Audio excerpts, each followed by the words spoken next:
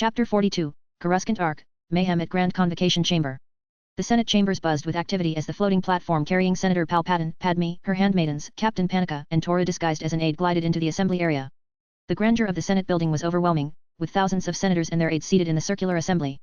The atmosphere was tense, reflecting the high-stakes discussion that was about to unfold. As their platform settled into place, Palpatine leaned closer to Padme, his voice low and persuasive.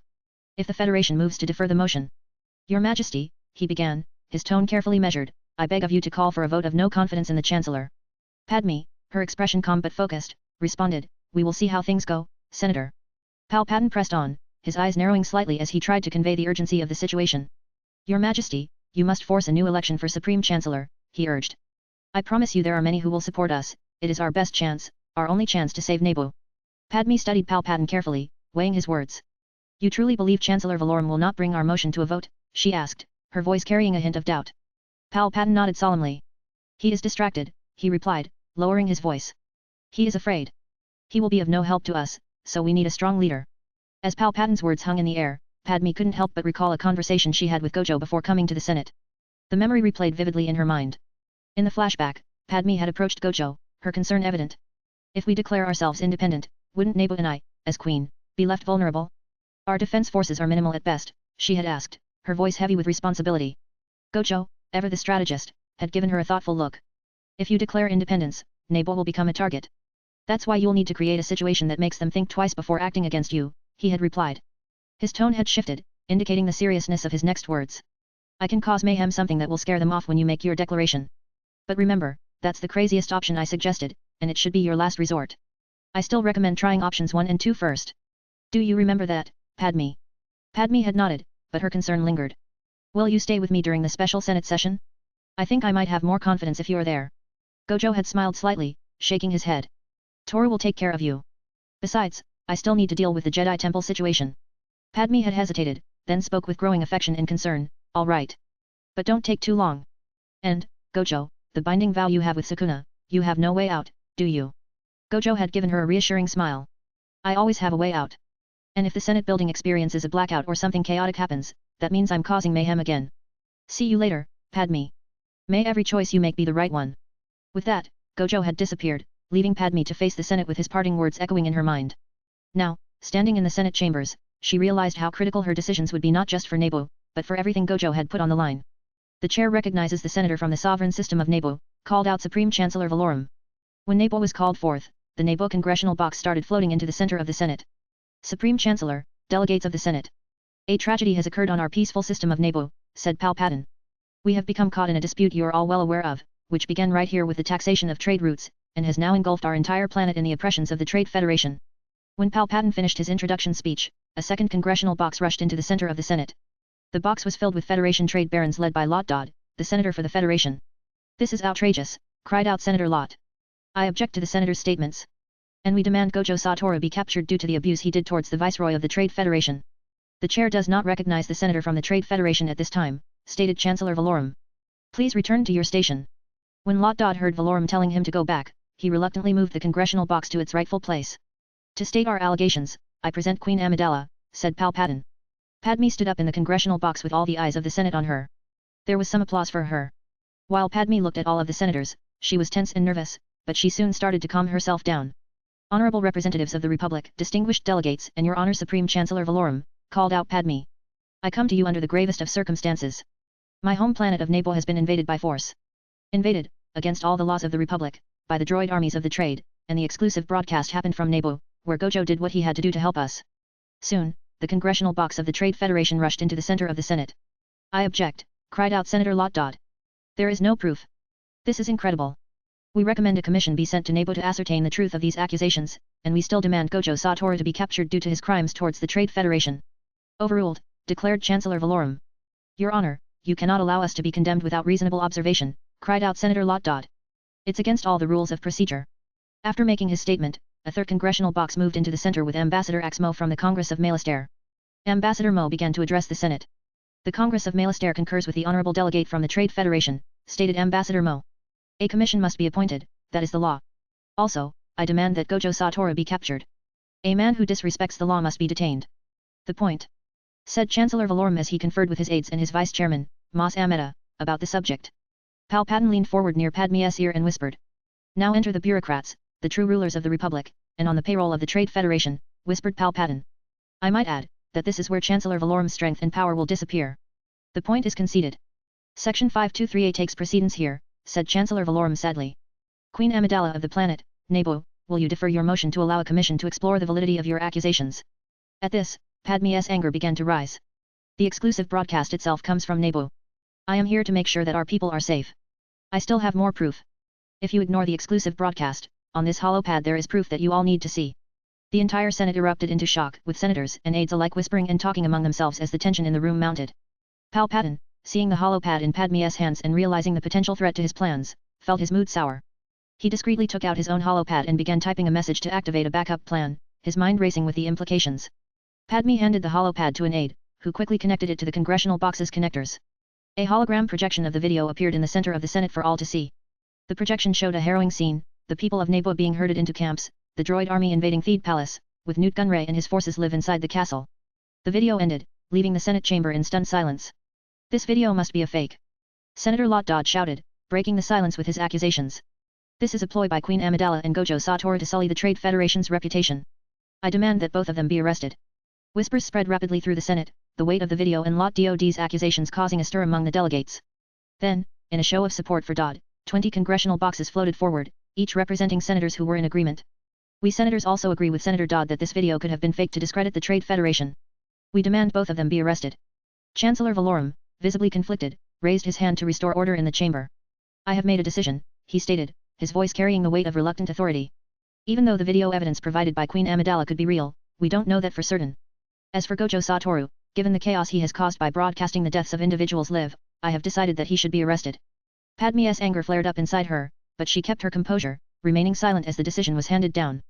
The frustration was clear in her eyes, but she knew that any outburst could further jeopardize her position and the fate of Naboo. The Senate chamber buzzed with the fallout from Valorum's decision, the tension escalating as the gravity of the situation settled over everyone present. You see, Your Majesty, the Chancellor is weak and powerless to help our people, Palpatine said, his voice smooth and insistent. We need someone stronger to lead the Republic, so please, call for a vote of no.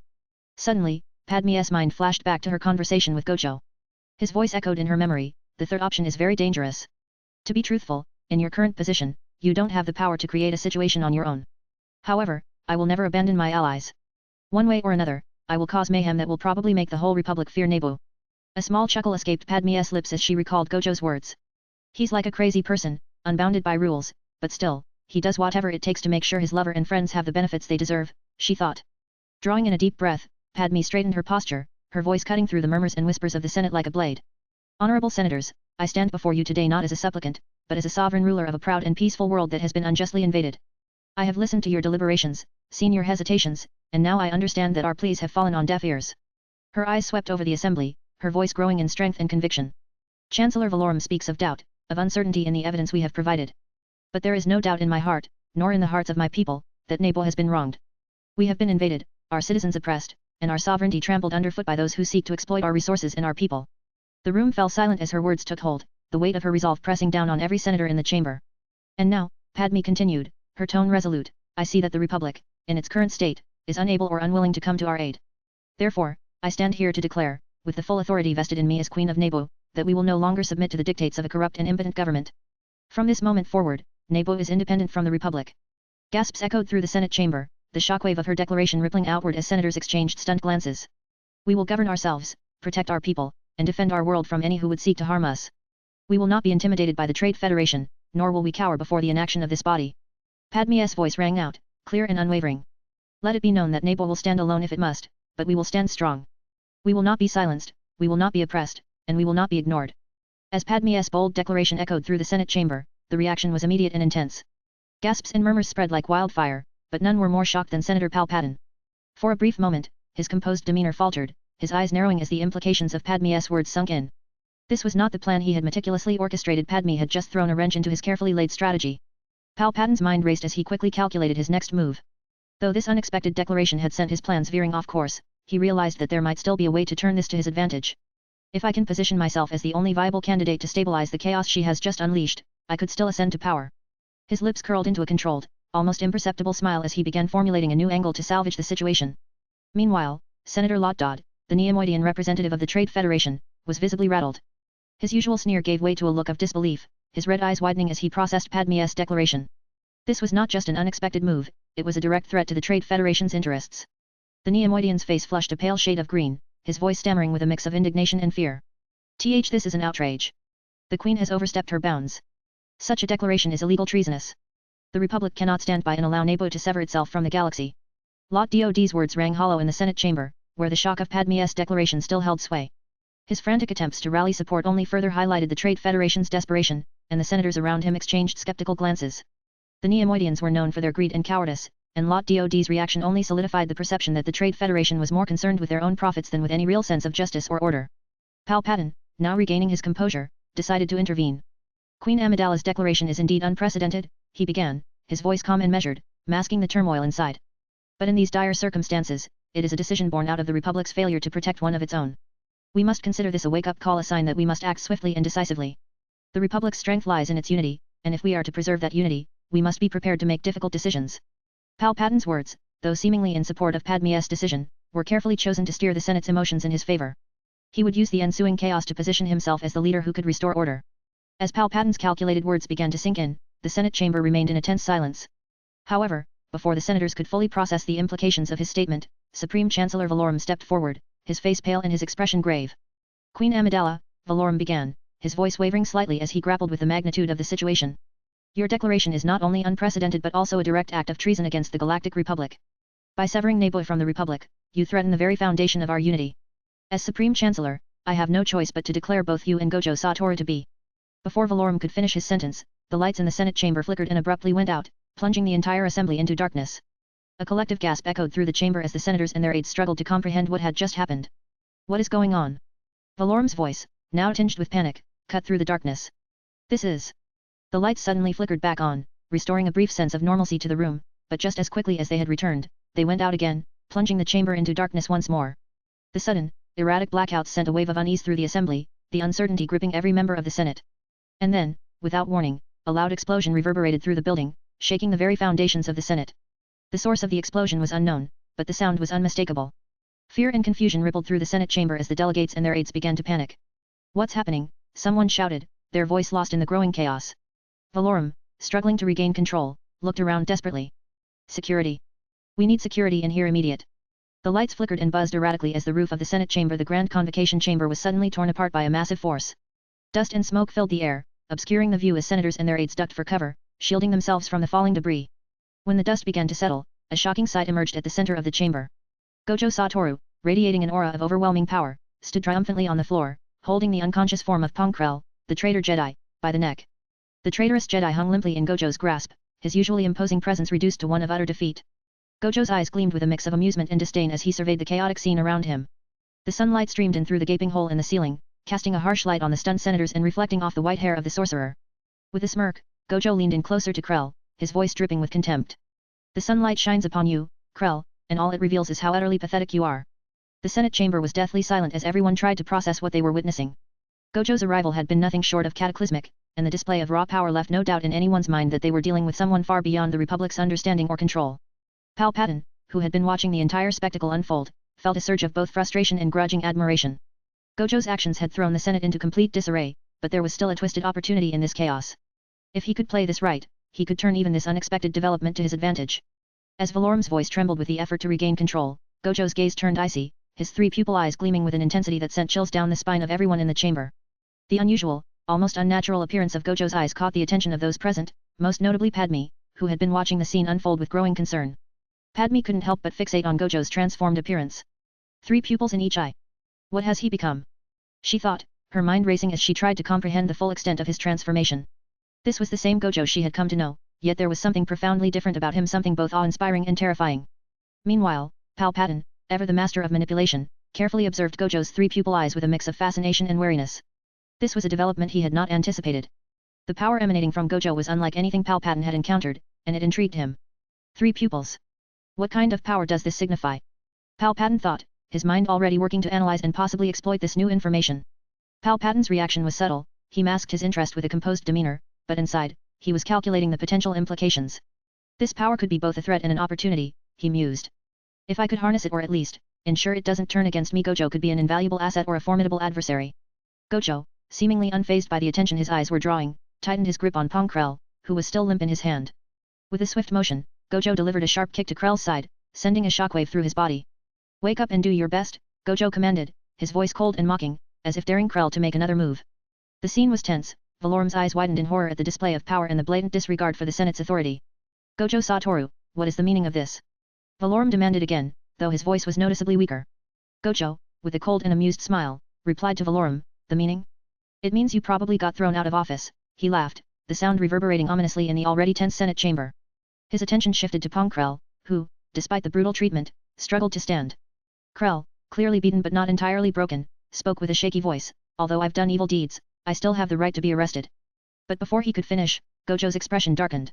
With a flick of his wrist, he summoned Sanct Bogan, an enormous, ethereal bow that manifested within the chamber, towering over the senators and casting long shadows.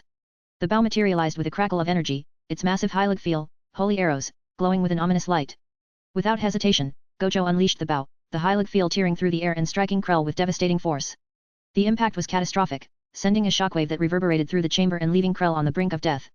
The once powerful Jedi traitor was now a pitiful figure, barely clinging to life as he lay on the Senate floor. Gojo, seemingly satisfied with the damage done, activated his almighty ability. With his three-pupil gaze, he peered into the future, searching for a timeline where Krell was unharmed, a future where he could continue to exact his twisted sense of justice. Upon finding the desired future, Gojo used future causality to bring it into reality, causing Krell's body to suddenly heal, as if the devastating attack had never happened. Krell, now fully restored, gasped in confusion and fear, his eyes wide with terror as he realized that Gojo wasn't just interested in killing him. Gojo was playing with him, using his power to torture him in ways Krell had never imagined. The senators, already horrified by the initial attack, were now completely aghast at the display of power and sadistic control. Valorum was speechless, his authority completely undermined by Gojo's overwhelming abilities. Palpatine, watching this unfold, felt a mix of emotions: frustration, fear, and an undeniable sense of awe. He realized that Gojo's power was beyond anything he could have anticipated, and he would need to be more careful than ever in how he approached this unpredictable force of nature. The senators, already horrified by the initial attack, were now completely aghast at the display of power and sadistic control. Valorum was speechless, his authority completely undermined by Gojo's overwhelming abilities. Palpatine, watching this unfold, felt a mix of emotions: frustration, fear, and an undeniable sense of awe. He realized that Gojo's power was beyond anything he could have anticipated, and he would need to be more careful than ever in how he approached this unpredictable force of nature. Pong Krell, still reeling from the confusion of being healed after the devastating blow, gasped in terror. What's happening? I know I was on the brink of DEA. Before Krell could finish, Gojo moved with blinding speed. His hand pierced Krell's chest effortlessly, and when Gojo withdrew it, Krell's still beating heart was in his grasp. The sight was horrifying, a dark testament to Gojo's absolute power and merciless intent. Krell's eyes widened in shock as he felt his life force slipping away, yet again. But just as the darkness began to close in, Gojo activated his almighty ability once more. The surreal power of future causality surged through Krell, healing him instantly. His heart, despite being outside his body, began to regenerate, the wound in his chest sealing up as if nothing had happened. Krell, now fully restored for a second time, was trembling with fear and confusion. His mind struggled to comprehend the nightmare he was trapped in, but Gojo's cold, mocking voice cut through his terror. Maybe you've started going crazy, Gojo taunted, his voice dripping with dark amusement as he squeezed the still beating heart in his hand, relishing in Krell's terror. The senators could only watch in paralyzed horror as Gojo toyed with Krell, pushing the boundaries of life and death with terrifying ease. The very air in the chamber was thick with dread, as everyone present realized just how powerless they were in the face of Gojo Satoru's unimaginable power. Krell's voice quivered with desperation as he screamed out, I'll talk. I confess. The Trade Federation did invade Naboo. The Viceroy and the Dark Lord of the Sith hired me to kill Gojo and Queen Amidala. The Senate chamber erupted into chaos, the shocking revelation sending shockwaves through the assembly. Senators gasped in disbelief, their collective fear now mingled with confusion and outrage. The sudden confession shattered any semblance of order that had remained. Even Palpatine, who had been watching the spectacle with his usual calm demeanor, was caught off guard. His mind raced to process Krell's words, the unexpected turn of events throwing his meticulously crafted plans into disarray.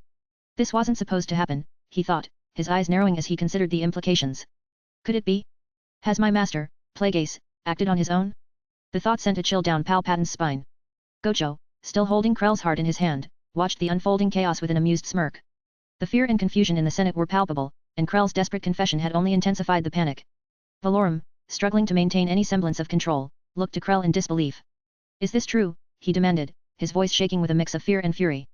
Has the Trade Federation truly conspired with the Sith to murder a member of the Senate and invade a sovereign? Before Valorum could finish his sentence, Gojo, with a sudden and brutal motion, hurled Krell across the chamber. The impact was devastating. Krell's body slammed into the wall with a sickening crunch, his bones audibly cracking under the force of the blow. The room fell into a stunned silence as Gojo's laughter echoed through the chamber, chilling the blood of everyone present. Ah ha ha ha ha ha. Too late now. Gojo's voice boomed with manic glee. I want to test my new ability. Without hesitation, Gojo activated his almighty ability for the third time.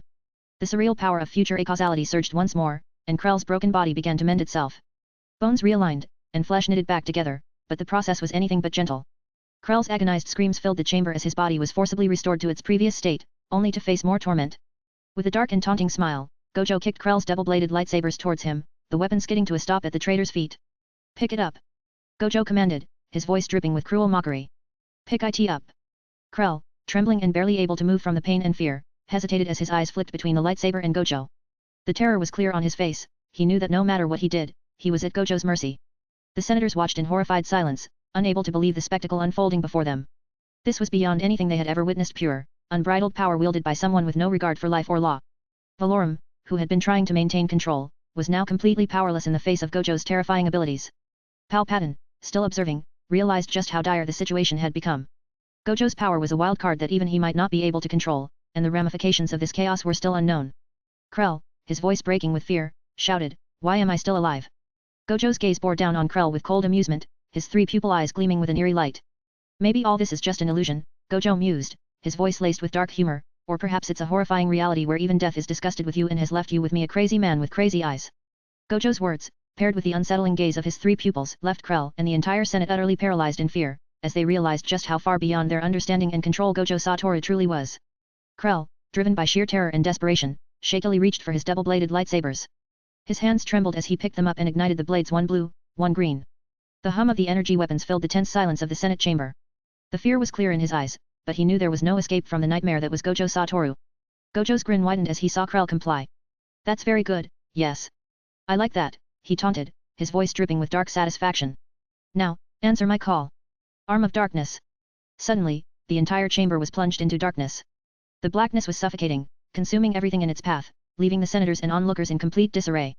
Just as abruptly as it appeared, the darkness receded, converging and swirling toward Gojo's outstretched hand. When the light returned to the room, Gojo stood at the center, his figure even more imposing. In his grasp was a weapon unlike anything the Senate had ever seen, the Arm of Darkness, a dark sword with an ominous aura, reminiscent of Odin's sword from the legends of Final Fantasy XVI. The weapon seemed to pulsate with a dark energy, yet there was no mistaking the power it held. Palpatine, who had been carefully observing every move, felt his composure crack. His eyes widened in shock and disbelief as he processed what he was witnessing. This power, it's the dark side, yet not. He wields the darkness, but he isn't consumed by it. How is that possible? Palpatine's mind raced, trying to understand this new development. Gojo was wielding a force that should have corrupted him, yet there was no trace of the madness that typically accompanied such power. This was something new, something terrifyingly unpredictable. Meanwhile, Padme, who had been silently watching Gojo's transformation, found herself equally astonished. The three pupils in his eyes, the Arm of Darkness, what had Gojo become? Her heart pounded as she tried to reconcile the man she knew with the figure before her. He has three pupils in each eye. And that weapon, it's like he's wielding darkness itself, Padme whispered, her voice filled with a mix of awe and concern. But how? How can he control something so powerful without losing himself? As Gojo and Pong Krell prepared to clash once more, with Gojo clearly intent on torturing Krell further, the tense situation was suddenly interrupted by the entrance of Mace Windu and a group of Jedi Masters. They burst through the Grand Convocation Chamber door, their presence instantly commanding attention. Pong Krell, you're under arrest for collaborating with the Sith and attempting to assassinate Queen Amidala. Mace Windu declared, his voice firm and unyielding. Krell, seeing this as an opportunity to escape the hellish situation Gojo had created, moved to make his escape. But Gojo, now casually sitting down, couldn't resist mocking Mace Windu. Nice speech, bald head, but the enemy's getting away, Gojo taunted with a smirk. Mace Windu, ignoring Gojo's taunts, immediately ordered the Jedi to search for Krell's escape route. Don't let him get away. Gojo, still grinning, leaned back and waved dismissively. You won't need to do anything, bald head. He'll be back shortly, Gojo said, his mind already scheming how he would use the Almighty to troll Pong Krell even further. In Pong Krell's perspective, as he tried to escape, panic gripped him. I need to report this to Darth Plagueis. If I can just get away. Suddenly, Krell found himself back in the Grand Convocation Chamber. Hey? Did I just return to the... Before he could finish his thought, Gojo, with a sudden burst of energy, jumped right in front of him, shouting, Yo! Welcome back to the land of the living. Krell's mind, already pushed to its limits, couldn't take the shock. The Jedi Master's eyes rolled back, and he passed out cold from sheer terror. Gojo, now standing over the unconscious Krell, turned to Mace Windu and the other Jedi. All right, monks, do your thing. Mace Windu, struggling to maintain his composure after repeatedly being mocked by Gojo, now fully understood the frustration Qui-Gon and Obi-Wan had felt. This man is insufferable, Mace thought, his patience wearing thin. As he finished securing the Jedi restraints on Pong Krell, he said, Gojo, we need to talk outside this room. But Gojo, his three pupil eyes glowing with a mix of power and amusement, wasn't done yet. Give me a minute, bald head. I want to address the audience here first. Without waiting for a response, Gojo casually waved his hand, and before anyone could react, the very floor of the Grand Convocation Chamber began to shift and move. The senators and Jedi alike watched in stunned silence as the ground beneath them transformed, parts of the floor rising and folding in on themselves, creating a set of grand staircase that led directly to Queen Amidala's congressional box. Valorum, who had been struggling to maintain some semblance of order in the chaos, was left speechless. His eyes widened in disbelief at the display of power. How is he doing this? He wondered, a sense of dread settling in. This kind of power, it defies everything we know about the Force. Palpatine, ever the master of composure, managed to keep his expression neutral, but inside, his mind was racing. Matter manipulation? To this degree? The implications of Gojo's abilities were staggering. He's not just powerful, he's rewriting the rules. Palpatine's gaze narrowed slightly as he watched Gojo ascend the newly formed stairs. This will need to be handled with extreme caution. Mace Windu, still standing by the unconscious Krell, felt a surge of frustration. This is beyond any normal power he used, he thought, gripping his lightsaber hilt. Gojo's actions were audacious, and Mace was struggling to reconcile the immense power on display with the arrogance that accompanied it. We need to keep an eye on him, he's too unpredictable. Queen Amidala, or Padme, watched in awe as the stairs materialized before her. Her heart pounded as she realized just how far beyond the realm of normality Gojo's powers extended. He's reshaping reality itself, she thought, her admiration mingling with a deep worry. She didn't question her alignment with him, she was already in love with Gojo and had declared it before. Instead, her thoughts were consumed by concern for him. How many sacrifices has he made to reach this level of power? How much more will he endure? As Gojo ascended the stairs he had created, the entire chamber watched in a mix of awe, fear, and uncertainty. His power was undeniable, and the display left everyone questioning just what kind of force they were dealing with. When Gojo finally reached Queen Amidala's congressional box, he gently placed his hand on her right cheek, his touch warm and reassuring. You okay, my little princess? He asked, his voice soft and caring. Padme felt the warmth of his hand and blushed slightly but maintained her composure as Queen Amidala. I'm fine, Gojo, she replied, her voice steady despite the swirl of emotions inside her. Gojo then turned to address the entire Senate, his tone shifting to one of playful arrogance, a smirk tugging at the corner of his lips. So, what do you say, folks? Should we ditch this third-rate club now that Nepo's gone solo? His voice dripped with a mix of mockery and defiance, echoing through the chamber with the kind of confidence that made everyone uneasy. His words weren't just a statement, they were a challenge, a dare to the Senate to react. The senators were left reeling, each one grappling with the realization that they were dealing with someone who didn't just bend the rules, he shattered them. Queen Amidala, her voice steady yet filled with a sense of newfound freedom, responded, You're right, Gojo. The burden on my shoulders and heart has been lifted. Her words carried the weight of her resolve, a dignified acceptance of the path she had chosen. As she spoke, there was a grace to her tone, a sense of liberation that matched the newfound independence of her planet. With Gojo leading the way, Padme, her handmaidens, and Captain Panika began their descent down the grand staircase he had created, their steps purposeful and united. The display was powerful, a queen walking away from a crumbling republic, led by a man who was as unpredictable as he was unstoppable. As Palpatine moved to join them, his footsteps faltered as Gojo placed a firm hand on his shoulder. Hold up, old man, Gojo said, his voice casual yet laced with an undertone of authority. You've got your own little war to finish here, right? Gotta make sure the Republic's nice and clean, free from all that corruption, yet. Palpatine, ever the master of disguise, kept his face neutral, but inside, his mind was spinning. This three-pupil freak, he knows exactly how to twist the knife. Palpatine, quickly regaining his composure, responded, Of course, Gojo. Once I've completed my task and secured the Senate's support for Nepo, I trust that Nepo will consider rejoining the Republic. Gojo cut him off with a mocking chuckle. Save it, old man. Just push that vote of no confidence and be done with it. His three-pupil gaze bore into Palpatine, a silent reminder that he wasn't easily fooled. Palpatine seethed inwardly but managed to keep his calm exterior intact. This isn't over, he thought, watching as Gojo and Padme continued their descent, leaving him to his schemes and the chaos they created. As they descended the grand staircase, the air thick with tension and triumph, Captain Panika, ever loyal and steadfast, couldn't help but voice his thoughts. Gojo, isn't Palpatine supposed to be a good man? I've known you only for a few days, but why do you antagonize him like this? Without missing a beat, Gojo pulled out a silent holopad, its screen flickering to life with incriminating evidence, shady deals, backdoor negotiations, and proof of how Palpatine had orchestrated the Trade Federation's invasion of Nepo. The implications were clear, Palpatine was far from the noble senator he appeared to be. Gojo made a subtle gesture for silence, his expression never losing its playful edge. Panika, though shocked by what he saw, quickly understood. There was far more to this game than he had initially realized, and Gojo was not one to be easily deceived. Queen Amidala, or Padme, glanced at the Senate and couldn't suppress a smile, a mixture of pride and vindication welling up inside her. She had been bullied and belittled by the Senate, even by Valorum, who hadn't believed her claims. But now, with Gojo by her side, she felt an overwhelming sense of triumph. They were making a dramatic exit, mocking every last one of those who had doubted her. As they continued their descent, Gojo leaned in closer to Padme, his voice soft but teasing. "You're starting to become like me, little princess," he remarked with a grin. Padme's smile grew, and she felt a warmth in her chest that hadn't been there before. Gojo's words were more than just playful banter, they were a reminder that she wasn't alone in this fight. With Gojo, she had an ally who not only protected her but also empowered her to stand up against those who had wronged her. As Gojo, Padme, and their entourage continued their triumphant descent down the grand staircase, the tension in the Senate chamber was palpable.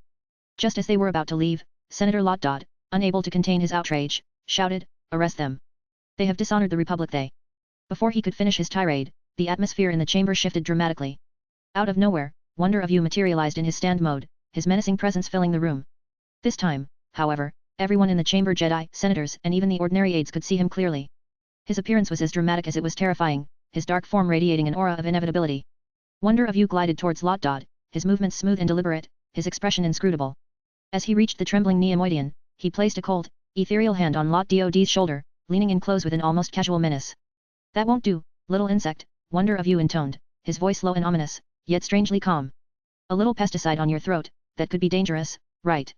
The threat was thinly veiled, and the tone in Wonder of You's voice made it clear that it was not just a warning, but a promise. Lotdod's eyes widened in terror, his throat constricting as if the very air around him had turned to poison. He was paralyzed with fear, unable to move or speak. The entire Senate was frozen, the sight of this otherworldly being enforcing silence upon the assembly. The stark reality of what Gojo and his allies were capable of had been driven home in the most chilling manner possible. Gojo, observing from the staircase, couldn't help but smirk at the scene. Wonder of You's presence was the perfect exclamation point to their dramatic exit. Padme, by his side, felt a surge of confidence, knowing that with allies like Gojo and Wonder of You, there was nothing they couldn't face. Gojo, observing from the staircase, couldn't help but smirk at the scene. Wonder of You's presence was the perfect exclamation point to their dramatic exit. Padme, by his side, felt a surge of confidence, knowing that with allies like Gojo and Wonder of You, there was nothing they couldn't face. As they descended the grand staircase, Mace Windu approached them, his expression a mixture of skepticism and controlled curiosity. "First, a droid materializes itself out of thin air, then you casually create a grand stairway in the middle of the Senate. What else are you capable of, Gojo?" Mace's voice held a hint of frustration, but he remained composed, his eyes never leaving Gojo's three-pupil gaze. Gojo, ever the provocateur, grinned widely. "Oh, I've got lots of things to show, bald head." "Lots of things," he replied with a playful, almost childlike enthusiasm, proudly displaying his three pupils as if they were trophies. Mace Windu, being the stoic Jedi Master he was, remained unfazed on the surface, but internally, he was wrestling with the implications of Gojo's powers. "This man is an enigma, far more dangerous than I ever anticipated," Mace thought, keeping his composure as best he could. Before the conversation could continue, Padme, her curiosity piqued, couldn't help but voice her thoughts. "Gojo, how did you end up with three pupils? Is it part of your—" Before she could finish, Gojo interrupted her with a mischievous smile. "Amidala, that's a show for another time," he teased, leaving the mystery of his eyes hanging in the air like a tantalizing secret. Padme nodded, understanding that Gojo wasn't ready to reveal everything just yet. She couldn't help but feel a mixture of intrigue and affection for the enigmatic sorcerer, who seemed to always have more surprises up his sleeve. As they reached the base of the grand staircase, Gojo, ever the provocateur, turned back to the Senate chamber and also turned to Mace Windu, his voice dripping with mockery. "Any last words before I kick every last one of your asses?" His tone was playful, but the underlying menace was unmistakable, leaving everyone in the chamber unsure of whether he was joking or dead serious. Queen Amidala, slightly taken aback by his boldness, glanced at Gojo with a mix of surprise and concern. "Aren't you just going to have a talk with Master Jedi here outside?" she asked, her voice laced with a hint of worry. Gojo chuckled, waving off her concern. "Oh sure, I'll have a nice chat with them right after I make it clear that their justice and my defense card aren't exactly on the same page." His three-pupil eyes gleamed with a mischievous light as he added, "After all, you all watched me torture Ponkrell live, didn't you? The entire Coruscant knows what went down here today."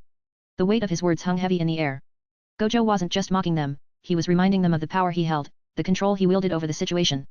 The senators, Jedi, and onlookers were left with a chilling realization, Gojo Satoru was a force that could not be easily contained or understood. Mace Windu, standing nearby, felt a surge of frustration. This was no ordinary conversation, it was a battle of wits, and Gojo was playing a game that the Jedi weren't used to. He was unpredictable, dangerous, and seemingly untouchable. But Mace was determined not to back down.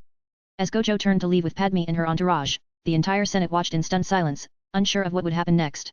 Gojo's words and actions had left an indelible mark, and it was clear that this was only the beginning of a much larger confrontation. Gojo stepped outside the grand convocation chamber, immediately confronted by Mace Windu, who had gathered a group of Jedi Masters around him. The tension was palpable, the weight of their earlier confrontation still lingering in the air. Mace Windu, ever the voice of reason and authority, was the first to speak. That's too much, Gojo, he said, his tone stern and unwavering. I'm not talking about the Jedi Order or even the Force right now. I'm talking about the Republic. Your actions could destabilize the entire Republic. Gojo paused, his gaze shifting to Mace with a hint of amusement still dancing in his three pupil eyes. He took a moment to consider Mace's words, the weight of the Jedi Master's concern clear. But Gojo, being who he was, couldn't resist pushing back. Destabilize the Republic, hey. Gojo replied, his voice carrying a light, almost mocking tone. And here I thought the Republic was already on shaky ground without my help. Maybe it's time for a little shake-up, don't you think? Mace Windu's expression hardened, his frustration with Gojo's cavalier attitude evident. This isn't a game, Gojo. The Republic is hanging by a thread. If it falls, the galaxy will descend into chaos. We're trying to maintain order, not destroy it. Gojo paused, his attention suddenly shifting as he sensed a disturbance in the Force. A small smile tugged at the corners of his lips as he realized what was happening. Master Yoda, from the top of the Jedi Temple, no less. Specifically, the Jedi Council Chamber, Gojo mused aloud, almost as if he were speaking to himself. He's activating his battle meditation, hey. Mace Windu's eyes narrowed as he observed Gojo. How does he know that? The thought flickered through his mind. It's unsettling how much he seems to perceive things even a seasoned Jedi Master like me would struggle to detect. How is he doing this? Mace had faced Gojo before, albeit when the sorcerer was weakened, and the memory of that encounter was still fresh in his mind. Gojo had displayed a level of familiarity or something disturbingly close to it with every form of Jedi lightsaber combat. He's not mastered them all, but it's like he knows them intimately, Mace thought, the realization unsettling him further. Even more disturbing was Gojo's apparent awareness of Shatterpoint, a rare and highly specialized Force ability that allowed one to see the weaknesses and flaws in any opponent or situation. But this was the first time Gojo had met Mace, and yet, somehow, he knew. Before Mace could process these thoughts further, Gojo's playful demeanor shifted, the air around him growing heavy with a sense of foreboding. The sorcerer's cursed energy began to surge, reaching its maximum potential. It combined with the infinite reserves of power Gojo seemed to possess, the dark aura of his cursed heart amplifying his already overwhelming presence. Aren't you keepers of peace? Gojo said, his voice carrying a sharp edge that cut through the tension like a blade. Why didn't you deal with the Trade Federation yourselves? You let the bomb explode, and now you're here to clean up the mess? Where were your peacekeeping skills then? Mace felt a chill run down his spine. There's no bluff in his words, only cold, hard truth. Gojo wasn't just powerful, he was terrifyingly so, and his words hit with the force of a sledgehammer. Mace's mind flashed back to their previous encounter. Gojo had been operating at only 50% of his reserve, and even then, he was nearly unstoppable. Mace remembered how Gojo had endured a stab from Pongkrell, and then the temple had turned dark, the very shadows seeming to converge and empower him. And then, as if from some dark force, Gojo had manifested those eerie three pupil eyes. What is he? And now? Mace could feel it. This is Gojo at full strength, his cursed energy a palpable force that seemed to warp the very air around him. It was then that Mace truly realized the depth of the danger they were facing. Gojo isn't just a rogue element, he's a force of nature, one that could easily destabilize not just the Republic, but the entire galaxy if left unchecked. Mace's resolve hardened, but so did his understanding of the peril before him. Gojo is not to be underestimated. And as the sorcerer stood there, his three pupil eyes gleaming with power and confidence, Mace knew that this was only the beginning of a much larger, far more dangerous conflict. Mace Windu's expression remained stern as he listened to Gojo's taunts, but a flicker of curiosity crossed his mind. Gojo, we can postpone our conflict for a bit longer, Mace began, his voice firm but inquisitive. I've been wondering, how did you know about my Shatterpoint perception in Master Yoda's battle meditation?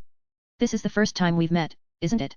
Gojo's grin widened slightly, the playful glint in his three pupil eyes growing more pronounced. Ah, the monks I know are finally catching up, Gojo said, nodding towards the figures of Obi-Wan Kenobi and Qui-Gon Jinn, who had just arrived on the scene. As the Jedi Master and his Padawan approached, their expressions a mix of caution and concern, Gojo continued, you didn't tell them about my special eyes, did you, monks? Obi-Wan exchanged a quick glance with Qui-Gon, who then spoke up. It seems we've neglected to report quite a few things to the council, Obi-Wan. Obi-Wan nodded in agreement, a slight frown creasing his brow. Gojo's eyes, or specifically, his six eyes, as we've come to understand, are capable of seeing through lies and strategies, perhaps even the abilities of others, Qui-Gon added, his voice carrying a tone of both caution and respect.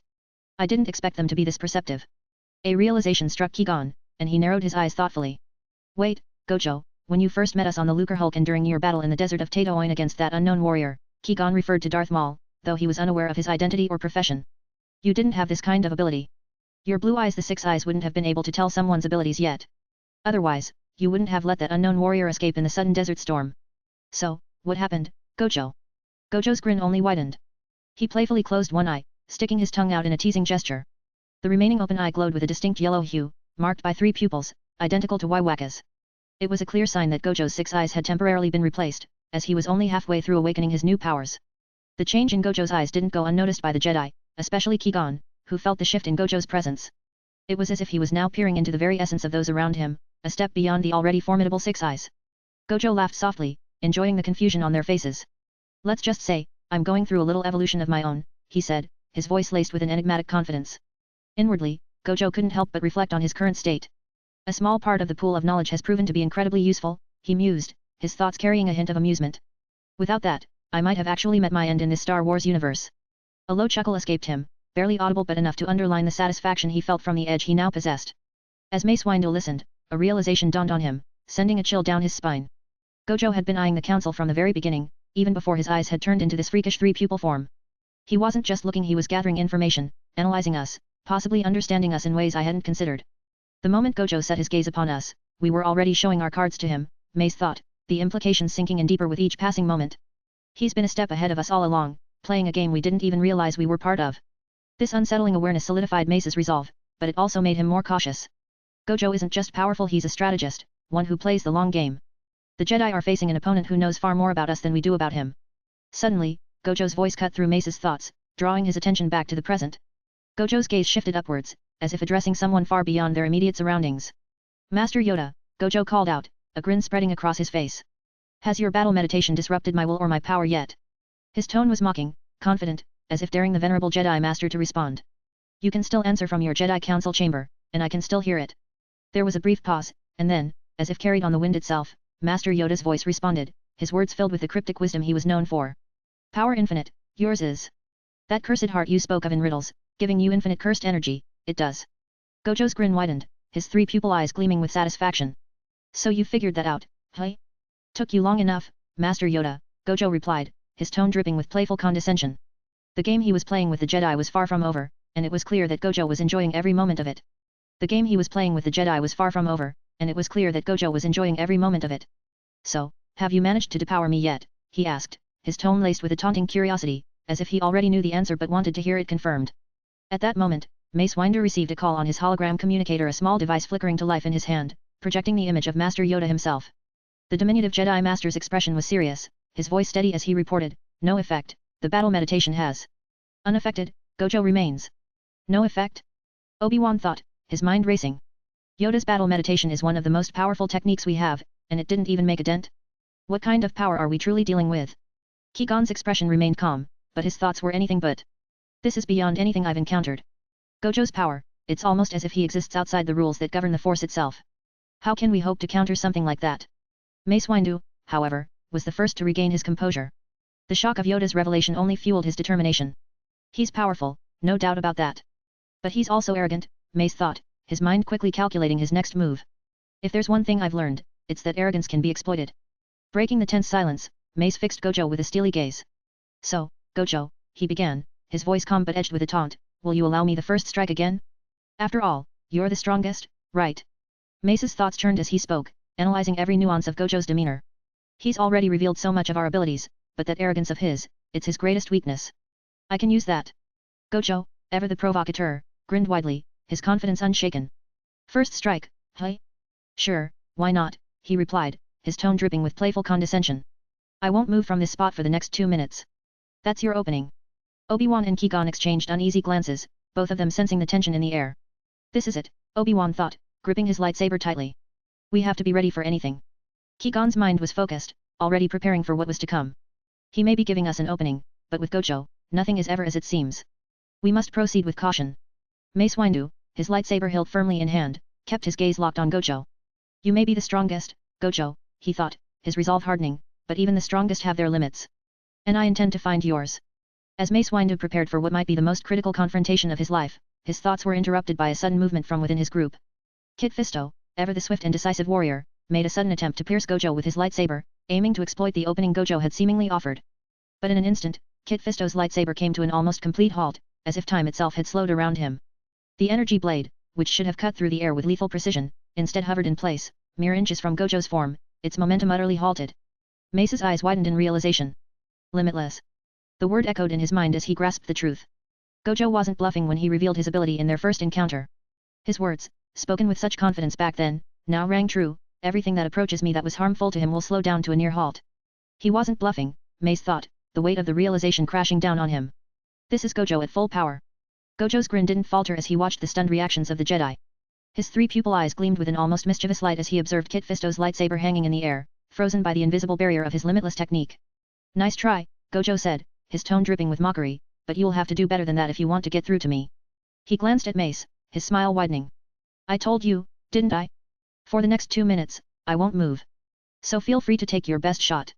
Mace's mind raced, his previous confidence now tinged with a cold realization. He's not just strong, he's untouchable. The power of Limitless was no mere boast, it was an impenetrable defense, one that rendered conventional attacks useless. Obi-Wan and Qui-Gon, both observing the scene, remember their first encounter, felt a sinking feeling in their chests. How do we fight something we can't even reach? Obi-Wan wondered, gripping his lightsaber tightly. Qui-Gon's thoughts mirrored Obi-Wan's concern, but he maintained his focus. There has to be a way. Gojo may be powerful, but there's always a weakness. We just have to find it. Mace Windu, however, knew that their options were rapidly dwindling. This isn't just a test of strength, it's a battle of wits, and Gojo is playing a game where he holds all the cards. Gojo's voice cut through their thoughts once again, his tone as carefree as ever. Time's ticking, gentlemen. If you don't make your move soon, I might just get bored. Mace Windu's mind raced as he quickly devised a plan. If we can't break through his barrier, maybe we can box him in, press him with his own defenses, he thought, a sliver of hope forming. He discreetly activated his holopad communicator, sending a message directly to Master Yoda. Master Yoda, instead of trying to weaken Gojo with your battle meditation, use it to empower us, enhance our force abilities. Coordination and empowering our will can come later. It might be our best chance. On the other end, Yoda, ever the wise strategist, considered Mace's proposal. Agree, I do, Yoda responded, his voice calm and deliberate. Shift focus, we must. As the plan was set into motion, Yiddle, a fellow Jedi Master in the Jedi Council, approached Yoda.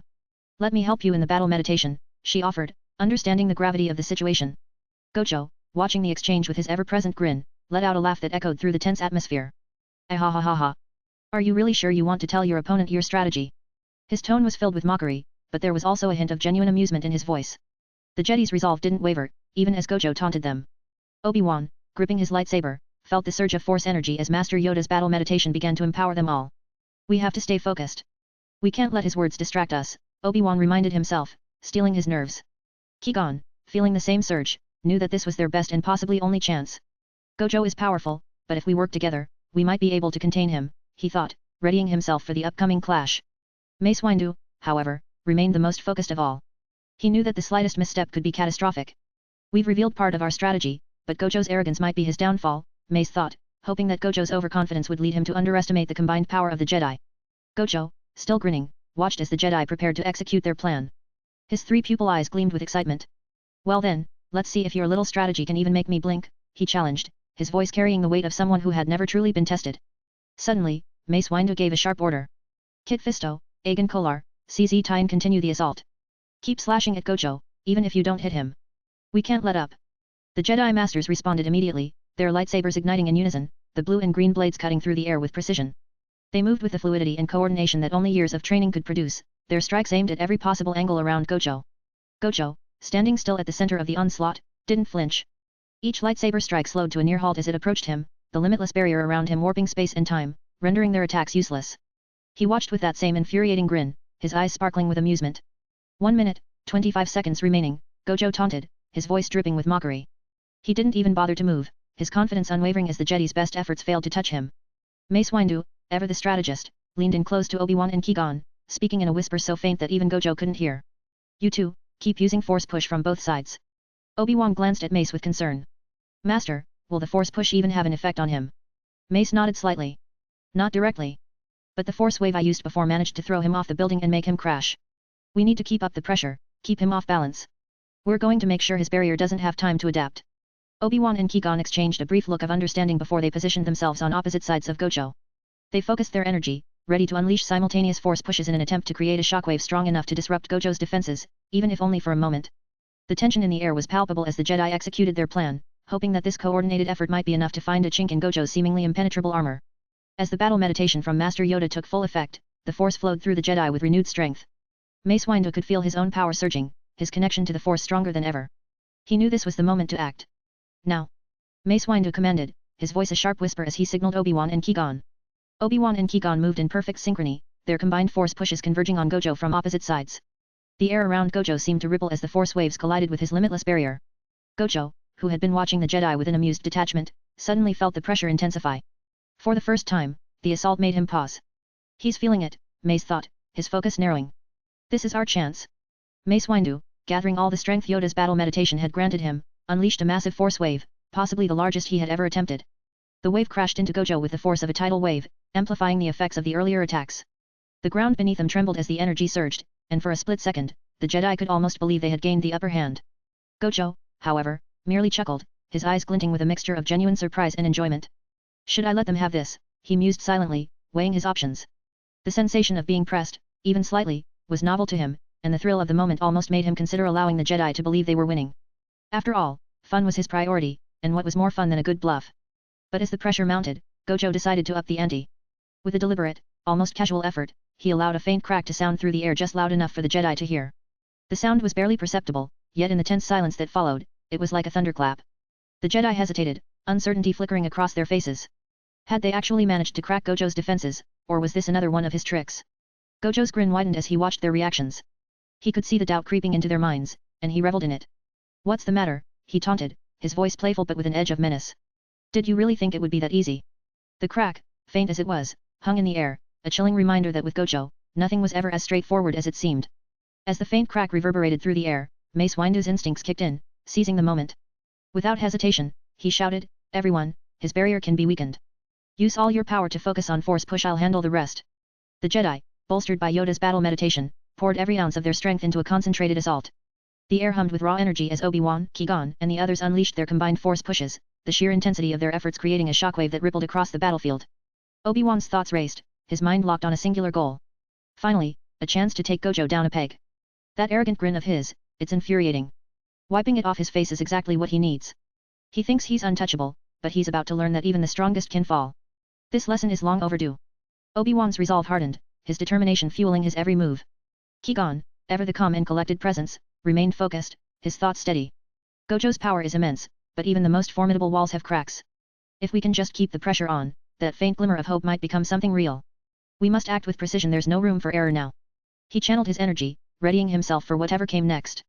Mace Windu, his gaze locked on Gojo, felt a surge of finality. This was at the culmination of their efforts. "Goodbye, strongest," Mace declared, his voice cold and resolute. "Hope you learn something from this when you start over as a youngling." With that, Mace gathered every last bit of force energy within him, preparing to unleash a devastating blow. His body tensed, muscles coiled like a spring, ready to deliver the final strike that would bring Gojo down. But as Mace stared at Gojo, something unnerving gnawed at him. Those three pupil eyes. Gojo's bored, barely giving us his attention. How could he be so indifferent in the middle of this? And that crack, it's getting louder. Gojo's grin widened, a dangerous glint in his eyes as the sound of cracking grew more pronounced. Mace's heart sank as he realized the truth. It's a trap. Before he could react, Gojo suddenly declared, "Curse Zone, Limited." The air around them shifted, a malevolent force enveloping the area for 60 meters. Mace felt a terrifying drain on his strength, as if his connection to the force was being severed. He staggered, his body suddenly heavy, as his force reserves were rapidly depleted, leaving him powerless. Obi-Wan and Qui-Gon, too, felt the devastating effects, their energy sapped away, their once powerful connection to the force now a mere shadow of what it had been. As the malevolent force of Gojo's Curse Zone, Limited took hold, the Jedi were left reeling from the sudden loss of their connection to the force. The once powerful energy that had flowed through them was now nothing more than a faint whisper, a shadow of its former self. Mace Windu, Obi-Wan, and Qui-Gon struggled to comprehend the magnitude of what had just happened. Gojo, standing at the center of it all, let out a chuckle, his voice filled with satisfaction.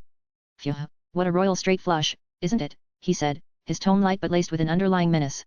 "It's good to play with someone after all. Trolling is my hobby. But don't worry, within 30 seconds maybe 20 your connection will be repaired." Obi-Wan, now sitting on the floor, exhausted and bewildered, managed to raise his arm. "Gojo, how did you sever our connection to the force?" he asked, his voice weak but laced with curiosity and disbelief. Gojo, still grinning, casually pointed upwards. "See that?" he said, his finger tracing an invisible line in the air. "There's something like an ethereal cable, attached to a gigantic battery in the sky. Or maybe, far out in space." The Jedi followed his gesture, though they couldn't see what Gojo was pointing at. The explanation made little sense to them, but it was clear that Gojo was toying with forces they could barely understand. "You rely so much on the force, but you forget that it's just one part of a much larger picture," Gojo continued, his tone almost teasing. "Cutting you off was like unplugging a machine from its power source. Simple, really. But I'll let you reconnect soon, wouldn't want to ruin the fun too quickly." Kit Fisto, still trying to process the overwhelming reality of their situation, finally found his voice. "Gojo," he asked, his tone edged with both curiosity and disbelief. How long have you been preparing for this? Gojo's grin widened, and he responded with a casual shrug. Oh, just about 17 hours ago, after we left Tatooine. If you count the time it took to travel from Tatooine to Coruscant, that is. The Jedi were stunned, their thoughts racing as they tried to comprehend what Gojo had just revealed. Mace Windu's thoughts, 17 hours? He orchestrated all of this in less than a day? This level of precision, this manipulation, it's beyond anything we've encountered. How can someone plan and execute something so devastating in such a short time? He's not just powerful, he's a mastermind. Qui-Gon Jinn's thoughts, he did this all in 17 hours? That's barely any time at all. And yet, he's dismantled us as if we were nothing. This goes beyond raw strength, his mind is just as dangerous as his power. We've severely underestimated him. Obi-Wan Kenobi's thoughts, 17 hours, that's all it took for him to render us powerless? We've been training our entire lives to master the Force, and he just shut us down. How can we possibly fight someone who's this many steps ahead? Kit Fisto's thoughts, 17 hours. That's all? The way he's toyed with us, it's like he's been planning this for months. How can anyone be this capable, this prepared, in such a short amount of time? We're up against a force we didn't even know existed. Aegon Kolar's thoughts, it's impossible. How could someone prepare something so complex, so utterly devastating, in just 17 hours? What kind of mind are we dealing with here? We've been outmaneuvered at every turn. CZ Tian's thoughts, in 17 hours, he's managed to do what entire armies couldn't bring us to our knees. If he can do this in a matter of hours, what else is he capable of? We're facing something beyond our understanding. The realization hit the Jedi hard. Gojo was not just an opponent who relied on brute strength. He was a strategist, a thinker who could outmaneuver them with frightening efficiency. Their combined centuries of experience, their mastery of the Force, had been rendered almost meaningless in the face of Gojo's relentless and calculating mind. The battle they were fighting was not just one of physical might, but of intellect and cunning, one in which Gojo held all the cards. Obi-Wan, still grappling with the staggering implications of Gojo's power and strategy, couldn't help but voice his frustration, though he did so with a hint of sarcasm. Gojo, I mean really, seriously, ever since you got stabbed and somehow became even stronger, with those 3 pupil eyes, now you speak in riddles 900 years, generators, cursed hearts. It's like you're playing some cosmic joke on us. His tone softened slightly, the weight of the situation bearing down on him. Can you at least tell us how you managed to craft all these tricks and gain new power in just 17 hours? This time, I'm serious. It would be very beneficial for us in the Jedi Order to understand. Please, Gojo. There was a note of genuine plea in Obi-Wan's voice, a rare vulnerability that showed just how desperate the situation had become. He wasn't just asking out of curiosity, he was seeking answers that might help them salvage what little control they had left. Gojo paused, considering Obi-Wan's request. His grin softened into something more thoughtful, though the mischievous glint never fully left his eyes. Beneficial, hey. Gojo mused, tapping his chin as if weighing the decision. You know, Obi-Wan, there's a certain charm in keeping some things mysterious. But since you asked so nicely. Gojo's tone was light, but there was a seriousness underlying it. Let's just say, when you're as attuned to the forces that govern the universe as I am, cursed energy, the Force, whatever you want to call it, time isn't as rigid as you might think. Those 17 hours? I stretched them, molded them, used every second to its fullest potential. He leaned in slightly, his 3 pupil eyes locking onto Obi-Wan's. You Jedi are bound by rules, by codes, by a very linear understanding of power. But I've learned to bend those rules, to see beyond them. The cursed heart I mentioned? It's a catalyst, a source of energy that's not just infinite, but adaptable. It's what allowed me to turn a stab wound into an upgrade.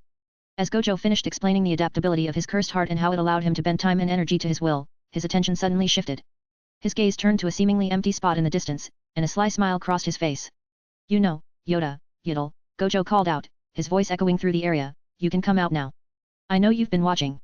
Don't worry, I'm not going to kill any Jedi, at least not today. Before Gojo could continue, Master Yoda's voice interrupted him, calm yet laced with a hint of amusement.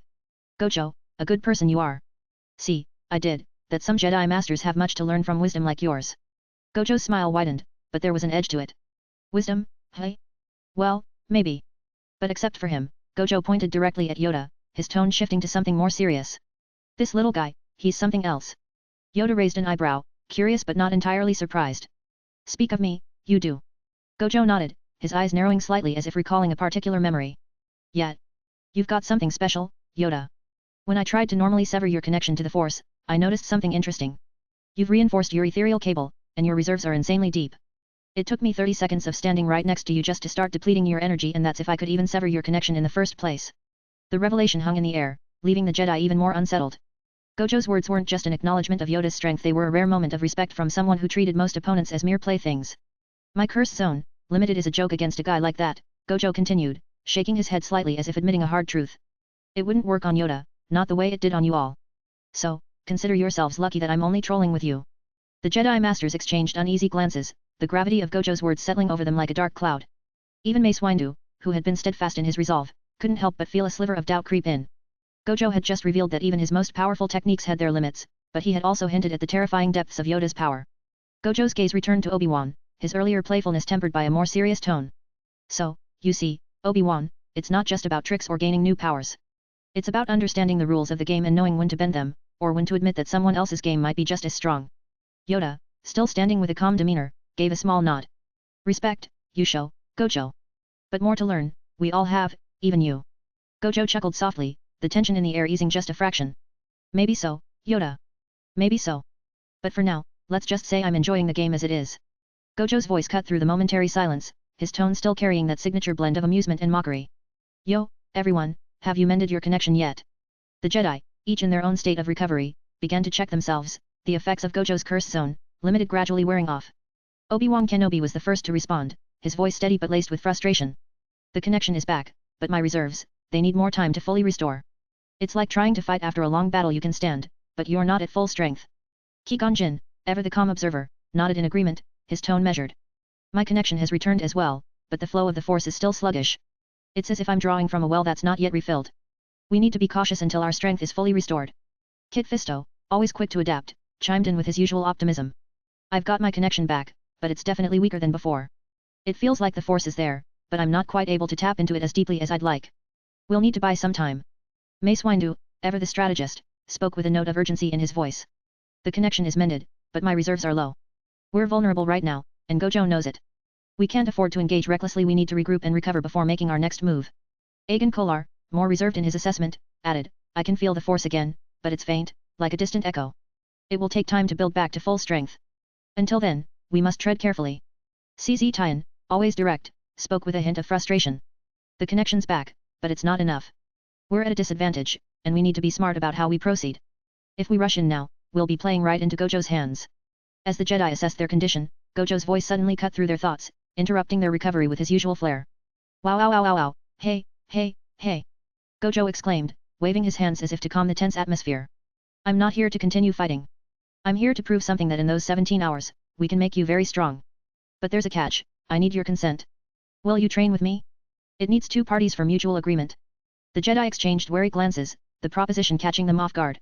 Training with Gojo, the very being who had just bested them so thoroughly, was a prospect they hadn't anticipated. You can join up too, Yoda, Yiddle, Gojo added with a casual shrug, as if offering an open invitation to an evening sparring session rather than a potentially life-altering experience. The group hesitated for a moment, the weight of the decision pressing down on them. But then, slowly, they began to nod in agreement. Obi-Wan was the first to speak. If it means growing stronger and understanding what we're truly up against, then I'm in. Qui-Gon Jinn followed, his calm demeanor unwavering. If this is what it takes to better ourselves and protect the galaxy, then I will participate. Kit Fisto, ever the optimist, grinned. It's not every day we get an offer like this. I'm in. Mace Windu, though still cautious, recognized the potential in Gojo's offer. This could be exactly what we need. I'll agree to it. Aegon Kolar and CZ Tien nodded in turn, both understanding that this might be their best chance to truly grasp the depths of Gojo's abilities and perhaps even surpass them. Finally, Yoda and Yiddle, who had been quietly observing the proceedings, exchanged a glance before Yoda gave a small nod. Agree, we do. Much to learn, we still have. With the group's consensus reached, Gojo's grin widened, his excitement barely contained. Excellent. Then let's get started. As the Jedi stood ready, having agreed to Gojo's proposition, they suddenly found themselves enveloped in a strange, new environment. The familiar surroundings of Coruscant vanished, replaced by a sprawling cityscape that none of them recognized. The buildings towered above them, the architecture distinctly different from anything in the galaxy they knew. What is this place? Obi-Wan murmured, his hand instinctively reaching for his lightsaber. It feels real, but also not. Qui-Gon, always attuned to the subtleties of the Force, closed his eyes momentarily, trying to sense the nature of this new realm. I don't know, Obi-Wan. It's as if we've been transported to another world entirely. But how? Kit Fisto looked around, his usual grin replaced by a look of awe. This isn't any part of Coruscant. It's like we're in a completely different city, a different world. Mace Windu, ever the strategist, quickly assessed the situation. This must be one of Gojo's techniques. A way to create a controlled environment. We need to stay alert. Gojo's voice echoed through the strange cityscape, filled with unbridled enthusiasm. Whoa! Tokyo again. His shout reverberated through the air, full of excitement as if he was revisiting a place he held dear. The Jedi, however, were left bewildered. They had never encountered anything like this, a reality-altering ability that could create entire worlds, or at least the illusion of them. It was beyond anything they had ever faced, and the uncertainty gnawed at them. What kind of power is capable of creating worlds? CZ Tien wondered aloud, his voice tinged with disbelief. Aegon Kolar, standing beside him, shook his head. We've trained to defend against many threats, but this is something entirely new. Yoda and Yaddle, despite their years of wisdom, found themselves equally confounded. Yoda's calm voice broke the silence. Strange, this is a power unknown to us, yet here we stand, within it. Gojo's figure appeared in the distance, walking towards them with that ever-present grin. Welcome, everyone, to my non-lethal domain. This is a little slice of Tokyo, just for you. Don't worry, nothing here will hurt you. But it's the perfect place for our training session. As Gojo's figure approached, his grin widened as he began to explain. In this place, time flows differently. What feels like a day here is only a minute or even seconds in the real world. Obi-Wan's eyes widened in realization. So, you're cheating against time itself. You manipulate the need for time to train in the real world, while here you can try anything, as many times as you want. Gojo chuckled, clearly enjoying the revelation.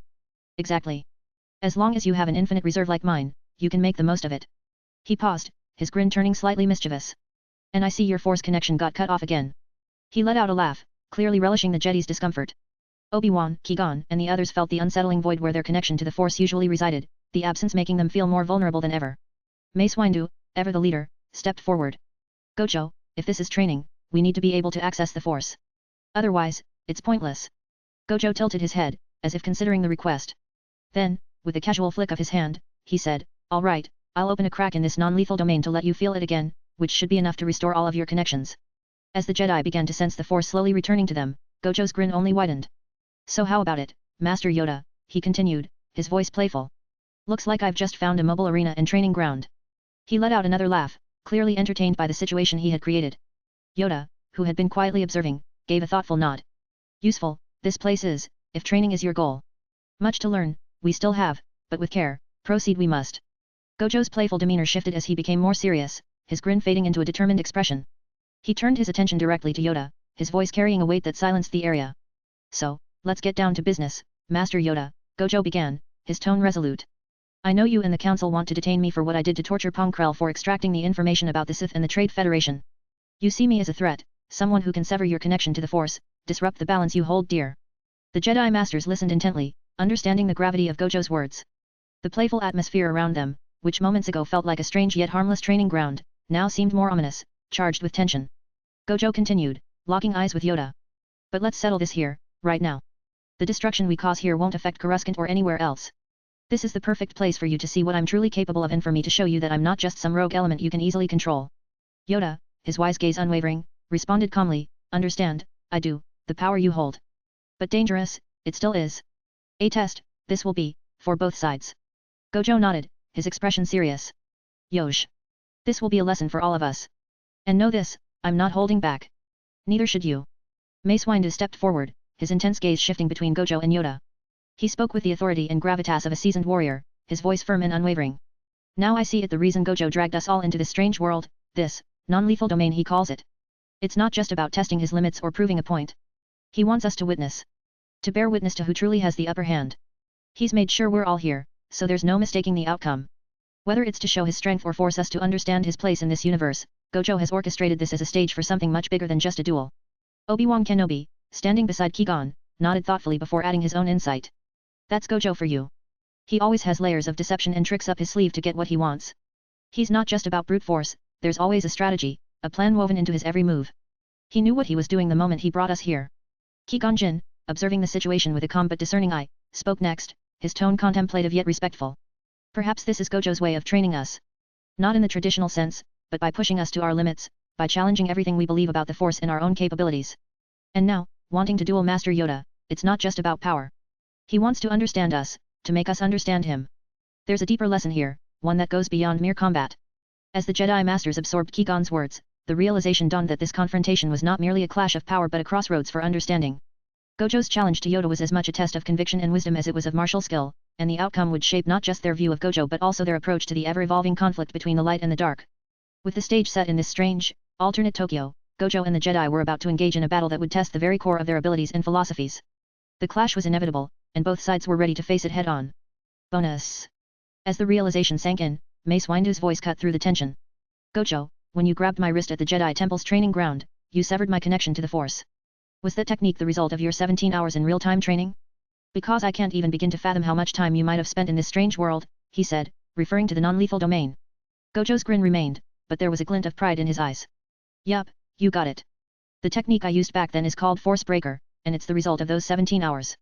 As for the Curse Zone, Limited, well, I crafted that very recently when you all tried to box me in with your force power. The impact of Gojo's words rippled through the group, each Jedi processing the implications in their own way. Obi-Wan's thoughts raced. He developed these techniques just to toy with us? That level of ingenuity and power. It's almost like he's playing a game we can't even understand. What else is he capable of? Qui-Gon, ever the calm thinker, mused silently. If Gojo can create something like Force Breaker in such a short time, what else is he capable of when given enough time and motivation? This man is redefining what's possible. We must tread carefully. Kit Fisto, with his usual optimism tempered by the gravity of the situation, couldn't help but feel a mix of awe and concern. He's pushing the boundaries of what we know, and he's doing it just for the thrill of the challenge. Can we even keep up with someone who sees this as a game? Aegon Kolar and CZ Tien exchanged glances, both realizing the sheer magnitude of what Gojo had accomplished. He's not just powerful, he's adapting faster than we can counter, CZ thought. We've trained all our lives, and yet he's learning and evolving at a rate that's terrifying. How do we fight someone like that? Mace Windu, however, remained focused, his mind churning with strategies. So, he crafted these techniques to play with us, hey? We're dealing with someone who's not just powerful but enjoys testing us at every turn. This is going to be more difficult than I anticipated. He's treating this like a game, but the stakes are real. Yoda, standing quietly as the conversation unfolded, reflected deeply on Gojo's words. Powerful, he is. But more than that, wise in ways we do not yet understand. A challenge he presents, not just to our strength, but to our understanding of the Force itself. Yiddle, observing with a mix of curiosity and caution, added, adapt quickly, he does. But dangerous, this could be, if we do not learn to counter his strategies. A challenge, but also an opportunity to grow stronger. Yoda nodded in agreement. Much to learn, we still have. From Gojo, from each other. But dangerous, the path ahead is. Caution, we must take, but also embrace the chance to grow. Gojo, sensing the weight of their thoughts, couldn't resist one last quip. Don't worry, masters. I'm not here to destroy you, I'm here to make you better. After all, what fun is a game if you don't challenge yourself? Chapter 44, Coruscant Arc, Calm before Coruscant Showdown or Incident. As Yoda and Gojo stood outside the senatorial rotunda, the tension between them seemed to dissipate slightly. Yoda's eyes were filled with curiosity and respect as he regarded Gojo, who remained with only his right arm intact after their intense duel. Yoda, still catching his breath, broke the silence. That Force Breaker technique, designed, it was, for one like me. Gojo grinned, his usual playful demeanor returning despite the exhaustion evident on his face. Yep, he replied casually, your ethereal connection to the Force is stronger than any normal Jedi. To sever that, even temporarily, I needed to use drastic measures. Yoda nodded thoughtfully, his expression contemplative. Combine it, you did, with your Curse Zone, Limited, to deplete my reserves. Gojo's grin widened, and he nodded in confirmation. Exactly. Force Breaker alone wouldn't have been enough against someone like you.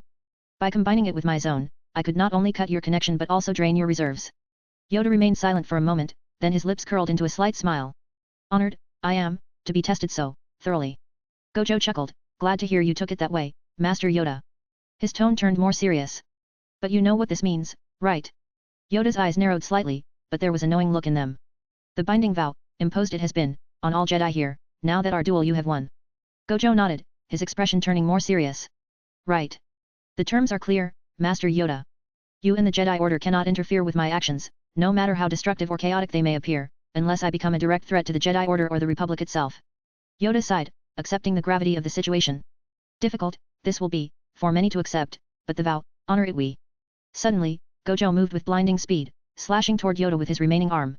The unexpected action caused a gasp to ripple through the gathered Jedi. Obi-Wan, Qui-Gon, Mace Windu, Yiddle, Kit Fisto, CZ Tien, and Aegon Kolar all instinctively reaching for their lightsabers, their eyes wide with shock. Master Yoda! Obi-Wan shouted, his voice filled with alarm. Mace Windu's eyes narrowed, his hand gripping his lightsaber tightly. Is he attacking Yoda? He muttered, preparing to intervene. Madness, this is. Yiddle whispered, her expression tense as she gauged Gojo's intentions. Kit Fisto, reacting quickly, took a step forward.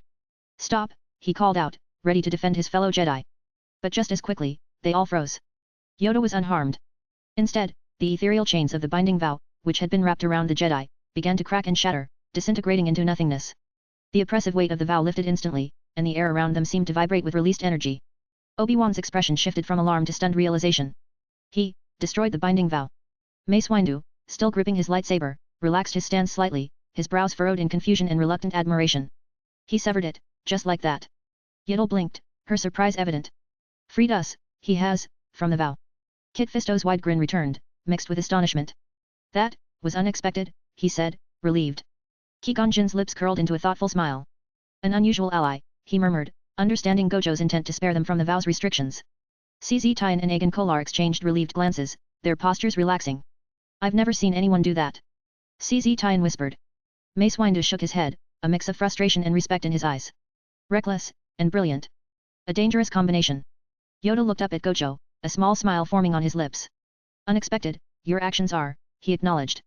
Grateful, we must be. Gojo smirked, his playful demeanor returning. Next time, don't make a binding vow against someone like me. His voice carried a teasing tone. You can't bind someone who understands the fabric of such vows better than the ones who create them. Yoda nodded, his expression filled with newfound respect. A burden, you have lifted, and a lesson, we have learned. The Jedi collectively exhaled, the tension giving way to cautious peace. Gojo had not only won their duel but had managed to do so without binding them to his victory, a move they could not have anticipated but were relieved to accept. Gojo's smirk widened as he looked around at the gathered Jedi. Now, to my curiosity, he began, turning his gaze back to Yoda, why are you not accepting Anakin as a Padawan in the Jedi Order? Yoda's expression shifted slightly, his eyes narrowing as he contemplated his answer. Mace Windu stepped forward, his demeanor serious, echoing the concerns that had already been voiced in private. Anakin is dangerous, Mace began, his voice steady but firm. He is strong with the Force, stronger than any we have seen in generations, but there is much fear in him, fear that could lead him down a dark path. Yoda nodded, his gaze turning to Gojo. Grave danger, we sense in his training, he added, his tone calm but filled with the weight of his words. The future, clouded it is. Fear, anger, strong they are in him. To darkness, these emotions lead. Gojo listened, his playful demeanor fading into one of contemplation. So, you're afraid he'll fall to the dark side, he asked, his tone probing, as if testing the Jedi's conviction. Mace Windu nodded. His future is uncertain. And his attachment to his mother, his fear of loss, these are strong emotions that the dark side can exploit. Yoda continued, the chosen one, he may be, but balance in the Force, he may not bring. A risk, it is, to train him as a Jedi.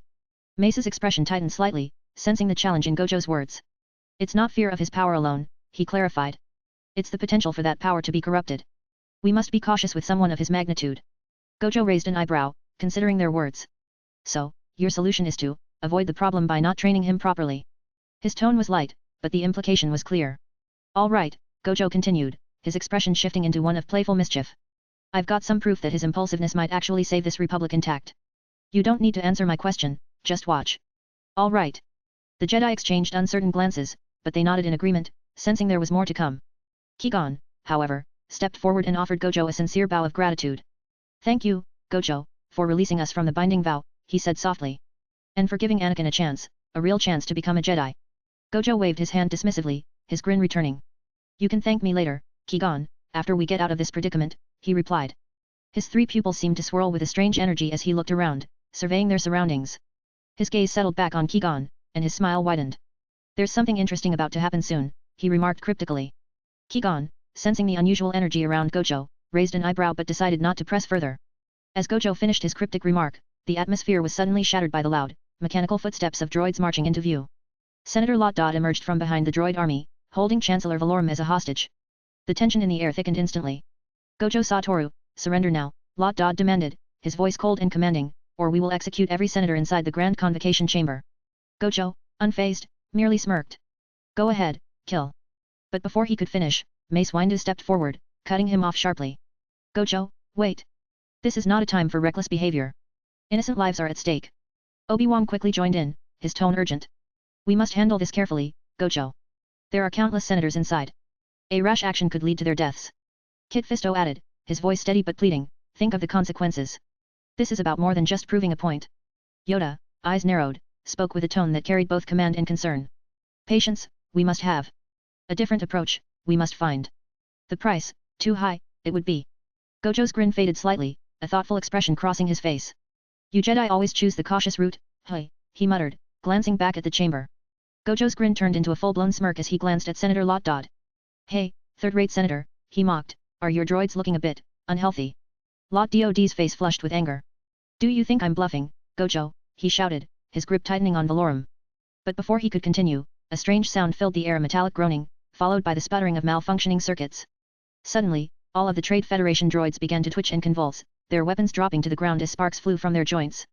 Within seconds, the entire droid battalion was rendered useless, their systems failing one by one. Even the systems within the Grand Convocation Chamber seemed to short-circuit, the lights flickering wildly before plunging into darkness. Gojo turned his head slightly, nodding in approval. "Wonder of you," he praised, a satisfied grin on his face. "Wonder of you," holding the turtle-shaped Coco Jumbo stand, nodded back, its expression unreadable. "As you requested," it replied calmly. Then, with a casual motion, it gave the stand a gentle shake. "Now, spit them out." One by one, the passengers were ejected from Coco Jumbo, tumbling onto the ground in a rather undignified manner. Queen Amidala, Sabe in disguise, was the first to recover, quickly regaining her composure. "That was an unusual mode of transport," she muttered, brushing herself off. She glanced around and spotted the droids, now lifeless. "It appears Gojo has once again saved the day, in his unique style," she remarked wryly. Anakin scrambled to his feet, eyes wide with excitement. "That was insane," he exclaimed, looking between Gojo and Wonder of you. "How did you do that? And can we do it again?" Padme, still catching her breath, shot him a look. "Anakin. This is not the time to be excited," she chided, though a small smile played on her lips, betraying her amusement at his enthusiasm. Suzunami, with a hand on his head, slowly stood up. "I think I'm going to be sick," he grumbled, wobbling slightly. That was not what I expected from a strange turtle. Yukinami, standing beside him, nodded, her face a bit pale. "Sensei always has a way of surprising us," she muttered, trying to steady herself. Rika, still slightly dazed from the sudden expulsion, straightened up and glanced at Gojo. "Couldn't you have warned us before doing whatever that was?" she asked, half annoyed, half impressed. Shmai, who had managed to land somewhat gracefully, sighed with a mixture of relief and bewilderment. "I've lived a simple life on Tatooine, and now, this," she muttered. "I'm starting to see why you call him Idiot Sensei, Anakin." Ahsoka, having tumbled out last, quickly regained her footing. "Okay, that was different," she said, eyes wide. "I've seen some strange things, but a turtle spitting people out is a first." She turned to Anakin, grinning. "Guess it's never boring around your Idiot Sensei, hey?" Gojo, watching the scene unfold, chuckled to himself. "Welcome back, everyone," he said, his tone light and teasing. "Hope you enjoyed the ride."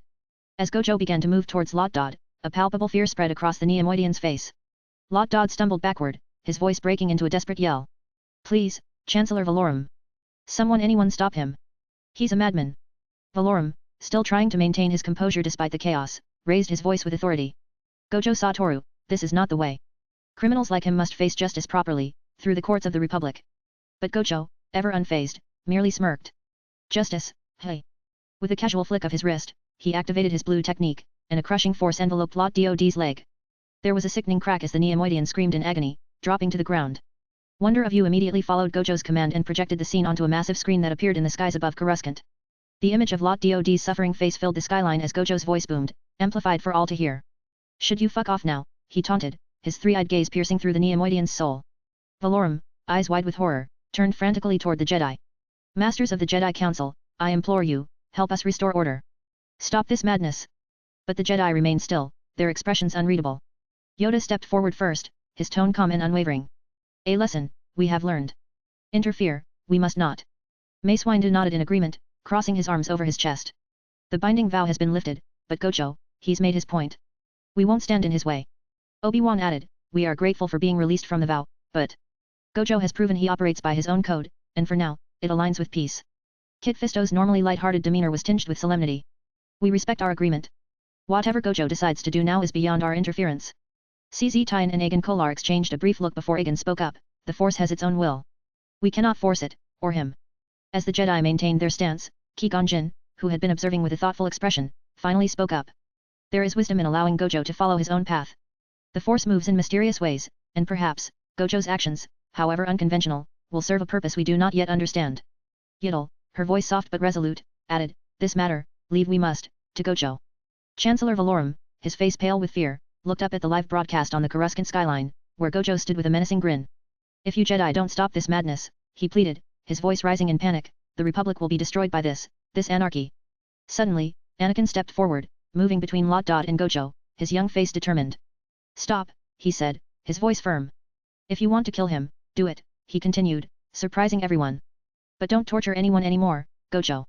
This time, he used Gojo's name directly, his tone lacking the usual reverence. Gojo's eyes widened slightly in amusement. "Who, the brat has grown some spine, hey?" He chuckled, a playful grin spreading across his face. "You do know I just saved your ass from some horrifying times, right?" Anakin stood his ground, unwavering. "I know," he replied. But torturing people, it's wrong, no matter who does it. Gojo's smile became sharper, almost predatory. You know, he began, his voice low, you're just a kid suspected of having potential, nothing more. The Jedi threw you away like trash because they're afraid of what you could become. And now, you think you can stand between me and him? Anakin, unyielding, stared back at Gojo with determination. Yes. If it means stopping you from becoming like them. Someone has to show you there's another way. Gojo's grin widened, clearly amused by Anakin's defiance. Oh? The brat speaks with conviction, he teased, his tone light but edged with a hint of seriousness. You're actually standing up to me, knowing full well that I could kill you where you stand. Anakin didn't flinch. If it means keeping you from torturing anyone else, then yes. I'll stand up to you, he declared, his voice steady despite the tension in the air. Shmai, watching the exchange with worry, instinctively moved to intervene, but Yukinami gently held her back, understanding Gojo's methods better than most. Wait, she whispered to Shmai, her eyes fixed on the scene. He's testing him. Gojo's smirk remained, and with a mischievous glint in his eyes, he began to chant. Phase. Paramita. Pillar of light. Reversal. His voice grew louder with each word, and a small, crimson orb of energy started to form in his hand, glowing brighter and brighter. The Jedi Masters Qui-Gon, Obi-Wan, Mace Windu, and Yoda watched intently, their expressions tense. Obi-Wan squinted at the growing orb. Is that a red energy? But it feels different, unlike any his usual technique I've sensed before, he muttered. Mace Windu's brow furrowed. Whatever it is, it's powerful, but its nature is off. Yoda, ever calm, observed quietly. Dangerous, this might be. Or perhaps, a bluff, it is, he murmured, his eyes narrowing. As the red light grew even brighter, Shmai, unable to bear the tension any longer, broke free from Yukinami's gentle hold and ran toward Anakin, her face filled with worry. Anakin. But just as quickly as it had flared, the crimson orb in Gojo's hand flickered and died out completely. It vanished, as if snuffed out by an invisible force. Anakin let out a breath he didn't realize he was holding, his shoulders relaxing. Before he could process what had happened, he felt a gentle yet firm pat on his head. He looked up, surprised to see Gojo smiling down at him. Well done, kid, Gojo said, his voice filled with a rare note of genuine approval. You just saved the Republic in your own way. Gojo turned, glancing back at the gathered Jedi, his grin growing wider. How about that, you bunch of monks, he mocked playfully. The kid's got more guts than you gave him credit for. Qui-Gon nodded, stepping forward with a warm smile. Indeed, Gojo, he said gratefully, your test has proven that Anakin's heart is in the right place. Sometimes, a challenge reveals more than caution ever could. Mace Windu, arms crossed, gave a small nod of acknowledgement. You've made your point, Gojo. The boy has courage, and perhaps, potential we underestimated. Obi-Wan added, he's shown strength, not just in the Force, but in spirit. We will not dismiss that lightly. Yoda, his eyes twinkling, spoke with a hint of approval. Tested, young Skywalker was, and strong, he stood. A lesson, valuable this is, for us all. Gojo laughed, clearly enjoying the moment. See? Even you Jedi can be reasonable when you're pushed hard enough. Qui-Gon smiled. Thank you, Gojo, for your unconventional methods. They've reminded us of what truly matters. Suddenly, Senator Lot Dodd, desperate and enraged, pulled a hidden blaster from his robes, aiming it directly at the group. His eyes were wild with fear and fury as he prepared to pull the trigger. But before anyone could react, a vehicle came hurtling out of nowhere, crashing straight into Lot Dodd with a thunderous impact. The senator was thrown to the ground, lifeless, as the vehicle skidded to a halt, smoke billowing from its sides. The entire gathering stared, stunned by the unexpected turn of events. Gojo, barely containing his amusement, turned to the crowd with a mocking grin. Accidents happen all the time, don't they, he quipped, his tone light and almost casual, as if he had seen it coming all along. Chancellor Valorum, still shaken and bewildered, glanced from the wreckage to Gojo, a look of disbelief on his face. Yes, accidents. He mumbled, nodding slightly, clearly deciding that he would rather not delve deeper into whatever had just occurred. A&D perhaps, it's best I don't know what's really going on here.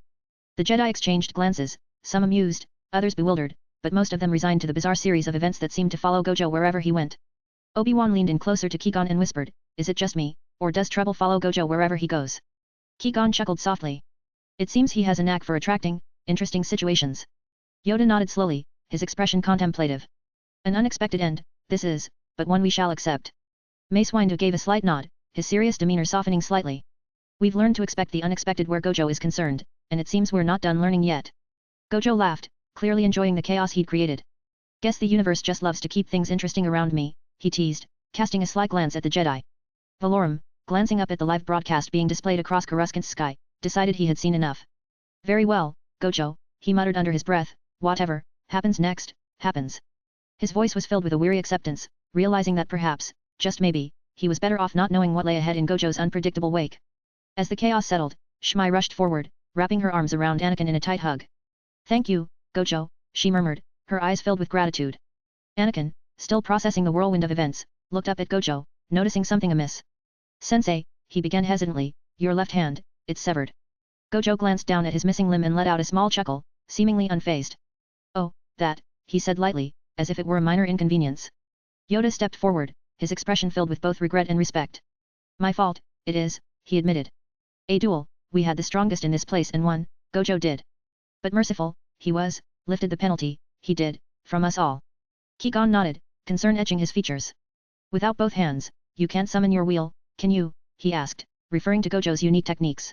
A hint of guilt washed over his face, shared by the other Jedi. Mace Windu, his usually stern expression softened, took a deep breath and spoke with his characteristic seriousness. I apologize, Gojo. Your actions were unconventional, but you spared us from the binding vow and upheld your side of the duel. For that, we owe you more than we can say. Gojo waved them off dismissively, his grin still in place. No need for your apologies or help, he replied, his tone carrying a hint of defiance.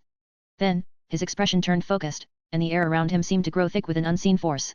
Darkness began to swirl, shadows gathering at his feet, and 1,000 eyes appeared within the void, staring in all directions. The eyes covered the ground like a carpet of darkness, before suddenly converging on Gojo, wrapping around him like a cocoon.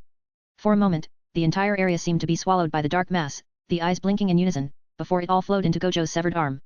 In an instant, his arm was restored, the flesh knitting back together seamlessly as if nothing had ever happened. Gojo flexed his newly healed hand, his grin widening. Shouldn't the final boss always need a hero to stop them, he teased, his gaze shifting directly to Anakin, his 3 pupils gleaming with an almost hypnotic intensity. His voice carried a challenge and a hint of amusement. Gojo then turned his focus to Yoda, his eyes gleaming with mischief. If you want to be on equal ground with me next time, I'll give you a hint, he said, his voice carrying both a challenge and a bit of friendly advice. Train that potential man, he continued, his focus returning to Anakin. Yoda's ears perked up, and his eyes widened slightly at the mention of Anakin. Gojo smirked, pointing casually at Anakin with his newly restored hand. This kid, he began, can't be affected by my force breaker or curse zone, limited. His reserves regenerate without the need for an ethereal cable like the rest of you Jedi. His essence, or soul, if you will, produces it naturally. Maybe not infinitely, but fast enough that it might as well be. The Jedi exchanged glances, absorbing Gojo's words with a mix of surprise and intrigue. Mace Windu's brow furrowed, sensing both the danger and potential in Gojo's statement. Immune to your force breaker and curse zone, limited, he asked, his tone cautious yet intrigued. That's remarkable. Even more reason to be careful with his training. Obi-Wan looked at Anakin with a newfound understanding. If Anakin is truly beyond these techniques, it suggests a resilience we've underestimated. Perhaps, there is more to his potential than we've given credit for. Yiddle, her voice filled with quiet awe, added, a gift, this immunity may be, but also, a test for us all. Handle it wisely, we must. Kit Fisto's expression brightened with a mix of pride and wonder. Immunity to such powerful techniques is no small feat, he said, nodding toward Anakin. I've always believed there was something special about him, and this confirms it. Qui-Gon, his smile broadening, stepped forward and placed a reassuring hand on Anakin's shoulder. See, my young Padawan, he began, his voice filled with warmth, you are destined for great things. Your uniqueness is not something to fear but to embrace. Gojo's test proves what I've believed all along, there is something extraordinary about you. Anakin, still processing, asked cautiously, so, does that mean you'll train me now? Gojo laughed, clearly enjoying the exchange. Maybe they will, maybe they won't. But just know, kid, my heart and my soul screamed at me, to kill this potential man right here and now, he said with a playful grin, causing a ripple of tension to pass through the Jedi. But, Gojo continued, his grin softening slightly, something inside me says there's a reason to let you live. You're a wild card, and every game needs one to keep things interesting. He raised the pendant that Anakin gave to him, his eyes never leaving Anakin's. One day, you'll have to take this back, he declared, his voice growing serious, and when that time comes, we'll see who wins. Me the invincible sorcerer, or you, the one who dares to challenge Gojo Satoru, the strongest. Anakin's tears welled up, flowing freely down his cheeks, but his gaze was unwavering. I swear, he said, his voice filled with emotion and determination, I will become the one who defeats you, Gojo Satoru. I will train, I will learn. I will surpass you. I will prove that I am not just a potential threat, but the one who can stand against you and win. Gojo's smile softened into a rare look of pride. That's the spirit, kid, he replied, his tone almost gentle. Hold on to that fire. You're gonna need it. The Jedi watched, some with pride, others with newfound respect. Yoda's eyes twinkled with admiration. Great strength, in him, I sense, a will unbreakable. Mace Windu nodded, a small smile forming on his lips. The boy has courage. And conviction. Traits that can be shaped into something great. Qui-Gon's heart swelled with pride as he watched Anakin stand firm. I've always known there was something special about you, Anakin, he said warmly. Now, it's time to show the galaxy what you are truly made of. Obi-Wan placed a hand on Anakin's shoulder, his expression serious but supportive. We'll help you, Anakin. You have a long road ahead, but you won't walk it alone. Anakin nodded. I won't let any of you down, he vowed. Gojo, still smiling, added, just make sure you are ready, for whatever comes next. His eyes gleamed with a mixture of challenge and encouragement, knowing that this was only the beginning of something greater. Gojo's smile shifted back to his usual playful smirk as he turned his gaze to the gathered Jedi. Oh, and Jedi, he continued with a teasing tone, I've found another interesting case, just like our potential man here. The Jedi, already caught off guard by Anakin's bold declaration, watched Gojo closely. Gojo gestured to Rekka, the red-skinned Shwilak, standing beside him. Rekka, show them what you've got, he instructed casually. Without missing a beat, Rekka's hand shot out, and in an instant, Mace Windu's lightsaber was forcefully pulled from his belt, flying straight into her hand. The move was so swift and unexpected that Mace, known for his sharp reflexes, barely had time to react. His eyes widened in surprise. Gojo chuckled. I've only trained her for about 5 or 6 hours, no meditation required, and she's already capable of force pulling a weapon from one of your best. Probably the fastest learner I've ever seen, he added with a touch of pride. The Jedi were visibly stunned. Qui-Gon, his face a mix of surprise and curiosity, stepped forward. Remarkable. For one to learn such a technique so swiftly, without formal training or even the basics, it's almost unheard of, he mused, his voice filled with genuine awe. Obi-Wan's eyebrows shot up, and he exchanged a glance with Mace. Force abilities in such a short time? That's astonishing, he admitted. Mace Windu, still somewhat caught off guard, managed to recover his composure. Impressive, he acknowledged, nodding toward Rekka. But also, concerning. The Force can be a dangerous ally when wielded by those untrained in its deeper currents. Yoda, looking thoughtfully at Rekka, added, much potential, I sense. But reckless, this could be. Caution, we must exercise. Kit Fisto's eyes widened, and he smiled broadly. I'm always up for a challenge, but this is something I've never seen before. Yiddle nodded, her expression one of contemplation. Rare, this is. Natural talent, but guidance, it will need. Qui-Gon's gaze shifted from Rekka to Gojo. It seems you have a talent for finding and nurturing potential, Gojo. But be careful. Talent without understanding can be as dangerous as any enemy. Gojo grinned wider. Oh, don't worry, Qui-Gon. I know exactly what I'm doing, most of the time. He shot a playful wink toward Rekka, who stood confidently with the lightsaber in her grasp. Rekka, emboldened by the Jedi's reactions, nodded. I'll prove myself, too, just like Anakin, she declared, her voice strong and steady. Mace Windu, still regaining his composure, asked with a hint of dry humor, oh, and Rekka, could you give that back? He held out his hand expectantly. Rekka, without missing a beat, used the Force to guide the lightsaber smoothly back into Mace's grasp. The precision of her control impressed even him, and he nodded in appreciation. Gojo's grin grew wider. Not bad, Rekka. Your regeneration force is slower than Anakin's, by about 0.5 seconds, he commented, his tone analytical yet approving. That makes you the second person with the potential to kill me, just below our potential man here, he added, nodding toward Anakin. But you're a fast learner, and that's what you'll be best at. The Jedi looked perplexed, sharing glances at Gojo's strange metric for assessing talent. Yoda, his curiosity piqued, tilted his head slightly. Why count such a thing, do you? Especially so precisely, he inquired, his voice carrying both intrigue and skepticism. Gojo leaned back slightly, his expression turning serious for a moment. Even a fraction of a second, Master Yoda 0.1 seconds, 0.5 seconds can turn the tide of battle if used correctly, he explained, his voice reflecting an unexpected depth of understanding. His mind briefly flashed back to his battle with Aboleth in space, recalling how every split-second decision had determined the difference between victory and defeat. He kept his thoughts to himself but continued, in the heat of combat, every moment counts. A delay, a hesitation, can mean life or death. That's why I measure things that way. It's not just about raw power or talent, it's about how fast you adapt, react, and grow. The Jedi, though still somewhat puzzled by his unique perspective, seemed to consider his words carefully. Mace Windu gave a thoughtful nod, recognizing the strategic value in Gojo's approach, while Obi-Wan looked at Anakin and Rekka with newfound respect for their rapid development under Gojo's unconventional training. Yoda, after a moment of reflection, finally spoke, unorthodox, your methods are, but much truth, in your words, there is. He nodded slowly, his expression one of cautious admiration. Gojo, sensing the weight of the moment, gave a light-hearted shrug. I guess you could say I have my own style, he said with a chuckle. And who knows, maybe one day, one of these fast learners will surprise even me. Yiddle interrupted Gojo with a gentle laugh, her voice light and warm. Gojo, a thought I have. Will you, one day, join us as a guide? Help us recruiters, including myself, in finding these, potential persons to kill you. She chuckled, clearly amused by the idea. Gojo's grin widened at the unexpected joke. If I wanted to, I could just teleport anywhere and everywhere, he replied playfully. But so far, I've only found 2 Rekka and our potential man here, he gestured to Anakin. They're special because they have something unique in inner force regeneration that sets them apart. Yidel's eyes sparkled with interest, her expression thoughtful. Special, they are indeed, she agreed. But curious, I am, how many more, like them, could there be? Gojo shrugged, his demeanor casual. Who knows? The universe is vast. But finding them isn't the hard part, he added, his tone turning more serious. It's training them, shaping them to harness that potential without losing themselves. Obi-Wan nodded, his voice contemplative. A delicate balance, that is. Strength without discipline can lead to chaos. Mace Windu chimed in, and with someone like you guiding them, Gojo, they could either become our greatest allies or our worst nightmares. Gojo laughed. Guess that's what makes it fun, right? Always a risk, always a challenge. But I'm not exactly the guiding type. I prefer to see what happens when people are pushed to their limits. Rika looked at Gojo, smiling with determination. Then we'll just have to show you how we can handle it, she declared confidently. Suddenly, Gojo turned his attention to Chancellor Valorum, his expression shifting from playful to serious. Since the vote of no confidence has happened, do you still have any authority, Valorum? Valorum, still recovering from the chaos, looked at Gojo with a mix of confusion and concern. The vote of no confidence has been called, he answered slowly. While it's being debated, my authority is limited. I still hold the title of Chancellor, but my ability to command is greatly diminished. Gojo raised an eyebrow, processing the explanation with amusement.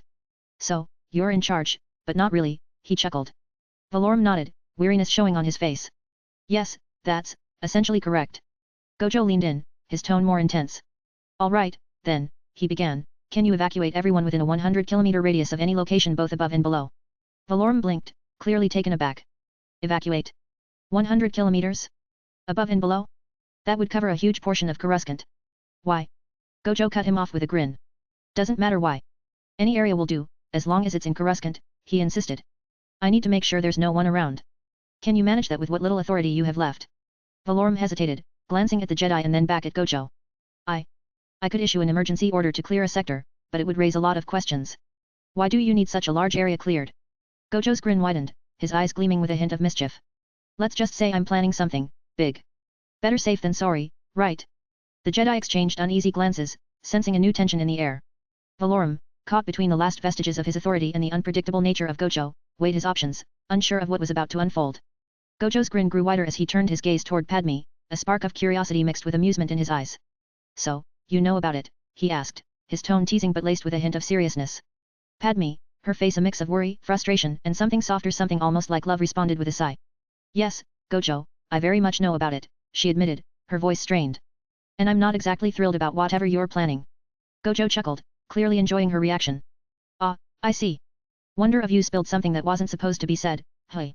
He shot a glance at Wonder of You, who remained as inscrutable and unaffected as ever. Well, what can I say, Wonder of You replied in its calm, almost detached manner. Information tends to find its way out, eventually.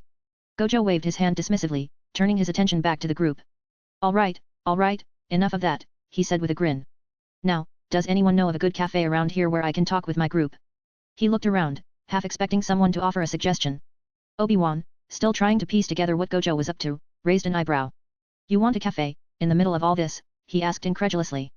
Gojo shrugged nonchalantly. Hey, even in the midst of chaos, a good cup of coffee goes a long way, he replied, clearly unbothered by the absurdity of the situation. Plus, I need a place to sit and talk with my people.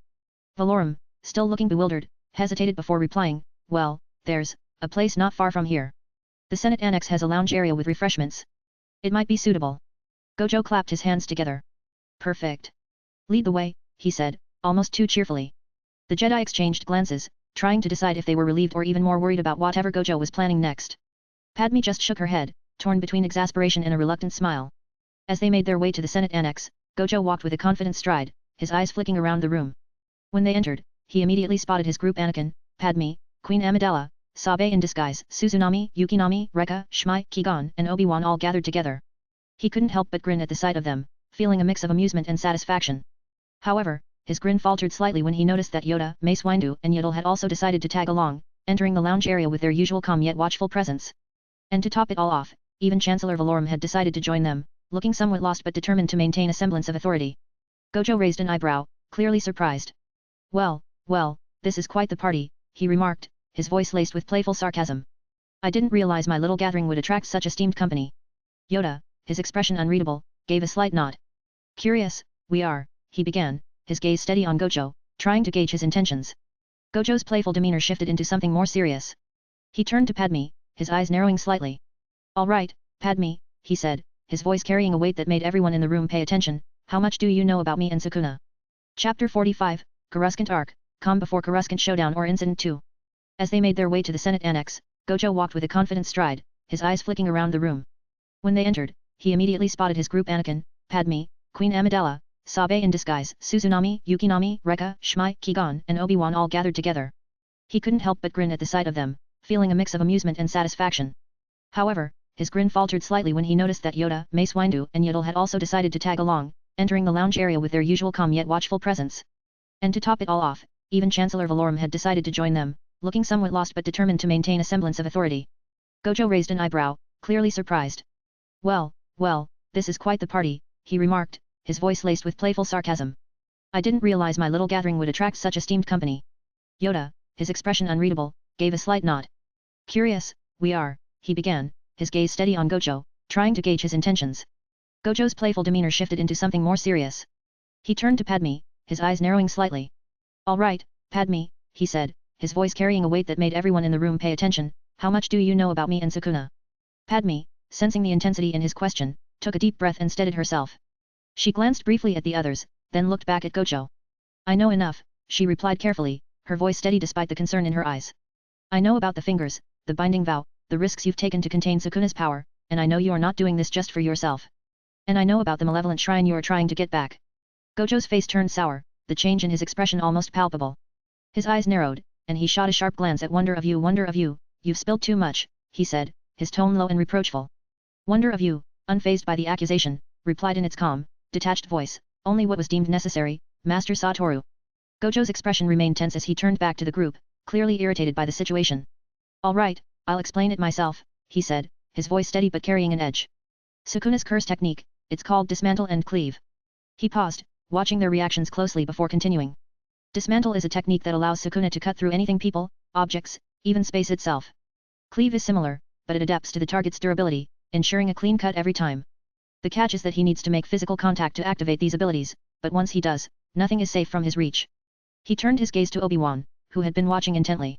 Obi-Wan, remember when I demonstrated my non-lethal domain? We ended up creating a strange kind of world, didn't we? Obi-Wan nodded slowly, recalling the experience. Yes, I remember. It was like being transported to another reality, one where you controlled everything, where no harm could truly come to us. But it felt like reality was bending around us. Gojo nodded in agreement. That was a controlled environment, a place where I manipulated the rules to keep everyone safe. It was my non-lethal domain, a reflection of my power to create a space where conflict could exist without causing real harm. He then grew more serious, his tone dropping lower. But Sukuna's malevolent shrine is the complete opposite. When he activates it, it doesn't just create a separate space, it creates another reality over the existing one. It's an open barrier that doesn't need to close off space to become effective. Everything within its range becomes a cursed zone where his techniques Dismantle and Cleave become unavoidable, automatic, and terrifyingly precise. The room fell silent as everyone absorbed his words. Yoda's eyes narrowed slightly, understanding the gravity of the situation. Dangerous, this is, more than we realized. Gojo's expression darkened even further, his frustration becoming more evident. Now, here's the real problem, he continued, his voice taking on a grim edge. Because of the bath barrier that I just create, I've lost access to the malevolent shrine. Sukuna has sunk too deep into my soul.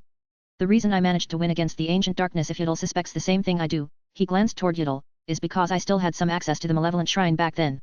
He turned his gaze back to the group, his tone almost challenging. If any of you truly want to know why I'm so concerned, ask Yaddle. If you're brave enough, if you think you're worthy of understanding what it's like to be chased by a crazy force like Sukuna, then maybe you'll get it. Yoda and the others listened carefully, and the weight of his words was sinking in. Yaddle seemed to take a deep breath, her face showing the complexity of her thoughts. Gojo continued, the malevolent shrine's range, even with just one finger, extended up to 4 kilometers. But now that I've sealed Sukuna deeper, I'm planning maybe even forced to confront him here. And this time, if I release his power to its almost full extent, it will be at a scale far more dangerous. He sighed, a mix of frustration and determination in his voice. Here's the deal, every time Sukuna gains one of his fingers back, his domain expansion's effective range increases. It's like a multiplier times 0.5 for every finger he gains. When I fought the ancient darkness, he had a manageable power with just one finger, but now, he already has 4 fingers. Gojo's gaze grew intense as he looked at each of them. If you think fighting Sukuna is just a game, think again. The more fingers he gets back, the more unstoppable he becomes. So, my plan is to fight him here, and only this time, release his power to 15 fingers. Because if I don't catch him off guard now, his power will grow exponentially. Valorum, visibly concerned, interjected. How many fingers does Sukuna currently possess in your body, Gojo? Gojo glanced at Valorum, his expression serious. I have all 20 of Sukuna's fingers sealed within me. He's currently at a 4-finger level, but I'm planning to release him at 15 fingers to increase the malevolent shrine's range. This will give me a chance to fight him with at least 75% of his power. Valorum's face had gone pale, the full weight of Gojo's words sinking in.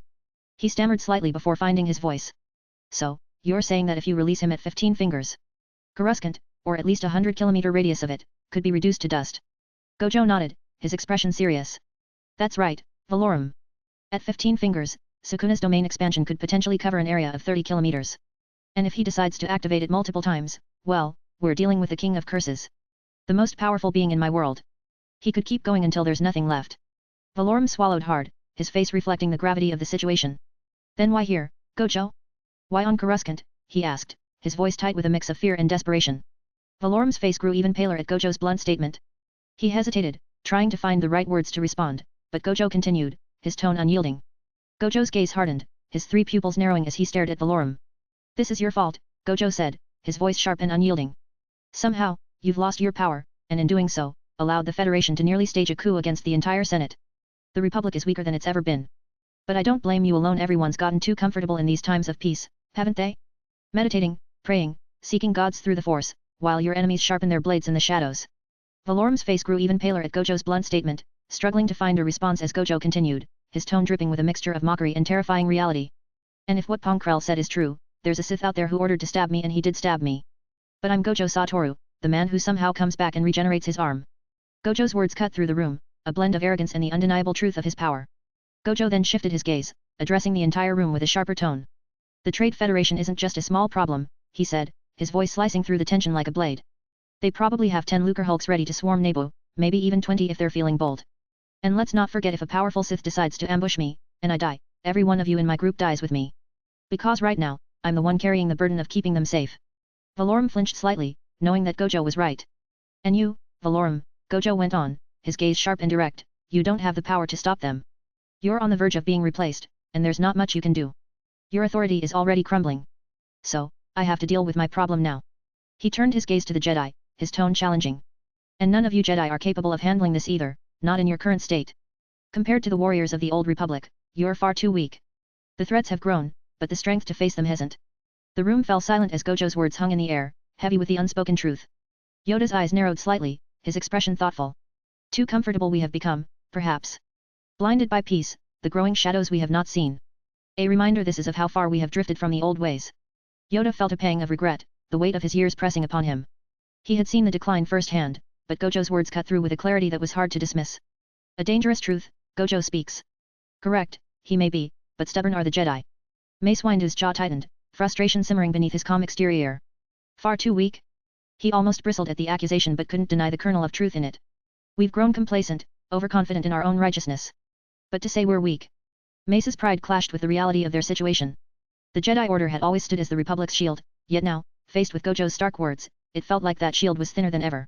We must prove him wrong, not through words, but through action. Obi-Wan glanced at Qui-Gon, unease flickering in his eyes. Is this what we've come to? A legacy of peace that's dulled our edge? He had always trusted in the Force, in the Order's path, but Gojo's words stirred doubt. We're not the warriors of the Old Republic. We're peacekeepers, diplomats, but are we ready for the darkness that's coming? Obi-Wan's mind raced through the battles they'd faced recently, realizing that Gojo was right, they hadn't been tested against true threats in a long time. Qui-Gon's expression was contemplative, but inside, he felt a pang of recognition. The Jedi have strayed far from the path. We've become bureaucrats, more focused on politics than the Force. He looked at Gojo with a mix of respect and concern. He sees clearly the flaws we've chosen to overlook. We must adapt, or risk being swept away by the storm he's warning us of. Qui-Gon knew that change was never easy, especially for the Order, but Gojo's challenge resonated deeply within him. Gojo continued, his voice firm. So, if we're going to survive this, if Coruscant is going to survive this, then I have to do what I do best, face the threat head on and hope to catch it off guard. Because if we wait, if we let it grow, then there won't be anything left to protect. Obi-Wan, still processing Gojo's words, asked, that red sky we saw on Tatooine, was that the malevolent shrine? Yes, it is, Gojo confirmed, his tone somber. And that was just a 4-kilometer range. If I release Sukuna at 15 fingers, it could extend up to 30 kilometers, or more. You saw a glimpse of it then. Imagine it multiplied several times over. Valorum, visibly shaken, murmured, Coruscant, could be turned to dust. Gojo nodded. And that's why I need the malevolent shrine back in its empowered form. Obi-Wan's face paled slightly. Gojo, I know, that world dismantle is horrifying. Before Obi-Wan could continue, Gojo suddenly summoned an ethereal screen in the middle of the senatorial rotunda. The screen displayed the aftermath of world dismantle, revealing the destructive force Gojo had unleashed during his duel against Yoda. The image showed the senatorial rotunda itself, visibly scarred and split, with massive cuts running through the structure, a direct result of their fierce battle. The room fell silent as the Jedi and Valorum stared at the haunting scene. The once grand and imposing rotunda now bore deep, jagged scars, walls and pillars cleaved apart, the floor marred with deep gashes that cut through the very foundation. It was a stark, undeniable testament to the intensity of the clash between Gojo and Yoda. Gojo pointed at the display. This is the aftermath of world dismantle. It cut through the senatorial rotunda, leaving these scars behind. The duel between Yoda and me wasn't just a display of power, it was a battle of survival, pushing our abilities to their limits. Obi-Wan's eyes widened as he took in the extent of the damage. The rotunda, it's practically split in two. Gojo, this level of destruction, if Sukuna releases this kind of power repeatedly, Coruscant wouldn't stand a chance. Gojo nodded, his expression serious. I understand the risks. But I've already taken steps to control it. Both Sukuna and I need to chant to activate world dismantle, and I will disrupt his ability to chant by tore the tongue on the mouth on his stomach. Without that, he can't unleash his full strength unless I allow it. The gravity of Gojo's words hung heavily in the air. The Jedi exchanged uneasy glances, the reality of the situation sinking in. They were facing a power that could not only match but exceed anything they had encountered, and it was in the hands of someone who operated beyond their understanding of control and restraint. Gojo's actions were a stark reminder of the potential for both destruction and protection that lay within him, a double-edged sword that could either save Coruscant or doom it, depending on how it was wielded. Suddenly, Yukinami, who had been quietly listening, spoke up. Sensei, she began cautiously, her eyes filled with both curiosity and concern, could you at least release his ghost-like ethereal form? Just for us to see. The room fell silent at her suggestion. The Jedi exchanged uneasy glances, unsure of what to make of her request. Yoda's ears twitched slightly, a thoughtful frown crossing his face. Mace Windu looked skeptical, his gaze sharpening as he considered the implications. Obi-Wan looked taken aback. Are you sure that's wise? He asked, his voice low, as if afraid of provoking whatever presence might be lurking. Releasing even a part of Sukuna could be extremely dangerous, Mace added, his tone firm. Do you know what you're asking, Yukinami? Yukinami nodded, her expression resolute. I want to understand what we're truly dealing with. If we're going to face it, we need to see it, even if it's just a glimpse. Gojo glanced at her, a hint of surprise mixed with admiration in his eyes. You do realize Sukuna's ethereal form isn't just some harmless phantom, right? He warned, his voice carrying both caution and a strange sense of amusement. Rika, standing close to Yukinami, whispered nervously, are you crazy, Yukinami? This isn't some training exercise. Suzunami, who had already seen the malevolent shrine looming behind Gojo and witnessed Sukuna's eerie manifestation as a mouth on Gojo's left cheek, clenched his fists. His eyes darted between Yukinami and Gojo, a mixture of concern and frustration etched on his face. We've already seen glimpses of Sukuna's power, his presence is enough to make anyone uneasy. But to ask for more. He couldn't help but think back to the moment he first saw Sukuna. The chill that had run down his spine was still fresh in his mind. Yukinami, I don't think you understand, just seeing his mouth on Gojo's cheek was terrifying enough. Releasing more of him could be unpredictable. Even Anakin's face showed a mix of fascination and anxiety. Sensei, he said carefully, his eyes wide with a mix of dread and curiosity, are you really thinking of doing it? Anakin's young mind raced with the possibilities, both intrigued by the idea of witnessing Sukuna's power and fearful of what such a release could mean for everyone present. Padme, standing nearby, couldn't hide her worry. Her brows furrowed as she glanced at Yukinami, then back at Gojo. Gojo, this is madness, she interjected, her voice tinged with urgency. You've already shown us enough. Why risk unleashing something we can't control? This isn't just about seeing, it's about what could happen if things go wrong. She stepped closer, her expression a mix of fear and pleading. The stakes are too high. If Sukuna's power is anything like what I've seen already. Queen Amidala, currently disguised as Sabe, mirrored Padme's concerns. She placed a hand on her chest, her face pale but resolute. I agree with Padme, she said, her voice firm yet edged with tension. This is not the time or place to test the limits of a power that could threaten all of Coruscant. We've already seen the destruction that just a fraction of it can cause. She looked directly at Gojo, her eyes reflecting a deep-seated worry. We're all here because we believe in protecting what's important. Don't let curiosity lead us into unnecessary danger. The weight of their reactions settled heavily in the room. Gojo's eyes scanned each of them, sensing the mixture of fear, curiosity, and resolve. The tension was palpable, every breath held in anticipation of what Gojo would decide. Gojo's lips curled into a faint smile. Well, it seems some of you are curious enough to see what the King of Curses looks like. He glanced at the Jedi and Valorum, his expression challenging. What about the rest of you? Are you ready to face something that truly hates me with every fiber of its being? He paused, letting his words sink in before continuing. From what I see, if we don't have the malevolent shrine in its empowered form, I'm sure as hell in trouble when the Trade Federation attacks at full force. And that's not even counting the possibility of a sudden Sith ambush on Nebu's space routes. I'm the only one in this group who can breathe in space, but even that won't be enough if they decide to throw everything they have at us. Gojo's gaze sharpened, his tone growing more intense. Remember, they already staged a coup when they took everyone hostage at the Grand Convocation Chamber. The Trade Federation isn't holding back, and they're not afraid to go after what they want. You've seen what they're capable of when they nearly brought the Republic to its knees. If a Sith shows up in the middle of all that chaos, things could get a lot worse very quickly. He turned his focus back to the group, his expression serious yet resolute. I need the malevolent shrine back not just for the power it brings, but because without it, our defenses are incomplete. If we're going to stand a chance against whatever's coming, we need every advantage we can get, even if it means confronting Sukuna head-on. The room remained tense, filled with the weight of Gojo's words. The reality of their situation was stark, they were facing threats on multiple fronts, and the only way to survive might involve taking risks that none of them were entirely comfortable with. Padme stepped forward, her eyes filled with a mix of concern and determination. She reached out and held Gojo's hand with both of hers, her touch gentle yet firm. Gojo, I know you're an outsider, she began, her voice soft but laced with worry. This was supposed to be our problem, not yours. You've already done so much, more than anyone could have asked for. And I think we both know that whatever Queen Amidala agreed to pay you for your help won't truly reward the risks you are taking. She looked up at him, her gaze unwavering. You've become the richest man on the Outer Rim since you raided the Lucky Despot. You don't need more wealth or power. So why are you still fighting for us? Why put yourself in danger when you could easily walk away? Her voice quivered slightly, betraying her underlying fear for him. We're grateful, truly, but I can't help but worry about what this is costing you.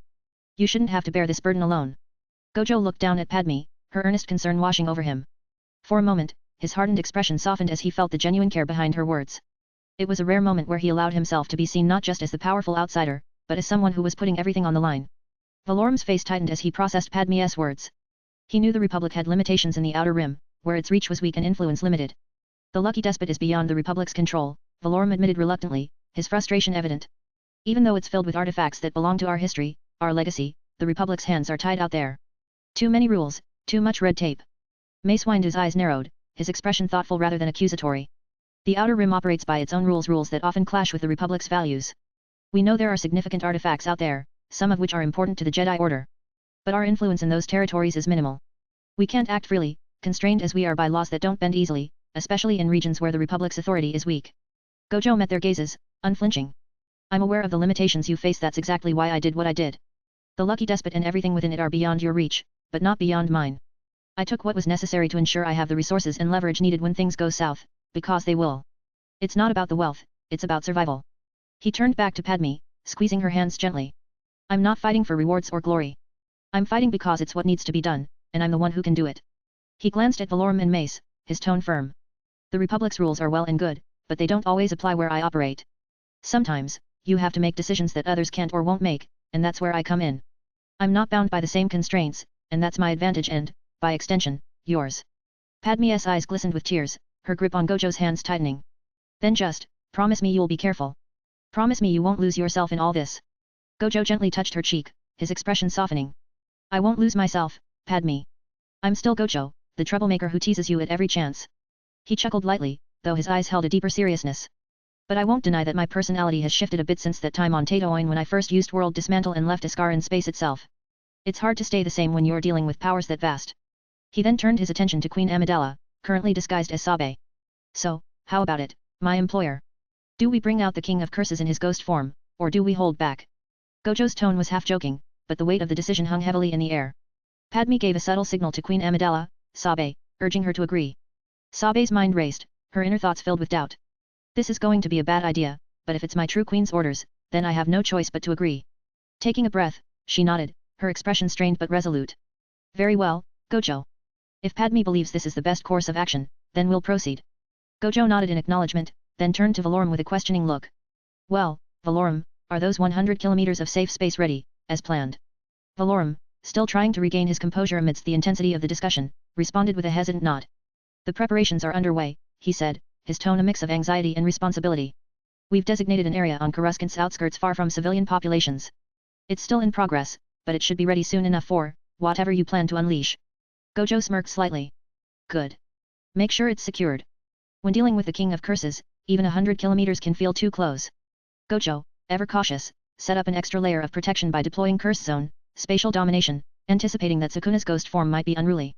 He knew all too well that Sukuna was always eager to tear him apart given the chance. Steeling himself, Gojo announced, all right, I'll release his ghost form and let you all get a taste of what we're dealing with. The room fell silent, and the tension escalated instantly. Everyone watched with bated breath as Gojo closed his eyes, focusing deeply. He reached into the depths of his being where Sukuna lay dormant, and the air grew heavy with anticipation. A dark, oppressive energy began to fill the space, thick and suffocating. Sukuna's POV. The brat's loosening the barrier. Letting me out, is he? No, he wants to introduce me. Sukuna mused with malicious glee. Well, if that's his game, I'll make sure they meet the king properly. Back to the scene. Suddenly, the roof of the room was sliced cleanly in two, an invisible force cutting through it like butter. A deep, guttural laughter echoed around them as the walls beside Gojo were also violently slashed apart, creating an opening into the void beyond. The oppressive presence thickened, and from the shadows emerged Sukuna, his form both horrifying and magnificent. With 4 muscular arms, 2 mouths, one stretched unnaturally across his stomach, and 4 menacing eyes, he stood towering over them. A distinct flesh plate rested on his left side, his body exuding a terrifying aura of raw, uncontained power. He threw his head back and laughed, a wild and manic sound that sent chills down everyone's spine. Ah ha ha ha ha ha ha ha ha. His voice boomed like thunder, shaking the room. Ah, the feel of being freed. There are so many here, he sneered, his gaze sweeping across the group with a sinister grin. Women, aliens, men, it will be a slaughter. Valorum's face turned ghostly pale, his thoughts a swirling mess of fear and disbelief. This presence, it's like Gojo's but twisted, dark, pure evil. How can this thing exist within the same man who's been helping us? The realization of the danger Gojo had been containing hit him like a tidal wave. We are meddling with forces far beyond the Republic's understanding. Yoda's ears twitched, his expression darkening as he sensed Sukuna's energy. Powerful, yes, like Gojo. But filled with hatred, he is. An embodiment of chaos and destruction, he is, a reflection of Gojo's light and evolution. The Force whispered warnings of chaos and destruction. A great imbalance, this one brings, and a challenge we are not prepared for. Mace Windu's eyes narrowed as he assessed Sukuna. Only 4 fingers, and yet, so formidable. He felt the sheer weight of Sukuna's presence. If this is the creature that helped Gojo create World Dismantle, then we are standing before a force of unparalleled darkness. Can we even trust Gojo to keep this contained? Yiddle's eyes widened as Sukuna's full form came into view. I knew something was off about Gojo, but this is beyond expectation. She had sensed a lurking darkness within Gojo, but this was a revelation that exceeded all her fears. This isn't just Gojo's burden, it's a danger to us all. How long can this be contained? Suzunami's breath hitched as the familiar dread washed over him. It's him, the same one from the malevolent shrine. The sight of Sukuna standing there, fully realized, was more terrifying than any phantom he had ever faced. We're in the presence of something that could obliterate us in seconds, and we're powerless. Yukinami stood frozen, her mind gripped by fear. The dread, it's so much worse than before. She could barely breathe as Sukuna's oppressive energy bore down on her. How does Sensei keep this inside him? The sheer terror of facing something so malicious left her questioning their safety. Padme took a deep breath, her heart racing as she looked between Sukuna and Gojo. Gojo, what have you done? She could see the strain on his face, the burden he bore alone. He's fighting this for us, but it's costing him so much. Despite her fear, her concern for Gojo outweighed her dread of Sukuna. He's so strong, but no one should have to carry this alone. Queen Amidala, Sabe, watched in stunned silence, her earlier apprehension now screaming in her thoughts. This is a disaster waiting to happen. We should never have agreed to this. Yet, she saw the determination in Padme's eyes and knew she had to trust her queen's judgment. Even if it means standing before a monster. Anakin stared, wide-eyed, his young mind struggling to grasp the enormity of Sukuna's presence. This isn't just another enemy, this is something else entirely. The raw malice emanating from Sukuna was unlike anything he had ever encountered. Sensei is fighting this? He glanced at his mother, sensing her fear, and the full weight of the danger hit him. How can even Sensei stand against something like that? Shmai clutched Anakin tightly, her motherly instincts screaming to shield him from the monstrous presence before them. This is evil. She had never felt such malevolence, and the sight of Sukuna sent chills down her spine. How did Gojo get tangled up in this? We need to stay safe, but how can we with this creature here? Qui-Gon's eyes narrowed as he studied Sukuna. So, this is the creature that helped Gojo create World Dismantle. The power is unmistakable. He felt the darkness radiating from Sukuna, a stark contrast to Gojo's presence. There's more to this than mere strength, this is something that exists beyond our understanding of the Force. A true embodiment of chaos. Obi-Wan's gaze was fixed on Sukuna, his mind racing. This is what helped Gojo create that devastating technique. The magnitude of what he was witnessing began to settle in. It's not just Gojo's power, it's this creature's influence as well. How can anyone hope to control something so wild, so destructive? He exchanged a quick glance with Qui-Gon, both of them realizing the extent of the challenge before them. Sukuna, seething with rage, suddenly attempted to lash out at the group, but his ethereal form passed through them harmlessly. Brat, he snarled, his voice echoing with fury. You think you can mock me like this? Trapping me in this ghostly form? I should tear you apart. Gojo's expression remained unbothered, his tone almost casual. Welcome to being a ghost, Sukuna. But let's cut to the chase, I want the malevolent shrine back. Sukuna's rage intensified, his spectral form flickering with anger. You sealed me. Cut me off from the outside world and used that cursed bath to bury me even deeper within you. And now you have the audacity to negotiate with me. Gojo shrugged nonchalantly. Yup, I already ate all 20 of your fingers per our binding vow agreement. Sukuna's eyes flared with hatred.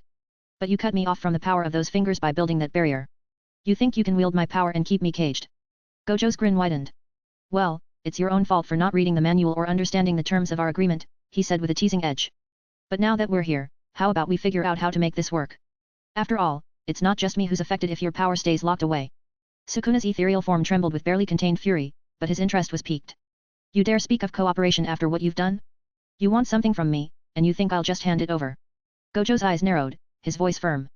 You want to be the king of curses, right? Then let's talk. If we don't find a way to work together, you'll remain a forgotten relic inside a sorcerer. But if we do, well, the world might just remember who you are. Sukuna's malevolent grin returned, though his eyes burned with a mix of hatred and curiosity. You're bold, brat. Too bold. But I'm listening. Try not to waste my time. Yoda, who had been observing the exchange silently, stepped forward, his presence commanding despite his small stature. He looked up at Sukuna, his expression calm yet probing. Angry, you are. Resentful, your spirit remains. But power alone, not the true path it is. Sukuna turned his burning gaze on Yoda, a twisted smile curling his lips. Well, if it isn't the little green sage. You think your wisdom can sway the king of curses? What would you know of power, old creature? Yoda remained unfazed, his eyes locking onto Sukuna's with a steady resolve. Know of power, I do. Wield it, I have. But destroy, it does, when unchecked it is. A king you claim to be, but a king of ruin, you remain if anger guides you. Sukuna's ethereal form flared, his eyes narrowing with contempt. Spare me your ancient wisdom, old fool. I am Ryaman Sukuna, the king of curses. Power is meant to be wielded, to dominate, to crush those beneath me. That's what makes a king, not your pitiful balance. Yoda's ears twitched slightly, his calm unbroken. A king of curses, yes. But true power, not in domination it lies, but in understanding and control. Bind you, anger does. Blind you, it has. A king you wish to be, but in your rage, trapped you are. Sukuna sneered, leaning closer, his massive form looming over Yoda. And what would you know of being trapped? You're bound by your order, your rules, your precious force. You're no freer than I am, stuck inside Gojo's little prison. Yoda tilted his head, eyes never leaving Sukuna's. Trapped, you both are. Together, your fates are intertwined. To rise, rise together you must, or in conflict, lost you both will be. Sukuna's grin faltered slightly, a flicker of contemplation crossing his features. He straightened, his gaze hard and piercing. You're a bold little creature to lecture me, but you're not wrong. Still, don't think I'll bend easily. Gojo made his choices, and I've made mine. Cooperation might suit him, but I bow to no one. Yoda nodded slowly, his expression one of gentle understanding. Choice, always yours it is. But remember, Sukuna, a king without wisdom is but a tyrant. And a tyrant's reign, short it is. Sukuna stared down at Yoda, a complex mix of fury and reluctant respect flickering in his eyes. For a moment, the two ancient beings stood in silent challenge, each embodying opposing philosophies, one of unbridled power and domination, the other of balance and wisdom. Nice words from an old relic, Sukuna finally growled, his tone laced with disdain. But words won't win you anything. Power does. He turned his gaze back to Gojo, his expression hardening. So, brat, what's it going to be? You want my... Gojo interrupted Sukuna with a sudden, dangerous glint in his eyes, his usual nonchalance replaced with a darker edge. Let's cut to the chase, shall we, Sukuna?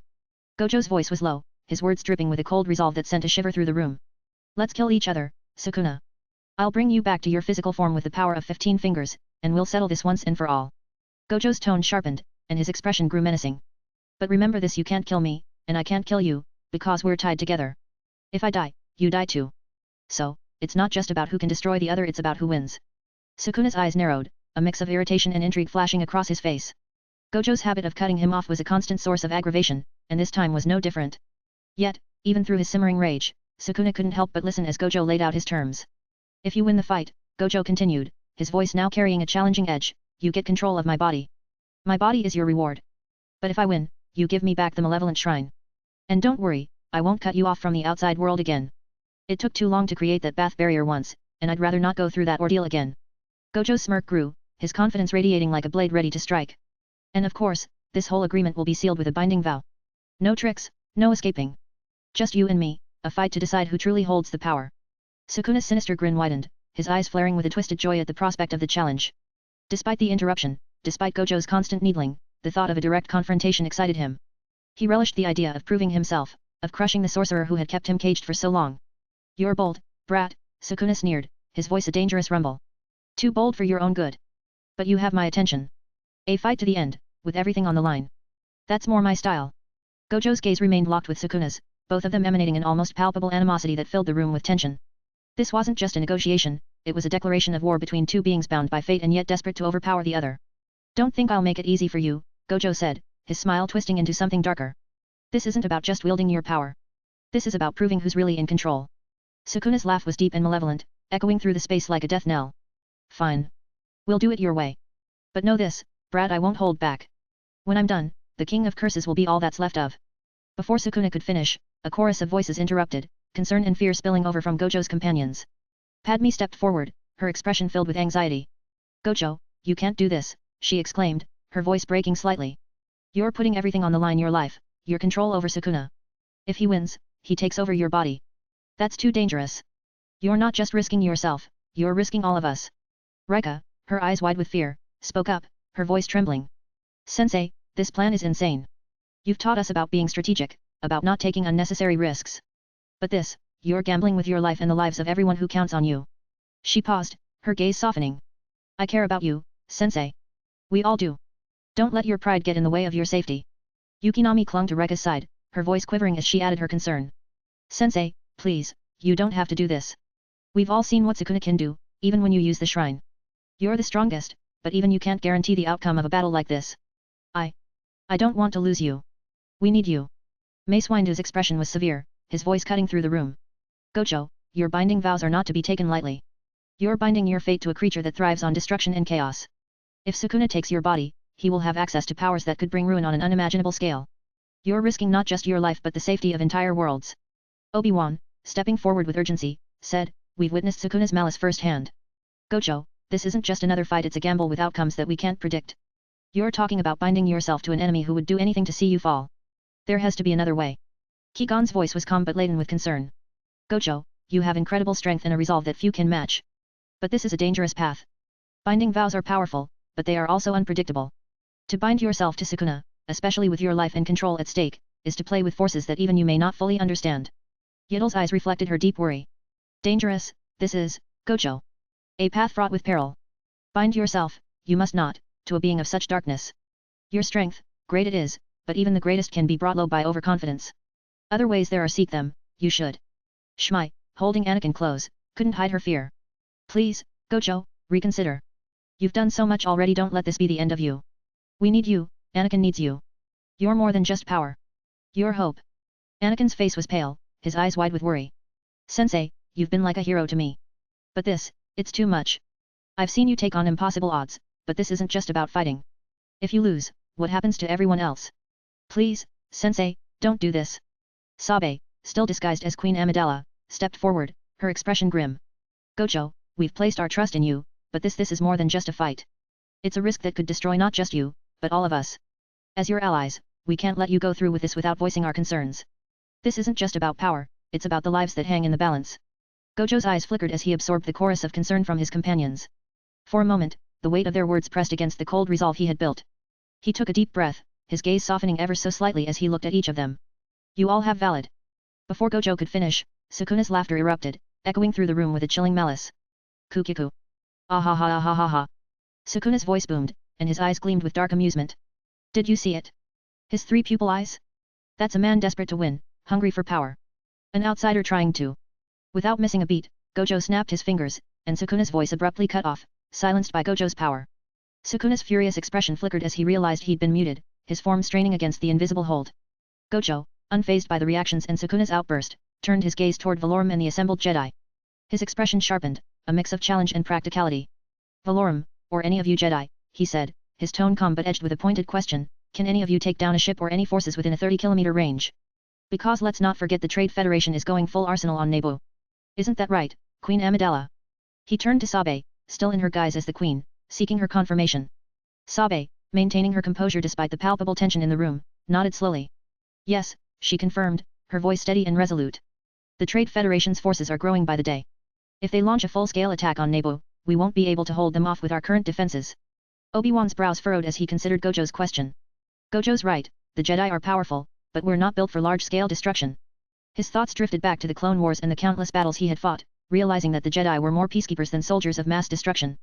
Gojo, the Jedi are skilled warriors, but our strength lies in precision, not sheer force, Obi-Wan said, his tone measured.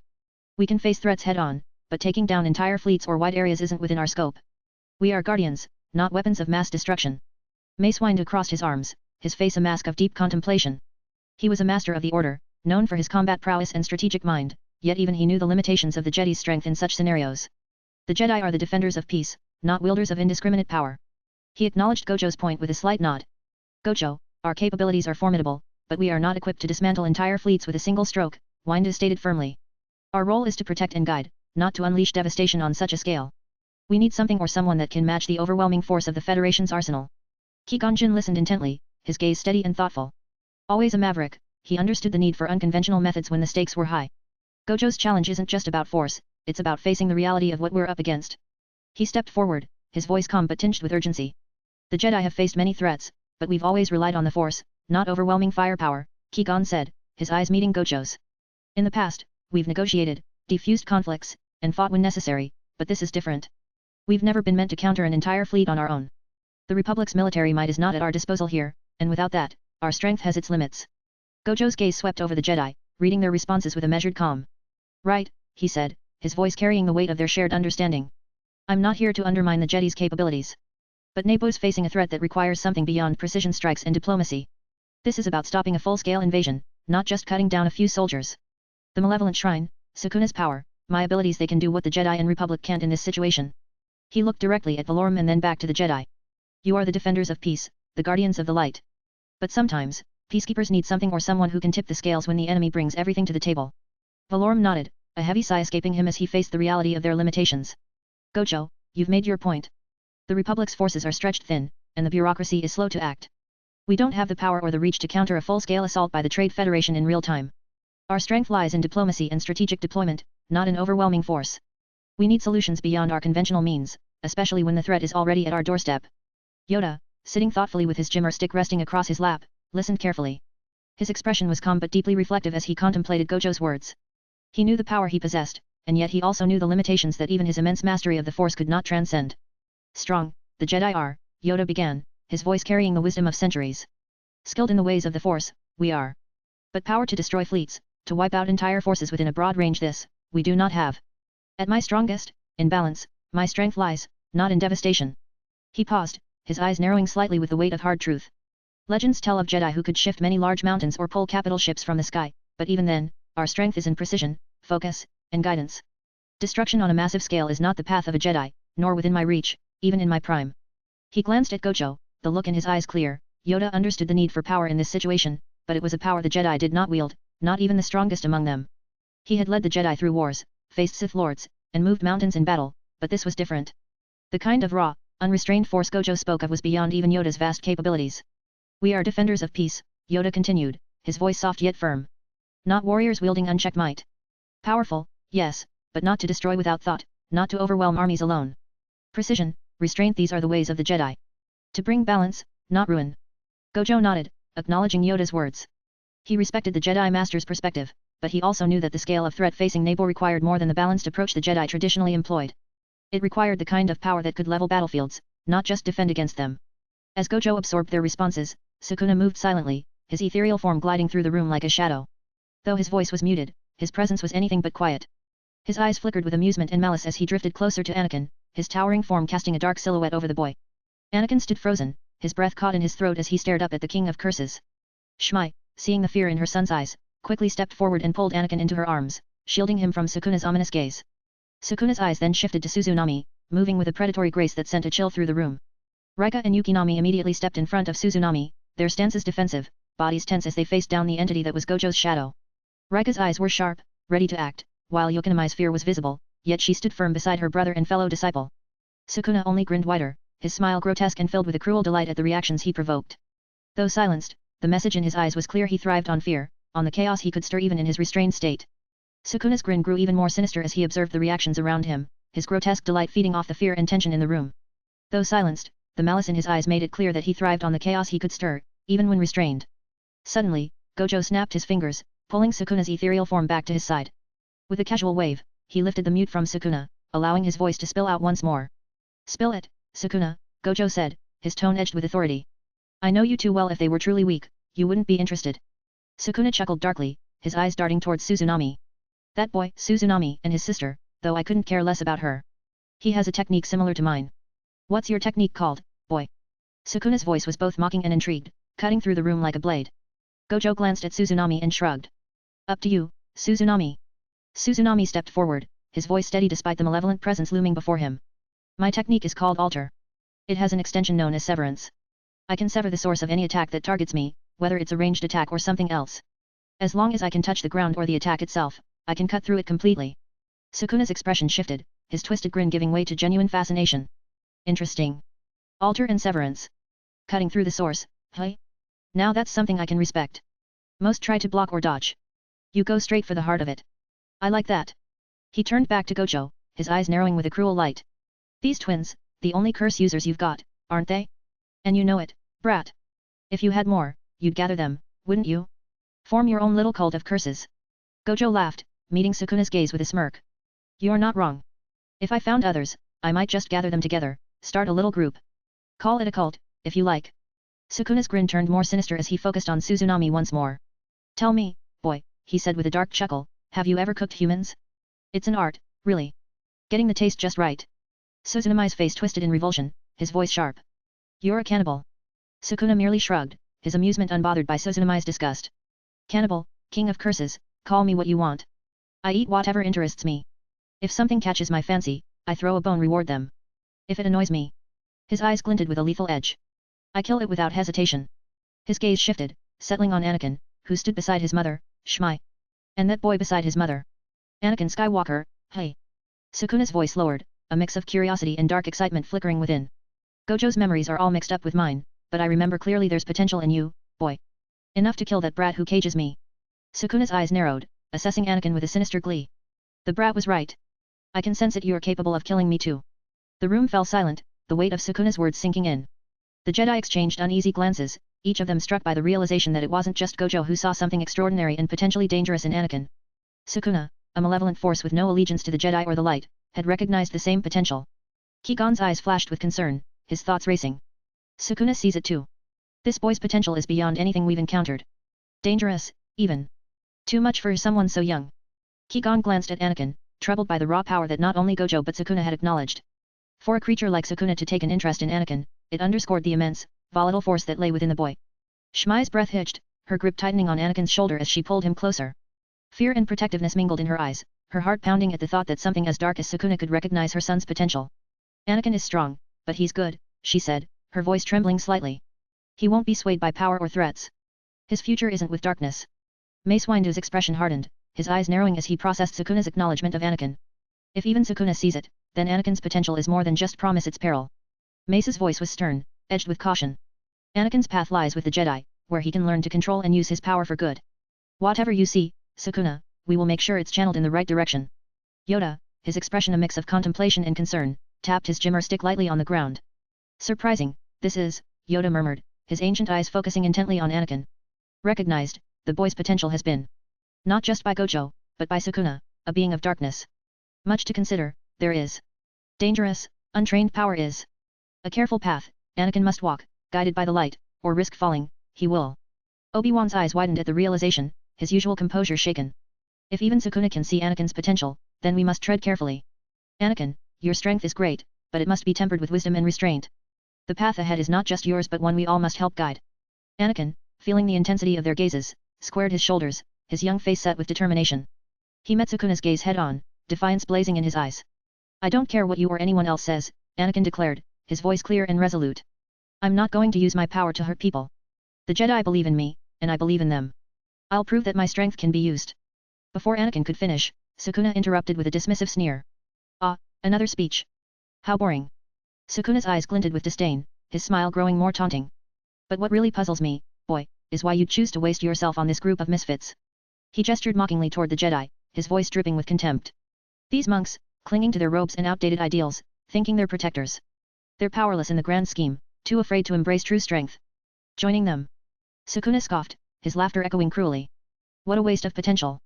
Sukuna's eyes swept over the room, his gaze lingering on the Jedi and the Republic officials.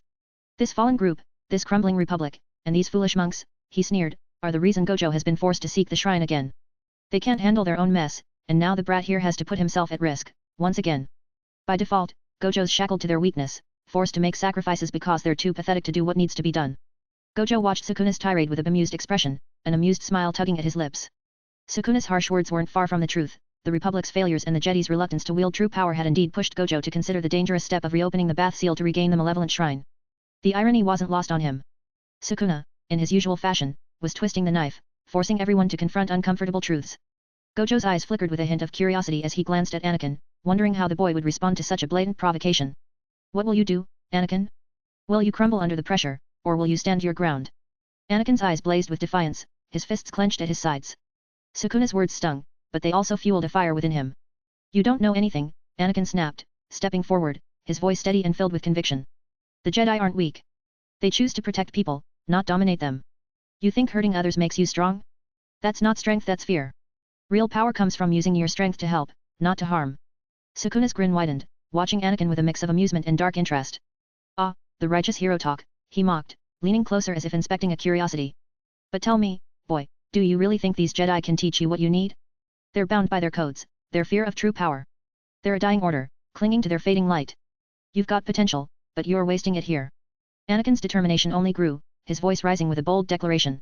I don't care what you say, Sukuna. I believe in the Jedi, and I believe in myself. And if you're so sure I'm wasting my potential, then I'll prove you wrong. I'll punch you down if I have to, and I'll take whatever power I need even if it means robbing some of your cursed energy.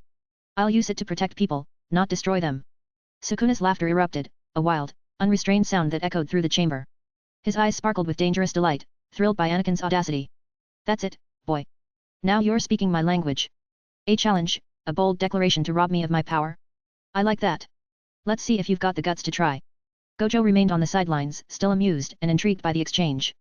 Sukuna's ridicule of the Jedi and the Republic had set the stage for this confrontation, forcing Gojo's hand in ways he hadn't entirely anticipated. But watching Anakin's fierce defiance, Gojo couldn't help but be curious about the boy's potential. Interesting, Gojo thought, his smile lingering as he observed the heated exchange. Sukuna's taunts may have stirred the pot, but Anakin's resolve might just be the spark needed to light the way forward. Let's see where this leads. With the air thick with tension and Sukuna's mocking laughter still ringing, the path ahead was uncertain, filled with risks and challenges that would test them all. But for now, Gojo watched, amused and unperturbed, as the lines between defiance and destiny began to blur. Mace Windu and Yoda exchanged glances, both Jedi Masters suddenly aware of the unspoken approval Anakin had just received from both Gojo and Sukuna. It was not just his raw, dangerous potential that stood out, it was his conviction, his unwavering belief in the Jedi ideals even when faced with the darkest of beings. Perhaps this boy truly is the hero the Jedi Order needs, Windu thought, his stern expression softening slightly as he reconsidered his earlier reservations. Not just powerful, but resolute in his values. Maybe, just maybe. Yoda nodded slightly, his eyes narrowing thoughtfully. The chosen one, he may be. Not for power alone, but for his heart and courage. Seen, he has, the true path of a Jedi. A light in the darkness, he is. More than potential, this one carries. The ancient master could feel a glimmer of hope, a rare and fragile thing in these tumultuous times. Qui-Gon Jinn couldn't help but smile, pride swelling within him as he watched Anakin hold his ground against Sukuna's provocations. He's more than what we've given him credit for, Qui-Gon thought, his belief in the boy reaffirmed. Not just potential, but true bravery and spirit. He is meant for greatness, far beyond what any of us have foreseen. Yiddle, observing from her seat, felt a surge of pride as well. It wasn't just about Anakin's potential or his connection to the Force, it was his unwavering belief in the Jedi Order that moved her. Another youngling who still believes. Despite the darkness, despite the challenges. His faith in the Jedi remains strong. It was a reminder that their teachings still held meaning, still inspired hope. Obi-Wan's chest swelled with pride as he watched Anakin. The boy he had started to see as his own responsibility, perhaps even as a brother or son, had stood up to the King of Curses with a courage that many fully trained Jedi might have lacked. You've grown, Anakin, Obi-Wan thought, his heart filled with both pride and determination. You've shown today that you're more than just power, you're a true Jedi at heart. Shmi Skywalker, standing close to Anakin, felt her heart swell with pride. She had always known there was something special about her son, something beyond the mere capabilities of any other child. But hearing him declare his intentions so boldly, in front of beings as formidable as Gojo and Sukuna, filled her with an unshakable sense of pride. That's my boy, she whispered, her voice thick with emotion. Standing up to the King of Curses, not backing down. You're going to do great things, Anakin. I've always known it. For a moment, the room was filled with a rare unity, a shared recognition of Anakin's potential that transcended Jedi, sorcerer, and curse. Anakin's bold declaration, his refusal to be swayed by darkness, had sparked something greater than fear or uncertainty. It had ignited a flicker of hope, a belief that perhaps, in this boy, the Jedi had found not just a powerful Force user, but the hero they desperately needed in a galaxy shadowed by looming threats. Gojo continued to watch, his amusement tinged with a subtle curiosity. Well, Anakin, let's see how far your courage will take you. In a room full of power and ambition, you've stood your ground. That's not something I see every day. And with that, the delicate balance between defiance and destiny shifted once more, the path forward illuminated by the resolve of one determined boy. Sukuna's eyes drifted over to Yoda, his grin widening with a mix of mischief and menace. So, what do you think, Green Relic? Sukuna sneered, not bothering to address Yoda by name. You've got my approval as well, the King of Curses. This boy will bring interesting things to me, especially if I ever find a way out of this cage. Sukuna's words dripped with dark promise, his presence a stark contrast to Gojo's more measured amusement.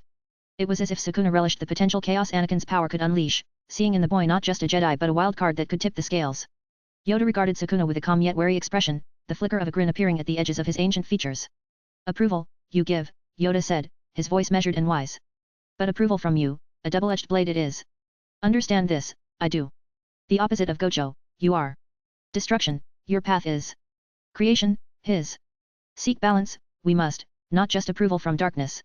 Yoda's gaze never wavered, fully aware of the treacherous nature of Sukuna's words and the sinister curiosity that fueled them. A challenge, this is, Yoda thought.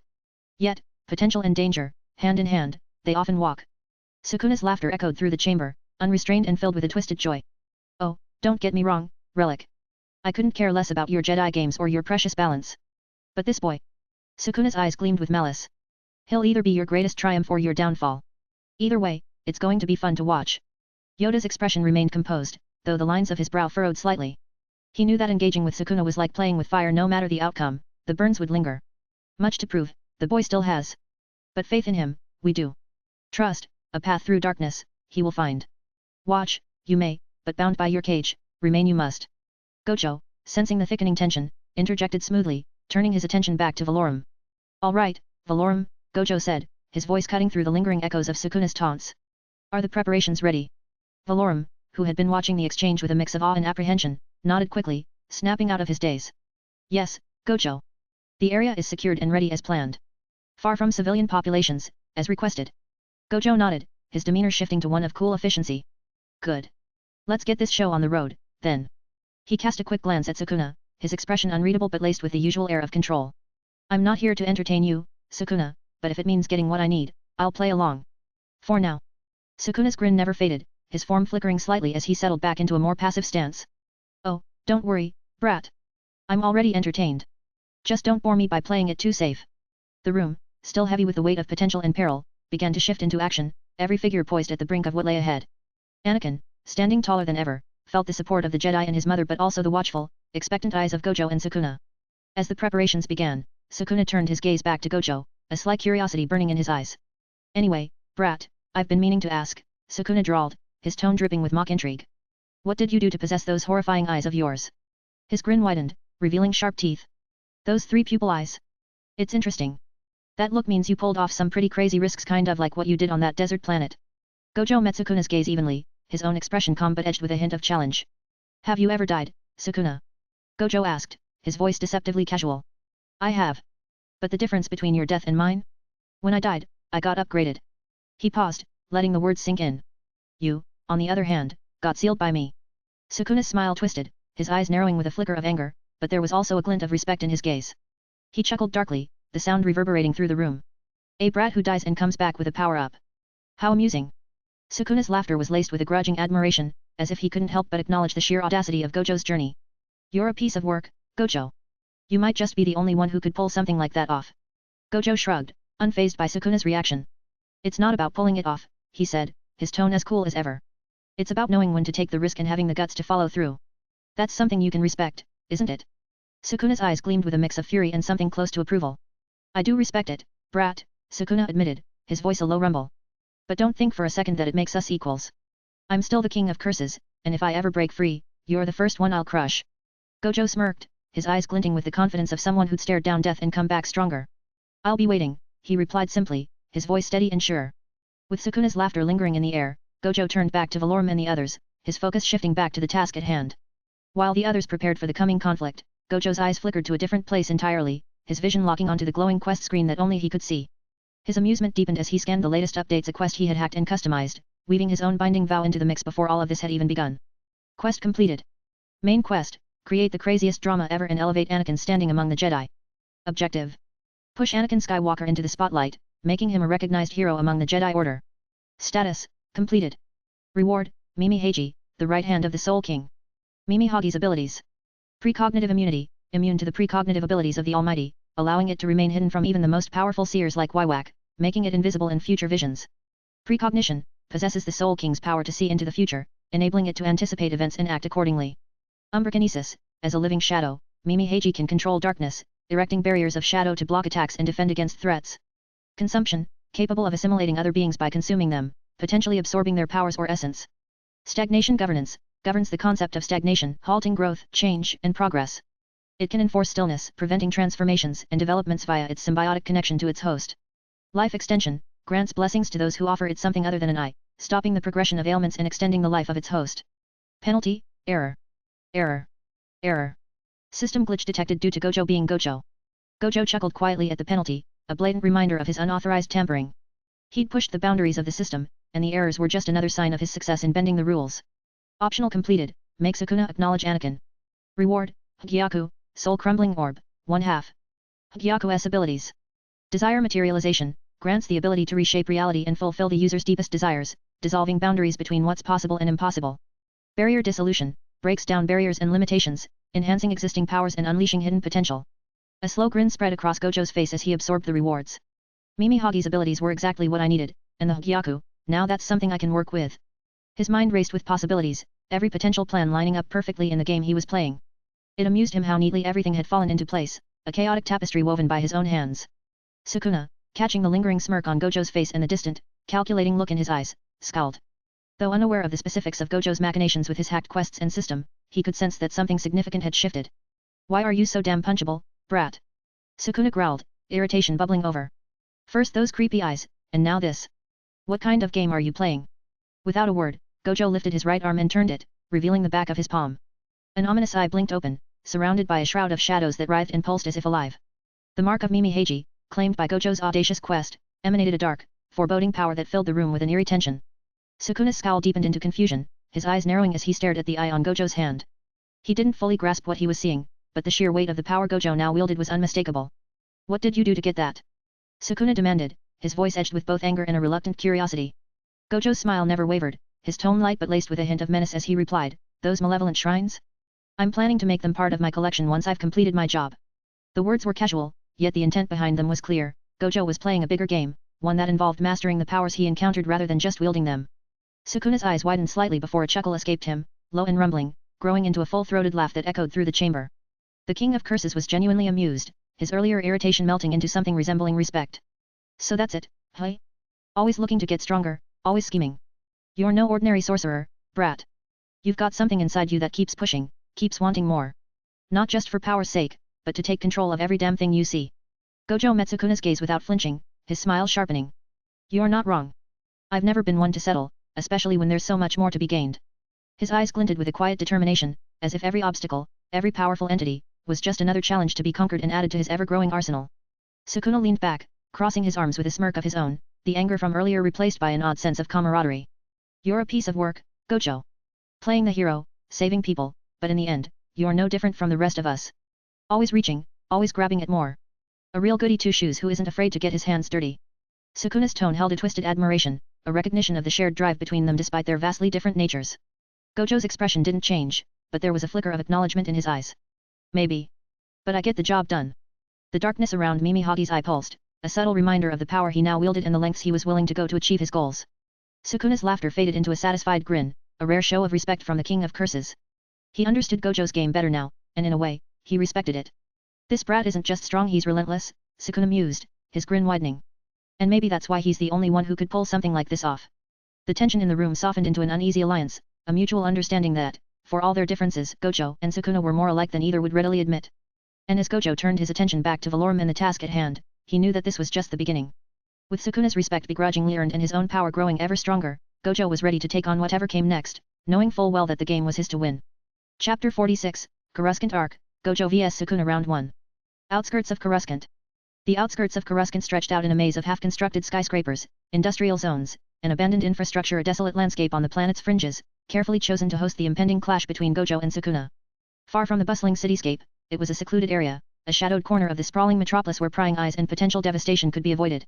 The wind whistled through steel beams and unfinished walkways, adding to the eerie, impending sense of chaos. The stage was set, a colossal urban arena meant to contain the unleashed fury of two of the most dangerous beings in existence. Sukuna materialized beside Gojo, his ethereal form flickering with malevolent energy. He looked around, sneering at the chaotic skyline of twisted metal and concrete. This is it, hey. Sukuna mocked, his voice dripping with contempt. Your grand arena. From the luxury of Coruscant to this industrial wasteland seems fitting. Now it's your turn to switch to my horrible position, brat. Trapped, desperate, and on the edge of losing it all. His laugh was a twisted echo that bounced off the towering structures and tangled pipes. Gojo merely chuckled in response, unfazed by Sukuna's taunts. You think I care about location? Whether it's the heart of Coruscant or some forgotten corner of the galaxy, I'm still me. And you? You're just a footnote in my story. Before the tension could escalate further, Padme's voice rang out, cutting through the silence. Gojo, she called, her tone firm yet laced with an undercurrent of concern. Yukinami, Suzunami, Reka, and Anakin followed, rushing to Gojo's side. One by one, they embraced him, their arms wrapping tightly around the sorcerer in a collective show of support. Suzunami, the ever-stoic, gripped Gojo's arm firmly. Don't die, sensei, he said with a rare hint of vulnerability. You're the only one who can handle all this madness. Yukinami, her eyes filled with determination, clung to Gojo's sleeve. Please be careful, sensei, she said softly, yet with conviction. We need you to come back. Rika, usually composed, let a smirk slip as she glanced at the others. So, who gets the position to have Gojo's heart if he makes it through this, she joked, her eyes flicking mischievously between Padme, Yukinami, and herself. Padme chuckled softly, a glimmer of determination shining through her worry. Well, it's not a contest, but I'm not stepping aside easily. Yukinami, blushing slightly, still managed a small smile. I'm just happy to have sensei with us, she murmured, her devotion clear. Anakin, standing by his mother's side, looked up at Gojo with a mix of admiration and respect. You're my idiot sensei, Anakin said with a bold grin, his voice filled with youthful determination.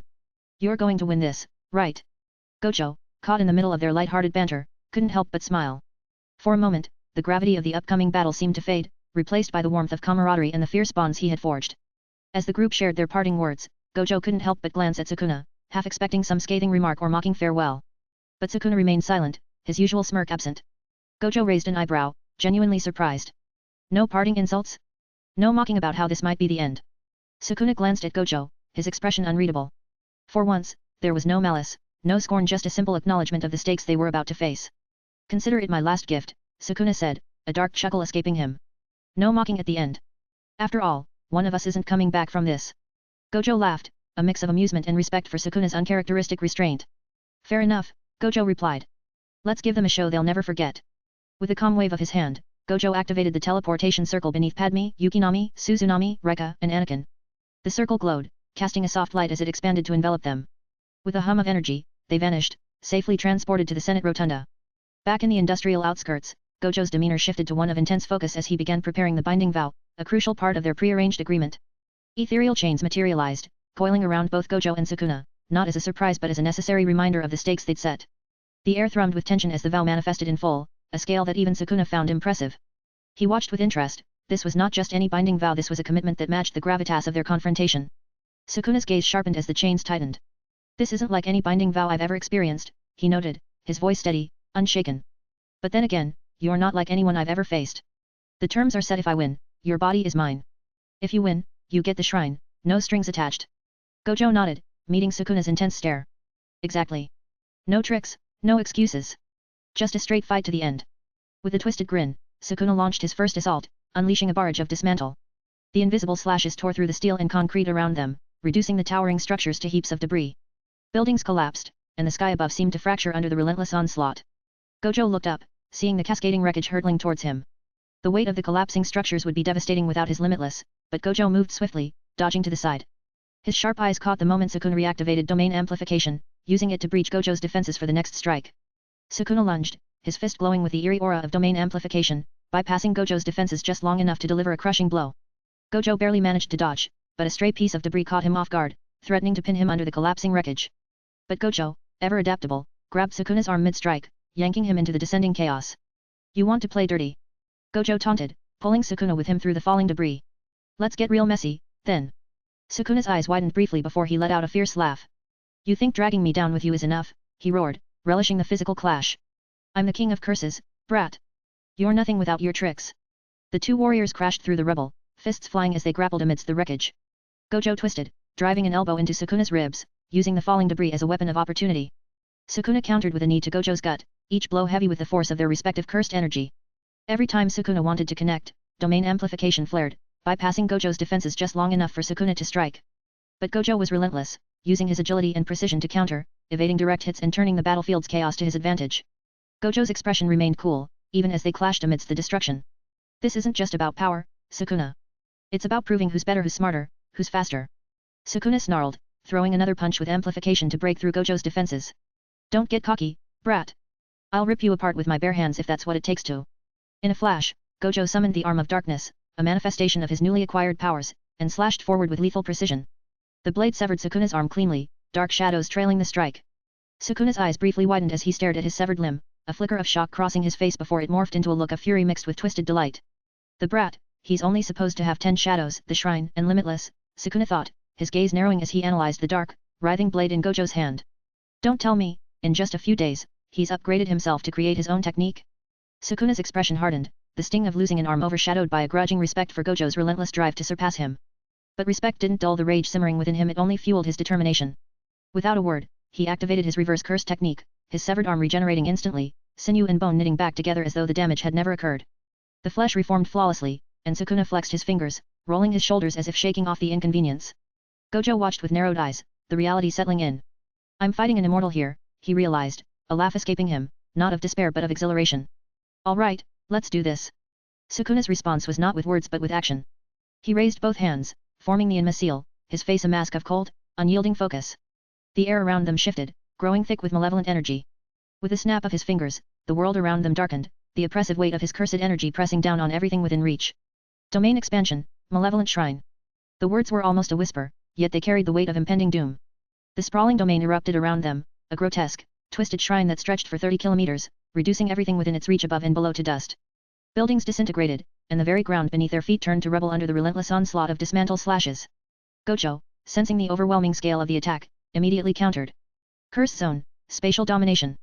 His barrier flared, a translucent shield bending space around him to negate the guaranteed hits of the shrine. The clash of their domains sent shockwaves through the battlefield, the impact reducing the outskirts to a wasteland.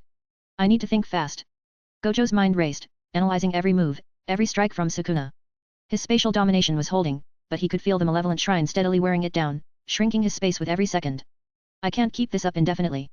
Sukuna's domain will keep eating away at my curse zone until there's nothing left. Sukuna's grin widened, fully aware that his domain was overpowering Gojo's defenses. The twisted pleasure of domination flickered in his eyes.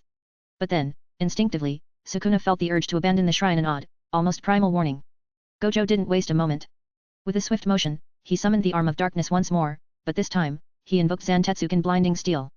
The blade moved with blinding speed, cutting through the air, aimed directly at the core of Sukuna's domain. Sukuna's eyes widened, a flash of surprise crossing his face as he felt the impossible, a sensation that should never occur within a domain. The shrine behind him quivered as if struck, the manifestation wavering as if on the verge of being destroyed. Impossible, Sukuna thought, gritting his teeth. Domains can't be destroyed like this. The only way to stop malevolent shrine is to damage me to a certain amount. Gojo's smirk widened as he caught the look of disbelief on Sukuna's face. What's the matter, Sukuna? He taunted, the Arm of Darkness thrumming with power in his grasp. You didn't really think I'd just sit back and let you tear everything apart, did you? Sukuna's expression twisted in fury, but a spark of something darker flickered in his eyes, a mix of disdain and thrill. Gojo was defying the rules, and Sukuna relished the challenge, not with desperation but with a deeper, sinister satisfaction. He's pushing his limits, and I wouldn't have it any other way.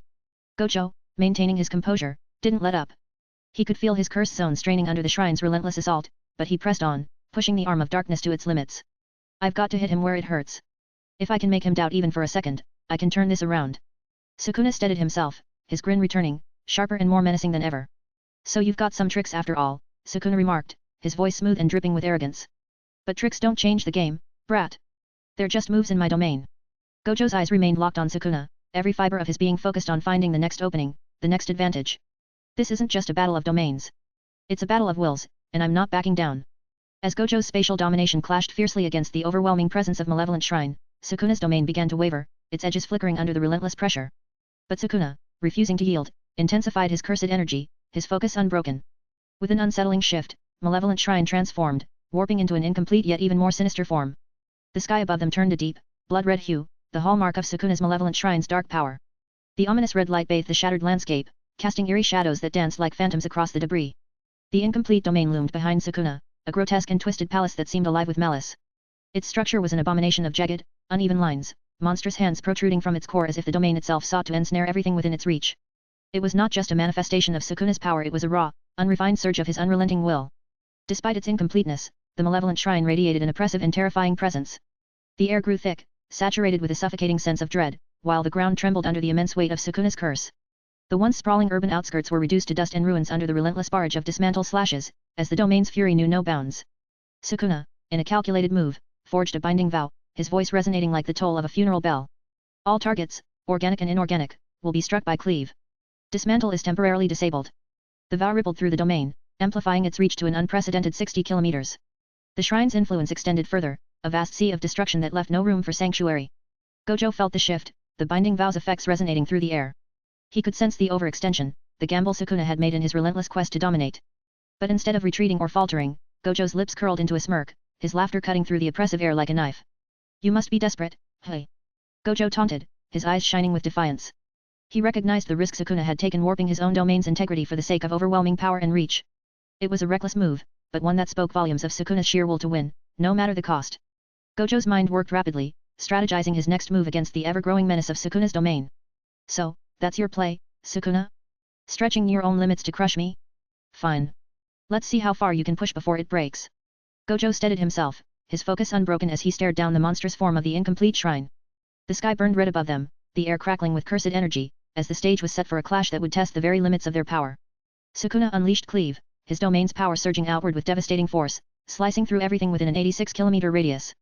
The once urban outskirts, already ravaged by malevolent shrine's onslaught, now fell victim to Cleave's even deadlier precision. Unlike the chaotic slashes of Dismantle, Cleave's cuts were exact, brutally efficient and unyielding. Buildings, structures, and the very ground beneath were dissected with terrifying speed, reduced to nothingness as the attack carved through the landscape like a blade through water. Gojo's curse zone, his last line of defense against the onslaught, faltered under the sheer power of Cleave. His barrier shattered, leaving him vulnerable to the relentless barrage of slashes that closed in on him. For a brief moment, Gojo felt the weight of Sukuna's overwhelming force pressing in from all sides. Sukuna's eyes gleamed with a predatory satisfaction, his grin stretching wide as he watched the destruction unfold. You thought you could stand against me, Gojo? Sukuna's voice was low, a mocking tone edged with cruelty. This is the difference between us. No matter what you do, no matter how far you push yourself, you'll always be 2 steps behind me. This is where it all ends. The barrage of Cleave slashes intensified, each strike more vicious than the last. But as Sukuna reveled in his perceived victory, he noticed something unsettling. His attacks had come to an abrupt halt. The slashes that should have reduced Gojo to shreds were now frozen in place, suspended midair as if caught in an invisible snare. Sukuna's triumphant expression twisted into one of confusion and then frustration. Why have my attacks stopped? His voice, usually so full of derision and control, now carried a tinge of disbelief.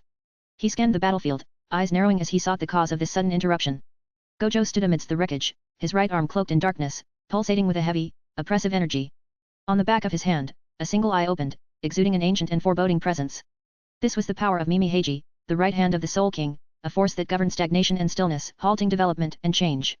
As the eye glowed, Gojo imposed an aura of immobility, freezing everything within its reach.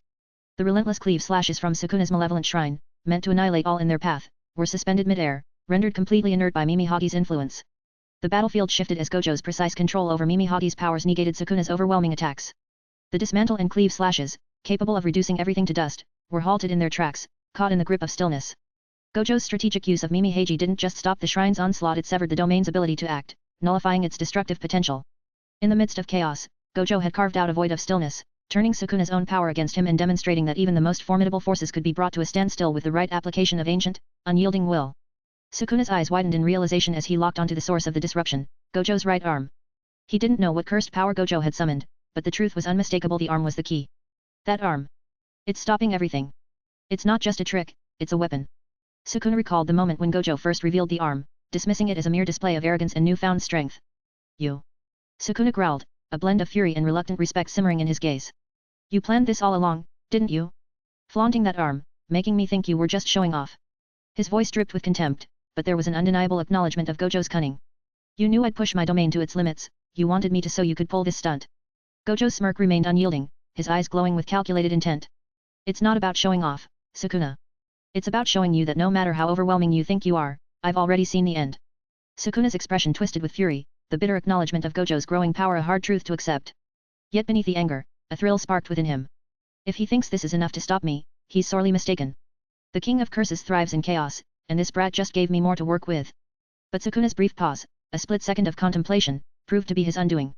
Gojo's three pupil eyes flickered with the power of the Almighty, his vision flashing forward into countless futures. He seized the perfect moment, snapping forward with blinding speed. Suddenly, Sukuna found his neck caught in Gojo's grip, pulled from his position into Gojo's hand as if fate itself had been rewritten. Sukuna's eyes flared with shock and defiance, but his body couldn't react in time. The King of Curses had been completely outmaneuvered. You're fast, brat, Sukuna snarled through clenched teeth, fighting against Gojo's iron grasp. But this isn't enough to finish me. Gojo's expression remained calm, unbothered by Sukuna's resistance. No, but this is, he thought as he raised his right arm, shrouded in the darkness of Mimi Hagi's power. The eye on the back of Gojo's hand opened wide, emanating a force of stillness that rippled outwards, engulfing Sukuna in an inescapable tide of darkness. The cursed energy that once surged from Sukuna like an unstoppable torrent was abruptly stilled.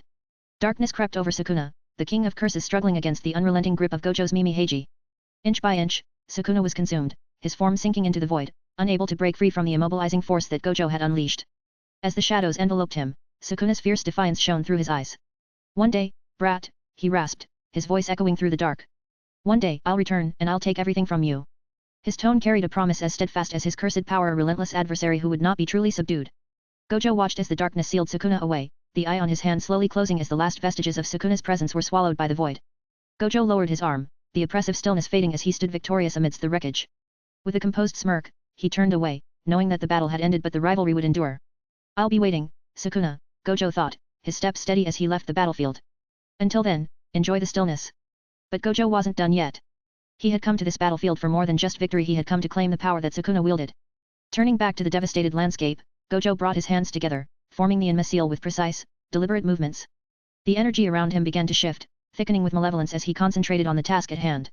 Domain expansion, malevolent shrine, Gojo intoned, his voice resonating with authority.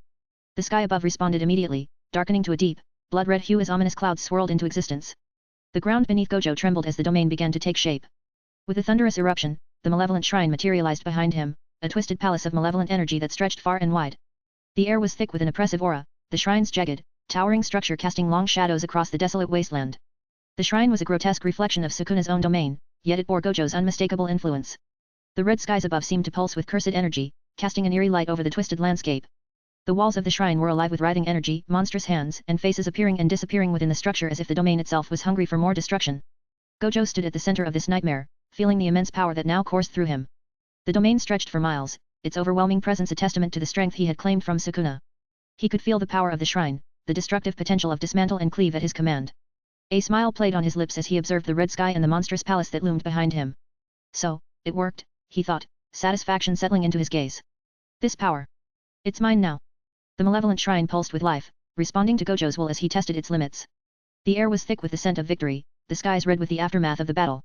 Gojo knew that with this power, he had crossed yet another threshold, but as always, the path ahead was clear. He had won today, and now, with Sukuna's power in his grasp, he was ready for whatever came next. As Gojo stood at the center of the malevolent shrine, relishing the overwhelming power coursing through him, a sudden, unsettling sensation crept across his left cheek. Slowly, a small, grotesque mouth formed, a familiar mocking grin stretched wide, and Sukuna's voice slithered into the open air, dripping with a mix of fury, amusement, and a twisted thrill. It's not yours, brat. It's still mine, Sukuna's voice snarled from the cheek, both annoyed and amused. You really think you can just claim my power like it's some cheap trinket? Bold move, but don't get ahead of yourself. Gojo's expression didn't falter, if anything, his smile widened, a blend of amusement and confidence. He regarded Sukuna's manifestation with a casual glance, not the least bit perturbed by the intrusion. And another thing, Sukuna continued, his tone laced with a dangerous edge yet tinged with genuine excitement, as if savoring the challenge. You owe me, brat. If you're so keen on showing off and claiming my strength, then you'd better be ready. I demand my Monopoly game, the one you've been flaunting in my face this whole time. Let's see if your wins stack up in more than just battle. Gojo chuckled softly, the sound effortlessly cutting through Sukuna's indignation. He tilted his head slightly, making it clear he was entirely unfazed by the King of Curses' presence. Monopoly, hey? You really can't let that go, can you? Guess that's one more reason you're still hanging around.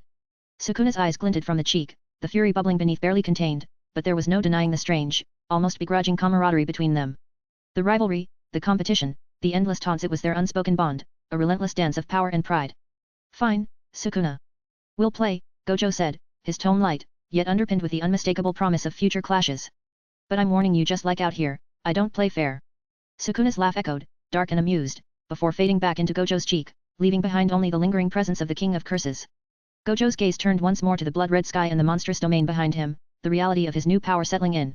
He knew the rivalry with Sukuna was far from over, but for now, he had claimed his victory and, perhaps, a new game to play. In the Queen's chamber at the Senate Rotunda, Captain Panika entered with a sense of urgency, yet his voice held a triumphant note as he addressed Queen Amidala. Your Highness, we have some great news, he announced, careful to maintain the decorum befitting his role. Senator Palpatine has been nominated to succeed Valorum as Supreme Chancellor. Despite the knowledge Gojo had imparted about Palpatine's involvement with the Trade Federation, Panika had not forgotten his duty. He played his part to perfection, hiding his true feelings to keep up appearances. Senator Palpatine stepped forward, his face lighting up with a carefully composed smile. A surprise, to be sure, but a welcome one, he said, his voice filled with feigned modesty. I promise, Your Majesty, if I am. Palpatine's words trailed off, his smile faltering slightly as he noticed the unexpected crowd filling the Queen's chamber. The room was unusually crowded, with faces he hadn't expected to see. Padme, standing tall in her formal attire, Queen Amidala, or rather her decoy Sabe, maintaining her regal posture, Suzunami, Yukinami, and Rika, Gojo's disciples who had taken their places with a calm yet imposing presence, Anakin and his mother Shmi, standing close together, Jedi Knights Padawan Obi-Wan Kenobi and his master Qui-Gon Jinn, and members of the Jedi Council including Mace Windu, Yoda, and Yaddle, all watching intently. Former Chancellor Valorum was also present, adding to the tension that filled the room. Palpatine's eyes flicked over each figure, trying to mask his surprise with diplomatic politeness. His gaze lingered on the Jedi, particularly Yoda and Mace Windu, who stood with an air of authority and silent scrutiny.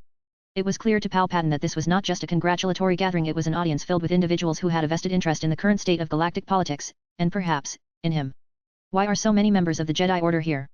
Palpatine queried, his voice still smooth but laced with curiosity and a hint of unease.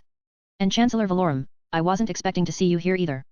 The tension in the room was palpable, each individual playing their part in a silent standoff that felt as though it could shift at any moment. Gojo had certainly left his mark, not just through the direct confrontations, but by setting the stage for this complex and layered encounter. Each person present, knowingly or not, was part of a larger narrative, one that extended far beyond Palpatine's immediate grasp. Queen Amidala, maintaining her regal demeanor, raised a hand to command the room's attention, her voice calm yet firm. Be silent, Senator, she instructed, her gaze sharp as it locked onto Palpatine. This gathering isn't just about your nomination. This moment could either save Naboo or doom Coruscant. At her words, wonder of you materialized beside her, the Stand's presence causing an unsettling ripple through the room. The air thickened as Wonder of You raised its hand, projecting a shimmering screen that hovered above the chamber floor. On it, a vivid display of Gojo and Sukuna's fierce standoff unfolded, the colossal energy and tension of their battle radiating through the projection. The room fell into a hushed silence, all eyes fixated on the screen. The scene was electric. Gojo and Sukuna, two beings of immense power, faced off in a confrontation that transcended mere physical combat. The tension in the Queen's chamber heightened as the projection continued, vividly displaying the intense standoff between Gojo and Sukuna. The colossal forces of cursed energy collided on the screen, creating a visual spectacle that commanded the room's undivided attention. As Sukuna unleashed a barrage of dismantle slashes, the invisible cuts tore through the air, slicing effortlessly through towering buildings and crumbling them to the ground. Valorum, witnessing the display of destruction, couldn't contain his alarm. Is that Sukuna's shrine? He exclaimed, his voice filled with a mixture of dread and disbelief. Suzunami, watching intently, quickly corrected the former chancellor. No, it's just his normal dismantle, Suzunami explained calmly, his eyes not leaving the screen. They're testing each other, feeling out the limits of their power. The twins were unfazed, accustomed to the magnitude of the power on display, having seen Gojo and Sukuna's abilities before. The scene on the screen was a testament to the raw and untamed nature of their confrontation. Gojo's calculated maneuvers and Sukuna's ferocious assaults were a dance of chaos and precision, each move a deliberate test of the other's resolve. As the screen continued to display the battle's ferocity, Sukuna's domain amplification jab pierced through Gojo's defenses, breaking the expected invincibility of his limitless barrier. The room's tension spiked as Yoda, his eyes narrowing in surprise and concern, broke the silence. Gojo's limitless, it is said, halts every harmful thing. Why then, breached it has been. Wonder of You, standing calmly beside Queen Amidala, stepped forward to clarify. What you are witnessing, Master Yoda, is domain amplification, it explained, its voice echoing with an eerie calm. This technique allows Sukuna to temporarily nullify the abilities of any technique it comes into contact with. In this instance, it neutralizes Gojo's limitless barrier just long enough for his strikes to land. The explanation sent a ripple of unease through the room. Suzunami, Yukinami, Padme, and Rika exchanged anxious glances, the gravity of the battle becoming even clearer. They had all seen Gojo in action and knew the immense strength of his limitless, but witnessing its breach stirred a sense of vulnerability they weren't accustomed to associating with him. Padme's eyes were fixed on the screen, her worry apparent as she watched the battle unfold. So, he's not invincible, she murmured, the realization heavy with the weight of Gojo's struggle against such formidable opposition. Rika clenched her fists, her usual composure faltering as she watched Gojo fend off Sukuna's relentless attacks. He'll find a way, she whispered, half to herself and half as reassurance to the others. Sensei always does. Yokonami's voice, though soft, was laced with concern. But at what cost? She asked, her gaze never leaving the screen. The fear that Gojo might be pushed beyond his limits loomed over them all, a stark reminder of the stakes at hand. As the screen continued to display the battle's intense back and forth, the tension in the Queen's chamber seemed to reach its peak. Sukuna's domain amplification jab had breached Gojo's defenses, shattering the illusion of his invincibility. As Wonder of Yu's explanation settled in, a palpable unease gripped everyone watching. However, just as the anxiety began to swell, Obi-Wan's keen eyes picked up a shift in the battle. Look, Obi-Wan exclaimed, pointing to the screen, Gojo's pulling Sukuna through the rubble and the buildings that are falling from the sky. He's dragging him right into the chaos he created. Relief rippled through the room at Obi-Wan's observation. It was a reminder that Gojo's strength wasn't just in his raw power but in his strategic brilliance. Even when his defenses were compromised, he could turn the situation to his advantage. A collective exhale seemed to follow as the Jedi and others realized Gojo was far from beaten. He was adapting, using Sukuna's destruction against him. Then, the scene shifted again as Gojo summoned the Arm of Darkness, its dark, ominous energy radiating across the battlefield. Anakin, who had grown familiar with Gojo's antics but had never seen this particular ability, watched with wide eyes. Looks like Idiot Sensei is going to end it, Anakin said with a mix of awe and youthful certainty. But Tsunami, watching closely, shook his head slightly, his voice breaking through the anticipation. Not yet. The malevolent shrine hasn't been deployed, he pointed out, his expression serious. Sukuna's still holding back his full power. The room's mood shifted once more, from cautious optimism back to a tense anticipation. Those who knew Gojo understood that the battle was far from over, the Arm of Darkness was formidable, but it was not yet the deciding factor. The malevolent shrine loomed like an unspoken threat, a reminder that Sukuna had not yet shown his full hand. As the screen displayed Sukuna raising his hands, forming the Enma seal, everyone in the Queen's chamber braced themselves. The ominous chant echoed, domain expansion, malevolent shrine. Suddenly, the terrifying structure erupted into view, a grotesque palace towering like a colossal fortress, its roof adorned with jagged, spike-like protrusions, and its base surrounded by a horrifying array of skeletal remains and monstrous jaws. The sheer size and malevolence of the shrine dwarfed everything around it, casting an overwhelming shadow that seemed to swallow the battlefield. Yokonami's gasp echoed through the room. Here it comes, the terrifying shrine, she said, her voice laced with dread. Her reaction was mirrored by those around her, even the seasoned Jedi were visibly shaken by the sight. Mace Windu's eyes narrowed as he watched the shrine unfold. This is not like non-lethal domain that Gojo showed, he muttered, sensing the dark power emanating from the structure. It's an abomination, designed purely for destruction. Padme clutched her hands together, her face pale as she observed the monstrosity. How can anyone stand against something like that, she whispered, the fear evident in her voice. Qui-Gon Jinn's expression was grim. It's not just a fortress, it's a manifestation of pure malevolence. The scale of it. It's as if the entire battlefield has been swallowed by evil. Yoda, with his deep insight into the nature of power and the Force, looked on, his brows furrowed in concern. Dark and twisted, this place is a nexus of destruction, it has become. Powerful, dangerous, Sukuna's shrine is. Rika, standing beside Tsunami, couldn't hide her anxiety. It's like the shrine itself is alive, hungering for more. It's not just Sukuna's power we're seeing, it's his will to dominate, to crush everything in his path. Anakin, eyes wide and fists clenched, could feel his heart racing. It's like a nightmare given form, he said, trying to reconcile the sheer scale of the threat his sensei was facing. Can even Gojo sensei handle something like that? Obi-Wan, usually composed, felt a chill run down his spine as he observed the shrine's monstrous appearance. This isn't just a battle of strength. Gojo's up against a force that defies understanding. The malevolent shrine loomed ominously on the screen, its horrifying presence casting a long shadow not just over the battlefield, but over the hearts of all who witnessed it. This was not just a fight between two powerful beings, it was a confrontation with an embodiment of raw, unrelenting malice. As the screen displayed the emergence of Sukuna's malevolent shrine, a collective gasp filled the Queen's chamber. The towering, grotesque structure unfolded with a dark, oppressive aura, its presence swallowing the battlefield. In an instant, everything within a 30-kilometer radius, buildings, roads, and landscapes was reduced to dust under the relentless barrage of dismantle and cleave slashes. The destructive force was not just overwhelming, it was apocalyptic, a level of power that few in the room had ever witnessed. Valorum, his voice trembling, spoke in disbelief. So this is the malevolent shrine that Gojo feared and sought to counter. His statement hung in the air, a grim acknowledgement of the threat that Sukuna posed not just to Gojo, but to everyone who stood in his path. Mace Windu's expression darkened, his jaw clenched as he watched the outskirts of Coruscant being decimated. This isn't just a battle, it's a cataclysm, he said, his tone laced with a mixture of anger and concern. The scale of destruction, it's beyond anything we're prepared to handle. Yoda's eyes were narrowed, his usual calm demeanor shaken as he observed the unprecedented devastation. Powerful, this shrine is, he murmured, his voice tinged with somber realization. Destruction on such a scale. Coruscant, it threatens. Padme's face paled, her eyes wide with horror as she saw the extent of the destruction. If this spreads any further, it could reach the heart of the city, she said, her voice barely above a whisper. We're watching the outskirts vanish before our eyes. Rika's fists tightened at her sides, her gaze fixed on the screen. This isn't just about Gojo anymore, she said, her voice strained. This could endanger everyone on Coruscant if it's not stopped. Obi-Wan, trying to maintain his composure, glanced at Qui-Gon. If Sukuna's domain is allowed to continue, the damage will be catastrophic. This is unlike any power we've ever faced. Qui-Gon nodded grimly. We're witnessing something beyond our understanding. The scale, the intensity, if Gojo doesn't stop this, Coruscant could suffer unimaginable losses. Anakin, who had been silent, clenched his fists, his young face reflecting the gravity of what he was seeing. Sensei has to end this, he said, determination flaring in his eyes. He's the only one who can. Yukinami and Suzunami exchanged a worried glance, both understanding the dire situation. This is why Sensei took the risk, Yukinami said softly. To prevent this kind of destruction from reaching others.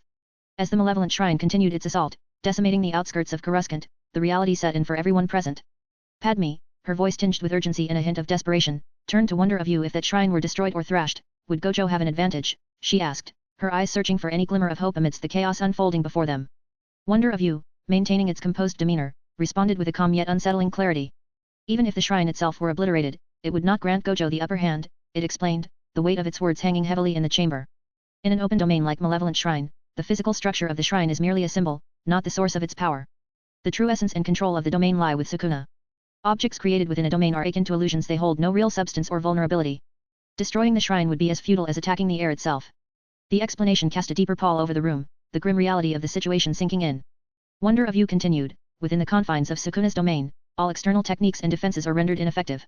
The domain's inherent guarantee of hit nullifies everything, including Gojo's limitless, as long as he remains within Sukuna's control. The shrine is not a weakness to be exploited but a representation of Sukuna's absolute dominion. Suzunami's face tightened, frustration mingling with his concern. So Gojo's usual tactics won't work in there, he muttered, voice low and edged with tension. Sukuna's got him boxed in, not just by power, but by the rules of his domain. Yukinami, absorbing the full weight of Wonder of You's explanation, looked visibly shaken. Even if Gojo could somehow destroy the shrine, it wouldn't end the domain. It's all Sukuna's will manifested. It's like trying to fight against an entire world created by him. Padme's eyes stayed fixed on the screen, her expression reflecting the rising dread as she watched Gojo maneuver within the merciless expanse of Malevolent Shrine. If the shrine isn't the key, then how can he possibly turn this around, she whispered, her voice tinged with the weight of what seemed an insurmountable challenge. Mace Windu, his gaze sharpening with understanding, spoke with a measured gravity. Gojo's fight isn't with the structure, it's with Sukuna himself. The shrine is merely an extension of Sukuna's power. To win, Gojo must directly confront and overcome Sukuna, not just what he creates. The room fell into a heavy silence, the enormity of the battle stakes pressing on everyone present. However, as the screen continued to display the fierce combat, Gojo suddenly activated his curse zone, spatial domination. A faint barrier shimmered around him, and within moments, Suzunami's eyes widened in recognition. A simple domain. Sensei's own version of it. Suzunami shouted, his voice breaking the silence. He's using it to negate the guaranteed hits from Sukuna's domain. Relief washed over him, his face lighting up with hope and pride. Yoda, observing the shimmering barrier, turned his attention to Suzunami. Simple domain, this is? A counter to Sukuna's shrine, how does it work? He inquired, his voice carrying a blend of curiosity and a desire for understanding. Suzunami, recalling his sensei's teachings, quickly explained. A simple domain is a technique that negates the effects of another's domain expansion by creating a neutral space. It's like putting up a wall that cancels out the domain's guaranteed hit effect. Gojo's version, his curse zone, is doing just that, creating a brief moment where Sukuna's attacks can't land automatically. Padme let out a soft sigh of relief, her shoulders relaxing slightly as she glanced at the screen. Thank goodness, she murmured, her voice tinged with hope. Gojo always seems to find a way, even against impossible odds. Rika, still watching the battle intently, nodded in agreement. Sensei never stops surprising us, she said, her usually calm demeanor showing a rare hint of emotion. He's not just relying on raw strength, he's using every trick he has to keep fighting. Yukinami, clutching her hands together tightly, allowed herself a small, hopeful smile. That's Sensei for you, she said softly, her eyes shimmering with a mix of pride and concern. He's always one step ahead, even when it feels like there's no way out. Padme turned to Rika and Yukinami, her expression determined despite the fear still lingering in her eyes. We have to trust him, she said firmly. If anyone can turn this around, it's Gojo. He's never let us down before. Rika placed a reassuring hand on Padme's shoulder, her grip firm. And he won't start now, Rika affirmed, her voice steady. We just have to hold on to that faith and believe in his strength. Yukinami nodded, her smile widening just a bit. Sensei's always been more than just power, he's always been about protecting us, no matter what. Their words, filled with quiet conviction, echoed softly in the chamber, providing a brief but much-needed respite from the overwhelming tension that gripped them all as they continued to watch the unfolding battle. Obi-Wan and Qui-Gon exchanged impressed looks, a new respect for Gojo's resourcefulness shining in their eyes. There's a counter to such overwhelming power, Obi-Wan mused aloud, still absorbing the implications. It's a brilliant tactic, he's not just relying on brute strength but on strategic mastery. Mace Windu nodded in agreement, though his expression remained serious. He's buying himself time, but it's not a permanent solution. A temporary counter like that only lasts as long as the user can maintain it. Suzunomi's initial relief was tempered as he continued to watch the screen, noticing the subtle fluctuations in Gojo's barrier. The shimmering edges of the cursed zone were thinning, cracking under the relentless pressure of Sukuna's malevolent shrine. It's breaking, Suzunami muttered, his earlier excitement giving way to concern. The simple domain can't hold out forever. It's just a stalling tactic. The room's atmosphere shifted once more, the sense of urgency returning. Everyone present understood that while Gojo had managed to counter Sukuna's overwhelming offensive, it was only a temporary reprieve. The battle was far from over. Suddenly, on the screen, Gojo unleashed Zantetsuken blinding steel. The blade struck the core of Sukuna's shrine, causing the domain to waver and falter. Padme, watching intently, couldn't contain her confusion and concern. Didn't you say that destroying the shrine wouldn't solve anything? She asked. Wonder of you, her voice sharp with urgency. You said Sukuna himself was the key. Wonder of you appeared momentarily perplexed, its usually composed demeanor showing a rare flicker of uncertainty. Indeed, that was the understanding, it admitted, its voice carrying a tone of grudging admiration. But it seems Gojo has once again defied conventional expectations. He always finds a solution, no matter how improbable. As they watched, Sukuna's expression on the screen shifted from controlled malice to something resembling desperation. Before the shrine could fully dissipate, he restructured it, twisting it into an incomplete and far more grotesque form. The newly manifested domain loomed behind Sukuna, an abomination of jagged, uneven lines, with monstrous hands clawing out from its core as if the very domain itself sought to ensnare everything within its grasp. This was no longer just a calculated deployment of power, it was a raw, unrefined surge of Sukuna's unrelenting will, born out of necessity and desperation. Mace Windu's eyes narrowed as he observed Sukuna's frantic reconstruction of the domain. He's losing control, Windu said, his voice grave. This isn't a calculated move, it's desperation. Yoda, his brow furrowing deeply, added, desperate, Sukuna has become. Dangerous, even more so. Cornered, he feels. Obi-Wan exchanged a look with Qui-Gon, his concern evident. Sukuna's pushing himself beyond reason. This isn't just a fight for dominance anymore, it's about survival. He's panicking. Rika's eyes were locked onto the screen, her expression hardening. He's like a wild beast backed into a corner, she observed. Unpredictable and even more dangerous. This is where Gojo has to be the most careful. Padme, her face pale with tension, watched as Sukuna's incomplete domain writhed violently on the screen. He's unraveling, she said softly, her voice a mixture of fear and fascination. Gojo's pushed him to his breaking point. Anakin, gripping the edge of his seat, couldn't tear his eyes away from the battle. Gojo's got him, he said with a fierce, determined look. But Sensei needs to finish this quickly. Suzunomi's earlier concern returned in full force. This is Sukuna at his most dangerous. He's got nothing left to lose. The room collectively braced as they watched the unpredictable, volatile transformation of Sukuna's domain. They knew that while Gojo had the upper hand for the moment, the battle's outcome was still far from certain.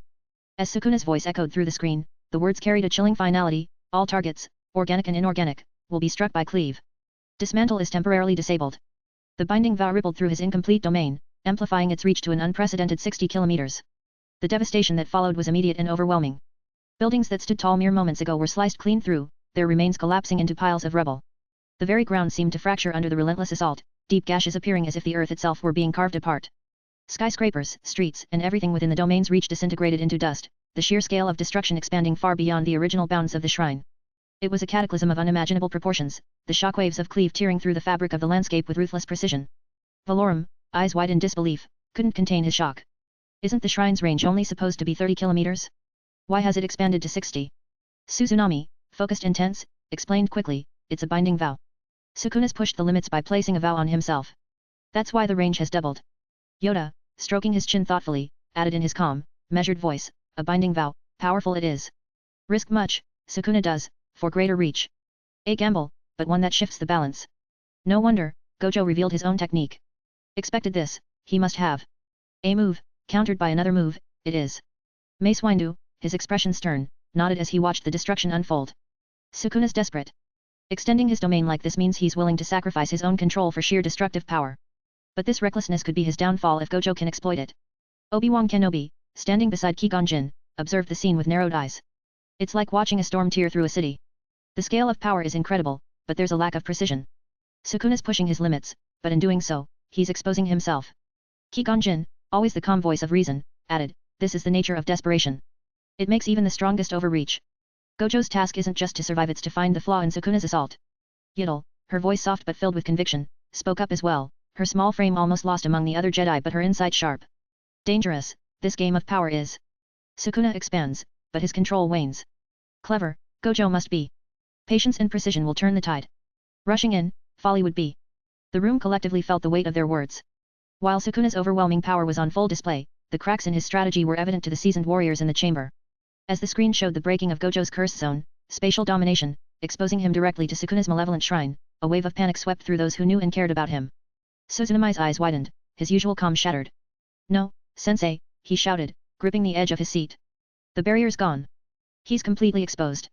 Yukinami, clutching her brother's arm, whispered fearfully, "He's in danger. He can't take those hits without his defenses.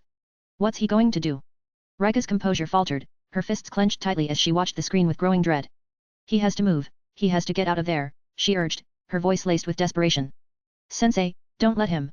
Anakin's young face was a mask of shock, his breath hitching as he saw Gojo vulnerable for the first time. "Idiot sensei, he can't block that. He has to do something." Padme, eyes locked on the screen, felt her heart drop. "Gojo, please," she whispered, unable to hide her concern. "He can't fall now." As the relentless barrage of cleave slashes from the malevolent shrine closed in on Gojo, the room held its collective breath, the sheer magnitude of the threat sinking in. The attacks, ready to tear through anything in their path, suddenly halted mid-air. An oppressive stillness blanketed the battlefield on the screen, and the chaos that had filled the air froze as if captured in time. Gojo slowly raised his right arm, covered in an eerie darkness, and on the back of his hand, an eye opened cold, unblinking, and radiating an ancient presence. The same darkness seemed to pour from his hand, extending outward, creating a void where even Sukuna's devastating slashes hung motionless. Everyone in the room stared in stunned silence, trying to comprehend what had just happened. Suzunami's panic was replaced by confusion and awe. What is that?" he murmured, unable to tear his eyes away. "That's not like anything Sensei's used before." Yukinami, her fear momentarily eclipsed by astonishment, whispered, "He stopped everything, but how? What did he just do?" Rika's eyes darted between the frozen slashes and the darkness enveloping Gojo's arm. "It's like he's taken control of the entire battlefield," she said, her voice tinged with both relief and disbelief. "But this... I've never seen anything like it." Anakin's face lit up with a mixture of amazement and renewed hope. "He did it. Idiot Sensei's done it again. He's got a new trick up his sleeve." Padme, still processing the sight, let out a shaky breath, her worry tempered by cautious optimism. He's found a way," she murmured, her voice filled with awe. "He always does." As the room buzzed with reactions, Yoda's keen gaze remained fixed on the screen. His expression was one of deep contemplation as he studied the eye on Gojo's hand, and the mysterious stillness it had created. "Curious, this new ability is," Yoda said, his voice low and thoughtful. "A connection, perhaps, between the eye on his hand and the three-pupil eye. One purpose, they may serve." Mace Windu nodded, acknowledging Yoda's observation. "Gojo's powers are evolving, adapting to the threat he faces. But this is more than just adaptation, it's like he's wielding a completely different force." Obi-Wan, still piecing together what he'd seen, added, "Whatever it is, it's not just a defensive move. It's a counter to Sukuna's overwhelming force. Gojo isn't just surviving, he's turning the tide." Qui-Gon glanced at Yoda, sharing the Jedi Master's intrigue. "A new layer of strategy, perhaps. Gojo's not just fighting Sukuna, he's finding the gaps in his overwhelming strength." Yiddle, her eyes bright with curiosity, nodded in agreement. "Adaptation and evolution. Gojo wields what he must. A mystery, it is, but effective nonetheless." As Gojo continued to stand firm, his new ability holding Sukuna's devastating attacks at bay, the room watched with a renewed sense of hope. While the true nature of Gojo's power remained an enigma, one thing was clear, he was not done yet. As the screen shifted, the image of Sukuna's neck gripped firmly in Gojo's hand appeared so abruptly that it felt almost unreal, as if the scene had skipped ahead in time.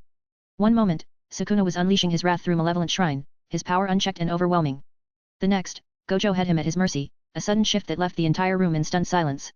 To the onlookers, it was as if Gojo had seized Sukuna's neck suddenly, and in a sense, he had. The three-pupil eye of the Almighty had bent the future to Gojo's will, making the improbable not just possible, but inevitable. Yoda, who had been quietly observing the scene with deep contemplation, finally spoke up.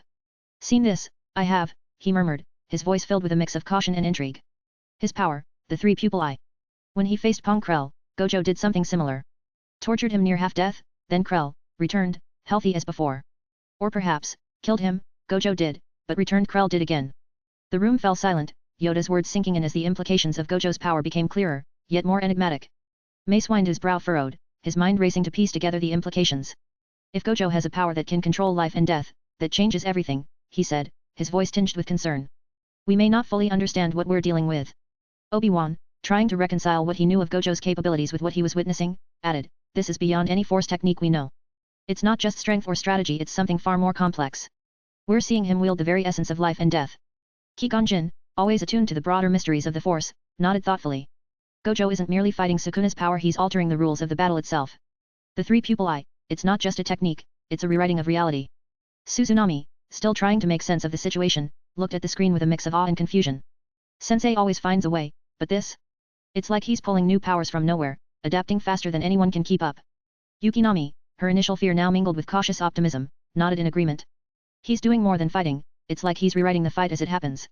But what kind of power lets you do that? Padme, her relief tempered by the gravity of what Yoda had revealed, whispered, he's not just surviving. He's in control. But if this power is as dangerous as it seems, what does that mean for all of us? Rika, watching intently, echoed Padme's concern. Sensei's pushing beyond anything we've seen. But with power like this, there's always a cost. We just don't know what it is yet. Anakin, his eyes wide with a mixture of admiration and disbelief, clenched his fists. Idiot Sensei, he's more than just strong. He's something else entirely. But if Yoda's right, how far can he push before it all falls apart?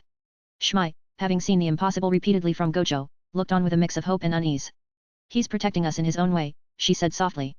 But what kind of burden must that be, to hold so much power and responsibility? I just hope it doesn't break him. Queen Amidala, in her guise as Sabe, maintained her composure but couldn't hide the concern in her eyes. Gojo's strength is remarkable, she said, addressing the group. But every action has consequences, and this, whatever it is, could have ramifications far beyond what we're seeing now. In the corner of the room, Palpatine watched with a calm, calculating expression, his eyes flickering with a mixture of intrigue and ambition as he observed the escalation of the battle. The extension of Sukuna's shrine from 30 to 60 kilometers was a display of power so vast and unprecedented that it demanded his full attention. Palpatine's gaze sharpened, his mind turning over the implications of such a feat. I've not seen power like this in this generation, Palpatine mused quietly, almost to himself. To create a range so vast, using some kind of binding vow that extends the reach of his influence. Sukuna has tapped into an unknown energy that defies conventional limits. Such sheer force of will, to manipulate reality in such a manner, it's extraordinary. His eyes then shifted to Gojo, noting the sudden reversal in the fight. Gojo's right hand, enveloped in darkness with the ominous eye on its back, had effortlessly halted Sukuna's overwhelming assault. Palpatine's interest deepened, his gaze narrowing as he tried to discern the nature of Gojo's power. And then there's Gojo Satoru, Palpatine continued, his tone filled with a mixture of admiration and calculation. That right hand, a simple gesture, yet it freezes attacks in mid-air. This isn't just defense, it's absolute control. To nullify such catastrophic force with ease fascinating. An unknown energy that rewrites the rules of engagement as they unfold. If Sukuna represents raw, unrestrained might, then Gojo embodies precision and dominance, a counterbalance that challenges even the strongest of foes. Palpatine's thoughts turned inward, already contemplating the potential uses of such abilities. To harness the might of Sukuna, or the reality-warping precision of Gojo. Such power could reshape the galaxy itself, bending it to his will in ways the Force alone could not. This Gojo Satoru, truly a force to be reckoned with, Palpatine murmured, his voice barely audible over the murmurs of the others. This unknown energy could redefine the fabric of this conflict. If he can bend reality to his will, what else might he be capable of? A slow, calculating smile crept across Palpatine's face. The possibilities were endless, and as he continued to watch, his mind was already weaving new plots and schemes, envisioning a future where power like Gojo's and Sukuna's could be manipulated, harnessed, and perhaps even dominated. Meanwhile, on the screen, the image shifted to Gojo, his right hand raised and shrouded in darkness. The eye on the back of his hand glowed ominously as Sukuna was drawn into the void, consumed by the enveloping shadows. The display was nothing short of horrifying, a testament to Gojo's unpredictable and seemingly limitless power. Mace Windu's face tightened with a mixture of awe and unease. Master Yoda, he began, his voice heavy with concern. I do not doubt that Gojo is attuned to the Force in some unique way, but each time he faces danger or brushes against death, he grows stronger yet not with the dark side of the Force, but something, darker. Like a black hole, consuming everything around it. Yoda, leaning on his cane, looked contemplative, his brows furrowing as he pondered Mace's words. Shrouded in mystery, Gojo's path is, Yoda responded thoughtfully. Not the dark side, but darker still, perhaps it is. Uncharted, this power is. Careful, we must be. Qui-Gon Jinn, his expression marked by genuine concern, added, Gojo is a good man at heart, driven by a desire to protect. But in his pursuit of strength, he may be pushing himself too far. Such power, it comes at a cost. One that may be too great for even him to bear. Obi-Wan, watching the screen intently, nodded in agreement with his master. Gojo's resilience and adaptability are unparalleled, but what worries me is the strain this takes on his very being. Every time he pushes further, he treads into more dangerous, unknown territory. Yiddle, her voice soft yet firm, echoed the sentiments of the others. A force unlike any we know, Gojo wields. The balance, he risks. Consume or be consumed, the path may become. Dangerous, the line he walks. Suzunami clenched his fists, his eyes fixed on the screen, reflecting a mix of admiration and fear for his sensei. Sensei always finds a way to win, but, this is different. He's not just fighting, he's, devouring. This power, it's not like anything he's ever shown us. Yukinami, standing close to her brother, nodded with evident worry. Sensei's power is amazing, but it's like watching him walk through fire. I don't want him to burn out trying to protect us. Rika, her eyes filled with concern, watched Gojo's every move. He's gone beyond anything we thought possible, but I can't shake the feeling that this is taking a toll on him more than he's willing to admit. He's carrying all this weight, and I fear it's too much. Padme, gripping her hands tightly together, stared at the screen with a mix of hope and dread. Gojo is our ally, and he's saved us more times than I can count. But seeing him like this, I can't help but worry. What will be left of him after all this is over? Shmi Skywalker, her maternal instincts stirred by the sight of Gojo's struggle, murmured softly, he's done so much, taken so much on himself. I just pray that he finds a way back from whatever darkness he's facing. We've all seen what power can do to good men. Queen Amidala, standing beside Padme, maintained her composure but her eyes betrayed her concern. Gojo has shown extraordinary strength, but this, it's like he's battling more than just his enemies. He's battling something within himself. I hope he knows that he doesn't have to bear this burden alone. As Gojo's darkened hand consumed Sukuna on the screen, the room fell silent, each person wrestling with their own thoughts. The power on display was awe-inspiring, but it was also a stark reminder of the peril that came with such immense abilities. As the screen suddenly went dark, cutting off the battle's live feed, an uneasy murmur spread through the Queen's chamber. Padme, visibly alarmed by the sudden disruption, turned sharply to wonder of you what happened? Why did the screen go black? She demanded, her voice filled with urgency. Wonder of you, maintaining its calm demeanor despite the unexpected interruption, responded with a hint of confusion. Something has blocked my connection with Master Satoru, it said, its tone resonating with a controlled unease. This is not merely a technical interference. It's as though a force is actively severing our link. The statement sent a fresh wave of anxiety through the room. Suzunami and Yukinami exchanged worried looks, their earlier fears resurfacing with a vengeance. What could possibly cut off Wonder of You's connection? Suzunami wondered aloud, his voice tense. Sensei wouldn't just drop contact like this. Yukinami's hands trembled slightly as she clutched her brother's arm. He's never lost control like this before, she whispered. If something's powerful enough to block Wonder of You, then, what's happening to him out there? Rika, trying to maintain her composure, nodded in agreement. This isn't like Sensei. Whatever's happening, it's serious. We have to figure out a way to help him. Anakin, visibly shaken, clenched his fists in frustration. Sensei's in trouble. We can't just sit here and do nothing. Padme's expression hardened, her determination flaring as she turned back to Wonder of You. We need answers, and we need them now, she said firmly. What can we do to re-establish contact? Is there anything we can do from here? Wonder of You hesitated for a moment, its usually unwavering confidence shaken by the unexpected severance. This obstruction feels deliberate, it admitted. As if a greater power is intentionally isolating Master Satoru. To reconnect, we would need to counteract whatever is blocking the link, but without knowing the source. Mace Windu's gaze sharpened as he considered the implications. If something or someone is cutting off Gojo, it's likely tied to the forces at play in this battle. We need to be prepared for the possibility that Sukuna or another entity is taking steps to gain the upper hand. Yoda's expression darkened, his ears twitching as he pondered the situation. Darker forces at work, there are. Beyond the sight of even Gojo and his stand. A veil, this interference could be.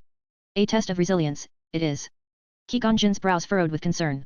Gojo's path has always been one of great trials. This may be yet another obstacle he must overcome alone.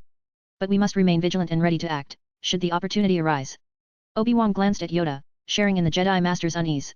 We've seen Gojo face impossible odds before and come out on top, but this feels different. If someone's actively trying to sever his connection, it's not just a battle for control, it's a battle for his very being. Yiddle nodded in agreement, her small frame radiating quiet determination. Unified, we must be. In purpose and support. If the battle takes Gojo beyond our reach, then steady we must hold. A guiding light, our resolve will be.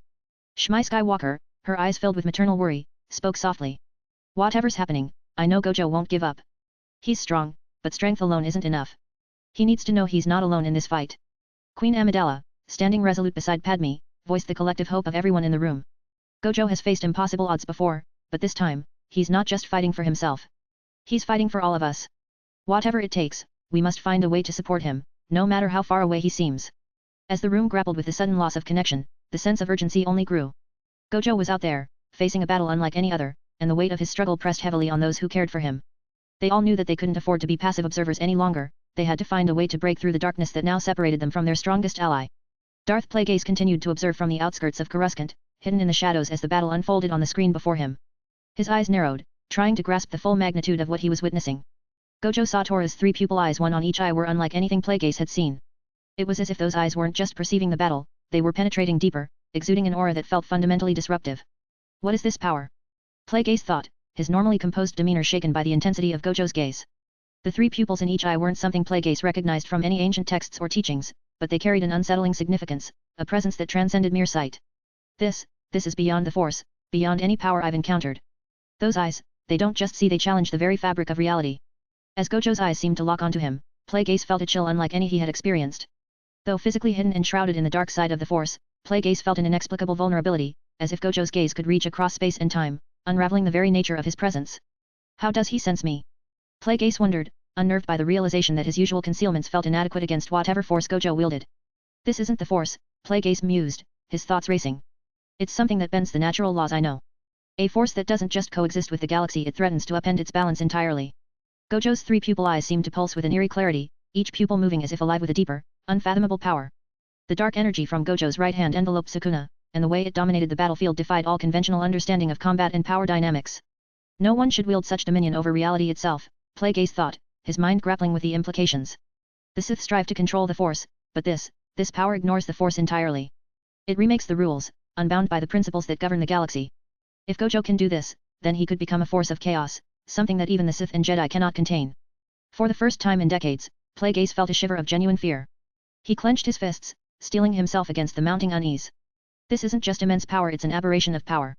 Gojo Satoru is not merely a threat to any one faction, he is a threat to the equilibrium of the entire galaxy. He could disrupt everything I've worked to control. Plague Ace continued to watch, his mind spinning with the implications of Gojo's power. He didn't know exactly what those eyes could do, whether they saw into the future, the past, or something else entirely, but he could feel the looming potential for devastation. If I cannot find a way to counteract this, Gojo will unravel the balance of power that I've so meticulously constructed. Everything the Sith, the Jedi, the galaxy itself could be thrown into chaos. Plague Ace felt his confidence waver, an unfamiliar and unsettling sensation for a Sith of his mastery. I need to learn more about this power. If Gojo Satoru can bend reality, then he must be understood or neutralized. Because if left unchecked, no one, not the most powerful Sith, nor the wisest Jedi, will be able to stand against him. Though Plague Ace didn't know the specifics of Gojo's three pupil eyes, he sensed an overwhelming potential that could shatter the balance he sought to manipulate, making Gojo not just an opponent but a cosmic disruptor. Gojo stood on the outskirts of Coruscant, his gaze still intense as he scanned the ruined landscape. The power of his three pupil eyes allowed him to perceive not just the present but every potential future that could unfold. As he surveyed the battlefield, a flicker of irritation crossed his mind. He could sense it, someone watching, probing, lurking in the shadows. He turned slightly, directing his vision towards where Darth Plague Ace was hiding, his presence cloaked in darkness and the Force. Gojo's lips curled into a smirk, his voice cutting through the stillness like a knife. Quit being a peeping Tom, weakling, he called out, his tone dripping with disdain. He knew exactly who it was. The Force may have shrouded Plague Ace from others, but to Gojo, it was as clear as day. I'll deal with you later, Gojo muttered to himself, dismissing Plague Ace's presence for the moment. As the tension of the battlefield momentarily subsided, Gojo allowed himself a brief pause to consider his next move. The almighty ability granted him the power to rewrite futures, making the impossible not just feasible but inevitable. Yet, as powerful as the almighty was, revealing it openly could draw even more dangerous attention. He needed to cover a plausible lie that could conceal the true extent of his capabilities. Kyoka Suijutsu, Gojo thought, a sly grin spreading across his face. An ability that manipulates perception, convincing everyone that what they see is reality even if it's not. If I can pass off the almighty as Kyoka Suijutsu, they'll think it's all an illusion, not true reality manipulation. No one will suspect that I'm bending time and fate itself. The thought was almost amusing. The power of Kyoka Suijutsu, a hypnotic ability that places its victims under perfect, unbreakable illusions, was a power many feared, but it was still bound by the limits of the mind. Gojo knew that the Almighty transcended that. It wasn't just about altering perceptions but changing the very course of existence itself. Yeah, that could work, Gojo mused, his confidence returning. Let them believe it's Kyoka Suijutsu. It's still terrifying enough to keep them on edge, but it keeps the real trump card hidden. As long as they believe they're seeing through an illusion, they'll never realize they're trapped in reality itself. Gojo's eyes flickered back to the horizon, his senses still tuned to the presence of Plague Ace in the distance. He's watching. Good. Let him see what I want him to see. Let him think he's figured me out. With his plan set, Gojo turned his attention back to the task at hand, his smirk widening as he prepared to dive back into the fray. Gojo's thoughts shifted, weighing the idea of another potential bluff. The Almighty was a trump card he couldn't afford to fully expose, but even if the Kyoka Suijutsu lie served as a perfect misdirection, there was still the matter of Mimi Heiji, the right hand of the Soul King. Unlike Kyoka Suijutsu, which played with perception, Mimi Hagi's power lay in enforcing absolute stillness, halting movement and progression entirely. The challenge was making it sound convincing without revealing too much. Mimi Heiji, the right hand of the Soul King. A power that commands stagnation, stopping anything in its tracks. It's real, but they don't need to know exactly how it works. I'll let them believe it's another defensive trick, something they can wrap their heads around, like a barrier or a shield. Just another layer of protection, not the force that can freeze existence itself. Gojo nodded to himself, the outline of the ruse taking shape in his mind. He knew he could weave just enough truth into the story to make it believable while keeping its most terrifying aspects concealed. If I call it a defensive technique, something like an advanced form of limitless that halts attacks before they reach me, they'll buy it. They've already seen me use barriers and domains, they'll see this as an extension of that, not the total cessation of all movement and change. Yeah, That'll do. I'll call it Mimi Heiji, but they'll never understand that it's more than just a shield. Gojo's smirk returned, satisfied with his plan. He would let the legends build around the name, let them believe they'd figured him out, while he kept the true nature of Mimi Heiji in his pocket for when it was truly needed. Let them think it's all just another trick in the bag. They'll never know I'm holding the entire game in my hand, he thought, the confidence of his deception bolstering his resolve. With the truth safely hidden behind carefully crafted lies, Gojo felt ready to take on whatever challenge lay ahead, his mind already plotting how to best employ the tools at his disposal. For now, they can believe what they want. As long as they don't see the real danger coming, I'm one step ahead, Gojo concluded, turning his full attention back to the battlefield, his three pupil eyes gleaming with the promise of inevitable victory. As Gojo vanished in a swirl of dark liquid, thousands of eerie, watchful eyes blinked around the void where he once stood. The screen in the Queen's chamber abruptly cut off, leaving everyone in the room in stunned silence. The abruptness of it all sent a jolt of panic through the room. Qui-Gon Jinn, his face creased with urgency, immediately turned to the others. We need a ship. We have to get to him now. But before they could act, the doors to the Queen's chamber swung open with a dramatic crash, and Gojo Satoru stepped through, his presence commanding immediate attention. The room, which had been thick with tension and fear moments before, now buzzed with a mix of shock and confusion. This wasn't the usual carefree, smirking Gojo who often teleported in and out of situations with ease, there was a weight to him now, an air of something darker and more formidable. Gojo scanned the room, his three pupil eyes gleaming ominously as they settled on the group before him.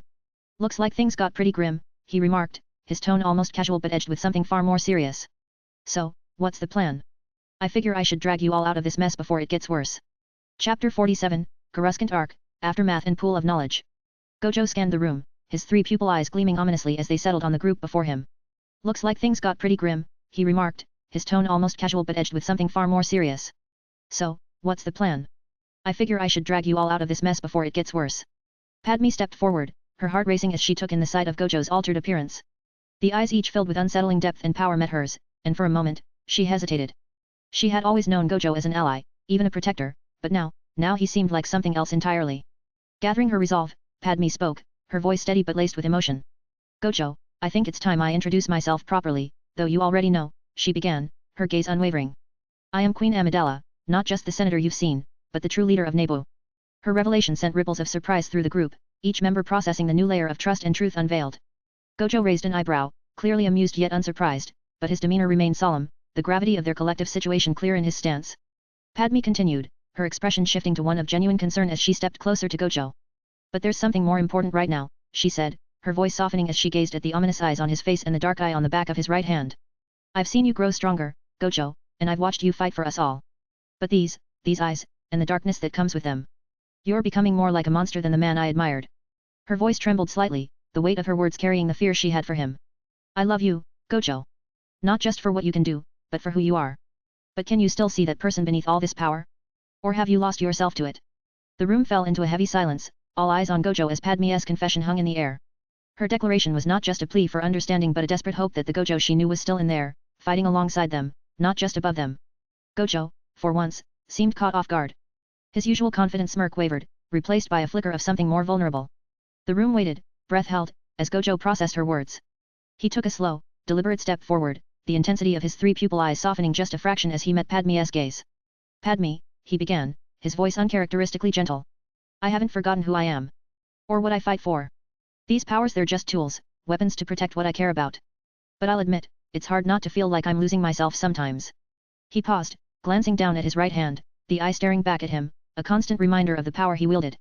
I'm still me, Gojo said, lifting his gaze back to her. I'm still here. And as long as I have people like you reminding me of that, I think I can keep the darkness at bay. Padme nodded, tears glistening in her eyes as she reached out, placing a hand on his cheek. Then don't let go, Gojo. Don't let this power take away who you are. Gojo nodded, a rare, sincere smile crossing his face as he covered her hand with his own. I won't. Not as long as you're here to keep me grounded. Gojo held Padme's hand for a moment longer, the warmth of the connection grounding him amidst the swirling uncertainties of his newfound powers. His eyes, still bearing the unsettling three pupils, softened as he looked at her, the brief flicker of vulnerability transforming into something more playful. With a sly grin, Gojo leaned in slightly, his voice dropping to a teasing whisper, well, my little princess, I guess it's up to you to keep me in check. Padme's eyes widened in surprise at the playful nickname, her cheeks flushing with a mix of embarrassment and amusement. She hadn't expected Gojo to pivot so quickly from the gravity of their exchange to this familiar, almost flirty demeanor. Despite the heavy atmosphere, she couldn't help but laugh, a light, melodic sound that cut through the tension in the room. Really, Gojo, she said, trying to maintain her composure despite the smile tugging at her lips. You can't go 5 minutes without turning things into a joke, can you? Gojo chuckled, his smirk widening as he leaned back, clearly enjoying her reaction. Gotta keep things interesting, right? Besides, he added, giving her a quick wink, it's hard to be too serious when I've got you around. Your worried face is too cute to ignore. Padme rolled her eyes, though the smile on her face remained, her earlier fears momentarily eased by Gojo's lightheartedness. Well, you're impossible, she said, shaking her head but unable to hide the warmth in her gaze. But I guess that's part of your charm. Gojo gave a mock bow, his grin unyielding. Glad to be of service, Your Highness. The room, though still heavy with the weight of their situation, seemed to breathe easier for a moment. Gojo's teasing and Padme's laughter served as a small reminder that amidst the battles and the burdens of power, there was still room for light, human connection. The others watched, some with amused smiles, others with subtle nods of approval, as they saw a glimpse of the man beneath the formidable powers Gojo wielded, a man who, despite everything, still knew how to find joy in the little moments. The room, still reeling from the series of revelations and the raw emotion laid bare before them, found a brief respite in the unspoken understanding that, despite everything, Gojo was still on their side. As Palpatine's hollow communicator beeped, his thoughts turned sharp and frustrated, though his outward expression remained impeccably composed. Plague Ace, what now? He thought bitterly, recognizing the urgency in the Sith Lord's summons. The Trade Federation's coup, the clumsy revelation of Sith influence, all of this mess falls on me. Another of his tests, no doubt, to see if I can pull us from the brink of exposure. I have to fix this. He glanced at the hollow communicator again, feeling the weight of his master's impatience even from afar. Plague Ace is slipping, growing reckless in his old age. And yet, his demands are as relentless as ever. Always pushing, always testing. As if I don't already walk a tightrope every day, balancing my public facade as a senator with our grander, hidden schemes. And now this so close to the brink of discovery. The frustration churned beneath his polished exterior, but he knew better than to let it show. This is not a request, Palpatine reminded himself, his irritation masked by the calm detachment that he had mastered over the years. Ignore it, and I'll face more than just his wrath. I have to play the dutiful apprentice, for now. No matter how tired I am of his senility, of cleaning up after him. Today, that balance teeters closer to exposure than ever before. Clearing his throat, Palpatine effortlessly slipped back into his role, the mask of the composed and courteous senator firmly in place. I apologize, everyone, he said, his voice smooth and unflinching. It appears I have received an urgent message that requires my immediate attention. Please, continue without me. With a courteous nod, Palpatine excused himself from the chamber, his exit as graceful and unassuming as always. As Palpatine exited the chamber, maintaining his calm and collected facade, Gojo watched him go, a sly grin creeping onto his face. He couldn't resist making a quip as the door closed behind the senator. Well, if I had an Oscar to give, Palpatine would have won it by now, Gojo said, his voice laced with sarcasm. Greatest actor in the entire galaxy, what a performance. The group exchanged uneasy glances, still processing the layers of deception they were navigating. Qui-Gon, however, focused on Gojo, his expression filled with genuine concern. Gojo, are you all right? If you're exhausted from your fight with Sukuna, maybe you should. Gojo raised a hand, cutting Qui-Gon off with a dismissive wave. I'm fine, he said, though a playful glimmer danced in his eyes as his thoughts drifted back to his earlier confrontation with Plague Ace. I just bullied his master and mocked him in his face, he thought to himself, amused by the memory of making the Sith Lord squirm. But no need to get into that now. Out loud, he continued, nah, don't worry about it. No matter what happens, I'll always find a way to bounce back. Before he could say more, Rika and Yukinami hesitated for a moment before stepping forward, their eyes red from crying. Like Padme, they were deeply concerned about their sensei, not just his physical well-being, but the changes they'd seen in him, especially with the ominous presence of the three pupil eyes and the dark eye on the back of his right hand. Yukinami spoke first, her voice small and trembling. Sensei, it's not just about you fighting and winning. We've watched you grow stronger, but, those eyes, and that thing on your hand. She gestured nervously to Gojo's right hand, her gaze fixed on the unsettling eye that blinked back at them. They're not like anything we've ever seen before. They're changing you, aren't they? Rika nodded, stepping closer, her expression a mix of fear and determination. We're scared, Sensei, she confessed, her voice breaking slightly. Not just of what you're facing out there, but of what's happening to you. These powers, they're not like your other abilities. They feel darker, more dangerous. Like they're trying to take over. Gojo looked at his disciples, their concern mirroring Padme's earlier words. For a brief moment, the weight of their worries pressed against his usually light-hearted nature. He sighed, running a hand through his hair, the playful glint in his eyes dimming as he considered their fears. Rika, Yukinami, Gojo began, his voice softer, more serious than usual. I get it. These eyes, this hand, they're not exactly comforting to look at. And yet, they're different from anything I've dealt with before. But they're still mine. I'm the one in control here, not the other way around. He offered them a reassuring smile, though the weight of their concerns lingered in his eyes. Look, I'm not gonna lie and say I've got all this figured out. These powers come with their own risks, and I won't pretend they don't mess with me sometimes. But you've seen what we're up against. I need every edge I can get to protect all of you. Rika shook her head, her tears flowing again. But Sensei, it's not just about having an edge. We don't want you to lose yourself. We've seen you laugh, joke, even be an idiot, but we've also seen how far you'll go for those you care about. We don't want that part of you to disappear. Yukinami added, her voice a soft plea, we're afraid that one day those eyes and that hand will change you into someone we don't recognize. Someone who isn't our sensei anymore. Gojo's smirk softened, replaced by a rare expression of vulnerability. He pulled both Reka and Yukinami closer, letting them feel the warmth of his presence. Hey, you two, he said, his voice gentle but firm. No matter what changes, or what powers I gain, I'm still Gojo Satoru. Your sensei, the guy who's too stubborn to quit and too reckless to fall. As long as you're with me, I promise I won't let these powers turn me into something I'm not. He gave them a light, teasing squeeze. Besides, who else is gonna put up with my idiocy if not you two? You keep me grounded, just like Padme and the others. As long as you remind me of who I am, I'll be fine. So don't worry too much, alright? Rika and Yukinami exchanged a tearful but relieved smile, their fears not completely gone but eased by Gojo's reassurance. They clung to him a moment longer, comforted by the presence of their sensei, who despite his growing powers, still showed the same warmth they had always known. Gojo then turned to Yiddle, his gaze shifting as he prepared to fulfill his earlier promise. Alright, Yiddle, time to fulfill my promise and answer your question, Gojo said, his eyes glinting with a mix of mischief and sincerity. You're probably wondering how I seem to know so much about all of you, even before we officially met. Yiddle nodded, curiosity sparking in her ancient eyes. Gojo took a step back, folding his arms with a casual ease that belied the weight of what he was about to say. Let me ask you something, have any of you ever heard of the pool of knowledge? The room fell silent as Gojo's question hung in the air, each person glancing at the other, confusion and curiosity evident on their faces. The Jedi, in particular, exchanged uncertain looks, this was not a concept widely known even among their ranks. Mace Windu was the first to respond, his expression one of skepticism. The pool of knowledge? I've never heard of such a thing, he admitted, crossing his arms as he regarded Gojo with a wary eye. What exactly are you talking about? Gojo smirked, enjoying the rare moment of having the upper hand in a room full of seasoned warriors and leaders. The pool of knowledge is said to be an ancient source of insight, he explained, leaning casually against a nearby pillar. A place that reveals glimpses of the past, present, and possible futures. It's not exactly common knowledge, even among the most learned. Yoda, his eyes narrowing thoughtfully, tilted his head slightly. A legend, this is, or truth? Know of it, I do not, he confessed, his curiosity piqued. A secret, perhaps, to those beyond our order's reach. Gojo nodded, meeting Yoda's gaze.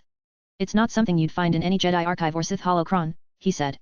But it's real enough. I've had the chance to drink from it, so to speak. I drank some of it during our training.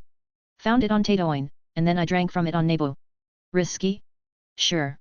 But I'm nothing if not reckless. It gave me only names and faces, the ones I will walk with, and how my story will smoothly continue. Gojo's smirk softened into a more contemplative expression as he gauged the reactions around him. Each response from his allies revealed a mix of awe, concern, and curiosity, but it was clear they were all grappling with the weight of his revelations. Padme's eyes flickered with a mix of concern and awe as she stepped closer to Gojo. You drank from it, and it showed you more than just paths, she asked, her voice tinged with a deeper, personal concern. Her feelings for Gojo ran deeper than she often admitted, even to herself, and the idea that he had glimpsed something beyond their current struggles weighed heavily on her. She searched his face, trying to understand the extent of his insight and what it meant for them all. Gojo met her gaze, his expression softening slightly at her concern, but he didn't elaborate further, keeping his true understanding from the pool of knowledge, a memory of his past life and the realization of being in the Star Wars universe locked away even from her. Anakin, still young and not yet fully embraced by the Jedi path, looked at Gojo with wide eyes, filled with both admiration and a hint of fear. He had met Gojo before on Tatooine, but the idea that Gojo now held deeper knowledge of the future was both unsettling and intriguing. You mean, you saw us differently? Anakin asked, the curiosity of a boy whose life had just begun to expand beyond the deserts of Tatooine evident in his tone. Suzunami and Yukinami exchanged a look of pride mixed with apprehension. Suzunami's confident facade wavered as he spoke. Sensei, you already knew so much when we met. But if you saw even more after, then you've been carrying even more weight than we realized, he said, his voice unusually serious. Yukinami nodded, her eyes glistening with unshed tears. You always make it seem so easy, Sensei, but now, knowing that you've seen more than just what's in front of us, it must be lonely. Qui-Gon Jinn, ever the seeker of deeper truths, observed Gojo with a contemplative gaze. The paths you speak of, they suggest a predestined nature, yet also free will. When we met, you seemed to act with a freedom that belied this knowledge. Balancing on that edge, it's a difficult task. Obi-Wan Kenobi, always the pragmatist, watched Gojo closely. We've already faced many challenges together, Gojo. If the pool of knowledge shows possible futures, then it's a tool of immense power, but also immense risk. You've seen the dangers of knowing too much, just tread carefully. Mace Windu, his skepticism clear but tempered with respect for Gojo's abilities, crossed his arms and spoke with a measured tone. You're dealing with forces that can disrupt the balance we strive to maintain. Even before drinking from that pool, you played a pivotal role in shifting tides. Understanding them is one thing, using them wisely is another. Yiddle, with her soft but perceptive gaze, nodded thoughtfully. Paths unknown, seen you have. Clarity, always fleeting. But in the Force, balance is sought. Trust in your own path, you must, as we do. Rika, standing close to Gojo, echoed the sentiments of the group with quiet determination. Sensei, you've always guided us, even before these revelations. If this is what you've seen, then we're with you. No matter what the future holds. Shmi Skywalker, her maternal instincts stirred, stepped forward with gentle resolve. You carry so much, Gojo. Even when we first met, it was clear you had seen more than most. Just remember that you are not alone in this. We're here to walk these paths with you. Yoda, his wise and ancient eyes narrowing in deep thought, added his own perspective. Seen, the paths of many, you have. But shrouded, still, the future remains. The pool of knowledge guides but does not dictate. Careful, you must be, Gojo Satoru. A force of change, you are, but balance, the Force seeks always. Stray too far, and unforeseen, the consequences may be. Gojo gave a small nod of acknowledgement, appreciating the trust and concern from those around him. The gravity of his knowledge was a heavy burden, but seeing the commitment and understanding in the eyes of his allies gave him a renewed sense of purpose. Gojo's demeanor shifted, his playful smirk fading into a more serious expression. He called out into the ether, his voice carrying a weight that silenced the room. Aboleth, I know you can hear me. Ever since we clashed in space over Tatooine, I've known you've been watching. I drank from your cup the font of power mixed with the pool of knowledge. Now, my question is simple, are you only interested in me, or have you started targeting my group as well? The air grew colder, and dark tendrils of mist began to swirl in the center of the chamber. Aboleth's ghostly form materialized, her presence filling the room with a chilling aura that sent shivers down the spines of everyone present. Padme took a step back, her eyes wide with fear and recognition. So this is Aboleth, the creature that Gojo fought in space, she whispered, her voice tinged with both awe and dread. The one that nearly killed him. Qui-Gon Jinn, his usually calm demeanor giving way to visible concern, watched Aboleth with wary eyes. An ancient evil, unlike anything we've faced before. This is no ordinary foe. Obi-Wan's hand instinctively moved closer to his lightsaber, his gaze fixed on the spectral figure. I can't believe Gojo managed to survive a battle against something like this. The power she exudes, it's beyond anything in our realm of understanding. Yiddle, her voice soft but steady, observed Aboleth's ghostly form with a knowing look. Ancient evil, this is. In its true form, fought Gojo did, in space. A presence not fully of this world, yet bound to it. Yoda's expression grew even more contemplative as he studied Aboleth. Darkness, she is. An entity of chaos and corruption, unlike any Sith or dark force we know. Mace Windu's brow furrowed, his usual confidence tempered by the enormity of what they were facing. If this is what Gojo fought, then he was facing something truly beyond our understanding. Aboleth's ethereal form floated, her gaze settling on the group with a dismissive air. She spoke, her voice echoing like a haunting melody. I have no interest in invalids these Jedi, and the fakes the Sith, she said, her tone dripping with disdain. Her gaze shifted to Gojo, an amused glint in her eyes. Gojo's cursed energy is a natural progression of the dark side. It's not just power, it's evolution. She turned her focus back to Gojo, her form flickering slightly as if to test his resolve. You absorbed part of the dark side when you drank from my cup, Gojo. At least a small piece of it is now yours. It was an experiment, nothing more. But I never imagined someone like you could make it your own. Aboleth's gaze roamed over Gojo, her amusement growing. And look at you now, more muscular, more powerful. That right-hand eye and those three pupil eyes, you've introduced new concepts to this galaxy, Gojo Satoru. You are no longer just a man, you are becoming a force unto yourself. Gojo smirked, unshaken by her words, his eyes meeting hers with unwavering confidence. Flattery won't get you anywhere, Aboleth. You can watch, you can judge, but don't think for a second I don't know what you're after. Aboleth's form shimmered ominously, her presence permeating the room like a creeping shadow. Yet, behind the malice in her eyes was a distinct flicker of admiration, a rare acknowledgement from a being that viewed most others with disdain. Before she could respond, Yoda stepped forward, his keen eyes observing the ancient entity with a blend of caution and curiosity. Recognize you do, what others have not, Yoda said, his voice a calm but probing whisper in the charged air. Cursed energy, an evolution of the dark side, you call it. First, you are, to see it so. Aboleth's dark eyes glinted with an eerie amusement, her spectral form coiling gracefully as if savoring the attention. Ah, the wise and ancient Yoda. For centuries, you have strived for balance, fought against the dark side like a relentless tide. But Gojo, he's not merely wielding darkness. He's reshaping it, twisting it into something far more refined. The Jedi cling to the Force's light, and the Sith to its darkness, but Gojo he has found a way to transcend it all. Yoda's gaze remained steady, his expression reflecting the deep wisdom of countless years. Transcendence, an enticing path it is. But all paths, danger they hold. Understand, you do, Aboleth of Chaos, born, you are. Yet, wisdom, you speak. Why? Aboleth's smile widened, revealing the hauntingly human side of her malevolence. I speak as one who has seen the limits of the Force, Yoda. Light, dark, it's all the same cycle, endlessly repeating. Gojo represents a break from that. He does not wield the dark side, he commands it, refines it into cursed energy that neither corrupts nor falters. It is power without the shackles of tradition or morality. And that, Yoda, is something even you should recognize as extraordinary. Yoda's eyes narrowed thoughtfully, his mind working through Aboleth's words with the precision of a blade. Extraordinary, perhaps. But power, without wisdom, a path to ruin it often is. Gojo's strength, seen I have, and respect it, I do. But without balance, where does it lead? Aboleth floated closer, her form almost tangible as she loomed over Yoda, her voice lowering to a whisper that seemed to curl into his very thoughts. Balance is an illusion, Master Yoda. A comforting lie. The truth is that power is only held by those willing to take it. Gojo understands this. He doesn't bend to the will of the Force, he bends the Force to his will. That is why he fascinates me. He is the first I have seen to truly break free of the Force's dichotomy. Yoda's expression remained inscrutable, but the weight of Aboleth's words clearly settled upon him. A threat, perhaps, you see in the Jedi and Sith. But Gojo, different he is. Not bound, but free, you believe him. Dangerous, this freedom is. Yet, potential, it holds. Aboleth's laughter echoed through the chamber, a sound that was both beautiful and terrifying. Potential, yes. He is not bound by your rules or theirs.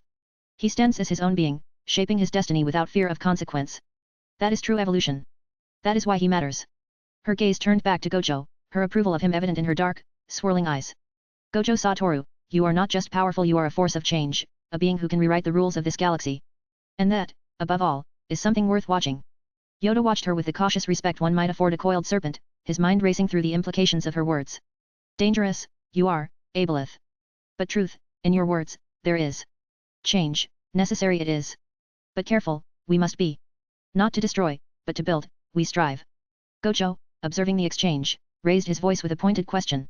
I need to know if I devoured part of the dark side when I drank from that cup, is there a chance that the other Sith are weakened because of it? Aboleth's ghostly form shimmered, her expression shifting to one of mild amusement, her pride unmistakable as she savored the weight of Gojo's question. Ah, Gojo Satoru, she purred, her voice echoing with an eerie, melodious tone. You have indeed taken a piece of the dark side into yourself, a fragment that now bends to your will. But do not mistake this for diminishment of the dark side. It is a vast, living force that transcends mere consumption. The Sith are mere leeches, drawing from an endless ocean. She drifted closer, her gaze never leaving Gojo's, testing the resolve that had already proven formidable in battle. However, Aboleth continued, her voice turning sharper, laced with her unmistakable pride and disdain, by taking a fragment, you have indeed disrupted the balance in their favor, if only slightly. The Sith will sense it a disturbance, a ripple in their connection. Weakened? Not entirely, but they will feel a momentary tremor, a reminder that their grip on the dark side is not absolute. Aboleth's gaze flickered back to Yoda, a triumphant gleam in her eyes as she reveled in the acknowledgement of her insight. You see, Master Yoda, the dark side is not simply a tool to be wielded. It is a force of nature, chaotic and unrestrained. But Gojo he bends it without being bound by it, shaping it into something that transcends your teachings and theirs. Yoda nodded slowly, absorbing the gravity of her words, his expression reflecting the profound understanding of one who has seen ages pass and paradigms shift. Unique, Gojo's path is not Jedi, nor Sith, but something beyond. A path of his own making, dangerous it may be, but also, hope it brings. Aboleth's form shimmered with a final, almost approving glance at Gojo. Watch closely, Yoda. For in Gojo, you may find the end of one era and the beginning of another. A true evolution, not just for him, but perhaps for all. She looked at Gojo once more, her eyes narrowing with determination. Gojo Satoru, next time we fight, I'm going to win. You needn't worry about anyone else around you. Beings like us belong at the top of the galaxy. With a sinister grin, she faded away, her presence lingering in the air. Gojo grinned back at the spot where she had been, his confidence unshaken. Looks like my worries are over. She's only interested in me. The room remained tense, the weight of Aboleth's declaration settling heavily. Qui-Gon Jinn, who had been quietly observing the exchange, stepped forward, his expression one of cautious contemplation. Aboleth's words suggest a rivalry, Gojo. But be mindful.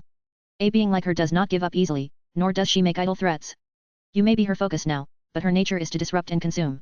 Obi-Wan Kenobi, still gripping his lightsaber, nodded in agreement. True, Aboleth speaks of a contest between equals, but her influence is corrosive. Her interest in you, Gojo, could still bring danger to those around you, intentionally or not. We've faced threats before, but none with such a personal vendetta. Mace Windu, his arms crossed and his expression stern, voiced his concern with the authority of a seasoned warrior. She might be fixated on you, Gojo, but don't be so quick to dismiss the broader implications. Aboleth thrives on chaos. If she sees you as an equal, then it's not just a duel between two beings, it's a conflict that could tip the scales of power across the galaxy. We must remain vigilant.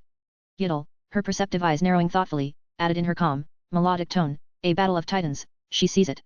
But dangerous, this fixation is. Focused she may be on you, Gojo, but collateral damage, she does not care for. Protect those around you, you must, even from her twisted games. Gojo listened to their words, nodding slightly. He appreciated their concerns, but his confidence in his own abilities and his understanding of Aboleth remained unwavering. I get it, Gojo said, his tone firm but reassuring. Aboleth is interested in me, and she's made her intentions clear. But I won't let her twisted games spill over to those I care about. Beings like us, we're playing on a different level, but that doesn't mean I'll let anyone get caught in the crossfire. As Gojo's words resonated through the room, a sense of relief washed over his closest companions. Suzunami, standing tall beside his sister, nodded with a confident smile. That's the Gojo Satoru I know, never backing down, always protecting those around him. You've got this, sensei. Rika's expression softened, her eyes shining with pride. Yes, sensei. No matter how powerful your enemies are, you've always found a way to keep us safe. You're not just a force to be reckoned with, you're a protector, through and through. Yukinami, her worries now eased, gave a small, supportive nod. We believe in you, sensei. You've shown us that even when things seem impossible, you can turn the tide. You're not alone, and we're with you every step of the way. Anakin, still young and impressionable, looked up at Gojo with admiration. That's why I look up to you, Gojo. You're not just strong, you're good. You fight for the people you care about, no matter how tough things get. Padme stepped closer, her gaze filled with warmth and conviction. You're not just playing on a different level, Gojo, you're showing everyone what it means to have power and still hold on to who you are. That's the Gojo Satoru we all know and trust. They each nodded in approval, their expressions reflecting a shared understanding and unwavering faith in Gojo's character. It wasn't just about his strength or his abilities, it was the integrity and resolve that defined him. As the room settled, Gojo suddenly noticed former Chancellor Valorum watching from the edge of the Queen's chamber, his presence subtle but observant. Gojo couldn't resist a playful smirk as he addressed the former leader. So, former Chancellor Valorum, are you going to announce to the entire Republic that there's a being like Sukuna running around, or maybe even Aboleth? He teased, raising an eyebrow as if daring Valorum to make the call. Valorum, visibly tired from the political chaos and extraordinary events he had witnessed, interrupted with a wry chuckle before Gojo could finish. Oh, please, Gojo. I've had enough of dealing with these crazy monsters. One tied to the dark side of the Force, he gestured vaguely toward Aboleth's lingering essence, and another that can leave a 60-kilometer crater on Coruscant's outskirts, he said, referencing Sukuna's destructive power. I think I'll keep these little incidents under wraps. Frankly, since Aboleth is interested in you, I can only hope the next Chancellor has the stomach for this mess, Valorum added with a laugh, his demeanor a mix of resignation and relief that his tenure no longer required him to handle these otherworldly threats. Gojo chuckled, appreciating Valorum's candor. Fair enough. Passing the burden along, hey? Well, let's just hope your successor is ready for a bit of a wild ride. Valorum stepped forward, his expression turning from light-hearted to serious as he faced Gojo directly. Gojo, if there's another battle of titanic proportions like the one with Sukuna, which seems inevitable given that you still have him sealed inside you, I have one request, Valorum said, his voice carrying the weight of genuine concern. Please, take it away from Coruscant, far from innocent lives. The city planet can't handle another catastrophe like that. Gojo's smirk softened into a more thoughtful expression. He met Valorum's gaze, understanding the former Chancellor's plea. I get it, Valorum, Gojo replied, his tone sincere. I may be reckless, but I'm not heartless.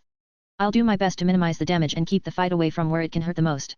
Valorum nodded, seemingly reassured but still carrying the fatigue of his former office. I know you will, Gojo. You've already done more than most could imagine.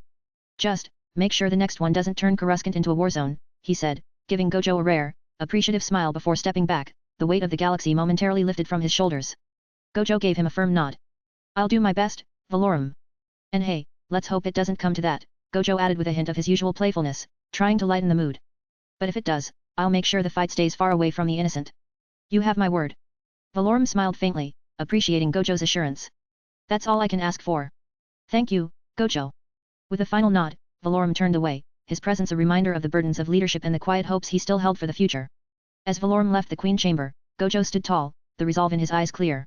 Chapter 48, Coruscant Arc, Explanation and End of Coruscant Arc. As Valorum left the room, Gojo stood tall, the resolve in his eyes clear.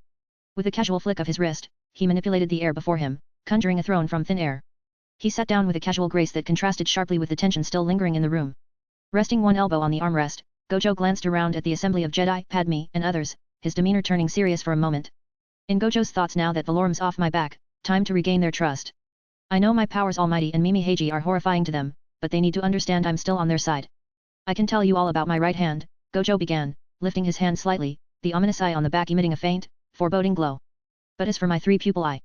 His gaze sharpened, the multi-pupiled eyes flickering with dangerous intensity. I'll never reveal the truth of it. And if that's a problem, well, I'll just tell you what you want to hear. His words sent a chill through the room. The weight of Gojo's secrets hung heavily, a reminder that even among allies, there were boundaries he wouldn't cross. The three-pupil eye was more than a tool or weapon, it was a guarded part of Gojo, a line firmly drawn. The tension was palpable as Gojo's statement settled in, the realization dawning on everyone that, despite his willingness to fight alongside them, parts of Gojo Satoru would remain shrouded in mystery, powerful, untamed, and perhaps even dangerous in ways they couldn't comprehend. Padme, still processing her earlier revelation and the raw emotion she had shown, met Gojo's eyes with steady resolve. We may not understand everything about you, Gojo, she said softly but firmly, but we trust you are here for the right reasons. Gojo gave a slight nod, his smirk returning. You've got that right. As long as you remember that, we'll be just fine. As the room remained tense, Gojo's eyes scanned the faces of those around him, taking in their mixed reactions. The air was thick with unspoken questions and unease, but Gojo's confidence never wavered. Sensing it was time to solidify their trust in the confidentiality of the moment, he leaned forward slightly, his expression serious. Before we move on, there's one more thing I need from all of you, Gojo said, his tone dropping to a level of gravity that made everyone pay attention. Everything we've discussed here, everything you've seen and heard stays in this room. No exceptions. A murmur went through the group, the implications of Gojo's words settling heavily on their shoulders. They understood the stakes, Gojo's abilities, his knowledge, and the precarious balance they were all trying to maintain couldn't afford to be compromised. Gojo raised his hand, the eye on the back of his right hand glowing faintly as if reacting to his intent.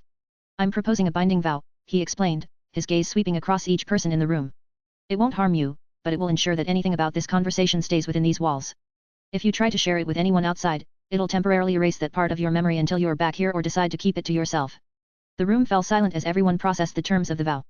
The Jedi exchanged looks, weighing the seriousness of Gojo's request against the necessity of keeping such powerful secrets contained. Even the normally stoic Yoda seemed to ponder the implications deeply, his eyes narrowing thoughtfully. Mace Windu, always one to challenge, spoke up first.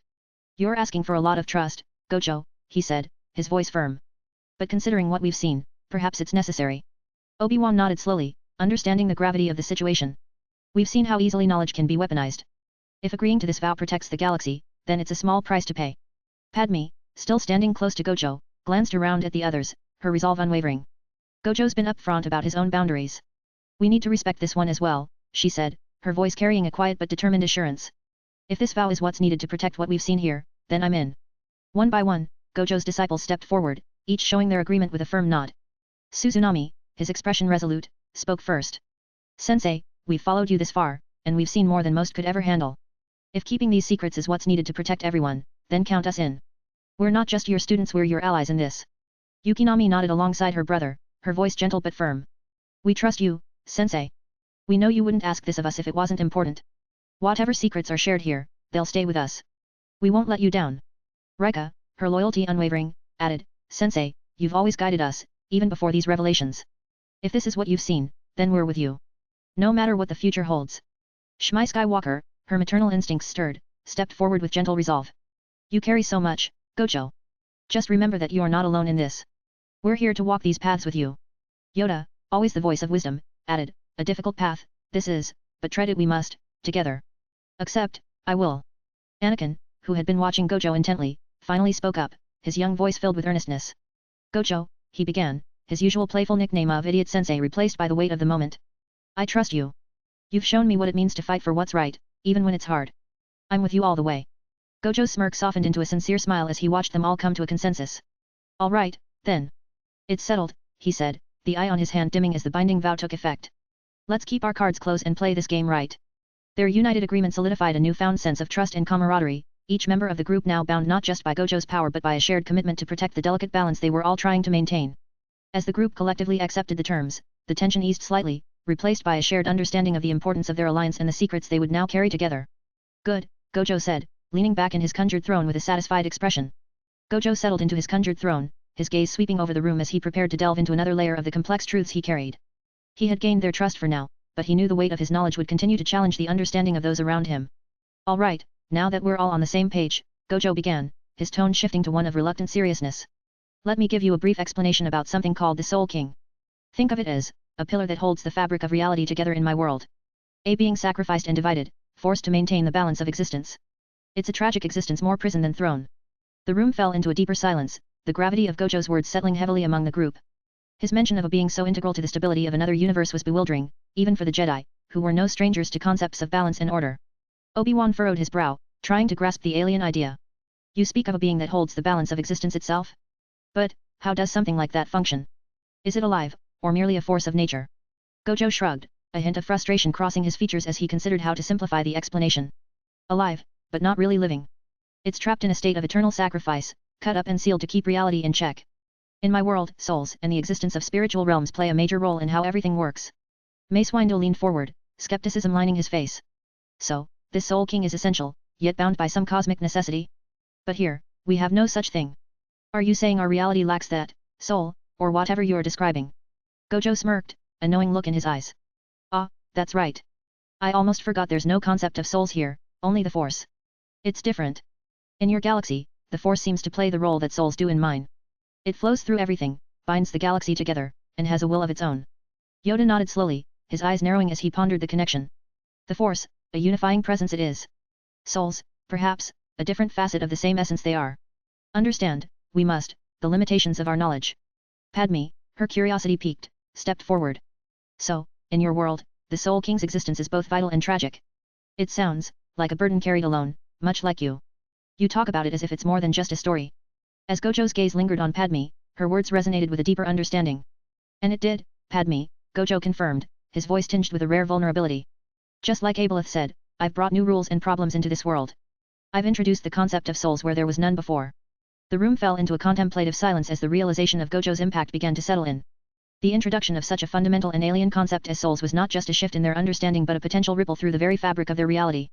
The Jedi, who had always known the Force as the binding energy of life, now faced a paradigm shift. Yoda's ears perked up slightly, his expression one of deep thought as he slowly nodded. New concepts indeed. Souls, you say another aspect of the same essence, perhaps. Adapt, we must, to understand the ways beyond the Force's reach. Mace Windu's face was a mask of skepticism and concern, his analytical mind racing with the implications. So Aboleth was right. You've done more than just bring power, Gojo, you've altered the very rules that govern existence here. The Force, and now, the concept of souls. This is not something to take lightly. Obi-Wan, ever the pragmatist, sighed slightly, crossing his arms. This is a shift we aren't prepared for. The Force is something we've always understood, or at least we thought we did. But if you've brought a new variable into the equation, the consequences could be beyond anything we can foresee. Suzunami, usually outspoken, remained uncharacteristically quiet, processing the enormity of Gojo's revelation. Finally, he glanced at Gojo with a mix of respect and unease. Sensei, this isn't just about protecting us from powerful beings or fighting battles. You've brought something fundamentally new into this galaxy. It's a lot to wrap our heads around. Yukinami nodded, her eyes reflecting a newfound understanding of the weight Gojo bore. We always knew you were different, Sensei, but this is beyond anything we could have imagined. You're not just changing battles, you're changing the rules of reality itself. Raiko looked at Gojo, her gaze unwavering but filled with a deeper respect. Whatever this means for the future, we'll face it together. You've never led us astray, and we trust you, even if it means stepping into the unknown. Qui-Gon Jinn, his eyes thoughtful and filled with the wisdom of his years, stepped forward, speaking in his calm, measured tone. Gojo, you've always walked a path that few understand, a path of balance beyond light and dark. This new concept of souls, it challenges us to see beyond what we've known. But the Force, in its vastness, has room for many truths. Perhaps this, too, is a part of the balance we seek. Yiddle, with her serene presence and quiet wisdom, added, balance, always shifting it is. To understand, open we must be. New challenges, new understandings, but not to fear. Learn, we will. Anakin, who had been listening intently, finally spoke up, his young voice breaking through the tension. Sensei, you've always been the one to show us new possibilities. If this is something you've brought, then it's gotta be for a reason. You wouldn't do this without a purpose, right? Gojo gave Anakin a reassuring smile, appreciating the boy's unwavering faith in him. You're right, Anakin. Everything I do has a purpose. And while I might be introducing new concepts, I'm also here to make sure they don't lead to chaos. The last thing I want is to destabilize the very thing I'm trying to protect. Padme's gaze remained fixed on Gojo, her eyes reflecting a mix of trust and concern. We're with you, Gojo. Even if the rules are changing, we'll adapt. Just promise us you'll keep guiding us through this. Gojo nodded, acknowledging their commitment. Yeah, but I'm not finished. The story I told didn't end here. The Soul King isn't just a story, it's a reality that speaks to the cost of maintaining balance at the highest level. And there's more to it than just the Soul King itself. It has parts that were severed, each with unique powers, and they're all trying to reunite with the main body. He paused, lifting his right hand and turning it so that the ominous eye on the back was visible to everyone. The eye seemed to pulse with a dark, almost sentient energy, commanding the room's attention. One of those parts is the right hand, the one called Mimi Heiji. Its true ability is, well, it's more than just a defense mechanism. It governs stagnation, the power to stop movement, progress, and even the flow of time. In essence, it halts development and keeps things as they are, defying the natural order of change. The room watched in a mixture of awe and apprehension as Gojo explained, his words carrying the weight of an ancient, otherworldly truth. The eye on his hand blinked slowly, as if acknowledging its own power and history. Mimi Heiji came to me, Gojo said, his voice more subdued now, reflecting the gravity of the encounter. It attached itself to me before I fought Sukuna, driven by a desire to reconnect with something greater. Maybe it sensed the I possess, the one that, in a way, echoes the Soul King's essence. Or perhaps it saw something in me that reminded it of the balance it once served. Mace Windu's stern gaze didn't falter, but the lines of concern deepened. So, you're saying this? Mimi Heiji joined with you because it seeks to reunite with the Soul King, or something akin to it. And it chose you because of the eye you bear. Gojo nodded, his eyes meeting Mace's with a steady resolve. Yes. It's not just about power, it's about the fragments of something much larger, all trying to find their place. And now, that fragment is part of me. It's a connection that goes beyond just wielding a new ability. Suzunami, unable to contain his curiosity, leaned forward. Sensei, how many parts does the Soul King have? Gojo glanced around the room, ensuring they grasped the importance of what he was about to say. The Soul King was divided into 3 main parts, the right hand, Mimi Heiji, which I now possess, the left hand, and the heart. Each part has its own unique powers and role, all bound to the greater purpose of maintaining balance. They are all striving to reconnect with the Soul King's main body. The revelation settled heavily over the room, the fragmented nature of the Soul King echoing the complex and often divided nature of the galaxy they sought to protect. It was a story of power, sacrifice, and the delicate balance that held everything together, a balance that now, in part, rested within Gojo Satoru. Padme, her gaze unwavering, spoke softly but with determination. You're not just here by chance, Gojo. There's a reason you're in this galaxy, with us, right now. Whatever role these parts of the Soul King play, we'll face it together. Gojo's demeanor shifted slightly, his expression growing more serious as he prepared to address an issue that had been weighing on him. Now, to my last problem that has been bottled up, Gojo began, his tone measured but intense. I need you to be truthful, Master Yoda and Master Windu. There's something I need to understand, and I'm counting on your honesty. The room fell silent as everyone turned their attention to Yoda and Mace Windu. Gojo's gaze was fixed on them, his piercing eyes seeking answers that could potentially shift their entire approach. I want you to answer this. Have you ever encountered a Sith shrine before in your journeys? Yoda and Mace Windu exchanged a glance, the question clearly stirring memories and considerations that weren't often spoken of. Mace was the first to respond, his voice firm but tinged with a hint of unease. Yes, Gojo, we have encountered Sith shrines before. They are ancient, hidden places, steeped in the dark side of the Force. Few Jedi have ever set foot in one, and fewer still can withstand the overwhelming darkness that emanates from them. Yoda nodded in agreement, his expression grave. Old, these shrines are. Hidden from light, they remain. In our journeys, sense them we have. Powerful they are, a reminder of the darkness that still lingers in the galaxy. Dangerous, they are, even for Jedi Masters. And deeply rooted, in places we least expect. Gojo's eyes remained locked on Yoda and Mace Windu, his expression unwavering. He took a breath, letting their words sink in before continuing. Well, here's the thing, Gojo said, his voice cutting through the silence with a sharpened edge. This might be your problem, not mine, but if it's mishandled, it could become everyone's problem. So let me make this clear, are you aware that your Jedi temple is built on top of a Sith shrine? Mace Windu's brow furrowed, the lines on his face deepening. According to the Jedi archives, the Sith shrine was destroyed long ago, he replied, his voice carrying an undertone of defensiveness. We ensured its eradication to eliminate any remaining dark side influence. Gojo leaned forward slightly in his seat, his smirk barely visible but palpable in his tone. Well, I don't think so. He paused, glancing at Padme, who stood beside him, silently supporting his position. His attention quickly returned to the Jedi. Let me put it this way, when I was fighting with Monk Windu here, he gestured toward Mace with an almost mocking tilt of his head, I noticed something, off. Because even before I got these freaky eyes, as some of you call them, Gojo continued, his tone laced with a hint of frustration, and even when I was weakened during my fight against Mace Windu, I felt something. It was like a surge, a boost of power that didn't quite add up. It was as if the environment itself was feeding into my strength when I dueled with Mace there, right in your temple. Yoda's ears twitched slightly, his contemplative expression deepening as Gojo's words settled in. Mace, on the other hand, remained more rigid, his eyes narrowing as he processed the information. You think the shrine's destroyed? Gojo continued. Well, I'm telling you, something's still down there. That boost I felt wasn't random. It was as if the shrine, whatever's left of it, was responding to me. And if it's reacting to me, who's to say it isn't affecting others, especially those who dabble in the dark side? Yoda finally spoke, his tone cautious but accepting of the implications. An assumption, perhaps, we made. Destroyed, the shrine we believed to be, but active still, it may be.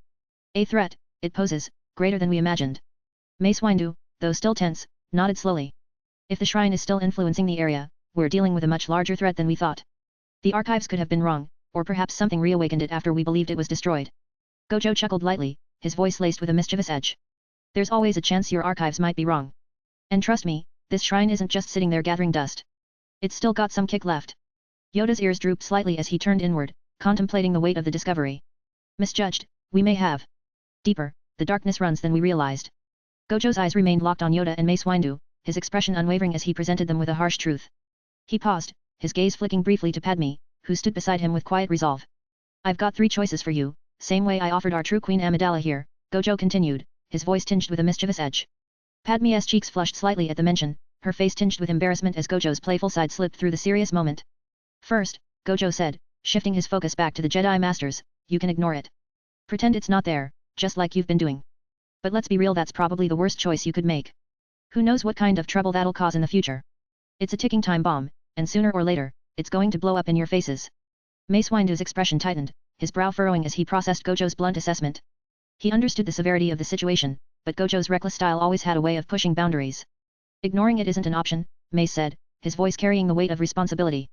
We've already seen the consequences of leaving darkness unchecked. Second, Gojo continued, leaning back into his throne with a casual shrug, you could bomb your temple to the ground.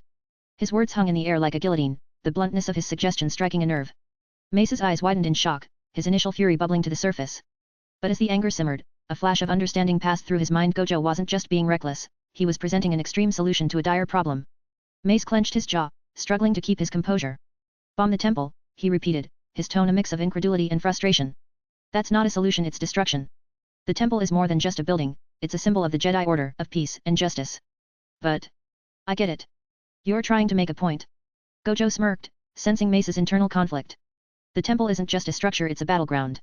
The longer you ignore the enemy beneath it, the greater the risk. I'm not saying it's the right choice, but it's an option.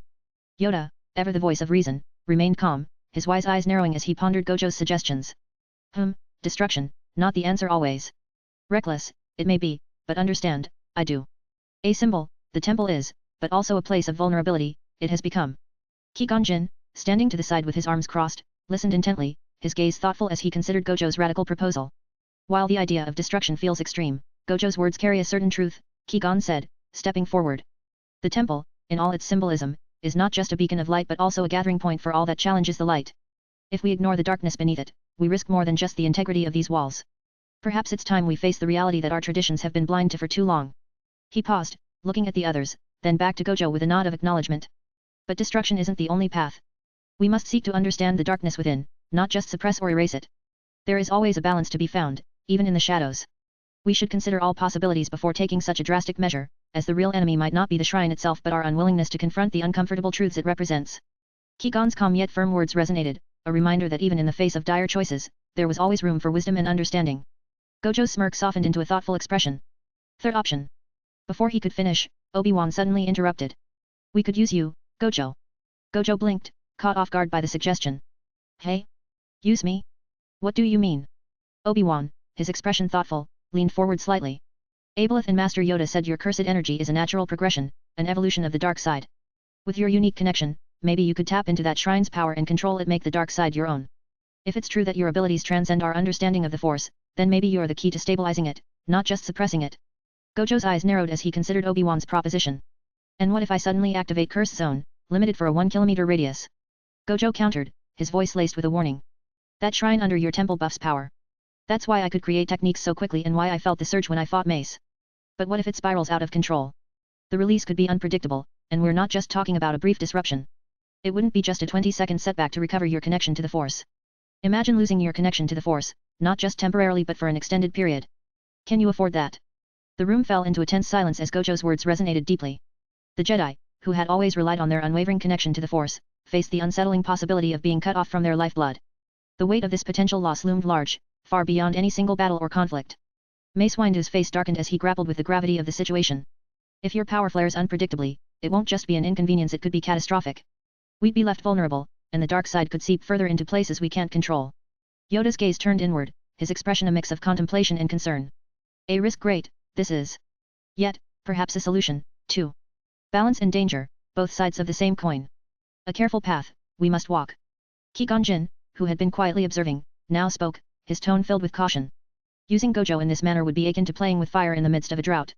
The shrine's darkness is not just a power to be harnessed, it's a malevolent force that seeks to corrupt and consume. Even with Gojo's strength, there's no guarantee he can control it without severe consequences. This isn't just about the Force, it's about the integrity of our very essence. We cannot afford to gamble with such a volatile element. Obi-Wan nodded, his earlier suggestion now weighing heavily on him. Master Qui-Gon is right. We've seen what happens when the dark side is underestimated, it twists intentions and shatters the will. Even with Gojo's mastery, the risk of the shrine amplifying and distorting his abilities could turn him into something we cannot predict or control. It's not just Gojo at risk, it's everyone in this galaxy. Yiddle, her serene voice adding a note of clarity, stepped forward. Doubt, we cannot, the strength Gojo possesses. But clouded by darkness, even the brightest light can be. Use him, we must not, as a tool to battle what we do not understand fully. The Force seeks harmony, not dominance. To wield Gojo against the shrine may bring imbalance greater than the dark side alone. Reckless, it would be, to assume power without consequence. Gojo leaned back, rubbing his chin thoughtfully. But there is a third option, he said, his voice dropping as his eyes flicked toward Anakin. And I don't like burdening someone, but Gojo paused, his gaze steady on the young boy. Anakin's eyes widened, realizing the implication. Me, sensei? Anakin asked, his voice a mix of surprise and uncertainty. Gojo nodded slowly. Yet, rather than using me as a bridge, we use you, Anakin. The reason I've always told you that you have the potential to kill me is because you could be the first to wield both cursed energy and the Force. We let you train there, at the shrine, and refine the dark side as your own curse technique. In theory, you'd be a hybrid, capable of mastering both. The room erupted in a mix of astonishment and concern. Qui-Gon and Obi-Wan exchanged bewildered glances, their minds racing to grasp the enormity of what Gojo was suggesting. Mace Windu's stern facade cracked for a moment, his eyes widening at the audacity of the proposal. Even Yoda, usually unshaken, seemed taken aback, his wise eyes widening as the implications settled in.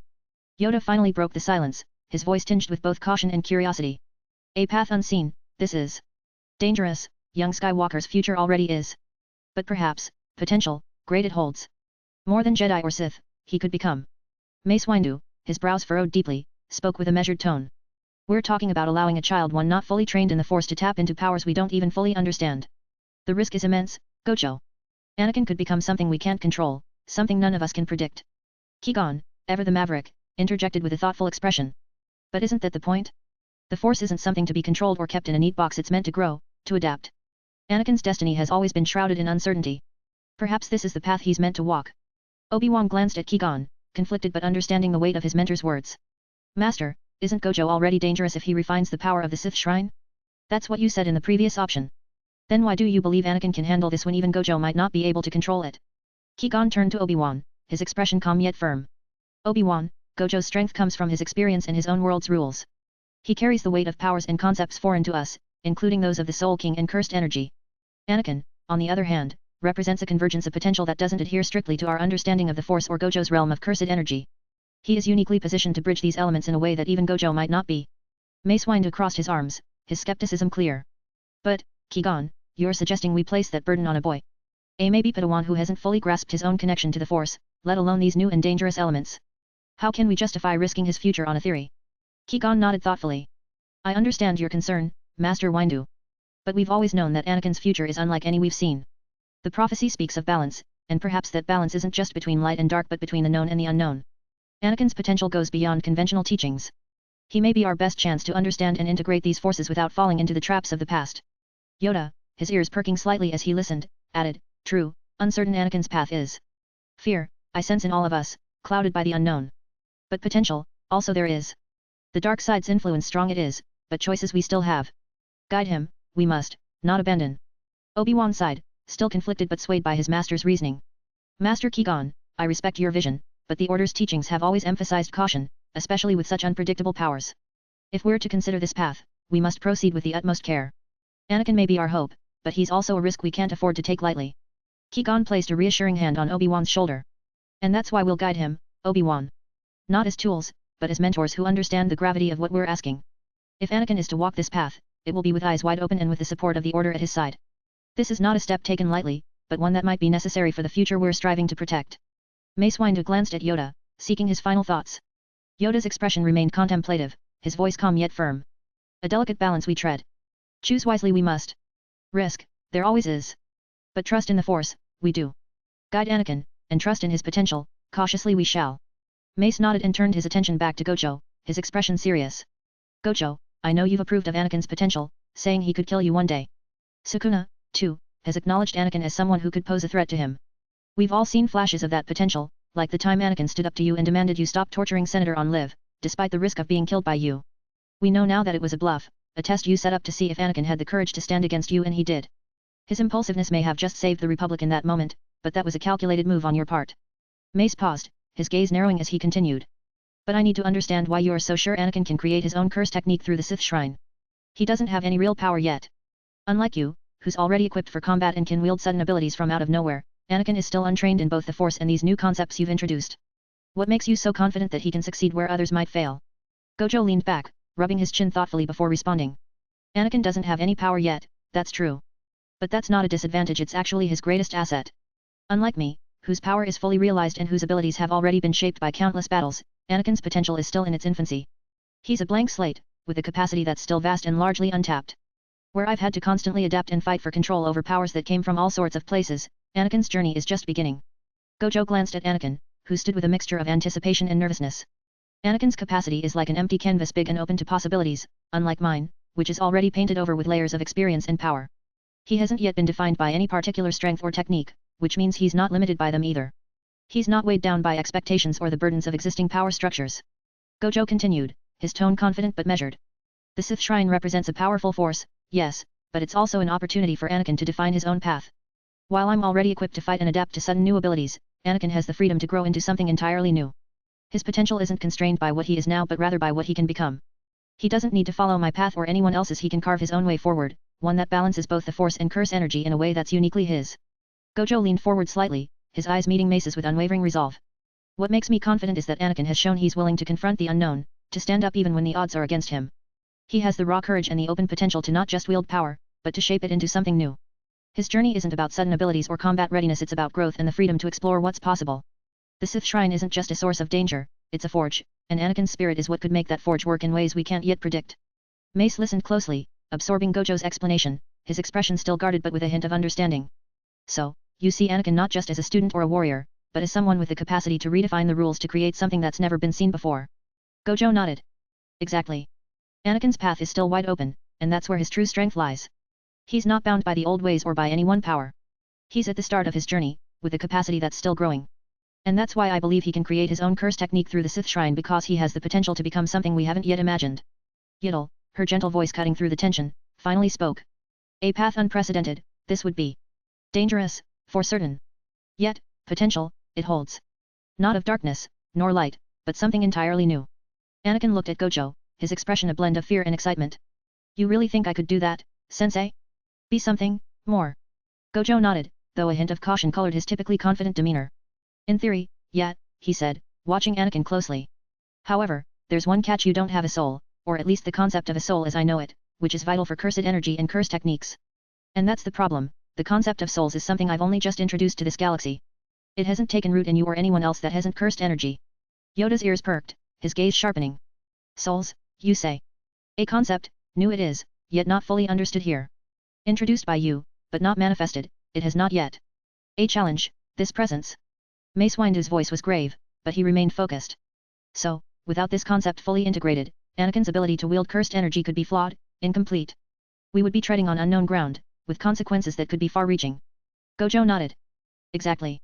Anakin, you might have the potential to bridge these forces, but without a proper soul, there's no telling how it will manifest or if it will manifest at all. You'd be blazing a trail no one has walked before, and it would be a gamble for everyone involved. Obi-Wan glanced at Qui-Gon, his brows furrowing as he tried to piece together Gojo's explanation. Master, it's becoming clear that Gojo's world operates on entirely different rules. Concepts like souls and cursed energy are intrinsic there, but here, they're foreign, unanchored. These differences might not just be a matter of new abilities but fundamental setbacks for anyone in this galaxy trying to adopt them. Qui-Gon nodded thoughtfully, his eyes fixed on Gojo. Precisely, Obi-Wan. Gojo's abilities seem bound by his own universe's laws, and transplanting those laws here is like trying to graft one tree onto another it might not take. The essence of a soul, as Gojo describes it, is missing from this place. We're not just introducing a new power, we're altering the very fabric of how beings in this galaxy exist and interact with the Force. Obi-Wan added, this isn't just about giving Anakin new powers, it's about reconfiguring the core of what makes us who we are. And if that fails, it could unravel more than just a training exercise. We have to be mindful of these risks, and not just for Anakin, but for everyone this might affect. Shmi Skywalker, who had been quietly absorbing everything, stepped forward, her gaze steady and filled with resolve. I've heard everything you've said, Gojo, and I understand the risks. You're talking about souls, cursed energy, and powers that don't naturally belong in this galaxy. It's new and it's dangerous, I get that. But I also see the way you look at my son. You see potential in him that no one else does, not even the Jedi. She paused, glancing at Anakin with a soft yet determined expression. Anakin has always been different. He's always felt like he was meant for something more, something bigger. If this concept of souls is what he needs to reach his full potential, then I believe he can find it. He's already proven he has the heart and courage. If it means venturing into the unknown and creating something entirely new, then I trust that he can do it. I believe my son will find his way to whatever it is you're talking about, Gojo. Gojo smirked, trying to lighten the tense atmosphere. You sure about that, Shmai? I mean, we are talking about a Sith shrine and the dark side of the Force here. If it goes south, Anakin might end up as the Jedi's worst nightmare. At the very least, if it doesn't work out, well, he might just blow up spectacularly. Shmai shot Gojo a stern look, her expression unwavering. Gojo, you need to stop joking about things like that, she said firmly, though her tone held a hint of the maternal warmth that defined her. I know the risks better than anyone, but my faith in Anakin isn't shaken by fear of failure. He's stronger than you think, and so is the bond we share. He won't be lost to darkness because he knows who he is and what he stands for. Gojo chuckled softly, but there was respect in his eyes as he met Shmai's gaze. Alright, I'll quit with the jokes. You've got me beat there, Shmai. Your optimism outshines even my bravado. If there's one thing I've learned, it's not to underestimate a Skywalker. Shmai's expression softened, a small smile playing at her lips. Thank you, Gojo. I know you're only trying to prepare us for the worst, but my son has a way of finding his path, no matter how daunting it seems. So, let's make sure he does it with the right support, not fear. Gojo nodded, his demeanor turning serious once more. Fair enough. Potential man, you've got quite the support system. Just remember, if you're going to take this on, you've got to be prepared for the weight of it. But with people like your mother behind you, I think you're in good hands. Her words hung in the air, filled with a mother's unwavering faith in her child's future. Anakin's eyes shone with renewed determination. Anakin's eyes flickered with a mixture of determination and apprehension. I've never backed down from a challenge before. If there's even a chance to learn, to be something more, I want to try. Suddenly, Yoda spoke up, his expression serious and contemplative.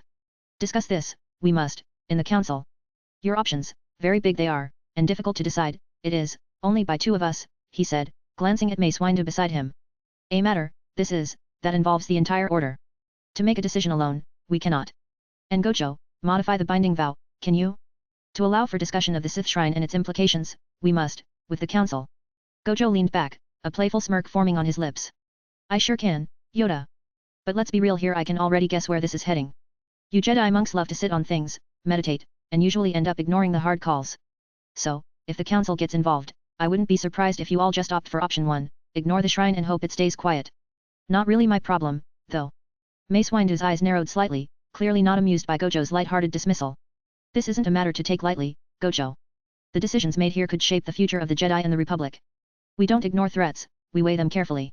The Council's role is to ensure that we act with wisdom and foresight, not impulsiveness. Gojo shrugged, his smirk fading into a more serious expression. I get it, Windu. But just remember, some problems don't wait around for meditation and debate. I'll adjust the vow, no worries there. Just be ready to face whatever choice you make because the Sith Shrine isn't going anywhere, and neither is the dark side. You all have your way of doing things, and I have mine. Let's hope whichever path you choose leads to more than just delaying the inevitable. Yoda nodded slowly, understanding the gravity of the decisions ahead. Council, we shall consult. Options weighed, they will be. Prepared, we must be, for whatever path lies ahead. Much at stake, there is. Gojo nodded and gestured with his hand, adjusting the terms of the binding vow. All right, vow adjusted. You can bring the Sith Shrine discussion to the council. Just make sure the information stays secure. I may not care much for your bureaucratic ways, but I respect your process. Just don't let caution turn into inaction. Yoda then added with a hint of surprise, another consideration, we will take. Reconsider Anakin, whether accepted as a Padawan he should be or not. Proven himself, he has, as one who can stand against you, Gojo. And though I do not like saying this, even Sukuna sees his potential. You say, Gojo, that he can wield both cursed energy and the Force. However, lacking the concept of a soul, many of us are. Reconsider that, we must. Gojo glanced at Qui-Gon and Shmai, a grin spreading across his face as he saw the glimmer of hope in their eyes. Qui-Gon stepped forward, bowing his head slightly to Yoda. Thank you, Master Yoda, for your consideration. Anakin has the potential to walk a path no one else has, and your openness to reassessing his place among us means a great deal. Shmai, her eyes filled with gratitude, nodded in agreement. Thank you, Master Yoda. Anakin has always been meant for something greater, and your willingness to reconsider his future is more than I could ask for. Yoda nodded in acknowledgement, his gaze steady as he looked at Anakin. A decision, careful it must be. Potential, great you have, but with great caution, tread we will. Guide you, the council will, to the best of our abilities. Gojo leaned back, crossing his arms with a satisfied expression. Well, looks like things are moving in the right direction after all. Let's see where this takes us. As Yoda, Mace Windu and Yaddle turned to leave, Yoda offered a parting remark. Discuss this at the council, we will. Deliberate, carefully, we must. Mace Windu added, a small smile on his usually stern face, may the Force be with you in your fight against the Trade Federation. He paused, glancing at Gojo with a playful glint in his eyes. Not you, Gojo. You're an anomaly, something even the Force might have trouble with. Gojo chuckled, giving Mace a mock salute. Yat, good luck with that, bald head. Try not to miss me too much while you're all meditating. Mace smirked, shaking his head as he turned to leave with the others. Try not to cause too much chaos while we're gone, Gojo. Gojo gave a light wave as they exited, his expression amused. No promises, Mace. No promises. The room settled into a quiet anticipation as the Jedi Masters departed, their robes sweeping behind them. Gojo turned to the remaining group, his eyes shifting to Padme with a mischievous glint. All right, team leader, Gojo said with a playful smirk, what's the game plan? Should we try to negotiate with the Trade Federation, or do we go in and kick their asses? Padme's eyes sparkled, her serious demeanor breaking into a proud and determined grin. The weight of the recent discussion seemed to lift from her shoulders as she stood tall, confidence radiating from her. We've been pushed around long enough, she declared, her voice filled with a renewed vigor that captured the attention of everyone in the room. It's time we take back what's ours. Let's reclaim Naboo. Gojo nodded approvingly, clearly entertained by her resolve. Now that's what I like to hear. A little fire in the Queen's speech never hurts. Padme laughed softly, her expression fierce yet joyful. We've got the heart and the will. Naboo deserves to be free, and we won't rest until it is. The group watched Padme with admiration, her resolve further fueling his own determination. The group felt a renewed sense of purpose as Padme's words resonated through the room, a rallying call to take action and reclaim their home. The decision had been made, diplomacy would only go so far, and if it came down to it, they were ready to fight for Naboo's freedom. Meanwhile, in a hidden part of Coruscant, deep within the shadows of the city's underbelly, Palpatine hurried through the dimly lit corridors of a secluded lair. His cloak billowed behind him as he made his way to a secret chamber, where the presence of his master, Darth Plagueis, loomed ominously. Palpatine had been summoned urgently, and the abruptness of the call left him on edge. He approached Plagueis, bowing slightly, masking his irritation with a veneer of respect. Is there something you need, my Palpatine began, his voice smooth and measured. Plagueis, standing by a large viewport overlooking the dark expanse of Coruscant, cut him off sharply, his voice low and commanding. My apprentice, I require a mobilization of forces from Exegol. Palpatine's eyes widened slightly, a rare crack in his usually impenetrable facade. He straightened, trying to hide his confusion and the flicker of unease that ran through him. Hey, he muttered, unable to fully grasp the sudden shift in his master's plans. Exegol? But why, my master? Have you not had enough of these reckless plans? Your last failed maneuver with the Trade Federation has left them rogue, and now they've staged a coup against the Republic. Not to mention the premature revelation of the Sith, all because Pong Krell couldn't keep his mouth shut.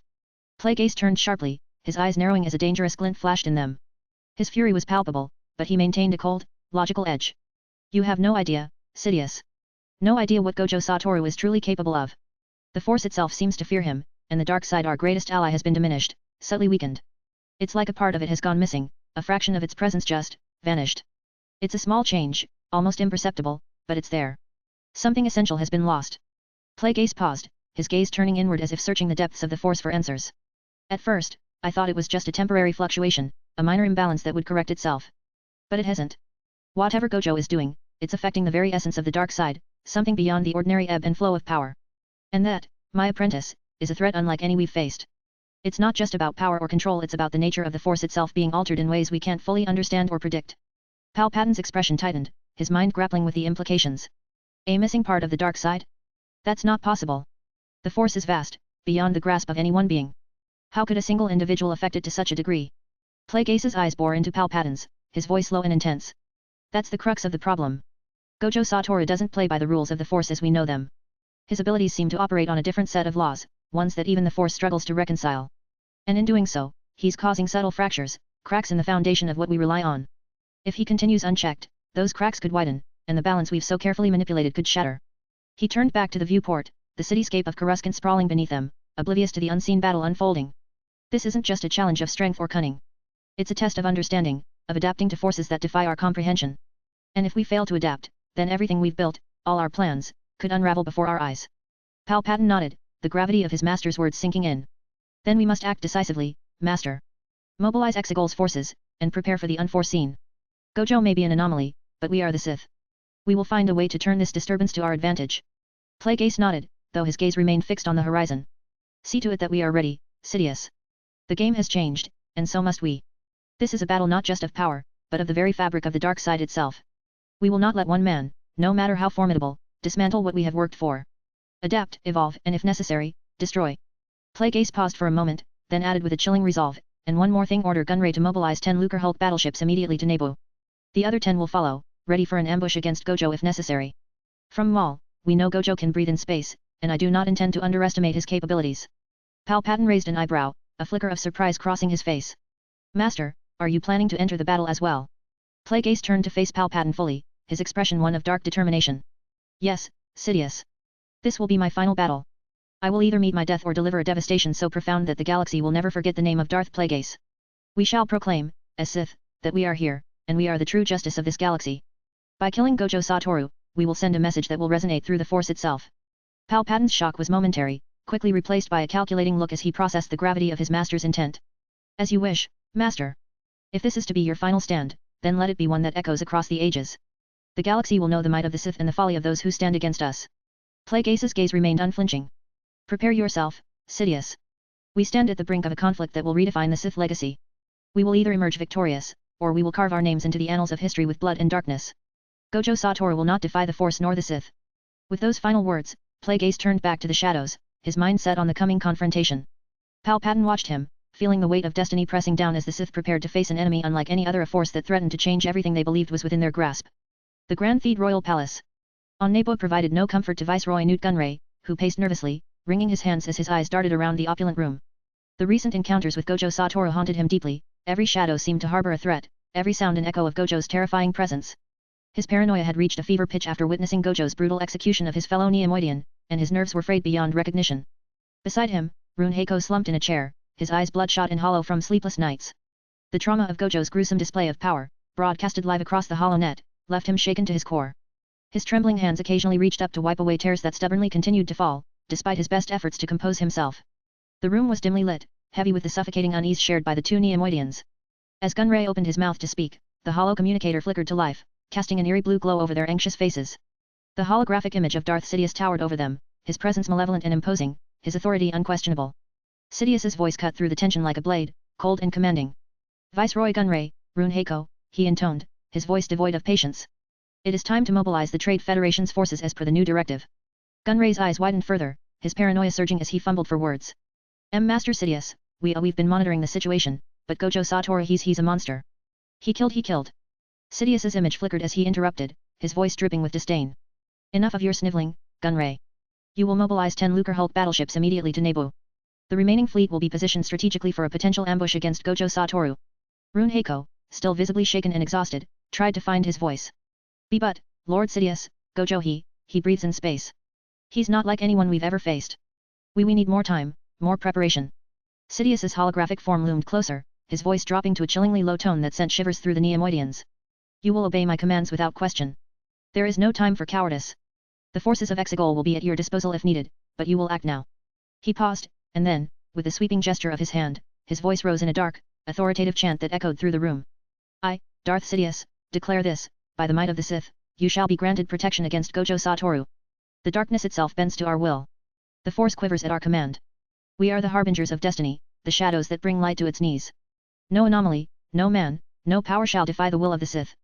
We are the unyielding storm that shatters the sky. We are the vengeance that cannot be denied, the fury that cannot be escaped. Stand firm, Neimoidians. For under the banner of the Sith, you shall find strength. Under the shroud of the dark side, you shall be invincible. Rally your courage, gather your forces, and know this, the Sith do not fear. The Sith do not falter. The Sith do not fail. Sidious's words reverberated with a sinister energy, each line delivered with the weight of centuries of Sith ambition and power. The fierce proclamation filled the room, casting a temporary spell of confidence over Gunray and Heiko. They felt a rush of relief, a small surge of emboldened resolve at the promise of Sidious's power. Gunray, despite his lingering fears, managed a shaky nod. Why yes, my lord. We will mobilize the fleet at once. Heiko, still trembling but now fueled by Sidious's powerful speech, stood up straighter. We won't fail, Lord Sidious. With your protection, we will stand against Gojo Satoru. Sidious's image flickered as he gave a final, approving nod, his expression fierce. See to it that you do. For the Sith are the arbiters of fate, and through our will, we shall claim our victory.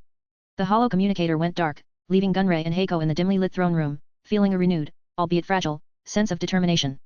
Though the shadow of Gojo Satoru loomed large, the promise of Sith protection and the stirring command of Darth Sidious had given them a sliver of hope. Meanwhile, in an unknown part of Coruscant, Darth Plagueis watched the conversation unfold from the shadows of his private chamber. His eyes remained fixed on the hollow display, observing the interaction between Sidious and the Neimoidians with a critical eye.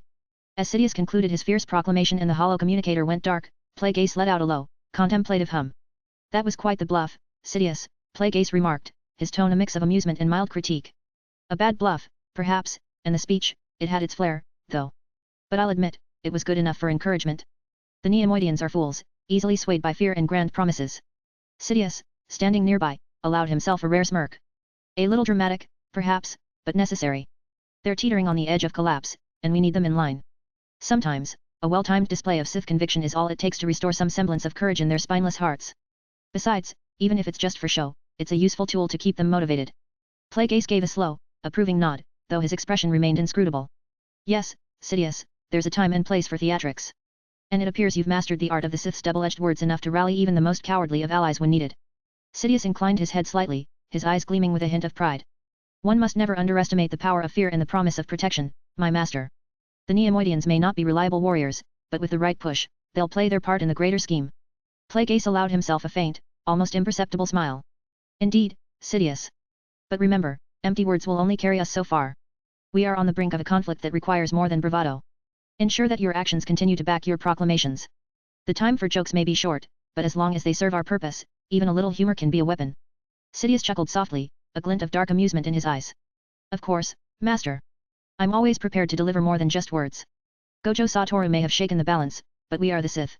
We will adapt, and we will ensure that our legacy is not threatened by one man's defiance.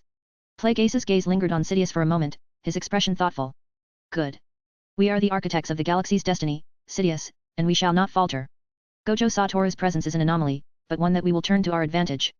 Let the galaxy see that the Sith do not cower in the face of uncertainty, we mold it to our will. Sidious nodded, his demeanor as resolute as ever. I'll see to it that we are ready, master. The galaxy will learn that the Sith are not just shadows in the dark, they are the force that shapes all things. Plagueis watched Sidious closely, a rare glimmer of satisfaction crossing his features. Then let us proceed, Sidious. The true battle is yet to come, and when it does, we will show the galaxy that the Sith are not merely players in this game, we are its masters. With that, the two Sith Lords turned their focus back to the unfolding galactic chessboard, their minds already calculating the next moves that would solidify their grip on power, even in the face of the unprecedented challenges ahead. Chapter 49, On the Way for Battle of Naboo. The Naboo Royal Starship stood ready on the landing platform, its sleek design gleaming under the morning sun. The group, including Queen Amidala Padme in her true royal guise, prepared to board, the urgency of their mission clear in their movements. They needed to leave Naboo and gather support to reclaim their planet from the Trade Federation's grasp. Just as they were about to ascend the ramp, a smaller, yet distinctly regal ship touched down nearby, blocking their path.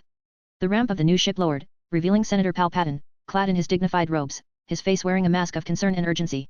He approached quickly, his posture suggesting both authority and desperation. Your Majesty, he called out, his voice calm yet insistent. Please, wait. Padme turned, her expression set in the composed demeanor of a queen, though her eyes revealed the fierce determination beneath. She was aware of Gojo's warnings about Palpatine, she knew the senator was more than he seemed: cutthroat, ambitious, and untrustworthy. However, she didn't know the full extent of his deception. What she did know was enough to make her wary, and she resolved to play her part to perfection. Palpatine reached them, bowing slightly. Your Majesty, I implore you, stay here where it's safe. The situation with the Trade Federation is dire, it's a full-scale invasion. You shouldn't endanger yourself further. Padme, maintaining her regal composure, responded smoothly, her voice filled with a mix of royal authority and feigned gratitude. As queen, it is my duty to save my people, Senator. I cannot abandon them in their time of need. Besides, she added with a faint smile, Gojo has a plan. Palpatine's eyes flickered briefly with frustration, though he masked it quickly with a gracious nod. If there is a plan, perhaps I could assist, he offered smoothly, trying to probe further. With the Trade Federation's forces mobilized, it will take all our efforts to counter their invasion. I can lend my resources, my support, to whatever Gojo is planning. Before Padme could respond, Gojo stepped forward, his usual confident smirk plastered across his face. He had been watching the exchange with a bemused expression, and now he chuckled, breaking the tense atmosphere. You know, Padme, you really should get an Oscar for that performance. Seriously, top-tier acting, he said with a laugh, his tone teasing yet oddly supportive. Padme shot him a quick, knowing smile, maintaining her royal facade but clearly amused by Gojo's antics. Palpatine, on the other hand, looked momentarily bewildered. An Oscar, he repeated, his brows furrowing in confusion. What is an Oscar? Gojo waved a hand dismissively, still chuckling. Don't worry about it, Senator. It's just something from another world, another time. You wouldn't get it. He turned back to Padme, his expression growing more serious but still laced with his signature irreverence. Don't sweat it, Padme. Everything's going to be fine. We've got this. Palpatine, regaining his composure, studied Gojo closely, trying to read between the lines. The enigmatic sorcerer always seemed to know more than he let on, and Palpatine could sense the layers of complexity beneath Gojo's playful exterior. He was dangerous, unpredictable, and potentially the key to shifting the balance of power. Your Majesty, Palpatine continued, refocusing on Padme with a slight bow, I trust your judgment, and I will do everything in my power to support you and your people. Please, do not hesitate to call upon me should you need assistance. Padme inclined her head gracefully, keeping her true thoughts hidden. Thank you, Senator. Your offer is most generous, and I will consider it. But for now, we must depart and put Gojo's plan into action. Gojo gave Palpatine a casual wave as the group moved to board the royal starship. See you around, Senator. Try not to lose too much sleep over us. As the ramp closed behind them, Padme and her entourage settled into the ship, ready to take the next steps in their journey. Gojo's laughter echoed briefly, lightening the mood despite the tension of their mission. Palpatine stood on the platform, watching the royal starship lift off, his expression a mix of contemplation and subtle frustration. He knew he had to play his cards carefully with Gojo and Padme. He turned back toward his ship, the wheels of his next plot already turning in his mind. Whatever your plan is, Gojo Satoru, Palpatine muttered under his breath, I will be there, watching, waiting. And when the time comes, you will play your part in my grand design, whether you realize it or not. The senator's ship departed shortly after, leaving the platform empty save for the lingering sense of impending conflict and the silent promise of battles yet to come. Meanwhile, aboard the Royal Naboo starship, the group settled into their journey, each member contemplating the tasks ahead. The tension of their mission hung in the air, but Gojo, ever the source of irreverent confidence, took charge of the briefing. He stood at the center of the ship's main cabin, his usual smirk in place as he addressed the group. All right, team, Gojo began, his voice carrying a mixture of seriousness and his trademark nonchalance. Here's the deal, to reclaim Naboo, we've got to take care of the Trade Federation's ground forces. Your palace will be heavily guarded, Padme, and you and the Jedi alone won't be enough to breach their defenses. Padme nodded thoughtfully, her eyes drifting to Jar Jar Binks, who stood nervously at the back of the group. She knew the Gungan army could provide the reinforcements they needed. I need to speak with the Gungans, she said, her tone decisive. Jar Jar, can you help me reach them? We need their support to bolster our forces. Jar Jar, taken slightly aback but eager to be of assistance, nodded enthusiastically. Mesa can do dat, your highness. De Gungans, Wisa strong. Wisa can fight with Yusa. He puffed up with a mix of pride and nervousness, the weight of his role clear but his heart in the right place. Padme offered him a reassuring smile. Thank you, Jar Jar. Your help will be crucial in convincing them. We'll need all the strength we can muster. As Jar Jar bobbed his head earnestly, Sabe, standing guard beside Padme in her role as the queen's decoy, turned to Gojo with a focused expression. Gojo, what about the shrine? Sukuna's presence there is still a concern. Have you secured it? Gojo, ever the showman, pulled a stick seemingly out of thin air, twirling it casually. With a flick of his wrist, the stick glowed with a faint energy, transforming into a shimmering blade of cursed energy. Cleave, he said simply, the word slicing through the air as the blade glowed fiercely. With a single swipe, the stick disintegrated into dust, leaving only a faint shimmer in its wake. Secured, Gojo said with a grin, dusting off his hands as if he'd just completed a minor chore. Sukuna's shrine is no longer an issue. One less problem for us to deal with. Sabe watched the demonstration with a mixture of awe and relief, while Padme looked thoughtfully at Gojo. You really do have a way of simplifying things, she remarked, half impressed, half amused. Gojo shrugged, his grin widening. Hey, I'm all about keeping things interesting. Now let's focus on what's ahead. We've got a planet to save, and the galaxy's watching. Padme turned her gaze forward, her resolve strengthening. Then let's not keep them waiting. We'll rally the Gungans, strike at the heart of the Trade Federation's forces, and take back what's ours. With their course set and their goals clear, the group prepared for the challenges that lay ahead. Gojo's confidence, Padme's leadership and the determination of their allies created a sense of hope that cut through the uncertainty. As the group continued their discussions aboard the Royal Naboo starship, Qui-Gon Jinn, ever perceptive and cautious, observed Gojo closely. He had seen Gojo's formidable powers in action before, including the terrifying manifestation of the malevolent shrine. The sheer scale and intensity of that technique had impressed and unnerved him. Knowing the risks associated with such overwhelming abilities, he felt compelled to ask. Gojo, Qui-Gon began, his tone measured but probing. Malevolent shrine, it's an incredible power, but it comes with risks, doesn't it? You can't just use it without consequence. Gojo looked over at Qui-Gon, his confident demeanor shifting slightly to a more serious expression. He respected Qui-Gon's insight and honesty. The Jedi Master had a way of cutting to the heart of matters without the need for deception. You're not wrong, Qui-Gon, Gojo admitted, nodding thoughtfully. Malevolent Shrine is a domain expansion, one of the most powerful techniques in my arsenal. But yet, it's got its risks. Gojo leaned back slightly, crossing his arms as he explained further. Malevolent Shrine doesn't just burn energy, it burns through a lot of my reserves. It's a powerful domain expansion, but it has its downsides.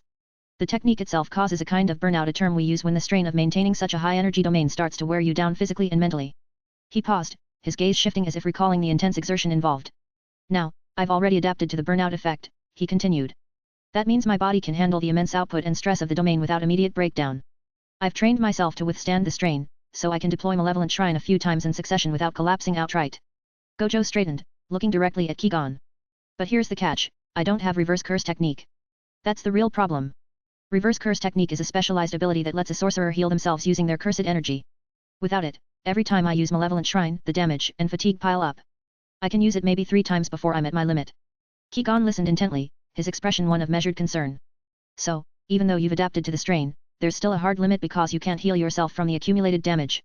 Gojo nodded, appreciating Qui-Gon's understanding. Adaptation helps me deal with the immediate effects of burnout, but it's not a cure-all. Each use eats away at my stamina and endurance. I could go for a 4th time, but that would mean using a binding vow, basically pushing my limits at the cost of something significant. It's not something I'd do unless we're truly out of options. Padme, Sabe, and the others exchanged concerned looks, now fully aware of the hidden costs of Gojo's powers. The idea that Gojo's seemingly unbeatable abilities had such serious drawbacks added a sobering reality to their mission.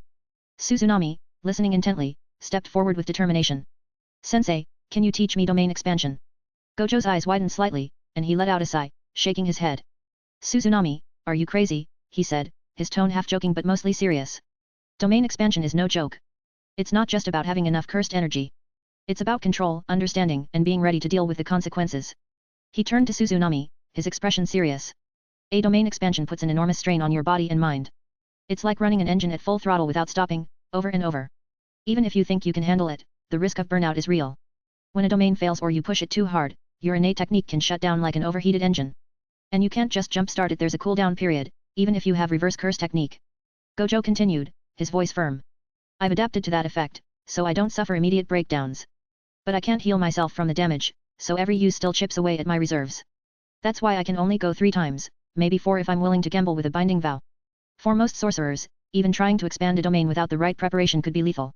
Suzunami listened, the weight of Gojo's words settling in. I didn't realize it was that dangerous, he admitted, his enthusiasm tempered by the sobering explanation. Gojo nodded, his expression softening. I get it, you want to get stronger. But rushing into domain expansion without fully understanding the risks is a fast track to burning yourself out or worse. Focus on mastering your basics first, build your foundation. We'll get to domain expansion when you're ready, but it's not something to take lightly. Suzunami nodded, determination still in his eyes but now tempered with caution. I understand, Sensei. I'll keep training and be ready when the time comes. Gojo patted Suzunami on the shoulder with a reassuring smile. That's the spirit. Keep at it, and you'll get there when you're ready. Turning his attention to Qui-Gon, Gojo's expression shifted to a more critical one. Now, onto my second problem, Qui-Gon. Gojo's tone grew more pointed as he addressed the Jedi Master. Your Atara technique, your aggressive, acrobatic lightsaber form is starting to get sloppy. I saw it when you were fighting that unknown warrior, he said, referring to Darth Maul, though he knew Qui-Gon didn't yet know Maul's identity. You're getting predictable, and if you keep fighting like that, next time you face him, you're going to die. Qui-Gon's face remained calm, though a flicker of contemplation crossed his features. He knew Gojo was direct, but the critique stung slightly, coming from someone who had witnessed his abilities up close. Gojo's words were not just casual observations, they were warnings, based on real danger. Obi-Wan, who had been quietly listening, couldn't help but interject. His voice was firm, a hint of defensive pride in his tone. My master is stronger than you think, Gojo. He's one of the best duelists in the order. He's not someone to be underestimated. Gojo glanced at Obi-Wan, his expression unchanging, but his tone remained steady and firm. I'm not underestimating him, Obi-Wan. I'm pointing out what I saw. Strength alone isn't enough when your opponent is reading your moves before you make them. That warrior, you may not know who he is, but I can tell you he's dangerous, and he's already sizing you up for the next fight. Atara's greatest strength is also its biggest weakness. It's flashy, it's aggressive, but it relies heavily on physical stamina and continuous motion. Slip up, slow down, or get predictable, and you're in trouble. Qui-Gon nodded, taking Gojo's critique seriously. I appreciate your honesty, Gojo. I'll take it under advisement. I'm aware that my form has its flaws, especially against opponents who can match or exceed my agility. I'll make the necessary adjustments. Gojo's expression softened slightly, but his tone remained blunt. Here's the cruel reality, Qui-Gon. You're getting older, and that's something none of us can escape. It's not just about refining your technique, there are physical limits that come with age. That's why your role will shift more towards Obi-Wan. Turning his gaze to Obi-Wan, Gojo continued with a serious note. Obi-Wan, under no circumstances should you let him duel alone if you can help it. Stick with him at all times. The two of you together are a stronger force than either of you alone. That's my suggestion, not as an order, but as a warning. There are some battles you shouldn't face alone, especially against opponents who are prepared to exploit every weakness. Obi-Wan looked from Gojo to Qui-Gon, his determination solidifying. I understand, Gojo. I won't leave his side. We'll face whatever comes together. Qui-Gon gave a slight smile, appreciating the concern from both Gojo and his Padawan. Thank you, Gojo. And Obi-Wan, I have every confidence in you. We'll adapt, and we'll face whatever challenges lie ahead, together. Gojo nodded, his eyes briefly flicking between the Jedi Master and his apprentice. Good. Just remember, staying together isn't just about watching each other's backs, it's about knowing when to lean on each other's strengths. This isn't just a fight for Nebu, it's a fight for each of your lives. Don't take it lightly. With a renewed sense of resolve, the group continued their journey, each member carrying the weight of their respective roles and the understanding that unity and adaptability would be key to overcoming the battles that awaited them. Gojo turned his attention to Yukinami, his expression shifting from critical to more thoughtful as he addressed his third concern. All right, on to my third problem, he began, fixing his gaze on Yukinami. Yukinami, you've still got your reverse curse technique, right? But you still don't have your own curse technique yet, do you? Yukinami nodded, looking a bit uneasy under Gojo's scrutiny. Yes, sensei. I can use reverse curse technique to heal myself and others, but I haven't developed my own curse technique yet. Gojo nodded, pleased with Yukinami's confirmation. All right, that's good, he said, his tone shifting to something more focused as he raised his hand and began to draw an ethereal symbol in the air. The glowing lines traced themselves into a complex pattern, shimmering faintly before drifting towards Yukinami. The symbol seemed to merge into her, leaving a soft glow that slowly faded. Now, Yukinami, Gojo continued, his voice firm but encouraging, my 10 shadows technique will temporarily reside within your body. However, this isn't the same 10 shadows I wield. Since the technique is now with you, I've lost access to it for the time being, including the abilities that come with it. That means I can't use my Dharma wheel or the round deer until you are done with it. He paused, letting the gravity of the situation sink in. Your version of 10 shadows will be a bit different inside your body. When a Shikigami dies, it's gone for good. You won't have the ability to bring it back like I do. However, the power of any Shikigami that dies will transfer to the remaining ones, making them stronger. It's a double-edged sword. You'll have to be strategic. Losing a Shikigami isn't just a setback, it's a permanent shift in your arsenal. Gojo's eyes softened, though his words remained focused. This isn't just about giving you more power, it's about helping you find your own path to your cursed technique. The 10 shadows will respond to you, and through them, you might discover something unique about yourself, something that could lead to the development of your own technique. Yukinami nodded, absorbing the responsibility and potential of this new power. I understand, sensei. I'll make sure to use this opportunity wisely. Gojo smiled, a flicker of his usual confidence shining through. Good. Remember, this is a chance for growth, but it comes with risks. Use the shadows wisely, explore their limits, and let them guide you to finding your own strength. This isn't just about matching what I can do, it's about discovering what you are capable of on your own terms. The rest of the group watched with renewed respect for Gojo's willingness to share his power and guide his disciples in such a direct way. Each of them understood that this was more than just a transfer of abilities, it was a carefully crafted lesson in responsibility and self-discovery. Gojo then turned his attention to Padme. Now, for Rika, he said, shifting gears with his usual decisive energy. Padme, do you have an empty room? I don't care about the size, I just need a space to work with. Padme raised an eyebrow, curious but trusting Gojo's unorthodox methods. Yes, we do. There's a storage room at the back of the ship that should be empty. It's not large, but it should suffice for your needs. Gojo nodded, satisfied. Perfect. That'll do. I need it for a bit of specialized training. Rika, follow me. We're going to work on something that'll push your abilities to the next level. Rika looked up, her eyes wide with anticipation and a bit of nervousness. Of course, sensei, she replied, quickly moving to follow Gojo as he made his way towards the back of the ship. As Gojo and Rika made their way towards the back of the ship, Gojo glanced over his shoulder and noticed that Yukinami and Padme were following closely behind. He smirked, his eyes twinkling with a playful challenge. You two didn't want to miss out, huh?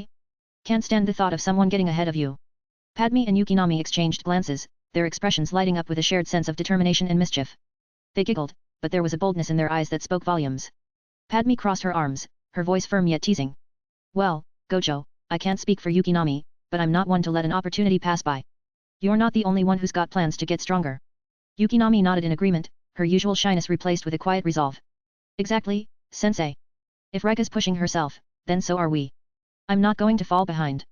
Gojo chuckled, impressed by their spirit. All right, I see how it is. I guess I've got my hands full with all of you then. Just remember, this isn't a competition, it's about finding your own paths and growing at your own pace. But hey, if a little healthy rivalry helps you along, I'm all for it. Rika, standing beside Gojo, smiled at her friends. Let's all push each other. We're in this together, right? Padme nodded, her eyes full of determination. Absolutely. We're stronger when we challenge ourselves and support each other. Let's make sure we're all ready for whatever's ahead. Gojo grinned, feeling the energy and camaraderie among them. Good. Then let's get to work. I've got plenty to teach, and you've all got plenty to learn. But before we dive in, I need everyone's agreement to train with me. Both parties need to agree, no exceptions, he said with a playful glint in his eye, already preparing to activate his non-lethal domain. Padme and Yukinami exchanged puzzled glances, still unsure of what Gojo was implying. Agree to what, exactly? Padme asked, curiosity piqued. Rika, having experienced the domain before, smirked knowingly. What's the matter, afraid of a little training. Or maybe worried sensei will make me his top student, she teased, her eyes sparkling with mischief. Not wanting to be left out or outdone, Padme and Yukinami responded quickly, their voices overlapping. I accept. Reka, smiling with confidence, nodded. I accept. Gojo's grin widened at their enthusiastic responses. Perfect, he said, and with a swift motion, he activated his non-lethal domain. The ship's interior vanished around them, replaced by the expansive and vibrant cityscape of Tokyo, his domain unfolding like a living, breathing entity. Rika glanced around with a nostalgic smile, already familiar with the environment.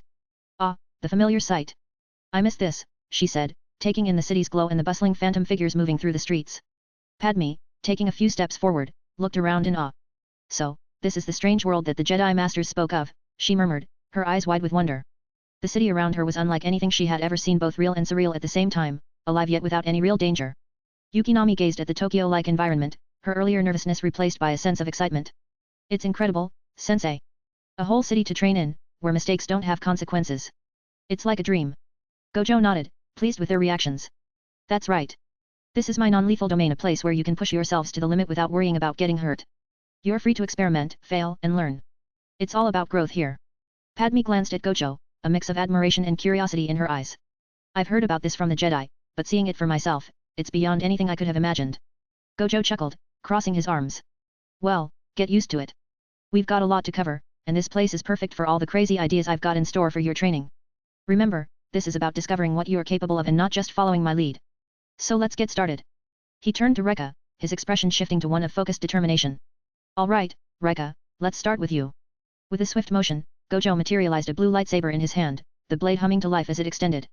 He handed it to Reka, who took it with a mix of awe and excitement. Reka ignited the lightsaber, its blue blade glowing brightly in the Tokyo-like setting. She held it tentatively at first, feeling the weight and balance of the weapon in her hands. Gojo observed her with a critical eye, noting her initial hesitance but also her eagerness to learn. We're starting with the basics, Gojo instructed, his tone firm yet encouraging. This isn't just about swinging a glowing stick around, it's about understanding the fundamentals. Control, precision, and discipline are key. So, let's go through the basic lightsaber forms, step by step. He moved beside her, demonstrating the basic stances and swings of Shiicho, the first and simplest lightsaber form. Rika watched intently, mirroring his movements with growing confidence. Gojo guided her through each motion, correcting her posture and grip, ensuring she understood the importance of every detail. To Padme and Yukinami's surprise, Rika picked up the basics quickly. She moved with surprising fluidity, her initial hesitation fading as she adapted to the rhythm of the training. Gojo's instructions were clear and precise, and Rika responded with a natural agility and focus that impressed even him. Good, Gojo said, nodding approvingly as Rika completed a sequence with a precise overhead strike. You're catching on fast. Keep your stance solid, and remember to control your breathing. It's not just about speed, it's about maintaining balance and staying centered.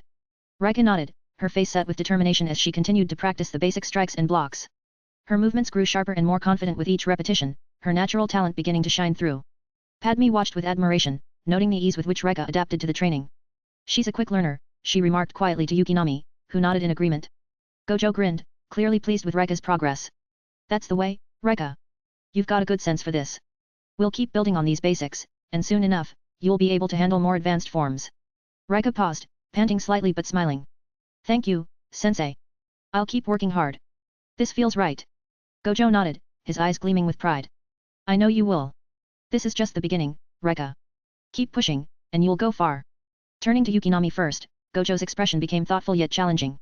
All right, Yukinami, let's see what you can do with your 10 shadows. Start by summoning whichever Shikigami you can manage right now, and try combining their abilities. They might be smaller or less powerful than mine, but that's where your creativity comes in. Yukinami nodded, her face set with determination as she prepared to summon her Shikigami. Gojo's advice was always blunt but insightful, pushing her to explore her capabilities beyond the conventional. She closed her eyes for a moment, focusing her energy as the ethereal forms of the Shikigami began to materialize around her. A pair of smaller, nimble creatures appeared first, divine dogs, snapping into existence with an eager energy, and frogs, poised and ready. Though not as imposing as Gojo's Shikigami, they responded eagerly to Yukinami's control. As she started experimenting with combinations, Gojo observed with keen interest. Good start. But remember, Yukinami, he added with a slightly teasing yet serious tone, don't even think about summoning Mahoraga. We don't need things going sideways in here, and trust me, Mahoraga will do just that. Focus on mastering the basics first. Yukinami gave a quick nod, her eyes sparkling with determination as she guided her Shikigami through various maneuvers, creatively combining the speed and agility of the divine dogs with the supportive prowess of the frogs. Though her Shikigami weren't as powerful as Gojo's, she could feel the synergy and potential building within her control. Satisfied with Yukinami's progress, Gojo turned his attention to Padme, his playful demeanor returning. And Padme, as for you, he said, pausing dramatically before breaking into a grin. You can be our mascot, he teased, watching her reaction with amusement. Padme raised an eyebrow, crossing her arms as she looked at Gojo, clearly unimpressed but taking it in stride. A mascot, really, she retorted, her voice dripping with mock indignation. I think I'll be a bit more than that, thank you very much. Besides, I've got my own skills to contribute. Gojo chuckled, enjoying her spirited response. Alright, I'm just messing with you. But seriously, Padme, you've got leadership skills and strategic thinking that are crucial, especially in the kind of battles we're going to face. Don't underestimate your own role, even if it doesn't involve swinging a lightsaber or summoning shadow creatures. Padme smiled, appreciating Gojo's acknowledgement of her abilities beyond the battlefield. Thanks, Gojo. I'll make sure to play my part, even if it's not as flashy. Rika, still holding her lightsaber, glanced between Yukinami and Padme, feeling the shared sense of camaraderie and purpose among them. We're all in this together, right? Different skills, different roles, but the same goal. Gojo nodded approvingly, his expression softening as he saw the bond forming between them. Exactly. Each of you brings something unique to the table. Whether it's combat prowess, strategic planning, or summoning Shikigami, it all counts. Now, let's keep that momentum going and show the galaxy what we're made of.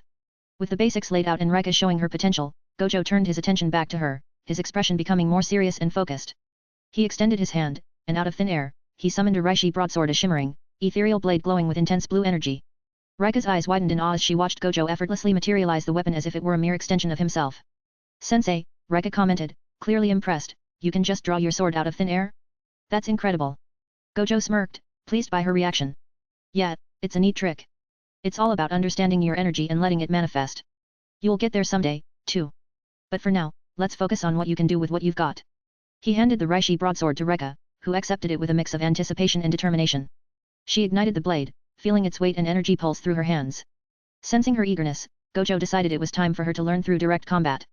All right, Rika, Gojo said, positioning himself in a combat stance, his own blade still in hand. We're going to step things up with a duel.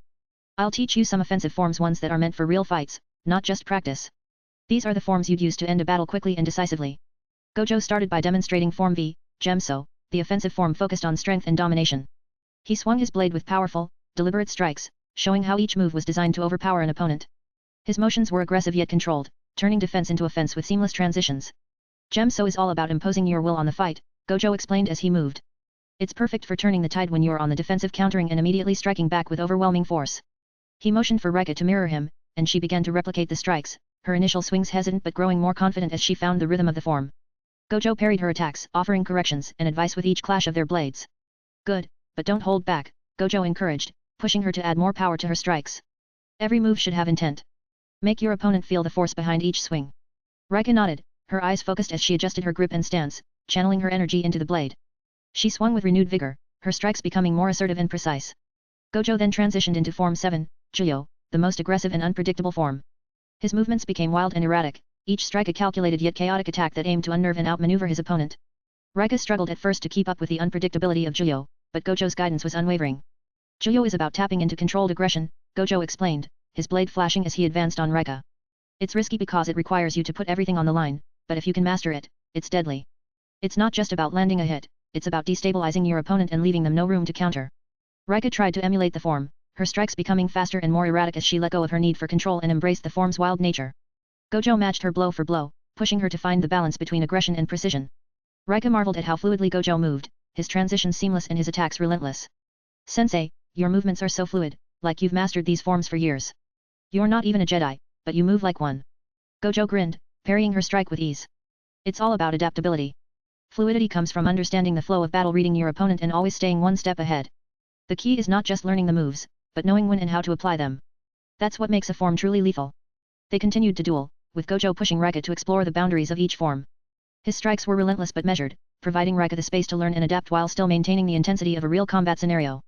Don't just attack, predict, Gojo instructed, deflecting one of Rika's strikes and immediately countering with a swift overhead slash. Know where your opponent will be, not just where they are. Anticipate and adjust. Rika took his advice to heart, her strikes becoming more calculated as she started to anticipate Gojo's movements. She adapted quickly, each adjustment making her a more formidable opponent. After several exchanges, Gojo stepped back, lowering his blade. You're getting there, Rika. Keep practicing, refine your control, and remember every form has its purpose. Offensive forms are about decisiveness and finishing a fight on your terms. Rika, panting but clearly proud of her progress, looked up at Gojo with eager eyes. Thank you, sensei. But, could you teach me more force abilities? I want to learn as much as I can. Gojo's usual confident demeanor wavered for a moment as he processed her request. Force abilities? Wait a second, do I even have force capacity? He thought, his mind racing. Oh, shit. I've got like 100,000 midi-chlorians and the ability to manifest any force technique, but I've never actually used them. Damn, I'm like some kind of overpowered otaku with a splash of Chiyunibu. He chuckled awkwardly, scratching the back of his head.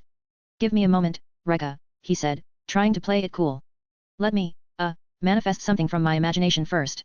I haven't really tapped into that side yet, so this'll be new for both of us. Rika laughed, clearly entertained by her usually unflappable sensei grappling with something unfamiliar. Gojo, meanwhile, was deep in thought, wondering which ability to try first. Should I try Force Choke? Or maybe Force Lightning? Ugh, let's just wing it and see what happens. With a casual flick of his wrist, Gojo aimed at a large boulder at the edge of the training area. He concentrated briefly, and suddenly, the boulder began to crack as if an invisible hand were squeezing it. The entire rock crumbled into dust within seconds. Gojo blinked in surprise. Whoa. That was Force Choke, right? That was ridiculously easy. Rika's eyes widened in disbelief, half in awe and half in amusement. Sensei, you just turned that rock into dust like it was nothing. Encouraged by the success, Gojo grinned mischievously. Alright, let's try something with a little more spark. He raised his hand again, this time focusing on his fingertips. Sparks danced across them before erupting into bright blue lightning that arced through the air and struck another boulder, blasting it apart with a resounding crack. Gojo let out a laugh, almost disbelieving his own abilities. Force Lightning? Seriously, that was like flipping a switch. It's like I'm barely putting in any effort. Rika burst into laughter, her sense of wonder mixed with sheer amusement. Sensei, it's like you're not even from this galaxy. You're pulling off these force moves that take years to master, and you're doing it like it's just another day. Gojo shrugged, clearly reveling in the absurdity of it all. Guess I'm just built different. Alright, Rika, let's dive into the dark side of the force. Rika blinked, her eyebrows shooting up in surprise. The dark side of the force. She couldn't help but laugh at the casual way Gojo brought it up, like he was suggesting they go for a walk in the park. The idea of exploring something as dangerous and forbidden as the dark side sounded completely normal coming from him. Seeing her confusion, Gojo waved a dismissive hand. Relax, it's not as dramatic as it sounds. The dark side of the force is just one part of an old system of beliefs. People used to think of it as some ultimate evil, but honestly, it's like playing with outdated tech. It's powerful, sure, but it's a relic of the past, like using a rotary phone in a world of smartphones. He paused, then pointed a thumb at himself. Curse energy, now that's the real evolution of power. It's dynamic, adaptable, and doesn't come with all that baggage about good versus evil.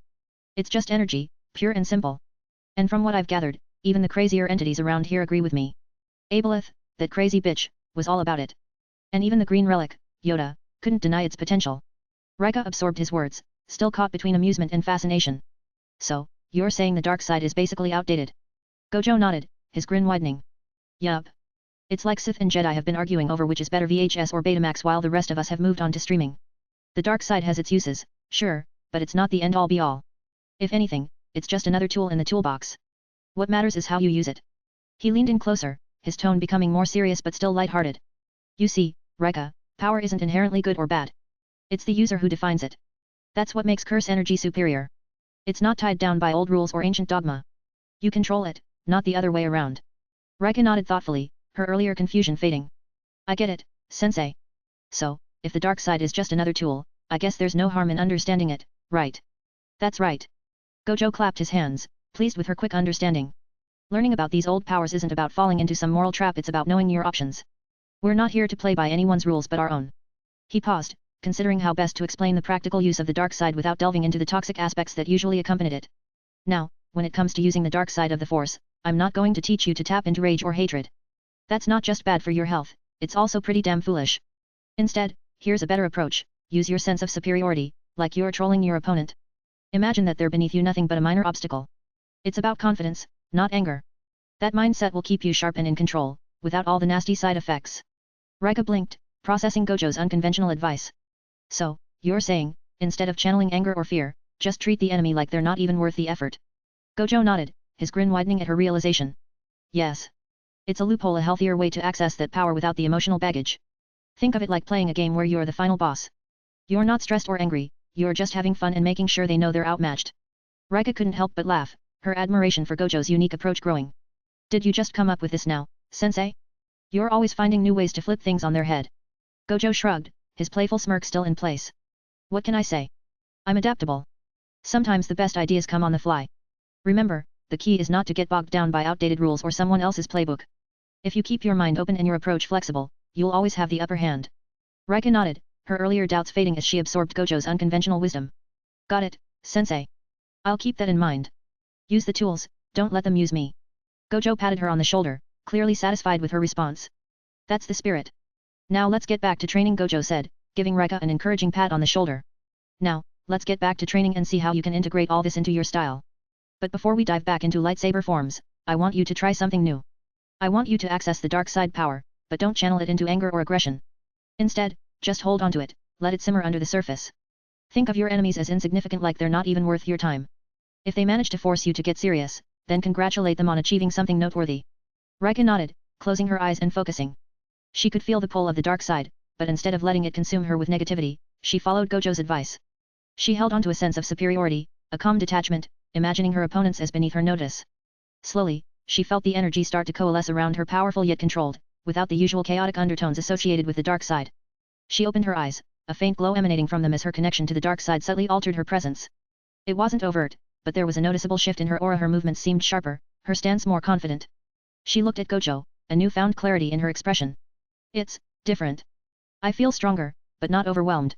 It's like I'm just waiting for them to give me a reason to care. Gojo's eyes sparkled with approval. Perfect. You're harnessing the power without letting it dictate your actions. That's exactly the kind of control I want you to have. And when you get it right, it's like you're on a completely different level from your opponents. It's not just about beating them, it's about making them realize they're outclassed. Rika focused on the training area, and as Gojo suggested, she didn't channel the power into any particular action. Instead, she let it flow naturally, enhancing her senses and movements. As she began to move, the environment around her seemed to react, obstacles shifted subtly, as if her presence alone disrupted their stability. It was like watching someone manipulate the battlefield with sheer presence, her enemy's moves slowed as if struck by an unseen force. Gojo watched with satisfaction, knowing she was tapping into a unique application of the dark side, one that combined arrogance with grace. Keep going, Rika. Let that energy fuel your actions. Remember, you're in control here. The power is yours to command, not the other way around. Rika continued her training, moving with enhanced speed and precision, her strikes landing harder and her awareness of the environment sharper than before. Her opponents seemed to hesitate, their attacks missing by fractions as if they were already off balance before they even began. Gojo's teachings had given her an edge that went beyond raw power. It was about dominance and the psychological impact of being so completely outmatched. Gojo grinned, watching as Rika effortlessly disarmed a simulated opponent. Congratulations, Rika. You've just found a new way to keep your enemies on their toes and they don't even know why. With this, you've turned a relic into a weapon of your own making. That's what real mastery looks like. Rika glanced at Gojo, her confidence soaring. Thanks, sensei. I'm starting to see it now. It's not just about strength, it's about making them question if they even belong on the same field as me. Gojo nodded, his expression one of pride and satisfaction. Very good. Keep refining that, and you'll be untouchable. And remember, this is just the beginning. Now, let's get serious. With a swift motion, Gojo waved his hand, and parts of a lightsaber began to materialize, hovering in the air before Rika. Emitter shrouds, power cells, hilts, and more floated and clicked into place, forming a collection of incomplete sabers ready to be customized. Gojo glanced at Rika with a challenging grin. What kind of kyber crystal do you want? And how many blades are you thinking? It's all up to you now. Rika, taken aback by the sheer number of options and the freedom to choose, pondered for a moment. Her eyes were drawn to a crystal pulsing with a vibrant shade of violet, radiating both strength and serenity, a perfect blend of intensity and calm that mirrored her approach to combat. I want this one, Rika said confidently, pointing to the violet crystal. It feels right. It's strong but not overwhelming, kind of like what we've been working on. Gojo nodded approvingly. Good choice. Violet's got a nice mix of power and control, like Mace Windu's blade. It reflects your journey, tapping into something powerful without losing yourself in it. Rika thought for a moment before adding, I want 3 blades, 2 of them violet and pink, and the last one, dark. Gojo chuckled, his excitement evident. I can give you 2 blades, but that dark one you've got to earn it. A duel with me should do the trick. I've got the dark one since I looted the Lucky Despot, he laughed, and it's an advanced model, way beyond what the Mandalorians have now. But let's assemble the other 2 using the Force. Since I hate using it, I'll rely on my limitless technique, so it's your problem. Rika couldn't help but think, sensei being sensei. Gojo glanced at her, catching her expression. Hey, I know what you're thinking. Besides, Rika interrupted with a grin, you can manifest a blade out of thin air, sensei. Gojo laughed, nodding. True, true. But this isn't just about what I can do, it's about what you can achieve.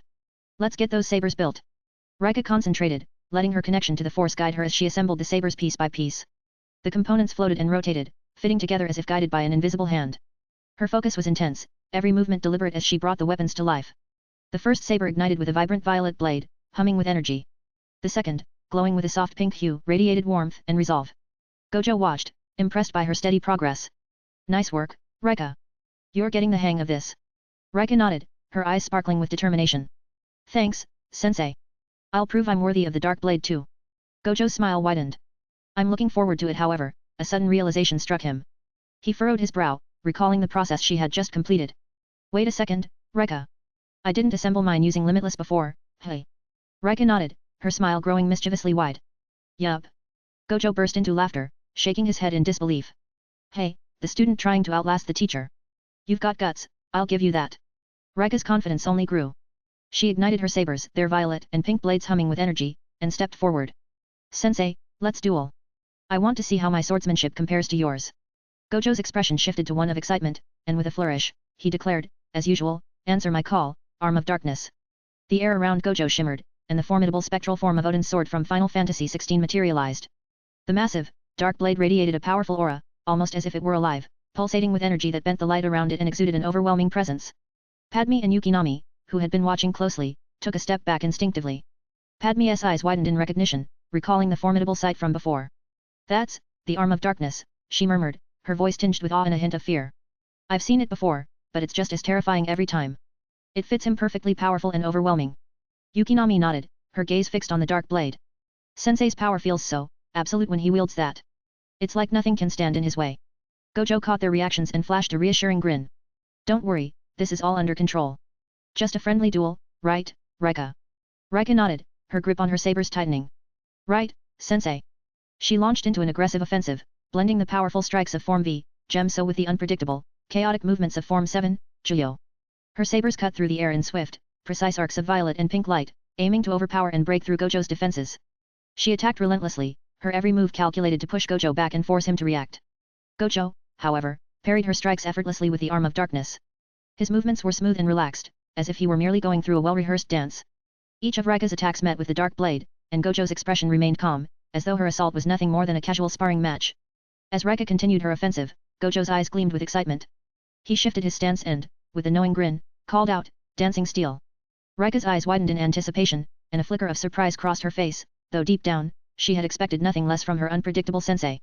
Before her, Gojo manifested a second sword, a brilliant, ethereal blade that complemented the Arm of Darkness. He wielded both weapons with astonishing skill, transitioning effortlessly from defense to a relentless offense. Of course, Sensei can summon another blade, Rika muttered to herself, half in awe and half amused at how unsurprising yet impressive Gojo's ability was. With Dancing Steel, Gojo's attacks became a relentless flurry.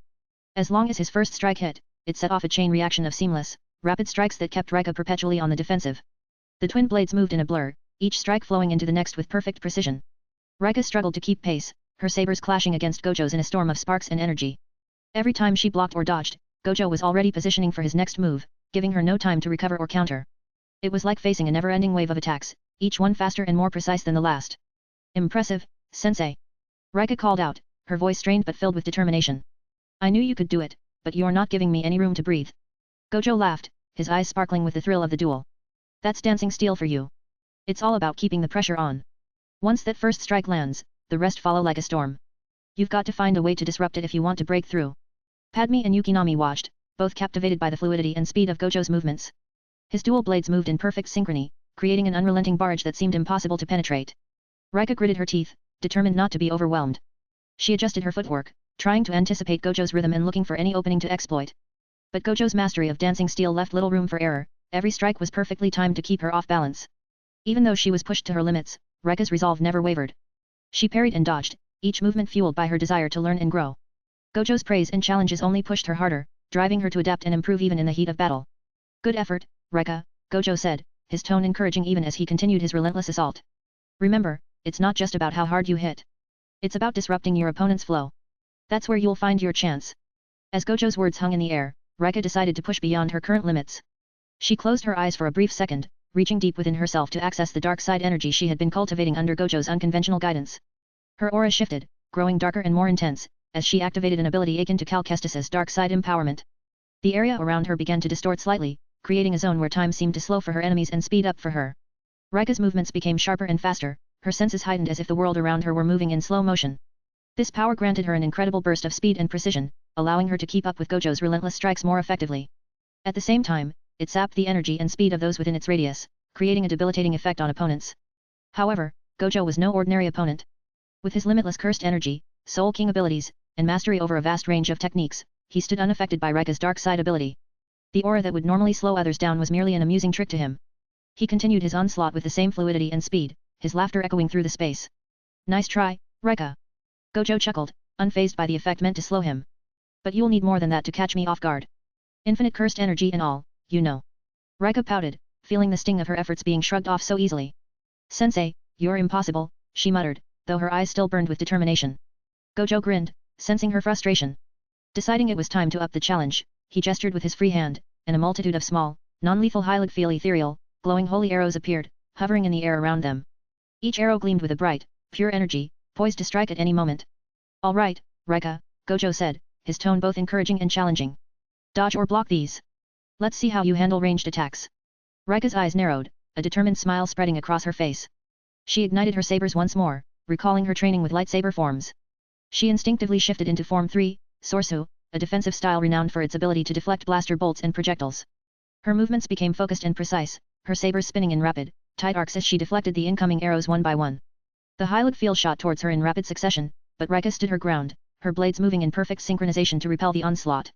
Sparks flew as her sabers met each arrow, her form and technique evolving with each successful deflection. Gojo watched with pride as Rika adapted quickly, her confidence growing with every successful parry. Well done, Rika. You're a natural with Sorsu. He praised, noting her adept handling of the incoming attacks. However, a realization struck him, and he couldn't help but laugh. Wait a minute, I haven't even taught you Sorsu yet. It looks like the Force itself is guiding you. Rika paused briefly, surprised at her own instinctive use of the defensive form. She looked at Gojo with wide eyes, then glanced at her sabers, feeling the connection to the Force resonating more strongly than ever. I just felt it. Like the moves were already there, waiting for me to find them, she admitted, still catching her breath. Gojo's laughter echoed through the training space, filled with genuine amusement and pride. That's the Force for you. It's got a way of filling in the gaps when you need it most.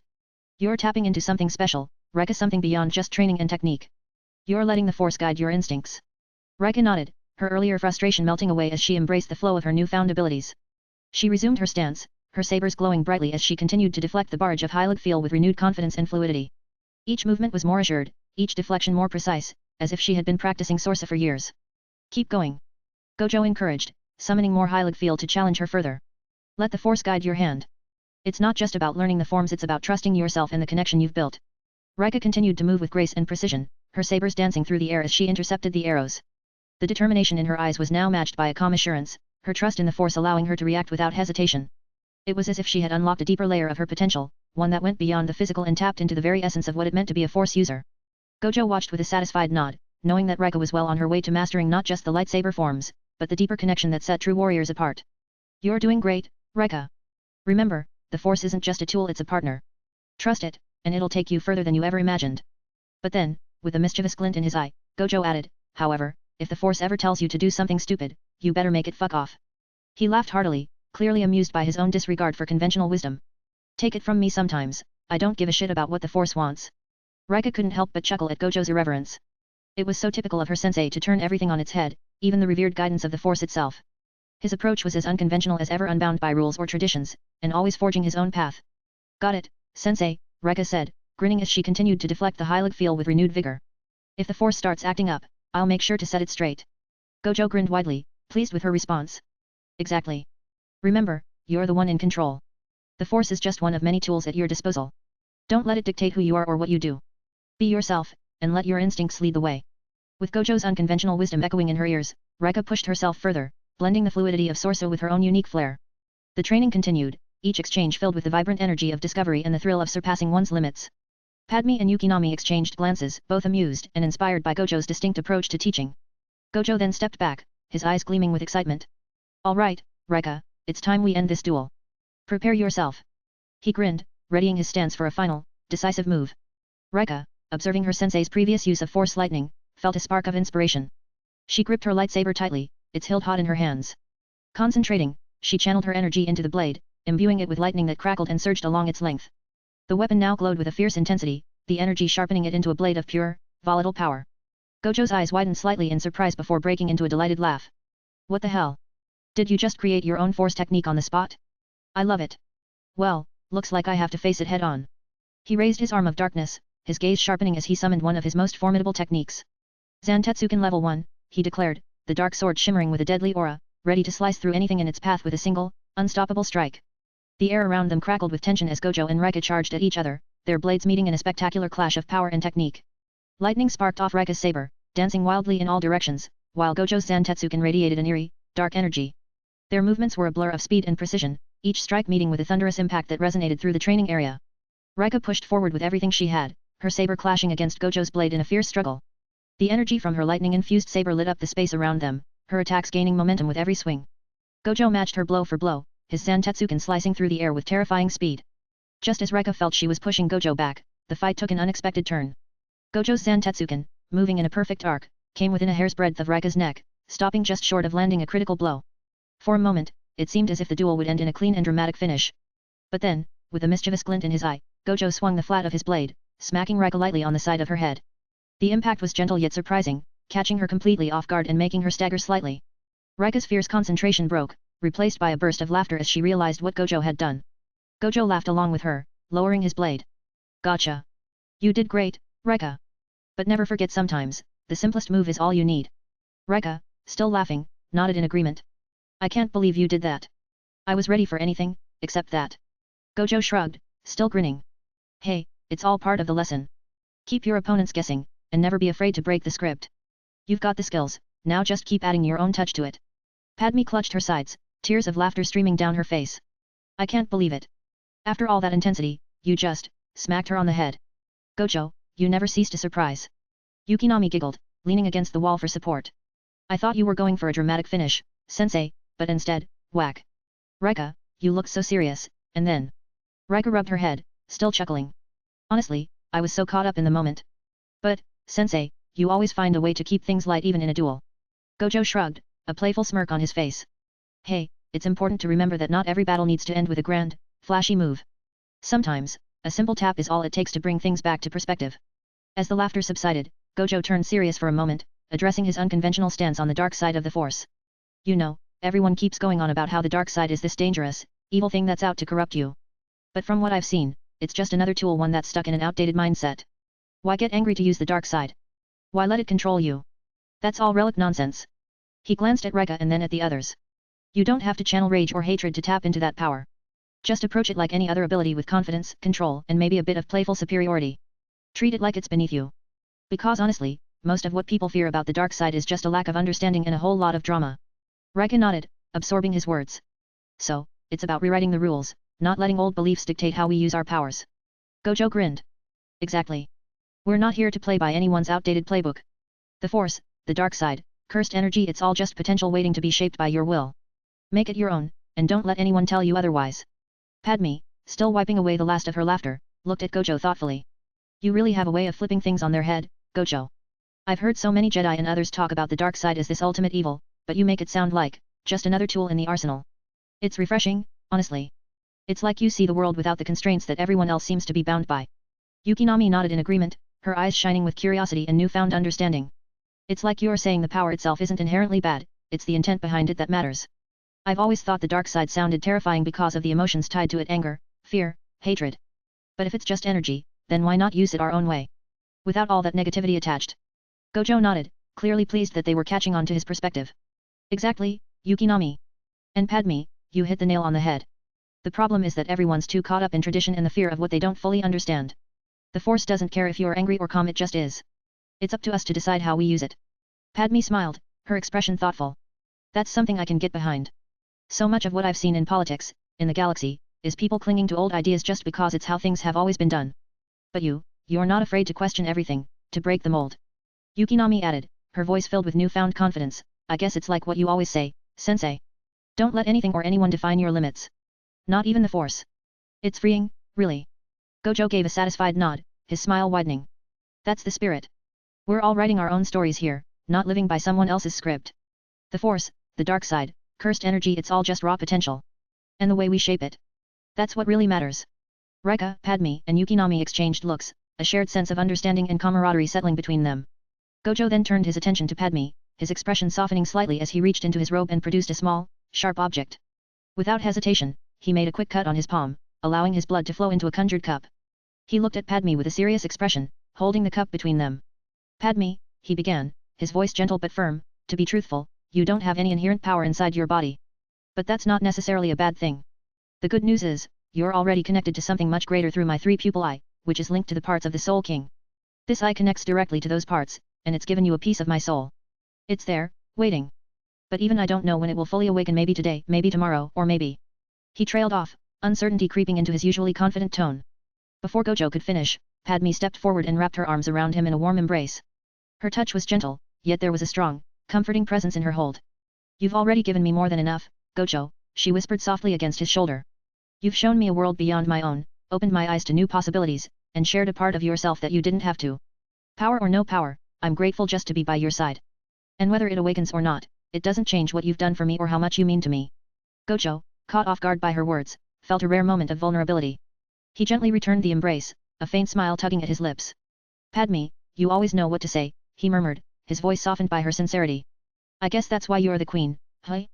Thank you, for reminding me that sometimes, just being there is enough. Padme pulled back slightly, her gaze meeting his with a warm, unwavering resolve. Always, Gojo. You've taught me that it's not about the powers we have, but how we use what we're given. And with you, I've found strength I never knew I had. Gojo chuckled, a playful glint returning to his eyes. You're full of surprises, Padme. Just remember, you've got a piece of me now, so if you start pulling off any crazy moves, I'll know where you got it from. Padme laughed softly, the bond between them feeling stronger than ever. I'll make sure to give you credit when I do. Yukinami and Rika watched the exchange, smiles on their faces as they witnessed the genuine connection and warmth shared between Gojo and Padme. Yukinami and Rika watched the exchange, smiles on their faces as they witnessed the genuine connection and warmth shared between Gojo and Padme. However, curiosity sparked in Padme's eyes, and she tilted her head slightly, her brow furrowing with a mix of excitement and uncertainty. But Gojo, Padme asked softly, what kind of power will I awaken? Gojo considered her question, his gaze turning thoughtful. The power you'll awaken will be tied directly to the soul, that's for sure. It'll be something unique, something that reflects your essence. But the specifics? Even I can't say for certain. The Soul King's power is vast and unpredictable. It's like nothing this galaxy has seen. A spark of determination lit up in Padme's eyes as she nodded, absorbing his words. Then I'll be ready for whatever it is. I trust you. Gojo's grin widened, the playful glint returning to his gaze. He straightened, his presence growing more intense as he took a deep breath. Speaking of soul power, I think it's time I show you something else. Quincy Volstandig. As Gojo spoke the command, the atmosphere around them shifted dramatically. A brilliant light erupted from his form, enveloping him in a radiant glow that grew brighter and more intense by the second. The light pulsed and expanded, shooting upward in a colossal pillar that pierced the sky like a beam of pure energy. It was as if the heavens themselves had opened up to channel Gojo's power. Around him, the air crackled with electricity, and his three-pupil eye gleamed with an otherworldly brilliance, connecting directly to the vast, incomprehensible power of the Soul King. Ethereal wings of pure light unfurled from his back, each feather shimmering like a crystal, reflecting the immense power coursing through him. His silhouette stood at the center of this divine radiance, his form simultaneously tangible and transcendent. The sheer magnitude of his Volstandig was overwhelming, casting a halo of light that bathed the entire area in an otherworldly glow. His presence was so powerful that it seemed to warp reality around him, bending light and space as if the very fabric of existence was responding to his will. Padme, Yukinami, and Rika could only watch in awe, their eyes wide as they took in the breathtaking sight. It was a display of power that was both beautiful and terrifying, a reminder of just how far beyond the ordinary Gojo truly was. Padme, despite having seen Gojo's power on multiple occasions, felt a renewed sense of wonder. It's incredible, she whispered, her voice barely audible over the hum of the energy surrounding them. This is, beyond anything I could have imagined. Gojo, now fully transformed, glanced down at Padme, his expression calm yet filled with a quiet confidence. This is the power of the soul in its purest form, limitless, adaptable, and utterly free from the chains of the past. This is what it means to truly harness the essence of power without boundaries. As the light began to fade, Gojo allowed his Volstandig to dissipate, the pillar of light slowly retracting into his form until it vanished completely. He landed softly, his eyes still glowing with residual energy, but his demeanor relaxed once more. Padme stepped forward, still processing the overwhelming display. If that's even a fraction of what lies within the soul, then I know whatever awakens in me will be extraordinary. And I'll face it with the strength you've shown me. Gojo nodded, placing a reassuring hand on her shoulder. That's the spirit. Just remember, no matter what power you awaken, it's yours to control and define. And if it ever feels like too much, you've got me. We're in this together. Padme smiled, the bond between them solidified even further by the display. Thank you, Gojo. For everything. Yukinami and Rika, still processing Gojo's explanation, exchanged glances that held both curiosity and a hint of lingering apprehension. Sensei, Yukinami began cautiously, her voice tinged with concern, if this is the power of the Soul King, why do the parts connected to you, especially the right hand, feels so dark and unsettling. It's like there's a heaviness that doesn't match the light you just showed us. Rika nodded, echoing Yukinami's sentiment. Yeah, it felt off. Almost like there's something hidden beneath the surface. Gojo listened, nodding thoughtfully as he took in their observations.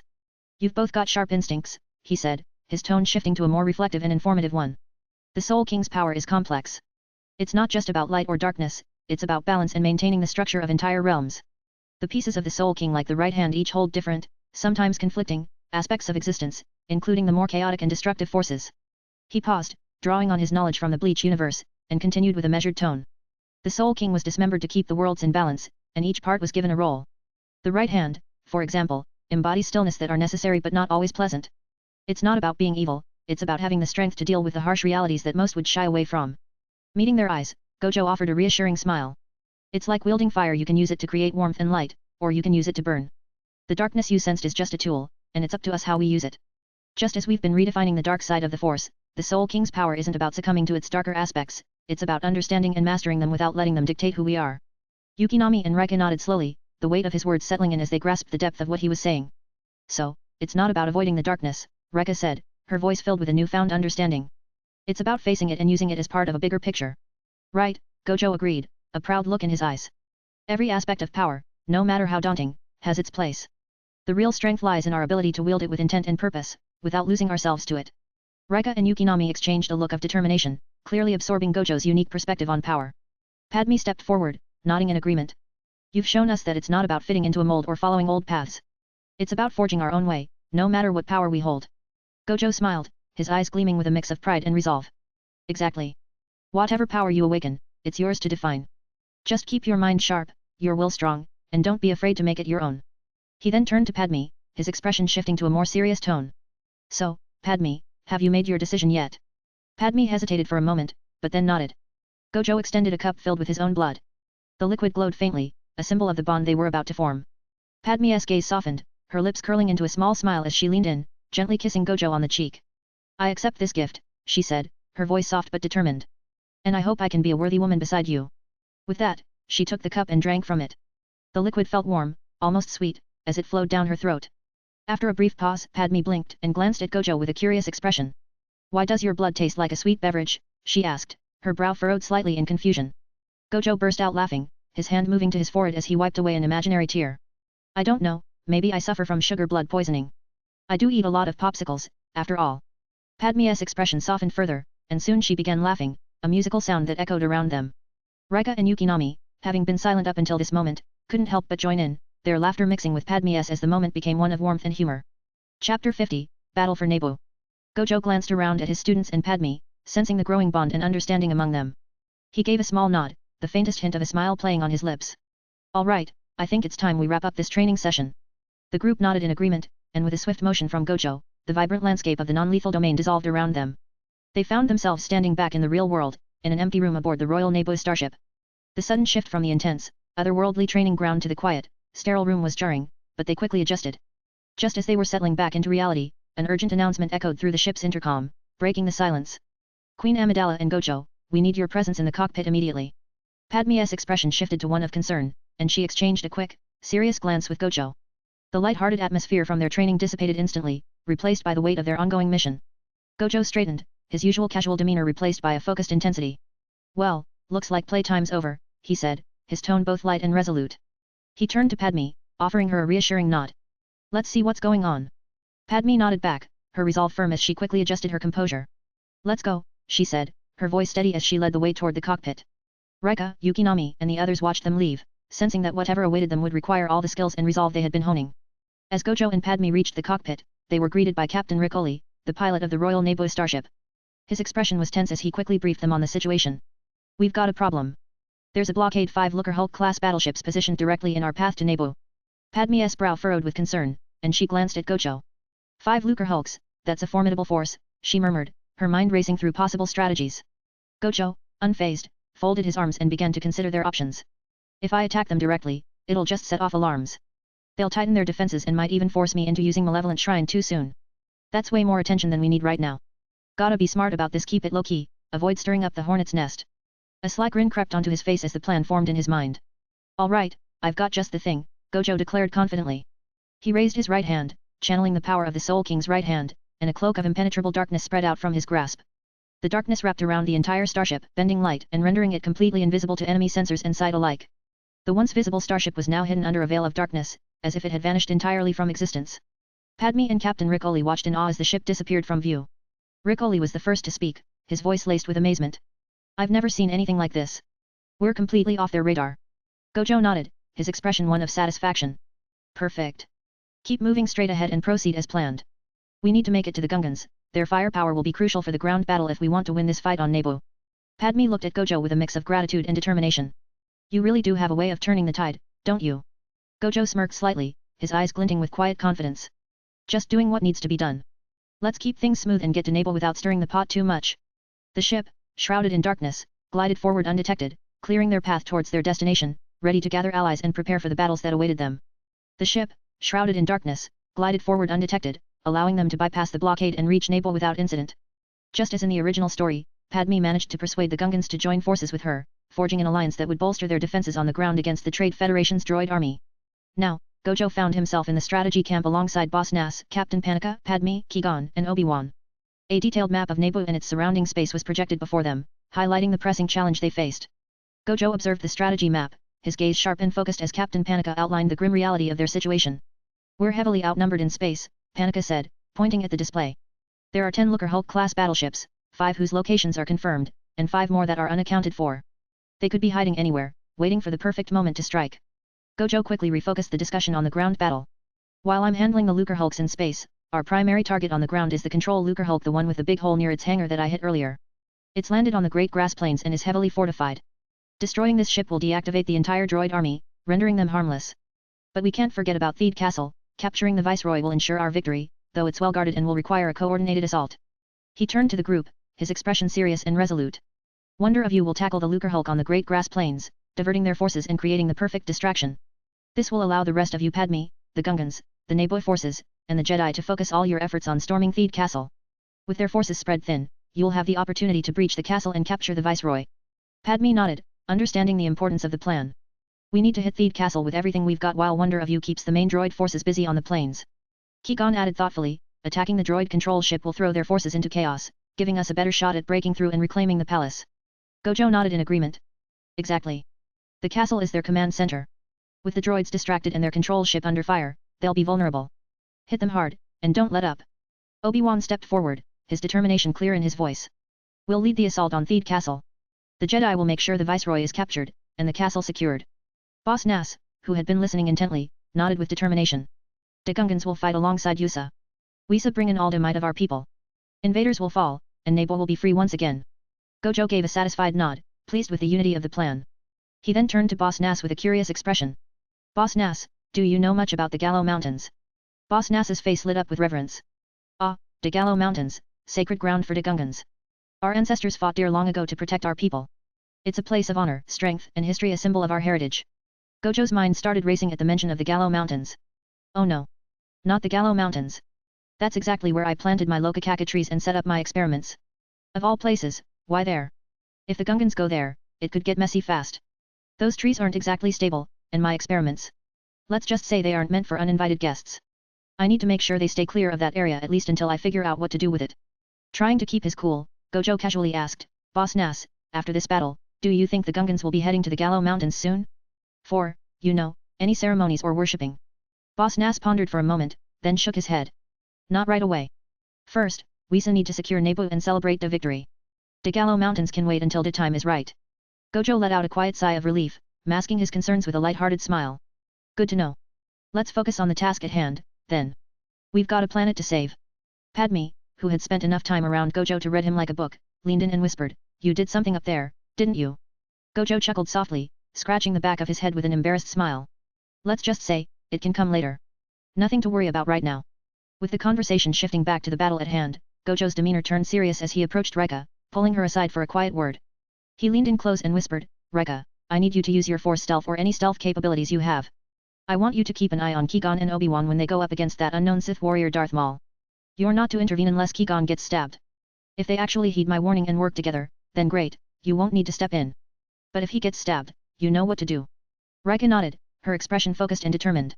Understood, Sensei. I'll stay hidden and only intervene if things go south. Gojo then handed her a small vial containing Lucrehulk 6251, the strange, potent liquid glowing faintly inside. Use this to save Qui-Gon if it comes to that. It'll heal him instantly. And after that, feel free to have some fun with the Sith warrior. Just remember Maul's no joke, but neither are you. Rika accepted the vial with a firm grip, a determined look crossing her face. I won't let you down, sensei. Qui-Gon's in good hands. Gojo nodded approvingly. I know you won't. Just keep your wits about you. And remember, if things get too dicey, get out of there. We've got bigger things to handle than a grudge match. Rika grinned. Got it. I'll make sure everything goes according to plan. With a final nod, Gojo stepped back, his confidence in his student unwavering. He rejoined the rest of the group, ready to face the challenges that lay ahead on Naboo. Meanwhile, on the great grass plains, inside the damaged Lucrehulk control ship, Neimoidian Captain Daltai Dofine paced anxiously across the bridge. The ship's control systems were failing, with warning lights flashing all around. System failure at 50%, Dofine muttered, frustration seeping through every word. We landed for repairs to fix the damage caused by that insufferable Gojo Satoru, and these droids can't seem to fix anything right. A B-1 battle droid clanked awkwardly beside him, attempting to assist with the repairs. Sir, we, kind of ran out of materials to fix the big hole. You know, the one caused by the big flashy guy with the weird hair, the droid said, scratching its metal head as if trying to think. Dofine scowled, rubbing his temples in exasperation. You think I don't know that? What do you suggest we do? Send a memo to Gojo asking him nicely to patch up the damage he caused. The droid tilted its head, struggling to catch the sarcasm. Well, we could always ask him. I mean, he's pretty strong, maybe he can fix it for us if we say please, or... I dunno, offer him a cupcake. Dofine blinked, utterly dumbfounded by the suggestion. A cupcake? You think offering a Sith-level threat like Gojo Satoru a baked good will? Before he could finish, an alarm blared through the control room. Screens flickered to show a lone figure approaching the Lucrehulk from the distance. Dofine squinted at the display, his eyes widening in horror. It was Toru Wonder of You, in his human guise. Clad in a sleek, dark suit with faint, starry patterns woven into the fabric, Toru looked as though he'd stepped out of another era. Leaning on a polished silver cane topped with a crystal orb, he exuded an eerie calm, almost as if he were merely taking a casual stroll. His expression was serene, yet there was a hint of amusement dancing in his eyes. Dofine paled as he recalled Toru's previous machinations and the torment he had inflicted upon their viceroy. Panic overtook him, and he pointed frantically at the screen, his voice breaking into a shrill, desperate yell. It's him. It's Toru, the one who drove our viceroy to madness. Open fire. Everything we've got at tanks, heavy weaponry, all of it. Kill that man. Dofine's voice was hysterical, verging on a breakdown as he barked his orders. The B-1 battle droids scrambled into action, clanking loudly as they moved to man the Lucrehulk's defenses. The ship's arsenal was unleashed in full force as tanks rolled into position, heavy cannons whirred, and blaster turrets locked onto the approaching figure. The droids, despite their limited programming, seemed almost eager to unleash their firepower, as if convinced this would finally be the end of their tormentor. Toru continued his approach, unfazed by the chaotic activation of the Lucrehulk's defenses. He twirled his cane idly, the crystal orb gleaming in the sunlight, and his steps remained calm and measured, as if he were impervious to the threats around him. Fire! Dofine shrieked, his eyes wide with fear and desperation. A torrent of laser bolts, explosive shells, and blaster fire erupted from the Lucrehulk, filling the sky with deadly streaks of light. The ground shook as the barrage rained down on Toru's position, the noise deafening and relentless. Yet, as the smoke cleared, Toru stood unscathed, his suit unmarked, his expression unchanged. The attacks had either bent away, missed entirely, or simply dissipated before reaching him, as if reality itself refused to acknowledge his defeat. Dofine stared, slack-jawed, unable to comprehend what he was seeing. What is this? How is he? Toru, still twirling his cane, gave a polite yet chilling smile. Is that truly the best you can muster? His voice carried over the battlefield, calm and mocking. You should know by now, you can't defy inevitability. Suddenly, a fresh wave of forces arrived from Theed Castle, an overwhelming assembly of AAT tanks, millions of battle droids, and hundreds of thousands of droid starfighters, encircling Toru in a deadly formation. Dofine's fear twisted into a manic glee as he watched the reinforcements surround the interloper. This is where your grave is. Dofine bellowed through the intercom, his Neimoidian accent thick with triumphant madness. You are surrounded on all sides. Now you die, Toru. Toru's smile didn't waver. He glanced around at the amassed forces, then calmly set his cane down, its crystal orb glowing faintly. His form began to shift, the human guise dissolving as the ominous presence of Wonder of You took shape. The air grew heavy, and the battlefield seemed to bend to his will. When the new Lucrehulk is gained, Wonder of You's voice echoed, dripping with a menacing calm, and Master Satoru reaches his full potential, when he awakens as king, my journey will be complete. His form fully transformed into the stand, a towering figure that radiated a dark, oppressive energy. The very air around him seemed to reject the attacks as his transformation completed, embodying the concept of inevitability itself. The forces around him hesitated, their programmed determination wavered by the sheer presence of the stand. Wonder of You, now in its imposing stand form, moved with an unyielding grace that belied the chaos unfolding around it. As it advanced, the battlefield twisted further into calamity. Tanks erupted in flames, their turrets spinning aimlessly before bursting apart. Battle droids fell in droves, their circuits frying and limbs twitching as if succumbing to a predetermined fate. The skies above filled with the burning wreckage of starfighters, each crash sending tremors through the Lucrehulk's battered frame, amplifying the growing sense of doom.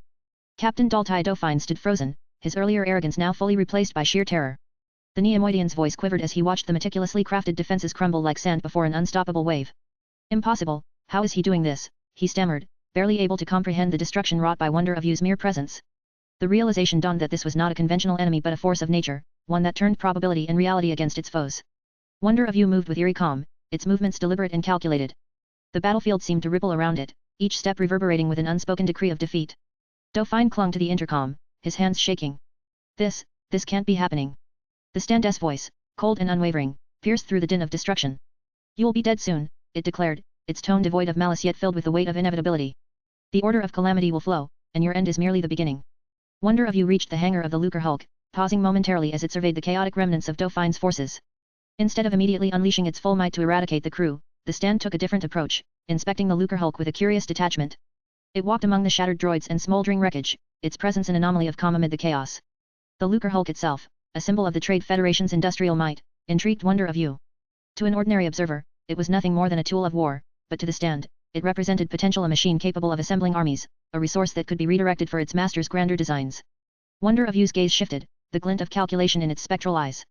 This structure, a fascinating creation, it mused aloud, speaking to no one yet addressing the ship itself. To build an army for Master Satoru, such a vessel could be repurposed, not destroyed outright. As it continued its slow, deliberate inspection, Wonder of You seemed to assess every panel, every circuit. It wasn't here solely to fulfill its duty of destruction, it was here to understand, to explore how this colossal war machine could serve a higher purpose. For the stand, each element of the Lucrehulk represented another potential piece in the ever-expanding arsenal of Gojo Satoru.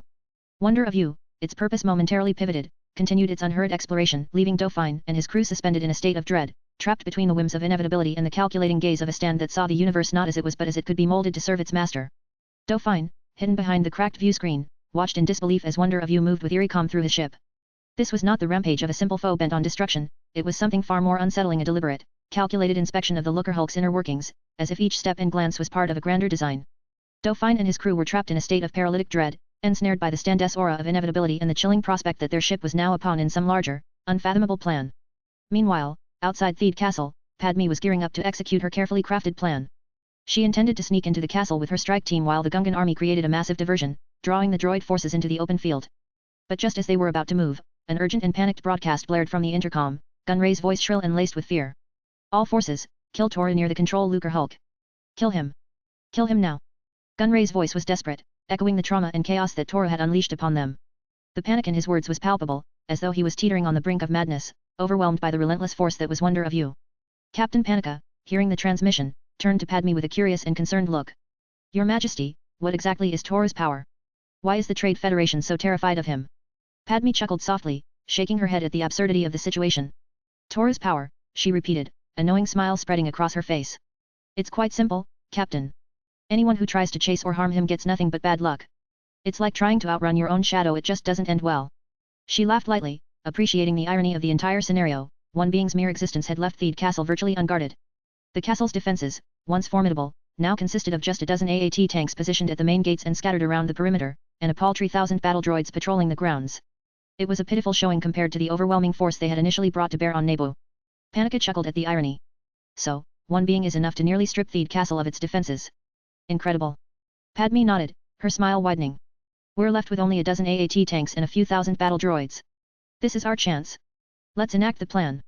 The Gungan army, arrayed on the plains before Theed, began their assault. Under the leadership of General Jar Jar Binks, who now wore a makeshift general's cap with a lopsided but determined tilt, the Gungans unleashed their full arsenal.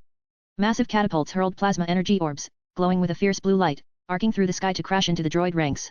The orbs detonated on impact, sending shockwaves through the droid formations and scattering them like toy soldiers. Ready to boomers. Jar Jar called out, his voice a mix of nervousness and newfound authority. Gungan warriors armed with energy balls, known as boomers, hurled the explosives at the advancing droids.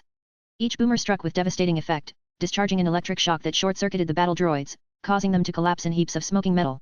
The AAT tanks tried to retaliate, firing their heavy blasters at the Gungan lines. Energy shields flared to life, absorbing the onslaught with a brilliant cascade of lights.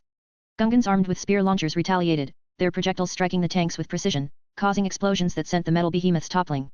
Jar Jar, despite his usual clumsiness, seemed to embody the chaotic energy of the battlefield.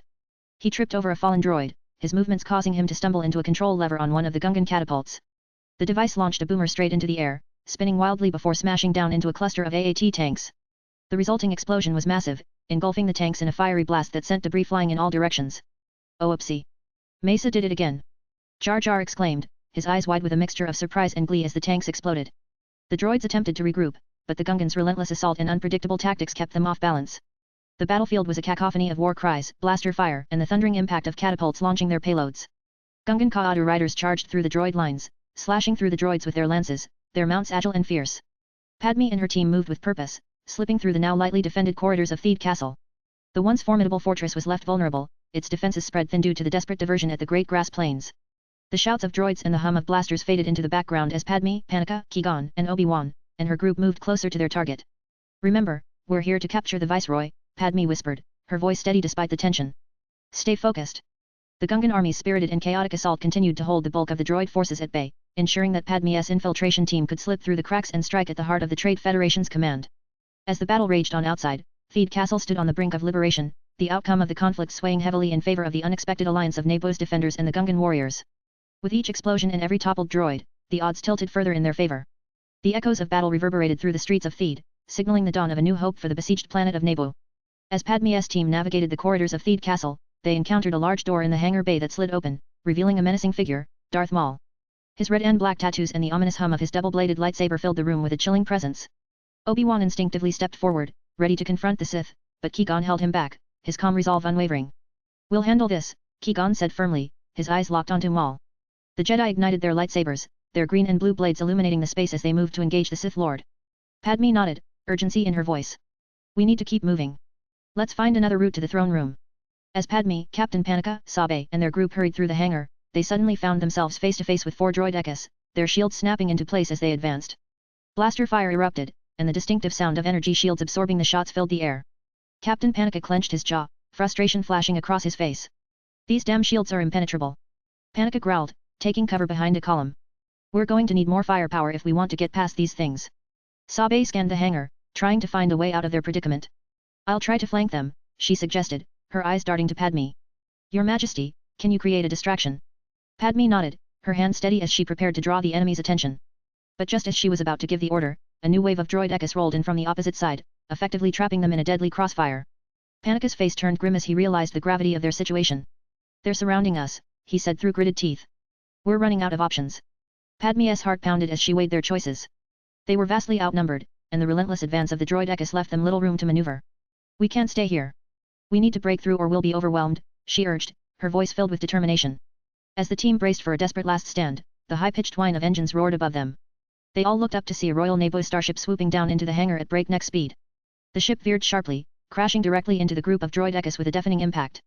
The force of the crash obliterated the droids, their shields shattered, and debris scattered across the hangar floor. Padme stared in shock, her mind struggling to process what had just happened. What in the who would? Panika, equally stunned, glanced at the smoldering wreck of the starship. Who could have piloted that? And why would they crash into the droid Ekis? Suddenly, the side of the Royal Naboo starship was cut open, the metal screeching as a makeshift entrance was carved out by Suzunami, wielding his alter technique with precise, powerful strokes. He stepped through the opening and shouted with an exasperated expression, "Potential man, can you really drive a ship or not?" Anakin, dusting himself off, grinned sheepishly from behind him. Well, it was a good landing, right? Yukinami, standing beside him, rolled her eyes, exasperated but relieved. Only you would call that a good landing. Shmai, stepping out carefully, added with a wry smile, well, it was my first crash landing, anyway. Padme, seeing them safe and sound, rushed forward and embraced them all in a tight hug, the relief washing over her.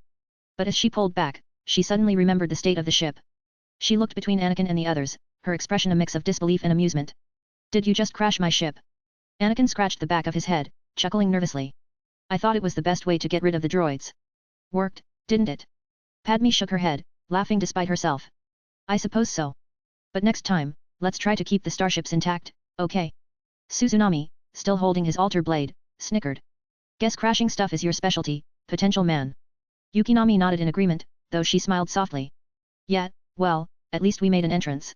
Panika, still bewildered but grateful for the unexpected rescue, gave a nod of approval. You saved us. That's all that matters. Padme took a deep breath, her focus returning to the mission. All right, let's keep moving. Before she could finish, the familiar clattering of droid echos echoed through the hangar as another batch rolled in, their shields snapping into place. The threat loomed larger as the droid echos from the opposite side continued their relentless advance, effectively boxing the group in. Yukinami, sensing the dire situation, took a quick step forward, determination flashing in her eyes. She summoned Divine Dog, the spectral form materializing beside her with a low growl. With a quick command, she combined them into Divine Dog, Totality, a massive, ferocious beast. Tear them apart, she ordered, pointing at the droid echos. The Divine Dog lunged, claws and fangs bared, tearing through the first line of droids with brutal efficiency. However, the respite was short-lived as more droid echos rolled in to replace the fallen, their shields making it nearly impossible for the group to gain any ground. The situation grew increasingly desperate, the droid echos' relentless onslaught threatening to overwhelm them. Suzunami, watching the battle unfold, clenched his fists and muttered under his breath, his mind racing for a solution. This isn't going to work, we need to do something bigger. He took a deep breath, steeling himself, then called out to the others. Guys, give me some time. I'm going to try something, but whatever happens, don't you dare tell Sensei about this. Yukinami glanced over, her eyes widening in surprise. What are you thinking, Suzunami? This is no time for half-baked ideas. Suzunami gave her a mischievous grin, his confidence unwavering despite the chaos around them. Trust me on this. Just keep them busy for a few seconds. Padme, overhearing their exchange, looked concerned but nodded. Do whatever you need to do. We'll cover you. Suzunami stepped back, closing his eyes and focusing his energy. He could feel the rush of cursed energy flowing through him.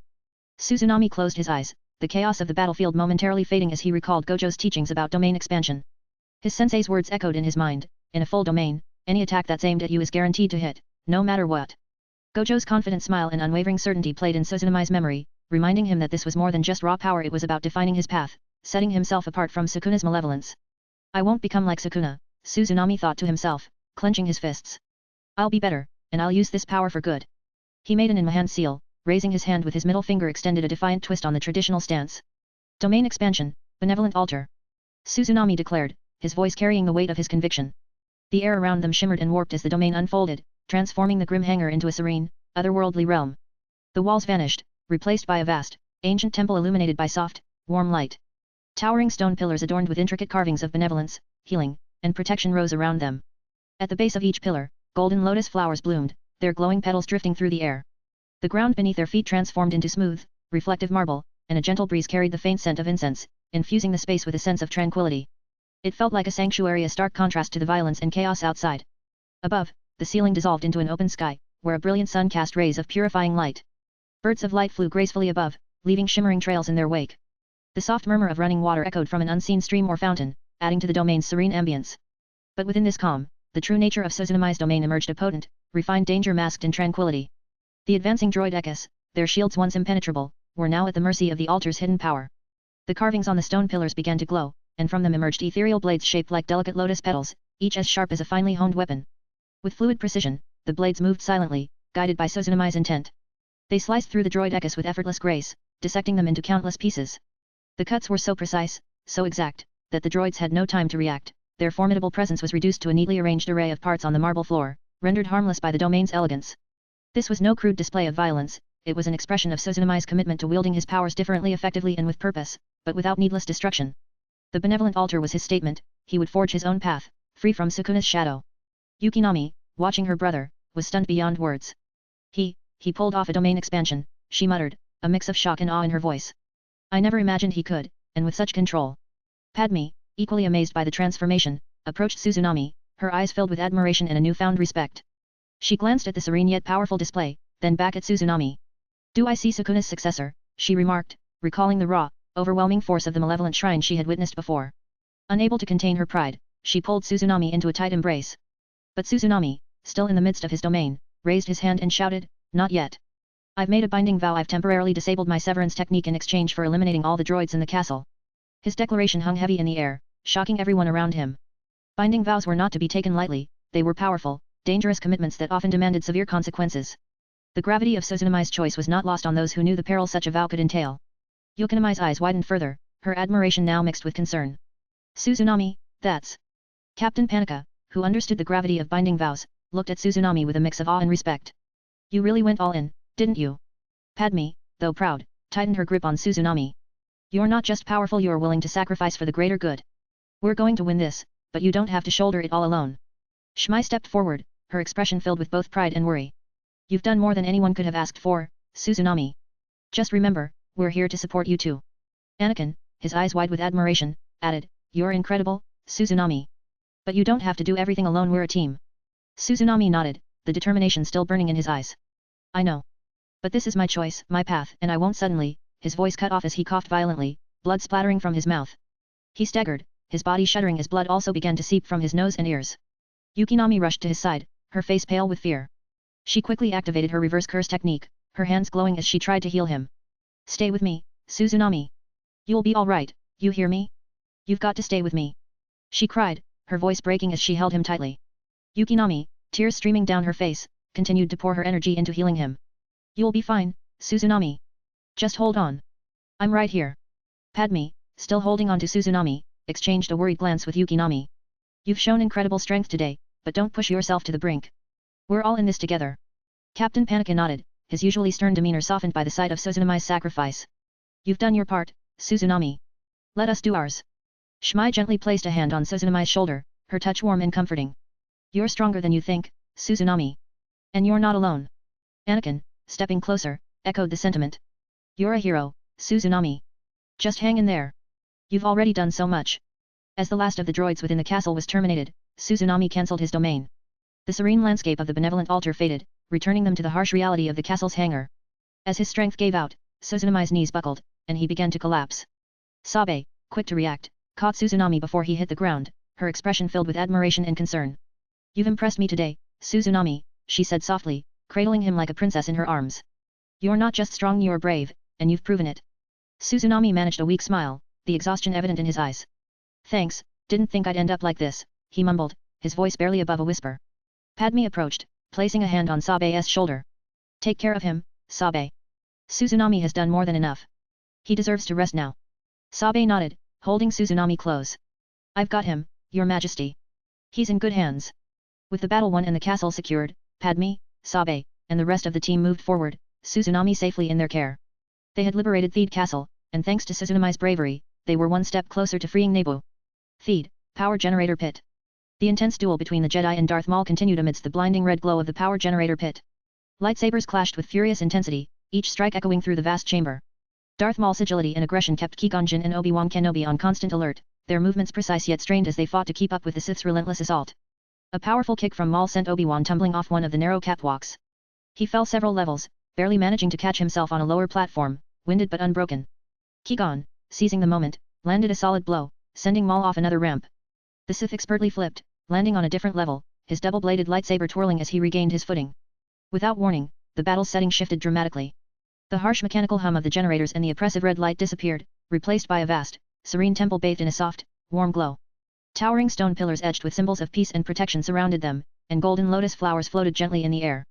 The scent of incense lingered, adding to the sudden calm that had enveloped the area. Obi-Wan, regaining his composure, looked around in astonishment. This isn't Gojo's non-lethal domain, he noted, his tone laced with confusion. It's too calm, too gentle. Gojo's domain is more like a cityscape. He recalled Gojo's domain resembling a vast, bustling environment with towering structures and bright lights, a landscape reminiscent of a city like Tokyo, though neither he nor Qui-Gon had any frame of reference for such a place. They could only imagine it as a sprawling maze of light and towering stone unlike anything on Naboo. Qui-Gon nodded, his gaze sweeping over the ethereal landscape. No, it's not Gojo. He's still engaged in the battle above Naboo. This must be Suzunami's doing. A small smile appeared on his face, impressed by the unexpected display of power. A domain expansion, he's capable of using such a high-level technique. Remarkable. Obi-Wan's eyes widened, a newfound respect for Suzunami washing over him. A domain expansion? From Suzunami? I never imagined, he's truly coming into his own. Darth Maul, meanwhile, found himself momentarily thrown off balance by the abrupt shift in surroundings. He gripped his lightsaber tightly, his eyes darting between the serene environment and the Jedi. This wasn't the dark and menacing atmosphere he was accustomed to, the calm was disorienting, a light that cut through the chaos like a sharp blade. What kind of sorcery is this? Maul thought, his mind racing. He could feel the force that held this place together, but it was unlike any Sith technique. It was not born from rage, nor was it fueled by the dark side's consuming hunger. It was calm, deliberate, and it pierced through his expectations like a blade through cloth. This power doesn't belong to the Sith, nor does it feel like the Jedi's light. It's something else, something unnerving. His frustration deepened, his understanding of the Force thrown into disarray by this gentle yet unyielding presence. Maul muttered under his breath, barely audible amidst the calm. This isn't Sith, this isn't even Jedi. What kind of trick is this? He clenched his teeth, struggling to maintain his composure as he resumed his assault, his movements sharp and aggressive, embodying the chaotic style of Gojo, Form 7. Qui-Gon, his expression calm but determined, shifted into Ataru, Form 4, his strikes swift and precise, using the environment's tranquility to fuel his focus. Obi-Wan switched fluidly between Sorsu, Form 3, and Ataru, adjusting his stance as the battle demanded, his defense impenetrable yet ready to strike back at any opening. Watching from a distance, Reka remained vigilant, hidden in the ethereal folds of Suzunomi's domain. Even from her vantage point, the domain's influence enveloped her, and she couldn't help but smirk. The brat that Sukuna praised for having a technique similar to his, she muttered to herself, her voice tinged with begrudging respect. Pulling off a domain expansion like this, not bad. But my orders are the same, just keep watching. As the silent duel continued within the benevolent altar, none of the combatants spoke, their focus remained solely on the fight. Maul's aggressive strikes met with the calculated parries of the Jedi, each move dictated by the unspoken rhythm of their deadly dance. Within this serene and foreign realm, Suzunomi's power manifested as both a challenge and a testament to his resolve, leaving all who fought within it with a sense of unease, as if the very rules of their struggle had been rewritten. However, after some time, the environment began to waver, the serene temple flickering as the domain's power waned. In an instant, the Jedi and Maul were transported back to the stark, red-lit power generator pit of Theed. Obi-Wan, panting slightly, observed the shift with sharp eyes. The burnout that Gojo mentioned must be starting to take its toll. Qui-Gon nodded, still focused but contemplative. Indeed. Suzunomi is not Sukuna, nor is he Gojo. Those two exist on entirely different realms of power. Maul, his focus sharp and keen, smiled inwardly, feeling the cursed power dissipate. The cursed world is finally disappearing, he thought, a twisted sense of triumph blooming within him. No matter how impressive, the young will always falter. Reka, still watching from her stealthy position, rolled her eyes at the spectacle. Wu, the brat finally learns the price of power. He's not Sukuna or Sensei, they are the only reasons beings like them stay at the top. Her gaze shifted sharply, noticing the escalating tension. Anyway, someone get stabbed already, so I can join the game. After some time at Theed, power generator electric beam hallway, the electric beams cycled in their relentless rhythm, casting pulsating walls of light that divided the corridor into sections of perilous traps. Qui-Gon Jinn knelt in meditation, his eyes closed and his breathing measured. He sat perfectly still, embracing the force to center himself, his mind focused even as the battle raged on. The hum of the electron barriers filled the air, a constant reminder of the ticking clock between each confrontation. Obi-Wan Kenobi, positioned behind another wall of the deadly rays, watched his master with a mix of anxiety and resolve. The path forward was clear, but the timing had to be perfect. The rays cycled once more, and as the barrier between Obi-Wan and Qui-Gon dissolved, Obi-Wan sprang into action, sprinting toward the next phase of the duel with Darth Maul. In that fleeting moment, the wall between Qui-Gon and Darth Maul flickered away, granting them access to each other once more. Qui-Gon, fully recharged from his brief meditation, leapt up with a renewed ferocity that caught even Darth Maul by surprise. The Jedi Master's strikes were swift, purposeful, each one carrying the weight of his determination to end this battle. Lightsabers clashed, blue and red illuminating the narrow space as they danced around each other, their movements a deadly ballet of precision and power. The two combatants moved deeper into the corridor, where it narrowed into the melting pit, a confined area dominated by a deep, cylindrical shaft that plunged into darkness. The space left little room for error, every step precarious as they fought around the yawning chasm. Obi-Wan raced to join his master, his heart pounding with urgency, but the electron ray gates closed too quickly, sealing him off just one section short of his goal. He slid to a stop, narrowly avoiding the lethal barrier, and watched in helpless frustration as the fight continued without him. Qui-Gon and Darth Maul circled the melting pit, their lightsabers casting sharp shadows against the walls. Maul's moves were aggressive, filled with a brutal elegance as he pressed the attack, his double-bladed lightsaber whirling with lethal intent. Qui-Gon, though momentarily on the defensive, maintained his composure, deflecting Maul's strikes with skill honed over years of battle. But the confined space offered little room to maneuver, each step a perilous dance on the edge of the abyss. Obi-Wan's gaze was locked onto the duel, his knuckles white as he gripped the hilt of his lightsaber. The frustration of being unable to assist weighed heavily on him, his every instinct screaming to join the fray and aid his master. Then, in a split second, the balance shifted. Darth Maul feigned a high strike before pivoting low, catching Qui-Gon off guard. With a swift move, Maul bashed the hilt of his lightsaber into Qui-Gon's chin, stunning the Jedi Master. Qui-Gon staggered, his guard dropping for just an instant too long. Seizing the opening, Maul thrust his lightsaber forward with ruthless precision, the crimson blade piercing through Qui-Gon's stomach. The weapon burned through his robes and flesh, its deadly hum reverberating through the chamber as if marking the Jedi's imminent fall. Qui-Gon's eyes widened in a mix of pain and disbelief as the searing heat of the blade radiated from his core, his strength draining rapidly. Maul held the position for a moment, a cold, triumphant sneer crossing his face as he twisted the lightsaber slightly, ensuring the maximum damage was done. Qui-Gon gasped, his breath hitching as he tried to muster the strength to continue, but the injury was too severe, the damage too deep. The Jedi Master's legs buckled beneath him, and he slumped to the floor, his lightsaber clattering uselessly beside him. Obi-Wan watched in horror, his heart pounding against his ribcage as he screamed, "No!" The electron ray gate still separated him from the battle, trapping him behind a shimmering wall of deadly energy. As Darth Maul raised his lightsaber, ready to deliver the final blow and decapitate Qui-Gon, a sudden force pushed him violently away, sending him stumbling back. Maul's sneer twisted into a snarl of frustration as he searched for the source of the interference. From above, Rika descended gracefully, her figure emerging from the shadows with a poised confidence. "You know," Rika remarked coolly, her eyes narrowing at Maul, "striking someone down like that is just unfair." She moved swiftly to Qui-Gon's side, retrieving a vial filled with the glowing liquid of Lucrehulk 6251. With a deft motion, she uncorked the vial and poured the contents over Qui-Gon's wound. The liquid shimmered as it made contact, and in moments, Qui-Gon's grievous injury began to heal rapidly, the torn flesh knitting together as if by magic. The Jedi Master's eyes fluttered open, his breath returning as the burning pain faded away. Obi-Wan, still trapped behind the electron ray gates, watched in amazement. Relief flooded his face as he saw his master restored to life. "Thank you," he said earnestly, his voice tinged with both gratitude and lingering shock. "I don't know how you did that, but, thank you." Rika glanced back at Obi-Wan, her expression a mix of irritation and slight amusement. "This is why Sensei told you two to stick together," she said, her tone half scolding, half mocking. "Splitting up in the face of danger, not the smartest move, is it?" Obi-Wan nodded, a wry smile forming despite the tension of the moment. "We'll remember that," he replied, his voice steadying as he watched Qui-Gon get back on his feet. Qui-Gon, still catching his breath, looked at Rika with a blend of gratitude. "Thank you Rika," he replied as he steadying his footing. Rika swiftly moved into action, pushing Qui-Gon with a firm but gentle force, sending him sliding safely towards Obi-Wan's position just as she deactivated the deadly electron ray gate. With a flick of her hand, the barrier reactivated, sealing herself inside the pit with Darth Maul while the Jedi were safely on the other side. "Now it's my time to shine," Rika declared confidently, her stance shifting as she prepared to confront the Sith Lord. "You two get to be spectators for a change. You might learn something." Obi-Wan caught Qui-Gon, steadying his master, who was still recovering from the effects of the Lucrehulk 6251. The Jedi watched in awe as Rika faced Maul, her presence commanding and unshaken.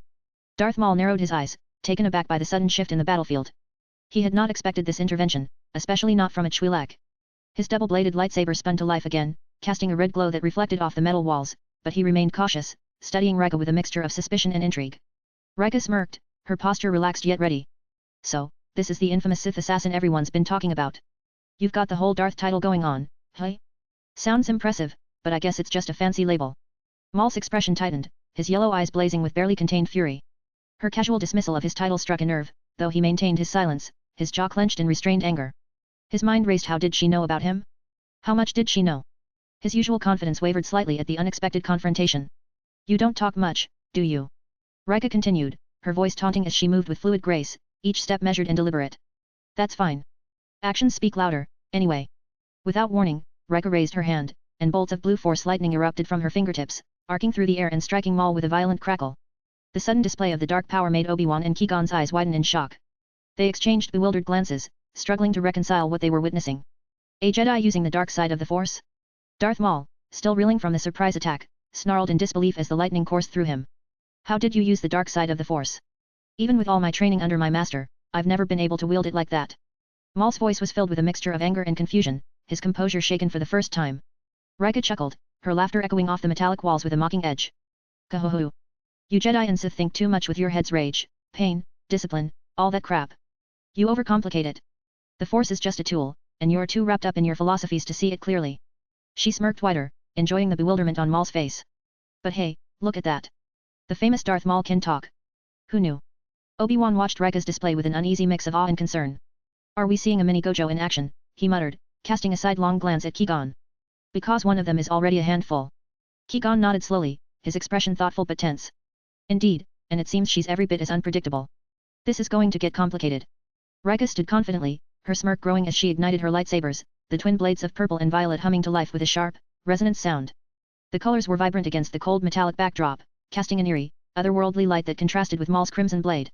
Rika's posture remained relaxed, her stance fluid as she prepared to face the Sith Lord head-on. Maul, his eyes burning with barely restrained fury, launched himself at Rika with a flurry of rapid strikes, each one intended to overpower and overwhelm. His form was aggressive, embodying the chaotic nature of Gojo, Form 7, an offensive style built on raw power and ferocity. But Rika, far from being intimidated, matched his intensity with her own formidable skills. She moved with a combination of Form 7's own aggressive counters and the precision and control of Form V, her twin blades dancing around Maul's strikes with practiced ease. Her movements were graceful, almost playful, as she parried Maul's furious attacks. Rika's expression was one of exhilaration, she was clearly enjoying the challenge. Every clash of lightsabers brought a spark of joy to her eyes, as if each exchange were a game she was winning effortlessly. She spun and twisted, her purple and violet blades forming arcs of light that seemed to mock Maul's brute force. Maul's irritation grew with every failed attempt to land a decisive blow. This Twi'lek, this mere child in his eyes, was not only matching his attacks but was doing so with an infuriating ease. His strikes became more erratic, frustration bubbling beneath his calm exterior as Rekka's mocking smile never faltered. The Sith Lord, so used to having the upper hand through sheer aggression, found himself struggling against an opponent who seemed to dance just out of reach, countering every move with a mix of skill and mockery. Rekka laughed, her voice light and teasing as she effortlessly blocked another of Maul's powerful strikes. Is this really all the mighty Sith assassin has to offer? She taunted, her tone dripping with playful disdain. I was expecting a real challenge. You're supposed to be Darth Maul, not Darth Flail. Maul growled, his eyes narrowing as he pushed forward with renewed aggression. He aimed a series of rapid, punishing strikes at Rekka, but she continued to weave through them, her twin blades deflecting his attacks with precision. She even went as far as to occasionally twirl her lightsabers in a flourish, clearly toying with him. You're just a child. Maul snapped, his voice edged with incredulity and anger. You think you can stand against a Sith Lord? Rekka's grin widened, and she executed a swift, spinning maneuver that forced Maul back on the defensive. Oh, I'm not just standing, I'm dancing, she quipped, her movements fluid and deliberate as she drove him back. And from where I'm standing, it looks like you're struggling to keep up. Maybe it's time to retire that fancy title of yours, Darth. With every taunt, Rekka's confidence only seemed to grow, while Maul's composure frayed at the edges. He poured more of his fury into each strike, but the more he fought, the more it became clear that Rekka wasn't just holding her ground, she was enjoying the fight, treating it as an opportunity to showcase her prowess. Obi-Wan and Qui-Gon watched from the sidelines, their expressions a mixture of disbelief and reluctant admiration. She's every bit as unpredictable as Gojo, Obi-Wan murmured, shaking his head in awe. We're in for a long day if this is the kind of ally he keeps. Qui-Gon nodded thoughtfully. Indeed. She's fearless, and that makes her dangerous to both her enemies and herself. But there's a recklessness in her approach, a lack of caution that could be her downfall. Power without restraint can burn just as fiercely as it shines. Obi-Wan glanced at Qui-Gon, concern etched on his face. Do you think she can handle this? This warrior Maul is relentless, and if she's not careful. She's capable, Qui-Gon interrupted, his gaze fixed on Rekka as she deftly maneuvered around this unknown warrior Maul's aggressive strikes. But capability alone isn't enough. Discipline, control, these are just as crucial as power. And that's where her challenge lies. On the battlefield, Rekka continued to play with Maul's patience, her movements fluid and confident. She parried his blows with ease, her violet and purple lightsabers flashing brilliantly as they met. As the battle raged on, Rekka continued to toy with Maul, her movements a seamless blend of elegance and raw power. Her violet and purple lightsabers clashed against Maul's crimson blade, sending sparks flying through the air. But then, with a sudden shift in her stance, Rekka decided to take things up a notch. Drawing on the dark side, Rekka activated her ability known as the Embrace of Darkness. A sinister aura enveloped her, though she carefully contained it, directing its malevolent energy solely toward Maul. It was a technique reminiscent of Cal Kestis' use of the dark side, a powerful, focused manipulation of fear and pain, designed to overwhelm the mind of her target without letting it consume her. A shadowy cage formed around Maul, intangible yet palpable, restricting his movements and clouding his senses. Maul's eyes widened as he felt the oppressive weight of Rekka's dark side ability bearing down on him, constricting his every motion like invisible chains. The Sith struggled, his fury intensifying, but the more he fought against it, the tighter the grip became. Rekka, her eyes gleaming with dark amusement, extended her hands. Her lightsabers detached from her grip and floated beside her, humming ominously. She utilized Force Autopilot, a technique that allowed her to control the sabers remotely, setting them to defend and counter any threat automatically. The twin blades hovered, ready to strike down anything that dared approach or if Maul attempted to escape her dark cage. Satisfied with her setup, Rekka nonchalantly sat on the ground, crossing her legs as if she were settling in for a casual conversation rather than continuing a deadly duel. Her lightsabers hovered protectively around her, humming softly, while Maul struggled in the confines of her dark power, his frustration palpable. Rekka's gaze, however, wasn't focused on the seething Sith Lord. Instead, she turned her attention to the stunned Jedi across the barrier. All right, Jedi, she began with a smirk, her voice dripping with playful mockery. I'm sure you've got a lot of questions about how someone like me can use the dark side without you two even sensing it. You must be wondering how I managed to keep my cool, huh? Not getting corrupted, unlike our friend here who's rocking those classic Sith eyes. Rekka glanced over at Maul, his yellow eyes blazing with fury, then back to the Jedi with a shrug. Nice aesthetic, I guess, but I'm kind of fond of my purple eyes. You know, my way of saying you don't have to lose yourself to use power effectively. Qui-Gon and Obi-Wan exchanged glances, both puzzled and intrigued. Obi-Wan's brow furrowed as he tried to make sense of Rekka's words. How are you able to wield the dark side so freely without falling into its grasp? He asked, his tone filled with genuine curiosity. The Sith rely on rage, hatred, pain. It's a path that consumes. Rekka leaned back, resting her hands on the floor as she listened to Obi-Wan's question, a playful glint in her eyes. Must we get mad and act like blind idiots? She retorted, her tone both mocking and philosophical. Sure, rage can be powerful, but it's also a double-edged sword. If we get too caught up in it, we become predictable, easy to manipulate. But what if you're just happy enough in every battle? A little excitement, a little thrill, it's called battle lust, and that's just as negative, right? It's all about balance, Jedi. Emotions aren't inherently evil, it's about how you use them. She then turned her gaze back to Maul, who still seated within her force cage. Her smirk widened, her eyes narrowing with a mixture of amusement and contempt. Look at you, all riled up but still stuck. You're weak, she taunted, her voice cutting like a blade. You let your rage blind you, make you think it's the only way to be strong. But strength isn't about how mad you can get, it's about control. Maul's face twisted in fury, his eyes blazing as he strained against the invisible barrier holding him. The Sith Lord snarled, his pride stung by Rekka's words, but no amount of anger seemed to aid his escape. He was trapped, his power ineffective against the force that bound him. Obi-Wan, watching the scene unfold, shook his head in disbelief. It must be Gojo, he muttered, half to himself and half to Qui-Gon. He's probably bending the rules again, finding some loophole we can't even begin to understand. Qui-Gon, who had been observing Rekka with a curious, almost amused expression, let out a soft chuckle. Ah, Gojo, he does have a knack for attracting the unconventional, doesn't he? He smirked, a wry smile crossing his lips as he considered the implications. I suppose we should have expected nothing less from one of his disciples. They seem to thrive on defying expectations and common sense. Maul, still burning with rage, saw an opportunity and lashed out with the force, shoving one of Rekka's hovering lightsabers, the purple one, into the wall with a resounding crash. He smirked, his silence speaking volumes as if to taunt Rekka with his minor victory. Rekka's playful demeanor vanished instantly. Her gaze hardened, and without hesitation, she deactivated the force barrier that had held Maul. The Sith's expression flickered with confusion, he hadn't expected this sudden shift in the fight's dynamics. What's the matter? Rekka asked, her voice flat, her eyes narrowing with intent. She casually threw her remaining violet lightsaber like a javelin, the blade whizzing past Maul's face, narrowly missing him. Maul flinched, taken aback by the near miss. Are you mocking me? Maul snarled, his voice dripping with venom. He ignited his double-bladed lightsaber again, the red glow intensifying as his frustration reached a boiling point. Rekka smirked, her stance shifting as she cracked her knuckles. Mocking you? Nah. She leaned forward, her expression deadly serious. I just want you to catch these hands. Maul's anger surged, and he launched himself at Rekka, cycling through a flurry of lightsaber techniques. He switched fluidly between Juyo, Neiman, and even a few flourishes from Ataru, his movements a deadly blur of crimson arcs designed to overwhelm and annihilate.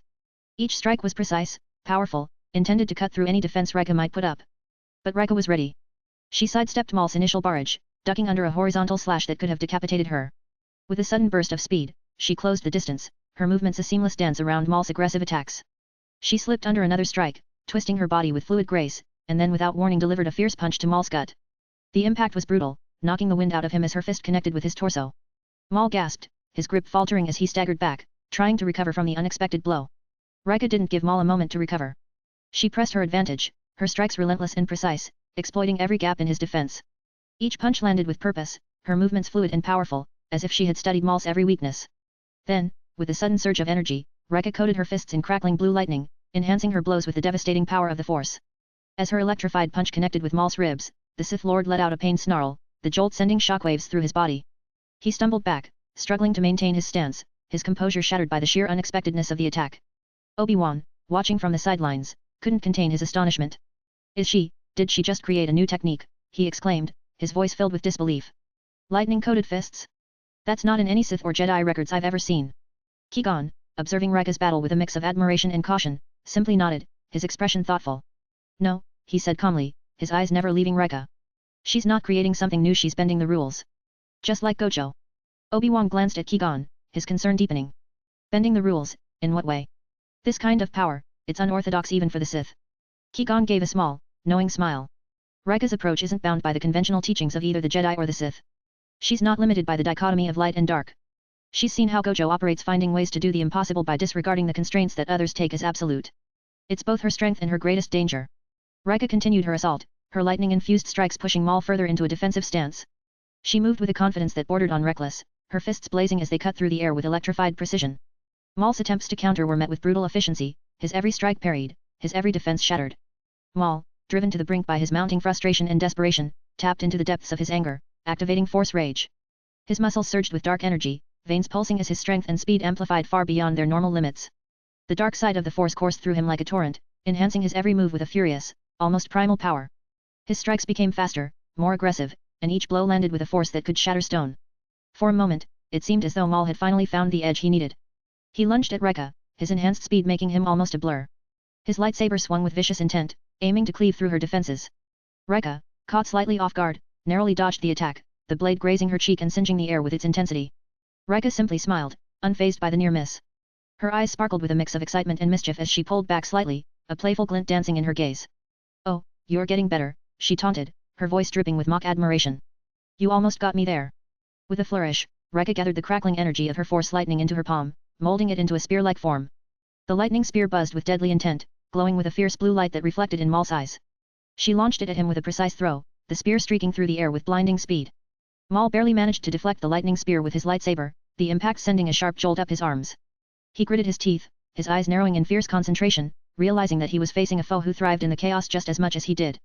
But Rika wasn't done yet. She clapped her hands, a sound that echoed ominously through the chamber.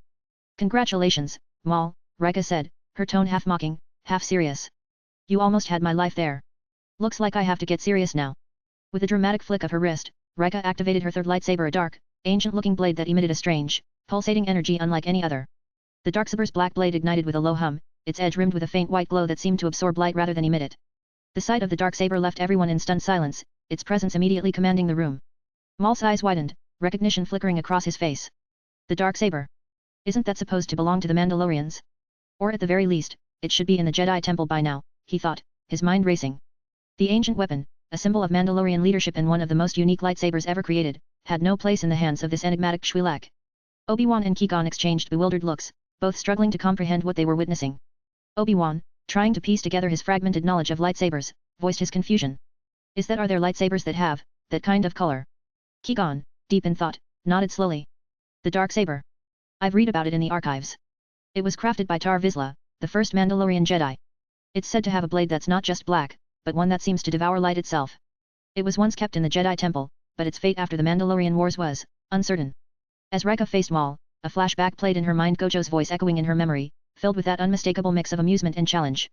"I'll give you the advanced darksaber, far superior to what the Mandalorians or Death Watch currently possess," Gojo had said, his tone light but laced with the usual playful menace. "But consider this an ongoing game, I've sealed one of its abilities.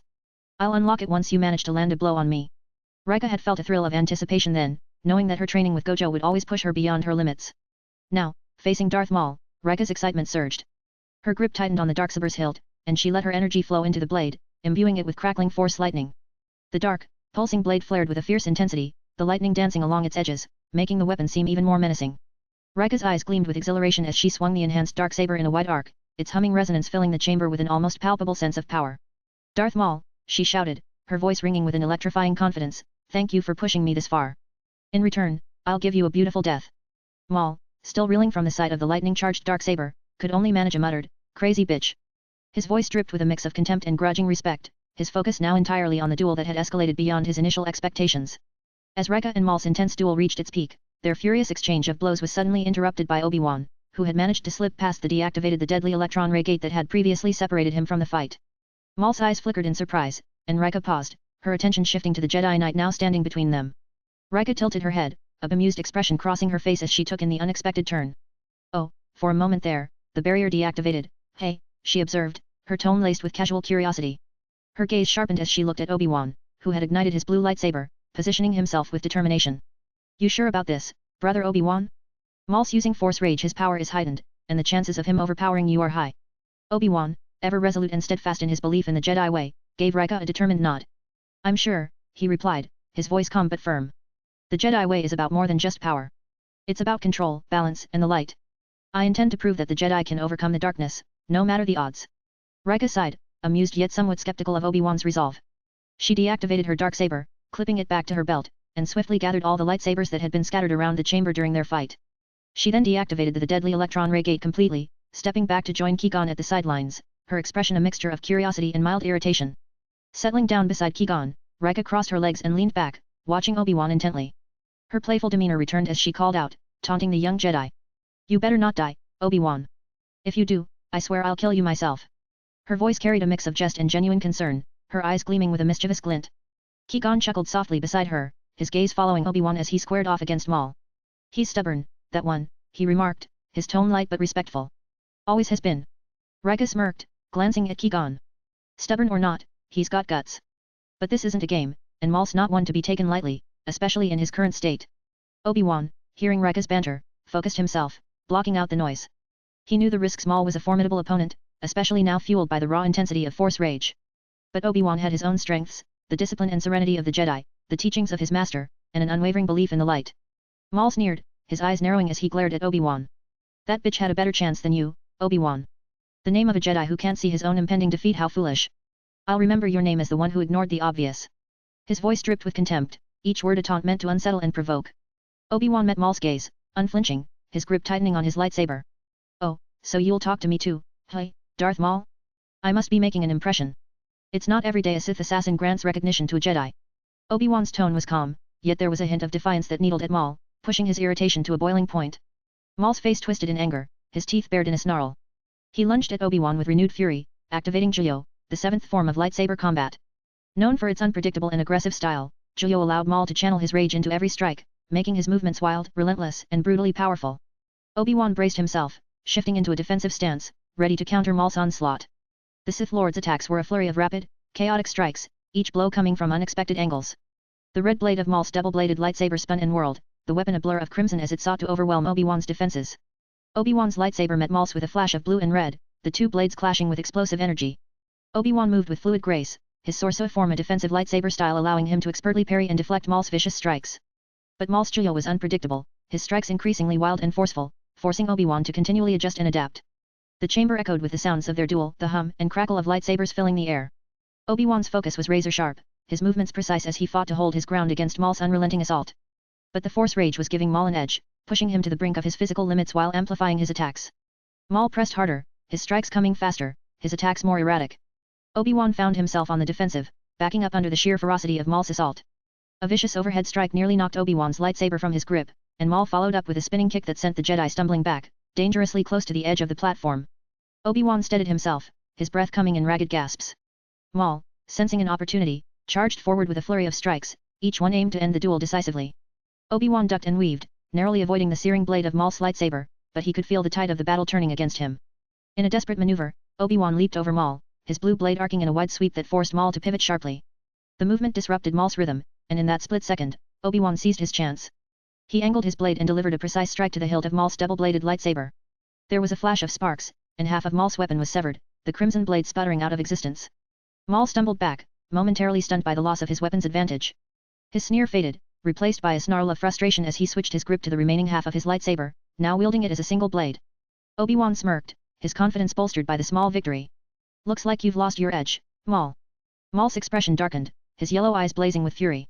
You're still going to die, Jedi, he spat, his voice low and menacing. Maul's rage burned hotter, he launched a final, ferocious attack on Obi-Wan, his single-bladed lightsaber flashing in deadly arcs. Obi-Wan, caught off guard by the Sith's sudden burst of speed, struggled to keep up with Maul's relentless assault. A cunning feint and a swift, unexpected strike to Obi-Wan's leg sent him tumbling backward. Maul's advantage was clear as he kicked Obi-Wan's lightsaber from his grasp, the blue blade spiraling down into the endless shaft below. Obi-Wan clung desperately to the edge of the platform, his fingers barely holding on. Turning to face Qui-Gon and Reka, Maul's expression twisted into a triumphant sneer. After I kill your apprentice, he taunted, his voice dripping with malice, I'll make sure the master is dead for good this time. And as for you, he snarled, pointing his blade toward Reka, crazy bitch, we'll have our rematch soon enough. Reka, unfazed by Maul's threat, simply laughed, her voice ringing through the chamber. Oh no, Maul, she mocked, shaking her head with a mischievous smile. You're the one who's gonna end up split in two, just like Ma/Ol. Maul's eyes flickered with confusion and annoyance at her words, his arrogance unshaken as he turned his attention back to Obi-Wan, ready to deal the final blow. Qui-Gon, however, remained calm, his confidence in his apprentice unwavering. You underestimate Obi-Wan, he said, his voice steady and filled with conviction. He will defeat you, Maul. You've already lost. Obi-Wan, hanging by his fingertips, heard his master's words and felt a surge of determination. Summoning the Force, he propelled himself upward, flipping over Maul with a burst of speed and agility that caught the Sith off guard. As he landed behind Maul, Obi-Wan called on the Force once more, summoning Qui-Gon's discarded lightsaber from the floor. With a swift, decisive strike, Obi-Wan slashed through Maul's midsection, the green blade cutting cleanly through the Sith Lord's torso. Maul's eyes widened in shock, his sneer frozen on his face as his body split in two, each half tumbling down the same endless shaft he had taunted Obi-Wan over just moments before. Reka, still lounging casually, couldn't resist one last jab as Maul's severed halves plummeted into the abyss. You know, Maul, she called out mockingly, her voice echoing in the now quiet chamber, you're worth remembering not as Darth Maul, but as Ma/Ol, since you're split in two.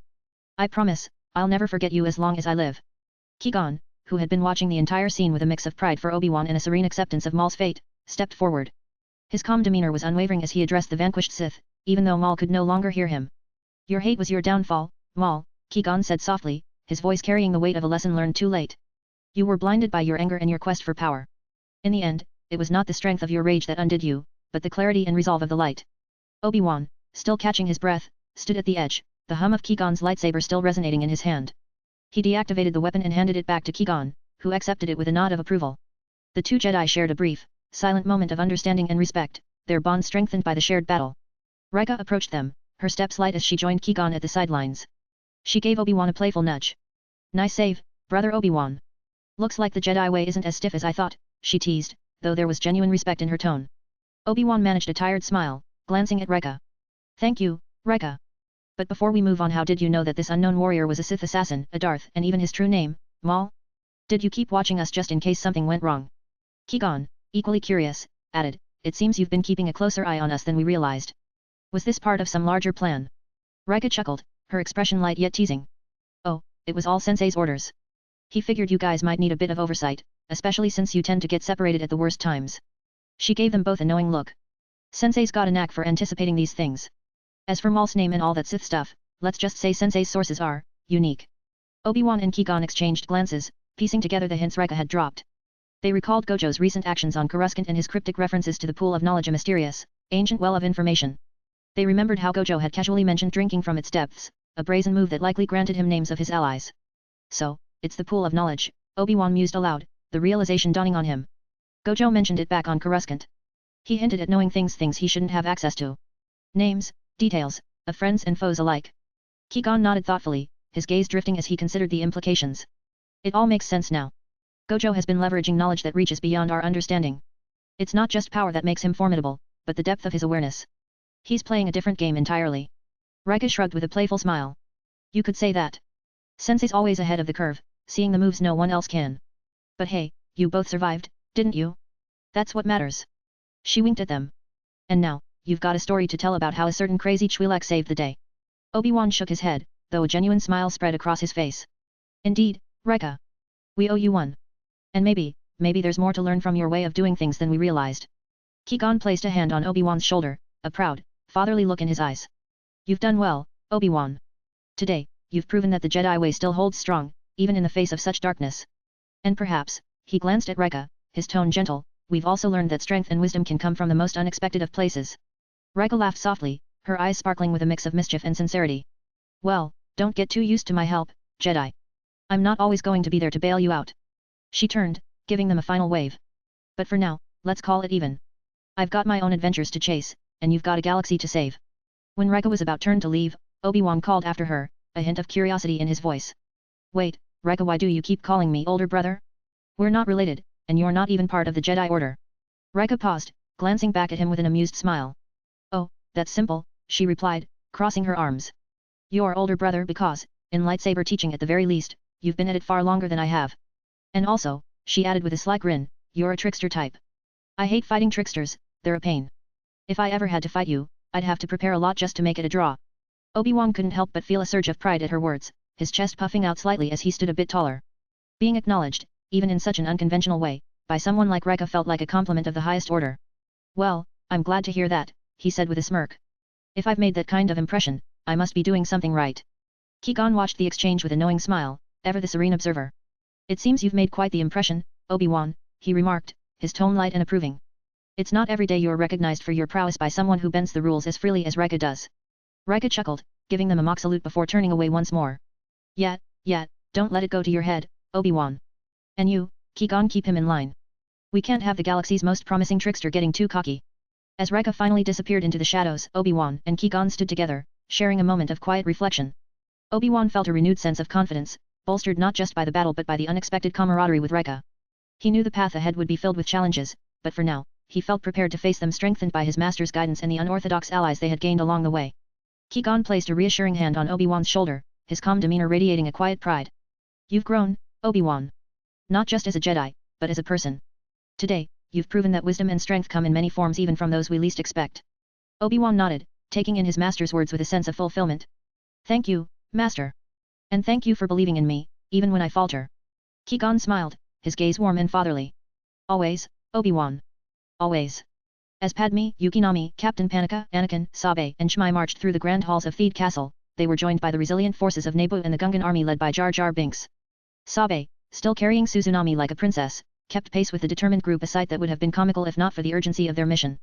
They finally reached the royal chamber, where Nute Gunray and Rune Heiko had barricaded themselves, hoping to hold off the inevitable. Suddenly, Suzunami stirred in Sabe's arms, his eyes flickering open with a renewed sense of purpose. He wriggled free, landing on his feet with a slight stumble but quickly steadied himself.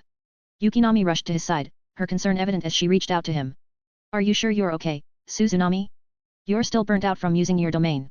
Suzunami gave a reassuring smile, brushing off his sister's worries. I'm fine. I've got this. He stepped forward, his gaze locked on the thick, reinforced door that stood between them and the cowering Neimoidians. Approaching the door, Suzunami raised his hand, placing his palm flat against the cool metal. The familiar glow of his altar technique activated, lines of intricate symbols lighting up beneath his touch. With a focused exhale, he channeled his remaining energy into the door, his power flowing through the surface. A soft hum resonated as his technique took effect, slicing through the barrier with the precision of a surgeon's scalpel. The door fell apart in neat, clean sections, each piece clattering to the floor and revealing the wide-eyed figures of Nute Gunray and Rune Heiko, who stood behind their makeshift barricade, utterly defenseless. Gunray's usually pale complexion blanched even further, his eyes darting around in a futile search for an escape. This isn't possible. Gunray stammered, his voice shaking with panic. They breached the door so easily. Heiko, equally terrified, clutched at his robes. We can't hold them off. We're trapped. Padme stepped into the room with an air of authority, her resolve unwavering as she confronted the two Neimoidians.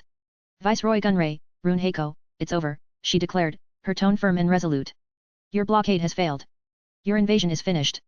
Surrender now, and you may still have a chance to answer for your actions.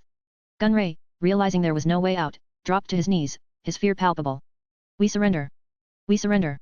Just don't hurt us, he pleaded, his voice breaking under the weight of his defeat. But even in his defeat, Gunray couldn't resist one last taunt. Is that what you want me to say? There are still my armies on the control Lucrehulk. You can't. Suddenly, a large ethereal screen appeared in the air, shimmering with an otherworldly glow. The screen displayed a live feed of the Lucrehulk's command center, now under the control of Wonder of You. The commanding officer, Dauphin, was shown bound and subdued, his expression one of utter defeat. Wonder of You appeared on the screen, his presence looming over Dauphin. He gave me control of the Lucrehulk in exchange for his life. A profitable relationship, wouldn't you agree? Wonder of You's tone was calm and calculating, his expression inscrutable as he glanced at the helpless Neimoidian. Gunray's face turned even paler, his hope crumbling as he watched his last line of defense fall into enemy hands. Rune Heiko, however, wasn't ready to give up. His eyes blazed with anger as he shouted defiantly, there are still 10 more Lucrehulks in orbit above Naboo. They'll come here and crush you all. As if on cue, another ethereal screen materialized beside the first, displaying a breathtaking view of space above Naboo. 2 of the massive Lucrehulks were shown exploding spectacularly, debris scattering across the void as they were dismantled piece by piece. It was a chilling display of power and precision, and everyone in the room knew exactly who was behind it. Padme's eyes widened for a moment before she smiled, understanding the implication. Looks like we're in for a show, she said, her tone carrying a hint of satisfaction. Let's watch Gojo's performance in dismantling your armies, shall we? The screen continued to display Gojo's handiwork in space. He moved with impossible speed and grace, his techniques tearing through the Lucrehulks with a combination of raw power and strategic brilliance. Explosions erupted across the ships, each one a testament to Gojo's overwhelming strength and mastery of his abilities. With every flick of his hand, another section of the enemy fleet was reduced to wreckage. The room fell silent, save for the distant sounds of battle from the screens. Gunray and Heiko could only watch in stunned horror as their fleet, their last hope for victory, was systematically obliterated by Gojo's unrelenting assault. Suzunami, still catching his breath from his earlier exertion, looked on with a faint smile. Guess there's no escaping Sensei wrath, he murmured, his voice tinged with both awe and exhaustion. Yukinami nodded beside him, her expression a mix of pride and relief. It's over for them. They never stood a chance. Padme turned to her group, her confidence renewed by the unfolding events. This is the end of the Trade Federation's invasion, she declared, her voice carrying the weight of a leader who had finally reclaimed her home. With Gojo and Wonder of You on our side, we will ensure that Naboo remains free. As the screens continued to display the systematic dismantling of the Neimoidian fleet. Chapter 51, The Final Stand of the Strongest. Gojo floated effortlessly in the cold vacuum of space, his eyes scanning the wreckage of the 2 Lucrehulk battleships he had just obliterated with limitless blue. The shattered remains drifted silently, a testament to the overwhelming force he wielded with casual precision. Only 2 Lucrehulks down, he murmured to himself, considering his next move. Should I activate Malevolent Shrine now and draw out the rest? Just as he pondered his options, the familiar chime of his quest system rang in his mind, reminiscent of the game-like notifications from solo leveling. The interface appeared before him, listing the quests he had set before starting this chaotic mission. Quest completed, don't let Qui-Gon die. Reward, Gyaku 2 halves. Penalty, error, error, error. Gojo chuckled, the system's glitching penalty message only serving to amuse him further. He had hacked the system using the Dharma Wheel of Mahoraga, bending the rules as he always did. The system's penalties couldn't quite keep up with his reality-bending antics. Quest completed, let Qui-Gon die. Reward, Bankai, Zankan no Tachi, Yamamoto's Bankai. Penalty, error.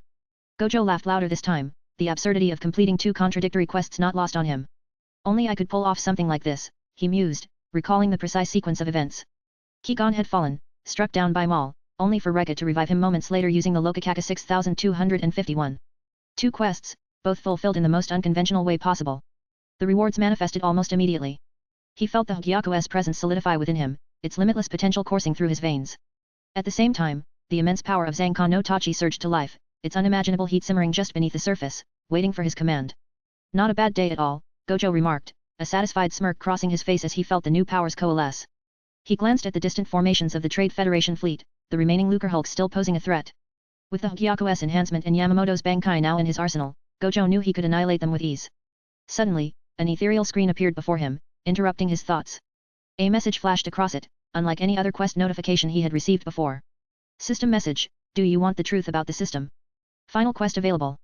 Requirement, deactivate your almighty. Yes or no?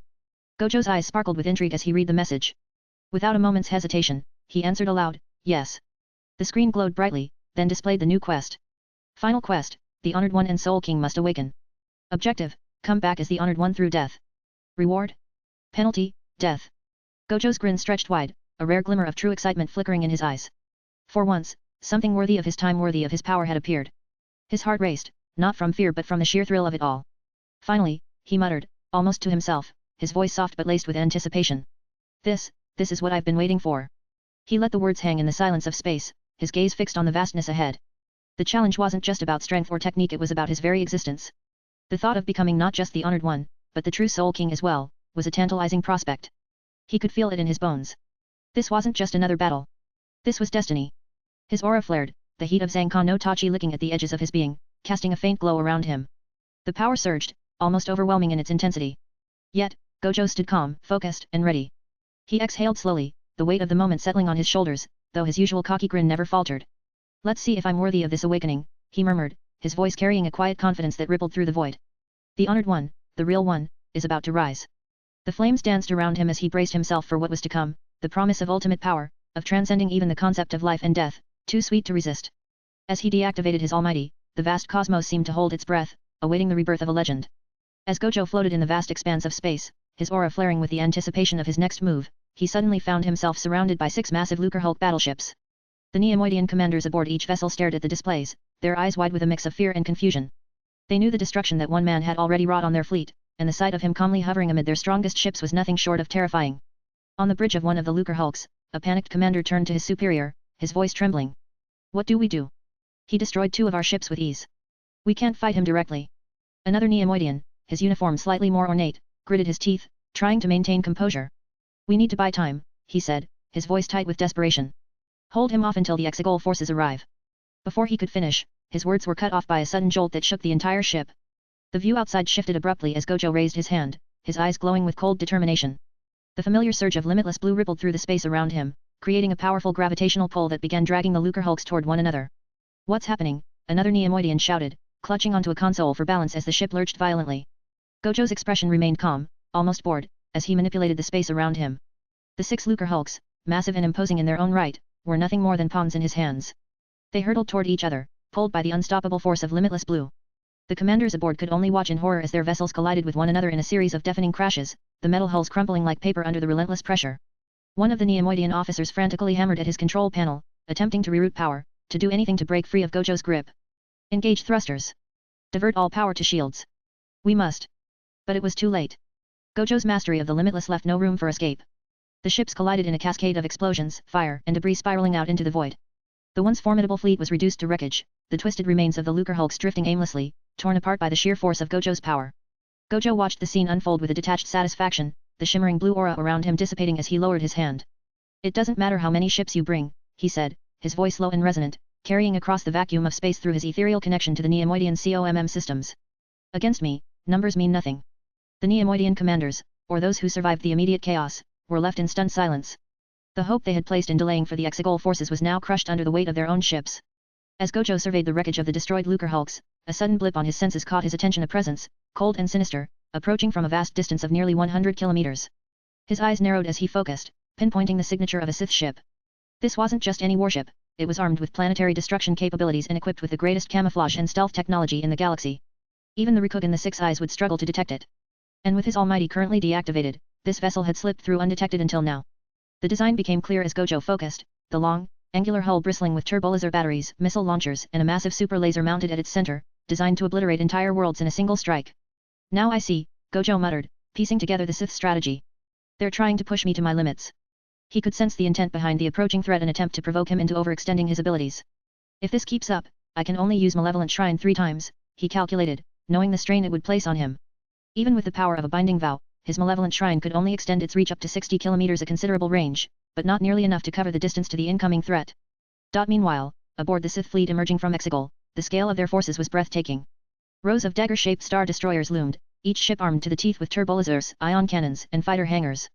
These warships were built for domination, painted in ominous blacks and greys, and they bristled with the cruel efficiency of the Sith, reminiscent of the Final Order fleet from the Battle of Exegol and the Rise of Skywalker.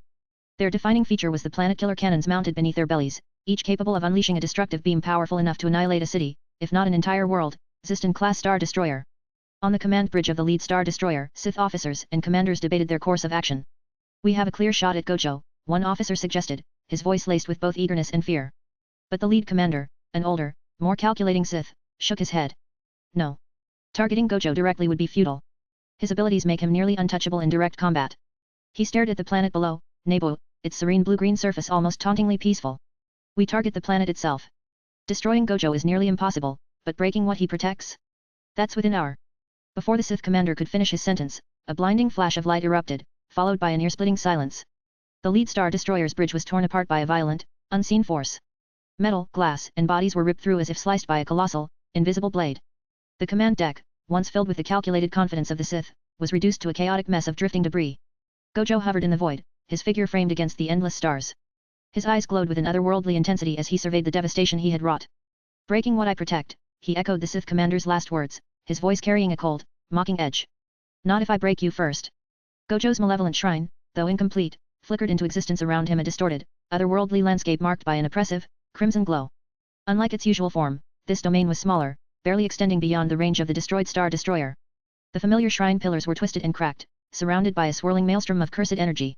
This was the malevolent shrine pushed to its limits through a binding vow, allowing it to manifest in a severely constrained form. I had to dismantle, Gojo muttered to himself, his voice betraying the strain of maintaining the domain. And I'm only allowed 99 seconds. He could feel the tremendous toll it took on his body, the price of stretching his abilities beyond their natural constraints. Sweat beaded on his forehead, and his breath came in heavy, ragged bursts. The binding vow, in exchange for this extension, drained his stamina at an alarming rate. In the royal chamber of Theed, Padme watched the ethereal screen intently, her eyes narrowing as she observed the flickering image of Gojo's malevolent shrine in space. The once imposing crimson domain, usually flawless and overwhelming, now showed visible cracks, its structure strained and unstable. Her concern deepened, and she turned to wonder of Yu, who had manifested beside her, exuding an aura of calm detachment. Why is his malevolent shrine like that? It's suffering, it looks like it's about to fall apart, Padme asked, her voice edged with worry. Wonder of Yu, with a knowing expression, calmly explained, that's because his enemy is beyond his reach, but still within the influence of his range. Gojo's domain can't fully encompass the threat, and the enemy has chosen a target other than Gojo himself. It's a battle of distance and precision, and it seems his opponents are trying to force his hand. Suzunami and Yukinami, standing nearby, exchanged alarmed glances. The realization hit them hard. Sensei was in trouble. The cracks in Gojo's domain were more than just a sign of strain, they were a reflection of the intense pressure Gojo was under, forced to bend the rules of his power in a desperate attempt to protect those he had sworn to keep safe. Sensei's pushing himself too far, Suzunami said, his voice filled with a mix of frustration and fear. He's fighting against an enemy that's playing dirty, targeting what he protects instead of him directly. Yukinami nodded, her eyes fixed on the screen, her expression mirroring her brother's concern. They're using the threat against Naboo to force his hand. If Gojo's shrine is cracking, it means he's being stretched to his limits. He's trying to hold it all together, but... Padme clenched her fists, feeling a surge of helplessness. She had seen Gojo's overwhelming power firsthand, but this was different. The sheer scale of the battle in space, combined with the cunning tactics of the Sith, made her realize just how precarious their situation was. We have to help him, Padme said, her voice resolute. He can't do this alone. There must be something we can do to support him. Obi-Wan and Qui-Gon entered the royal chamber, the latter still visibly weakened and needing support from Obi-Wan to walk. They approached the group, their eyes immediately drawn to the flickering screen showing Gojo's malevolent shrine, the cracks running through it like jagged scars. Gojo's usually composed and invincible presence now seemed strained and exhausted. Obi-Wan, his brow furrowed, asked, "What's happening to Gojo? He looks like he's at his limit." Padme turned to them, her voice tight with concern. "The Sith are targeting Naboo directly, forcing Gojo to stretch his abilities to their breaking point. His malevolent shrine can't fully reach the enemy because they're beyond his range, so it's cracking under the pressure. He's trying to protect Naboo, but the strain is pushing him to his absolute limits." Obi-Wan's eyes widened, and he exchanged a glance with Qui-Gon, who remained calm but concerned. "So, they're not even trying to fight him directly, they're exploiting his need to protect," Qui-Gon said softly, understanding the cunning of the Sith's tactics. Just then, Newt Gunray, emboldened by Gojo's apparent vulnerability, let out a sneering laugh. "This is the day Gojo will finally..." Before Gunray could finish, Reka, who had just entered, crossed the room in a flash and delivered a swift punch that sent him sprawling across the floor, his voice cutting off abruptly as he fell unconscious. She glared down at the fallen Neimoidian with disdain. "Shut up and fuck off," she spat, her eyes blazing with anger. The force of her words matched the force of her punch, and no one dared to argue. Wonder of you, still hovering with an eerie calm, turned to the group and spoke bluntly. "The cruel reality is that we can't do anything from here. Gojo's fate is his own to navigate, none of us can do what he does. This battle is beyond our reach." Padme clenched her fists tighter, a mix of anger and helplessness washing over her. She had grown to rely on Gojo's strength, and seeing him struggle was a harsh reminder of their own limitations. Shmai stepped forward, gently placing a comforting hand on Padme's shoulder. Anakin joined her, his youthful face full of determination and hope. "Gojo is strong," Shmai said softly, her voice filled with quiet reassurance. "He always prevails, no matter the odds." Anakin nodded, his eyes fixed on the screen. "Yet, he's never given up before. He'll find a way." Padme took a deep breath, nodding as she tried to steady her emotions. The faith and comfort from Shmai and Anakin were a small but powerful reminder that Gojo had faced insurmountable odds before and had always come out on top. She turned back to the screen, her resolve strengthening. "You're right. He's never alone, even when he's up there. He'll do what he always does, find a way to win." In the cold void of space, Gojo hovered, his breath coming in heavy, ragged bursts. Sweat dripped from his brow, floating away in tiny droplets as he strained to maintain his composure. His body was pushed to the brink, but his mind remained focused, unwavering in its resolve. As he scanned the surroundings, his senses picked up a new threat, another planet-destroying star destroyer, same capability of the first one, this time positioned on the opposite side of Naboo. Its dark, imposing figure loomed ominously, ready to unleash its devastating power on the planet he had sworn to protect. "Another one," Gojo muttered under his breath, frustration and determination flickering in his eyes. "They're really trying to stretch me thin." He knew he was already pushing the limits of what he could do. His incomplete malevolent shrine was barely holding together, its reach limited by the binding vow he had made to extend its range. But he had no choice, he couldn't allow the Sith to threaten Naboo without resistance. Gojo quickly formed the in-hand seal, his fingers moving with practiced precision despite the mounting exhaustion that weighed on him. He summoned the second incomplete malevolent shrine, pushing the energy through his already overtaxed body. The air around him shimmered and distorted as the new domain flickered into existence, a second shrine, mirroring the first, but equally marred with cracks and instability. The strain was immediate. Gojo's breathing grew even more labored, his chest heaving as he struggled to maintain the simultaneous domains. He could feel the intense pressure on his body and mind, like trying to hold back an unstoppable tidal wave with sheer willpower alone. His vision blurred slightly, and a sharp pain shot through his temples, but he gritted his teeth and held on, refusing to let go. "This is nothing," Gojo whispered to himself, a fierce determination burning in his eyes. "I've come too far to let a few cracks stop me." Both shrines, incomplete but fiercely defiant, extended their reach towards the enemy ships, their crimson light flickering like wounded beasts still ready to fight. The combined force of the domain strained against Gojo's limits, his breath growing heavier with each passing second. His heart pounded in his chest, each beat a reminder of the toll this battle was taking on him. But Gojo didn't back down. He focused his energy, forcing the shrines to stabilize just enough to launch their assault. His body trembled with the effort, sweat soaking his clothes, but he kept going. The weight of protecting Naboo and fulfilling his vow pushed him forward, even as every breath felt like a battle on its own. Suddenly, Gojo detected another star destroyer, same capability of the first one, this one 200 kilometers away. His eyes widened in exasperation. "Oh, fuck, why the fuck is it so far away? How am I supposed to reach that?" He could feel the frustration bubbling up, knowing his current shrines couldn't extend that far without a new binding vow. Meanwhile, aboard the Sith Star Destroyer, the commanders watched Gojo struggle with a mix of eagerness and anticipation. "He looks exhausted. Let's finish this," one officer urged. This time, Plague Ace himself appeared through a hollow communicator, addressing the bridge with a voice that cut through the tension. "This is Gojo Satoru we're talking about," Plague Ace cautioned, his tone calm but commanding. "We cannot." Before Plague Ace could finish, the planet destroyer ship is cleaved, Gojo made his move. With a grimace, he formed another in-hand seal, pushing his abilities to their absolute limit. He summoned a third shrine, its horrifying form materializing in the void of space. This shrine was a twisted, nightmarish version of the previous ones, with grotesque, jagged structures resembling demonic jaws and eyes that glowed with a malevolent red light. Its energy pulsed erratically, barely contained within its incomplete form, but it reached out like the grasping claws of a beast, extending to the distant Star Destroyer. Gojo felt his body screaming in protest, the sheer strain of maintaining 3 shrines simultaneously threatening to tear him apart. To stabilize this 3rd shrine, he made another binding vow. He deactivated his Arm of Darkness temporarily, redirecting all of its power into the new domain, extending its reach to the necessary 200 kilometers. The pain in his temples intensified, but he forced himself to stay conscious.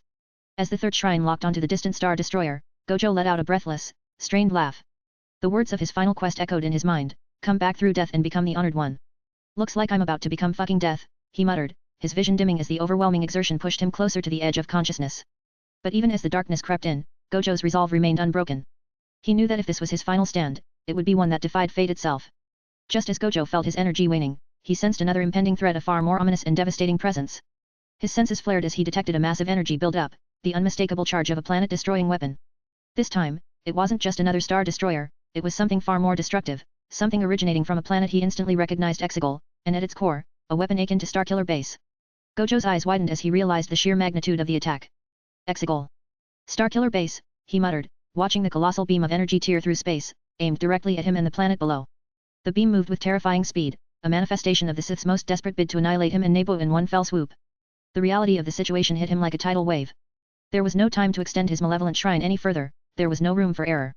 With his current condition, he knew he had to make a desperate choice. Fuck, this is beyond even me, he thought, teeth gritting as the blinding light of the weapon filled his vision, threatening to engulf everything in its path.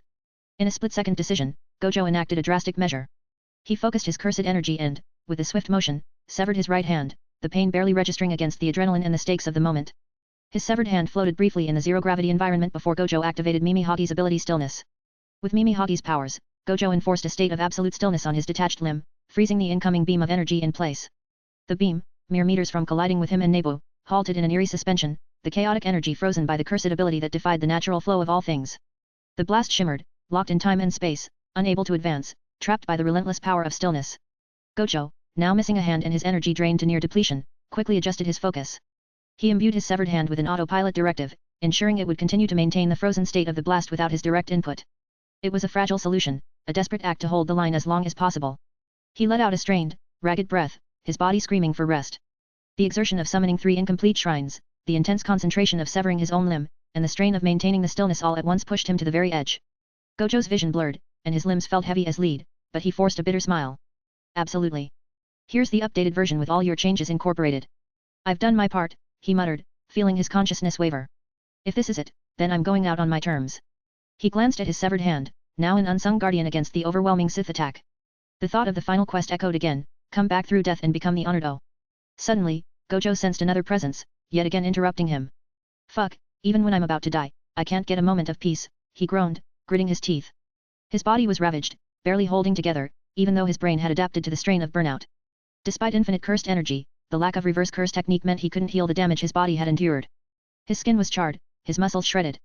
And with his 10 shadows temporarily passed to Yukinami, he had no additional defenses to call upon. Summoning 3 malevolent shrines in such quick succession had pushed him to the edge. The strain had left his body burned out, his right arm severed and used to hold Exegol's Starkiller Base beam in suspended stillness. His brain could handle the overwhelming pressure, but his body, not so much. Each breath felt like fire, his body rebelling against him, but Gojo forced cursed energy to slow the bleeding from his severed arm, refusing to give in. As his senses sharpened, they locked onto a new threat, a massive Eclipse-class Star Destroyer, accompanied by 14 Lucrehulks, advancing with menacing intent. They were terrifyingly close, only 2 kilometers away, and his body screamed for rest. But Gojo, relentless as ever, wasn't about to back down. Inside the Eclipse-class Star Destroyer, Darth Plagueis stood on the bridge, exuding a commanding presence that filled the room with chilling dread. His golden eyes gleamed with ambition as he looked upon Gojo, who hung on the precipice of exhaustion and defiance. Plagueis turned to his crew, his voice calm but laced with an undercurrent of triumph. It is time, Plagueis declared, his voice resonating through the Star Destroyer's bridge and across the galaxy. The Sith shall reclaim its rightful place as the true heir to this galaxy. Today, we eliminate the anomaly that dared to challenge our rule. He gestured, activating a broadcast that transmitted his image across countless screens on every planet under Sith control. The citizens of the galaxy watched as Plagueis, cloaked in the mantle of darkness, addressed them with chilling authority. Citizens of the galaxy, Plagueis began, his voice reverberating through the stars. The Sith have returned. Not as shadows, not as myths, but as the true rulers of this galaxy. Our power is unmatched, our resolve unwavering. Before us stands Satoru Gojo, a defiant warrior, a force of chaos. But even he cannot stand against the might of the Sith forever. He turned his gaze directly to Gojo, his tone shifting from grandiosity to a seemingly genuine offer. Gojo Satoru, you have proven your strength, your potential. Join the Sith, and I will spare you. Together, we can forge a new galaxy, one where your power is not wasted in defiance, but celebrated as a tool of our order. Resist, and you will be nothing more than a forgotten relic, swept aside by the inevitable march of our empire. Gojo, still hovering and barely holding on, let out a raspy, defiant laugh. The absurdity of the offer, coming from the very enemy that sought to destroy him, was almost too much. With every ounce of spite and irreverence he could muster, Gojo raised his remaining hand, extending his middle finger towards the Sith fleet. His message was clear and unyielding. Fuck off, Gojo spat, his voice echoing through the emptiness of space, carried across the void to reach Plagueis and his crew. It was a gesture that needed no further explanation, a declaration that Gojo Satoru would never bow, never submit, and never be controlled. Meanwhile, in Theed Castle, Padme watched the events unfold on the ethereal screen, tears welling up in her eyes. She knew the stakes, the sacrifices being made for Naboo, and the weight of leadership that bore down on her shoulders. As the true ruler of Naboo, sir, she began, but her words were cut short by a sudden prompt on the screen before her. A message from Gojo appeared, flickering with an ethereal glow, asking if she wanted to read it, yes or no. Padme pressed yes, and the screen displayed Gojo's auto-generated message, its content flowing with a chilling recount of power and domination. Message. Wywak, the progenitor of the Quincy and the son of the Soul King, wielded powers that extended far beyond ordinary comprehension. One of his most terrifying abilities was Auswallen, a technique that allowed him to take back the fragments of his own soul that he had distributed among others. These fragments, given initially as a means of healing and empowerment, were bonds that tied the recipients to Wywak's will. Through soul distribution, Wywak could give parts of his soul to his followers, granting them power and vitality. But these gifts came with an unspoken cost. Their lives were no longer solely their own. At any moment, Wywak could recall these pieces of his soul using Auswallen, draining the life force and powers from his subjects to enhance himself. This act was indiscriminate, friend, foe, loyal servant, it did not matter. To Wywak, all were expendable if it meant increasing his strength. Auswallen manifested as beams of light that would strike down those he had previously blessed, ripping their essence away and leaving behind lifeless husks. It was a cruel demonstration of control, a reminder that Wywak's favor was not a gift but a loan, reclaimable at any moment. His power was not just in his might but in the fear and absolute dominance he held over those tied to him. Wywak's reign was marked by the fear of Auswallen, a power that could end lives without warning, solely at his whim. Padme's face paled as she read the detailed description of Wywak's abilities, the horror of such power sinking in. Why are you telling me this? She whispered, her voice trembling. Message. There is a part of my soul inside your body, right? Captain Panika, ever vigilant, immediately snapped into alarm, his voice shaking with panic. He's going to use Auswallen on us. He plans to drain our life force to power himself. His words came out frantic, the fear unmistakable. Rika stepped forward, her eyes brimming with tears, her voice trembling but filled with a fierce determination. No. That's not it, she cried, her fists clenched at her sides. Sensei. Sensei would never do that. He's told us about the darkest possibilities, yes, but he's always gone against them. He's never once harmed us. Yukinami, her face streaked with tears, nodded as she stepped beside Rika. Her voice wavered but held an unshakable certainty. He's our sensei, he would die before hurting us. That's the truth we know. Her tears fell freely, but her faith in him never faltered. Padme, wiping away her tears, continued reading, her hands trembling as the message addressed each one of them. Message. Padme, Yukinami, Rika, Suzunami, Anakin, Shmai, Qui-Gon, Obi-Wan, Jar Jar, Sabe, Panika, you all made this wild ride more than worth it. You showed me what it means to care, to protect, to stand for something that's bigger than just power. Every crazy moment, every battle, it was all because of you. No matter what happens next, remember this: I fought for you because you were worth every second. Thanks for the memories, everyone. It's been real. And hey, let's be honest, this was fun. As the message concluded, Gojo steadied himself, a fierce resolve lighting up his eyes. He knew there was only one way to protect Naboo now, and it would require every last fragment of his strength. With a determined breath, he lifted his remaining hand and spread his fingers wide, channeling his cursed energy to its utmost limit. Above Naboo, the sky began to darken, swirling as if the very fabric of reality was bending to his will. Gojo raised his voice, his words echoing across the void, carrying the full force of his will. Auswallen, he roared, the sound resonating like thunder in the emptiness of space. A massive, ethereal circle of light formed high above Naboo, its intricate design glowing with an intense, otherworldly blue. The circle expanded rapidly, enveloping the entire planet, each line of the sigil pulsing with raw energy, crackling like the charged air before a storm. The circle glowed brighter, its light piercing through the vastness of space, marking the boundary of Gojo's final act of defiance. Instead of siphoning the life force from those around him, Gojo reversed the flow, drawing it from himself.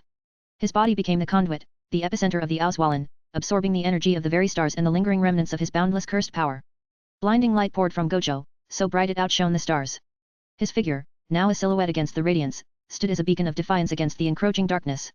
The Auswallen surged into him, amplifying his power one last time, not to destroy but to protect.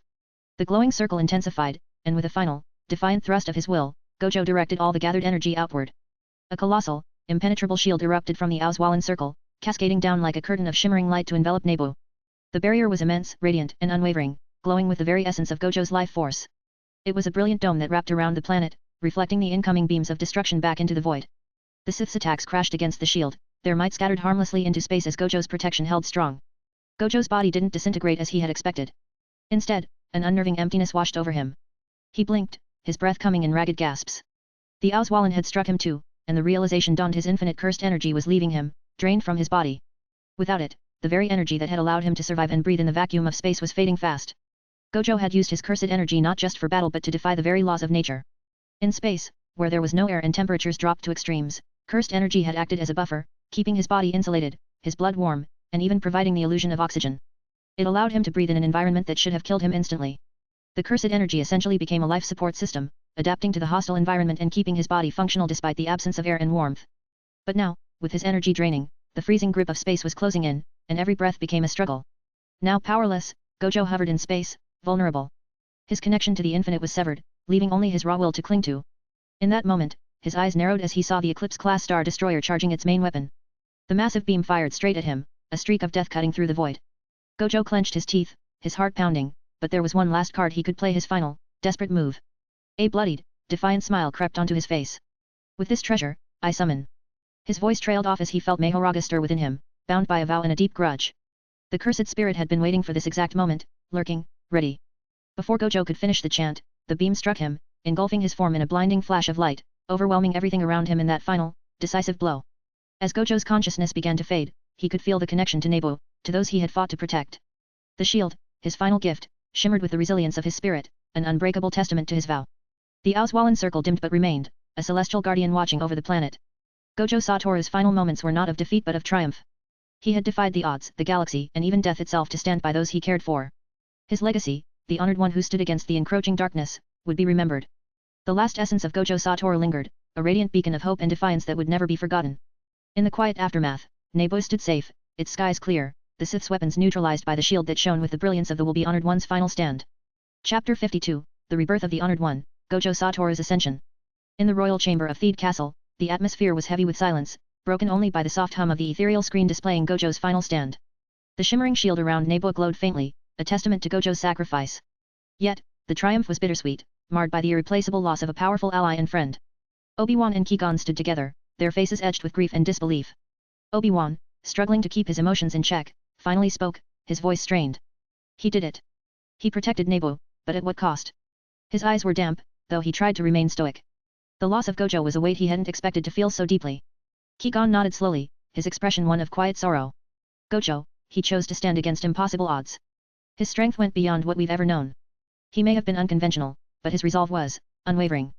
There was no talk of titles or legacies, only the raw acknowledgement of a comrade's final, selfless act. Across the room, Yukinami couldn't contain her grief. Tears streamed down her face as she clutched Suzunami's arm, her voice quivering. He promised he'd always come back, that he'd be okay. How can he be gone just like that? Her words were a painful echo of the despair felt by everyone who had come to trust Gojo's invincibility. Rika, who usually held herself with a tough exterior, was now on her knees, fists clenched as tears fell freely. Sensei, you idiot, she muttered, voice cracking under the weight of her emotions. You always said nothing could stop you. And now we have to carry on without you. Suzunami, usually so composed, wiped his face with his sleeve, trying and failing to hold back his tears. He wasn't supposed to leave us, he said, voice shaking. He was supposed to be unbeatable, unstoppable, but he still went and sacrificed everything. The reality of Gojo's absence hit him like a tidal wave, and he struggled to maintain his composure. Anakin, standing with Shmai, wept silently, his small frame shaking as he tried to process the loss of someone he had come to admire deeply. Mom, he was like a hero, like the brightest star in the sky, Anakin whispered, his voice choked with tears. How could he just be gone? Shmai gently held her son close, her eyes also brimming with unshed tears. I know, Anakin, she said softly, her voice steady despite the sorrow. But Gojo did what he believed was right. He protected us all, even when it meant giving up everything. Padme stood slightly apart, her gaze fixed on the screen showing the glowing shield that still surrounded Nebu. Tears silently rolled down her cheeks, her expression a mix of gratitude and unspoken sorrow. Sabe, noticing her friend's distress, moved closer, placing a comforting hand on Padme's shoulder. Padme, Sabe whispered, her voice gentle, it's okay to feel this. You don't have to be strong all the time. Padme let out a shaky breath, finally allowing herself to crumble as she leaned into Sabe's embrace. He did all of this, and I didn't even get to say goodbye, she murmured, her voice breaking. He gave everything, and I couldn't do anything for him. Sabe hugged her tightly, tears welling in her own eyes. He knew, Padme, she said softly. He knew how much he meant to us all. He didn't need words to understand that. He acted because that's who he was. In that shared moment of grief, the royal chamber of Theed Castle became a silent witness to the profound impact Gojo Satoru had left on everyone present. There were no titles or grand proclamations, just the raw, honest emotions of those who had stood beside him. Captain Panika interrupted, his voice urgent and filled with concern. Your Majesty, we need to evacuate. We have to get help from the Republic. Padme turned to him, her expression weary yet resolute. Panika, the Republic doesn't have an army capable of defending us against this.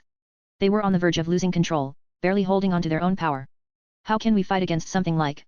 Suddenly, the sky above Theed, and across the universe, began to darken unnaturally. The stars seemed to fade, and a foreboding shadow spread across the heavens. Qui-Gon and Obi-Wan exchanged wary glances, sensing a profound shift in the Force. What's happening? Qui-Gon asked, his voice edged with concern. Obi-Wan's eyes darted around, trying to make sense of the unnatural phenomenon. This isn't something we've seen before. Padme, still with tears in her eyes, began to laugh, a quiet, almost hysterical sound that caught everyone off guard. Ah ha ha ha ha, ha. Gojo, you're really going to be the... It got muted due to binding vow, Soul King, aren't you? She murmured, her voice a mix of sadness and strange acceptance. In her mind, a flash of memory replayed a moment when Gojo had told her about his dark right hand, connected to his three-pupil eye, and his intention to transcend beyond his current limits. She understood, in that moment, that this was not just a loss, but the beginning of something far greater than any of them could have foreseen. The darkness that enveloped the skies was not just a sign of despair, but perhaps the birth of a new legend, a legacy that Gojo Satoru was in the process of claiming, even in the depths of his apparent defeat. In the cold expanse of space, Gojo Satoru hung battered and broken, a once unyielding force now reduced to a lifeless shell. His body was a grim testament to the battle he had fought, half of his face was gone, his limbs severed, and his legs nothing but charred stumps. His heart, the center of his immense power, had been obliterated as he took on the brunt of the Oswalin and the Eclipse Star Destroyer's planet-destroying weapon at point-blank range. Amidst the wreckage, the Sith fleet loomed ominously, with the Eclipse-class Star Destroyer at its forefront. Inside the command bridge, Darth Plagueis stood tall, gazing at the floating remnants of what was once his most formidable opponent. A sinister smile curled on his lips as he addressed his crew and the galaxy beyond, his voice resonating with triumph. Behold the fate of those who dare to defy the Sith. Plagueis declared, his voice dripping with arrogance and self-satisfaction. Satoru Gojo, once thought to be an invincible anomaly, now lies broken and defeated. Let this be a lesson to the galaxy. The Sith are the true rulers, the rightful heirs of all that exists. We have reclaimed our power, and no force, no matter how defiant, can stand in our way. Plagueis's eyes then turned to the floating remains of Gojo, particularly fixating on the severed right hand, still imbued with the eerie presence of Mimi Heiji, the godly entity that had halted the Starkiller beam in its tracks. I shall take this dark right hand, Plagueis mused, his voice filled with greedy anticipation.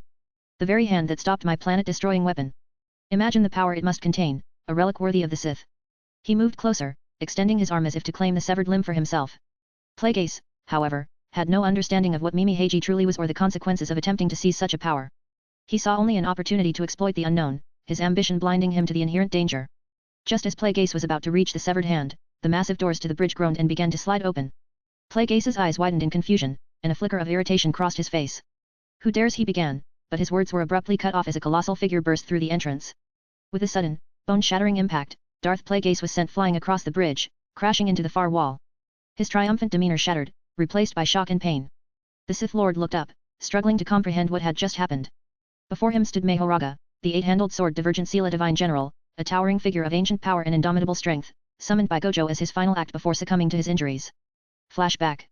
Moments before his body was ravaged, Gojo had foreseen the need for a final line of defense. Bloodied and drained, with his vision fading and the very fabric of his body unraveling under the relentless assault, he whispered a command into the void, his voice barely more than a rasp. With this treasure, I summon. Eight-handled sword Divergent Sela Divine General Mahoraga. The immense, otherworldly presence of Mahoraga materialized, its serpentine form and myriad blades a living testament to unstoppable might. Gojo, at the brink of death, had called forth the only force capable of continuing the fight in his stead. Present. Mahoraga's form was imposing, a haunting silhouette against the backdrop of the shattered bridge. Its body, draped in dark, flowing robes that seemed to sway as if caught in an unseen wind, was a mass of twisting, sinuous energy and armor. The Dharma wheel above its head rotated slowly, emitting the familiar clank with each turn, a sign that it was adapting, preparing for whatever challenge lay ahead. Mahoraga lacked eyes but was no less aware, its sightless face bore an expression of unyielding menace, a creature of pure instinct and ancient might, ready to crush anything in its path. In its both arms, each wielding a sword forged from the essence of curses and shadows, moved with precision, embodying the unstoppable force that Gojo had unleashed in his final moments. Plague Ace, momentarily stunned by the force of the blow, staggered to his feet, his face twisted in fury and disbelief. "What is this?" he roared, his composure slipping as he realized the extent of Gojo's final gambit. "Some conjured beast? You think this will stop me? I am the Dark Lord of the Sith." Before he could finish, Mahoraga moved with a speed and fluidity that belied its massive form. One of its immense, blade-tipped arms swung down with a force that cleaved through the very structure of the bridge, sending sparks and shards of metal flying. Plague Ace narrowly avoided the strike, his robe singed and his expression turning from outrage to a rare flash of fear. But just as Mahoraga prepared to strike again, the atmosphere on the bridge shifted drastically. A malicious aura filled the air, thick and suffocating, as if the very fabric of reality was being torn apart. The ship shook violently, and the sound of a deep, mocking laugh echoed through the corridors. Suddenly, Plague Ace heard an incantation that sent a chill down his spine. Scale of the Dragon. Recoil. Twin Meteor. World Dismantle. The entire ship shuddered, and before anyone could react, an unseen force ripped through the Eclipse-class Star Destroyer, slicing it cleanly in half. Metal groaned and buckled under the immense pressure as the ship began to split, the two halves drifting apart with terrifying finality. The bridge was thrown into chaos, alarms blaring, and the crew scrambling as the ship's structural integrity was violently compromised. In the center of the destruction stood Sukuna, freed from the remnants of Gojo's control. His towering form was menacing, wreathed in cursed energy that pulsed like a dark flame. Tattoos etched across his muscular body glowed with an ominous crimson, reflecting the boundless cursed energy that now flowed unrestrained. His 4 eyes, 2 slitted pupils and 2 additional above, glinted with a predatory gleam, capturing the sheer malevolence and arrogance that defined him. Clad in torn, regal Heian-era garments that fluttered like the remnants of an ancient curse, Sukuna grinned a feral, wide grin that showcased his sharp, predatory teeth. Ah ha ha ha ha ha ha ha. Sukuna's laugh echoed like thunder, reverberating off the shattered walls of the Star Destroyer. "I am freed from the brat." Plague Ace, recognizing the ancient and malevolent entity, quickly tried to regain control of the situation. His mind raced as he searched for a way to turn this chaotic turn of events to his advantage. "Sukuna." Plague Ace called out, his voice carrying a feigned respect as he stepped forward. "You and I share common enemies. The galaxy could be ours if we join forces." But Sukuna, ever disdainful of alliances, sneered at the Sith Lord's attempt at diplomacy. Without a word, Sukuna summoned a barrage of dismantle, the cursed energy slicing through the air like a rain of razor-sharp blades. Plague Ace barely had time to erect a force barrier, deflecting some of the attack, but several slashes tore through his robes, drawing blood. The Sith Lord staggered back, his earlier confidence replaced by a growing sense of alarm. Mahoraga, caught in the crossfire, roared in defiance as the dismantle strike slammed into its form. The Divine General's sword swung in a defensive arc, parrying the onslaught with immense skill, but even it was pushed back by the sheer force of Sukuna's assault. Sparks flew as blade met cursed energy, each impact resonating like the clash of titans. The battle had evolved into a chaotic three-way fight, each force trying for dominance over the other. Plague Ace, still trying to regain control, found himself outmatched by the relentless fury of both Mahoraga and Sukuna. His Sith lightning crackled through the air, clashing against Mahoraga's blades and Sukuna's curses in a spectacular display of power and destruction. Sukuna reveled in the mayhem, his laughter cutting through the chaos like a knife. He unleashed another wave of attacks, his fingers slicing through the air as he summoned more dismantle, tearing through the ship and its occupants with reckless abandon.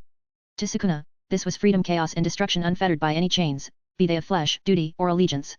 Plague Ace, realizing the precariousness of his situation, knew he had to retreat or risk being obliterated. But as he moved to fall back, Sukuna's curses intensified, a relentless barrage that gave no quarter. Mahoraga, equally undeterred, continued its onslaught, its many swords a whirl of divine retribution aimed at both enemies. In the Jedi Temple on Coruscant, the mood in the council chamber was tense and urgent.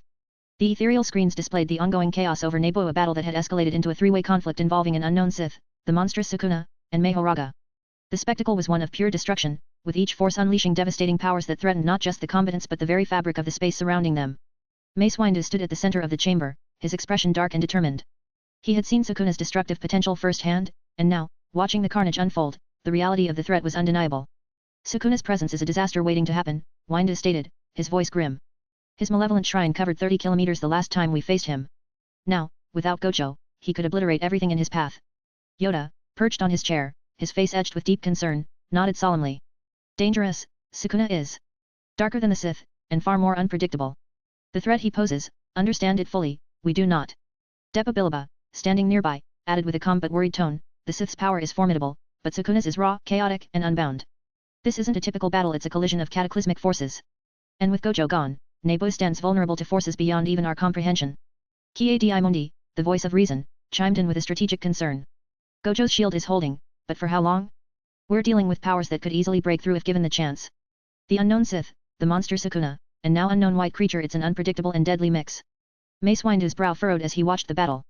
"We've never dealt with threats of this magnitude at once. Gojo's sacrifice has given us time, but it's up to us to ensure that time isn't wasted. If Sukuna decides to unleash his full power on Nebu, the consequences will be catastrophic. Yoda, always the voice of ancient wisdom, spoke with a heavy heart. Fight, we must. Protect Nebu, we will. But recognize, the enemy is unlike any we have faced. This battle, a test it is not just of strength, but of our resolve. Depa Billaba looked at the rest of the council, her expression resolute. We need every available fleet. The Republic must be rallied, and our allies called upon. The Sith's resurgence combined with Sukuna's chaotic nature threatens to destabilize the entire galaxy. Mace Windu nodded, his resolve unshaken despite the immense challenges ahead. The Jedi will not stand idle. We may not fully understand what we are up against, but Gojo's shield has given us a fighting chance. We must use it. Alert the Republic, prepare the fleets. We may be facing a storm, but we will not falter. Yoda's eyes gleamed with a quiet but fierce determination. Stand, the Jedi will. Against this darkness, fight we must. Nebu is but the beginning. The fate of the galaxy, in this battle, Li. Yoda's words hung in the air, a somber acknowledgement of the dire situation unfolding. Suddenly, the entire sky over Coruscant was swallowed by an unnatural darkness, an all-encompassing shadow that seemed to drain the very light from the bustling city planet below. The sun was blotted out, and a cold, eerie stillness fell over the Jedi Temple, as if the universe itself had taken a breath and held it. Mace Windu, always composed even in the face of the unknown, turned to Yoda with a deep frown. What manner of darkness is this? He asked, his voice laced with concern. He could feel the shift in the Force, something vast, ancient, and malevolent, but familiar in its raw, oppressive power. Yoda's eyes narrowed, his gaze still fixed on the darkened sky. Darkness, indeed, he murmured, his tone contemplative but touched with a hint of hope. Even with my wisdom, understand this, I do not fully. But, a theory, I have. He paused, carefully weighing his words, aware of the binding vow that restrained what he could reveal. Gojo's right hand connected to something ancient and powerful, it is a source of darkness, yet not evil. Protective, it can be. Mace Windu's expression shifted slightly, a flicker of realization crossing his features. You're saying this darkness could be linked to Gojo? To his right hand. Windu recalled the formidable entity associated with Gojo's severed hand, the one that had halted the Starkiller's beam. You think it's him? Yoda nodded slowly. Return, Gojo might. If a connection to the darkness, this is. Save Nebu, he could, in a way only he can. Yoda's words, though careful, carried a profound belief in Gojo's resilience and unyielding will. Even in death, there was a chance that Gojo Satoru's spirit, his defiance, would transcend the boundaries that bound ordinary beings. The council fell silent, each Jedi contemplating the weight of Yoda's words. If Gojo's power was still at play, if the darkness over Coruscant was a sign of his potential return, then perhaps the hope for Nebu's salvation wasn't lost after all. Mace Windu, ever pragmatic, nodded in agreement. We can't rely on hope alone, but if Gojo has a hand in this, we must be prepared for whatever comes next. Ready the fleets, contact our allies, and strengthen our defenses. If Gojo returns, we'll fight alongside him.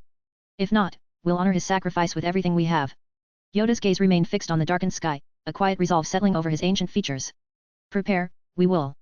But trust in the Force, we must. And trust in Gojo, we should. His journey, not yet complete, it may be. As the darkness loomed, a silent promise lingered. Gojo's story was far from over, and the fate of Nebu, and perhaps the entire galaxy or universe. Amidst the wreckage of the Eclipse Star Destroyer, the fierce three-way battle between Sukuna, the unknown Sith, Plagueis, and Mahoraga had reached a tense standoff. The air crackled with violent energy as the three combatants, each a monstrous force in their own right, prepared to unleash their next devastating attacks. Mahoraga stood with its menacing presence, the extermination sword it wielded gleaming ominously, ready to strike at any moment.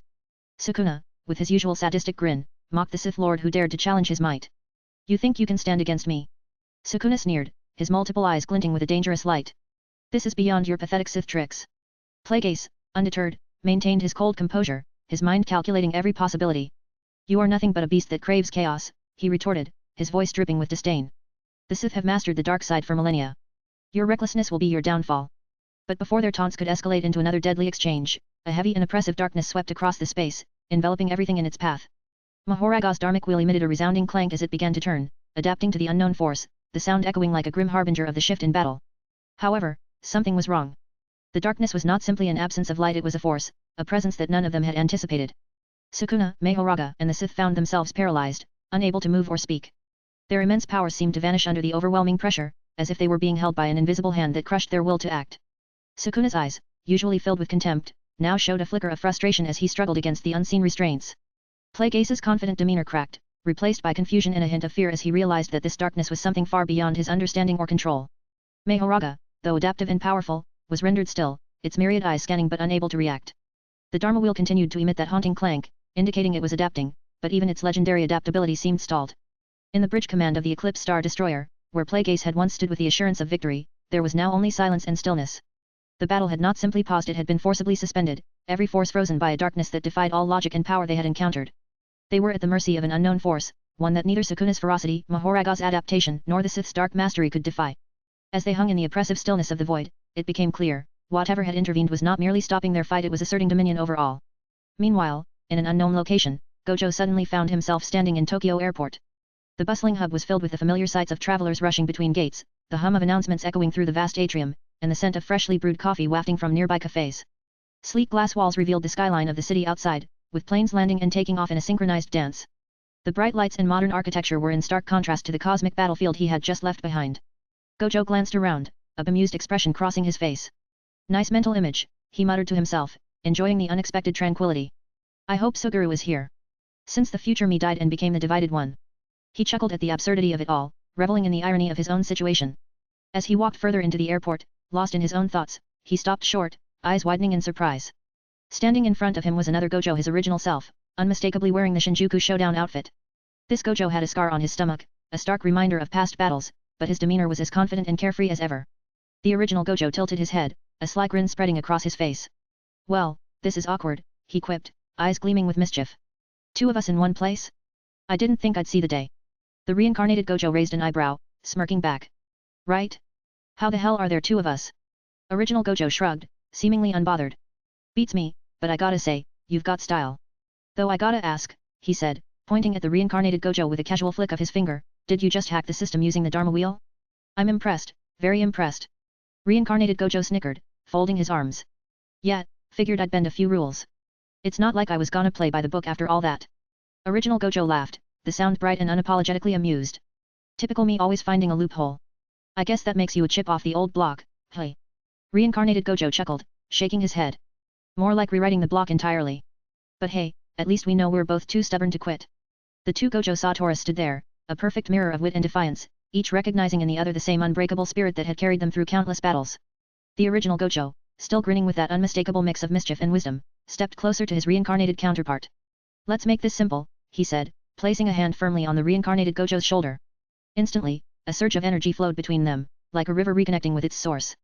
The reincarnated Gojo felt the core of cursed energy reignite within him, the familiar currents of reversal red and hollow purple rushing back, filling the void that had been left by his fragmented powers. The original Gojo's smile widened as he felt the energy transfer complete. There you go, all charged up. But listen up, there's a reason you couldn't use your domain. Limitless was being blocked by Sukuna's malevolent shrine, along with the 10 shadows, and surprisingly he ripped them both right out from under you. The crazy bastard stole your own shadows, just like the fraud he is. He shook his head, half amused, half exasperated. Typical Sukuna, hey? Always playing dirty. Reincarnated Gojo blinked, absorbing the information. So, that's why everything felt off. He really went all out, didn't he? Yup, original Gojo confirmed, his tone light despite the gravity of the situation. But here's the kicker, Sukuna's technically freed now. And while he's out there causing a three-way brawl that's probably tearing the fabric of reality apart, he's actually doing you a favor in his own twisted way. By creating all this chaos, he's messing with the bindings that held your potential back. Reincarnated Gojo raised an eyebrow, a grin tugging at the corner of his lips. I should be thanking the King of Curses for unleashing my powers. Now that's a first. The original Gojo chuckled, giving a casual shrug. Weird, right? But hey, that's the way it goes with guys like Sukuna. Even when he's not trying to help, he ends up throwing a wrench in the works just enough to tip things in our favor. So, go on, use that chaos. Bend it to your will. That's what makes us, well, us. Reincarnated Gojo nodded, a determined glint in his eyes. Guess I have a battle to get back to, and a fraud to put in his place. Original Gojo grinned and gave a casual mock salute, his voice oozing with his trademark playful confidence. Yeah, of course you can. Who else but us, right? He quipped, delivering the line with that unmistakable Gojo-style cocky, carefree, yet undeniably reassuring. As the reincarnated Gojo turned to leave, the original Gojo's gaze shifted to a figure encased in a crystalline barrier nearby. The figure was humanoid but disturbingly incomplete, the Soul King. Suspended by 4 wires within an elegant chamber, the Soul King's form was pitifully weakened, stripped of his limbs and reduced to a mere husk of his once mighty presence. His slicked-back dark hair and thin eyebrows framed an unsettling face, with each of his oval eyes containing 4 black irises, giving him an eerie, alien look that defied comprehension. Original Gojo stepped closer, studying the Soul King with a mix of curiosity and something that might have been sympathy or perhaps just the recognition of another being caught in an unwelcome fate. I've done my part, crazy being, he said, his voice softer but still carrying that distinct Gojo bravado. Now it's time for you to do yours. The Soul King remained motionless, bound within his crystalline prison, the faintest flicker of ancient power barely perceptible beneath the layers of confinement. Gojo's words hung in the air, a challenge, an acknowledgement, and perhaps even a call to action for the enigmatic being. With one final, lingering look, Gojo turned away, the moment a quiet yet powerful reminder of the immense forces at play.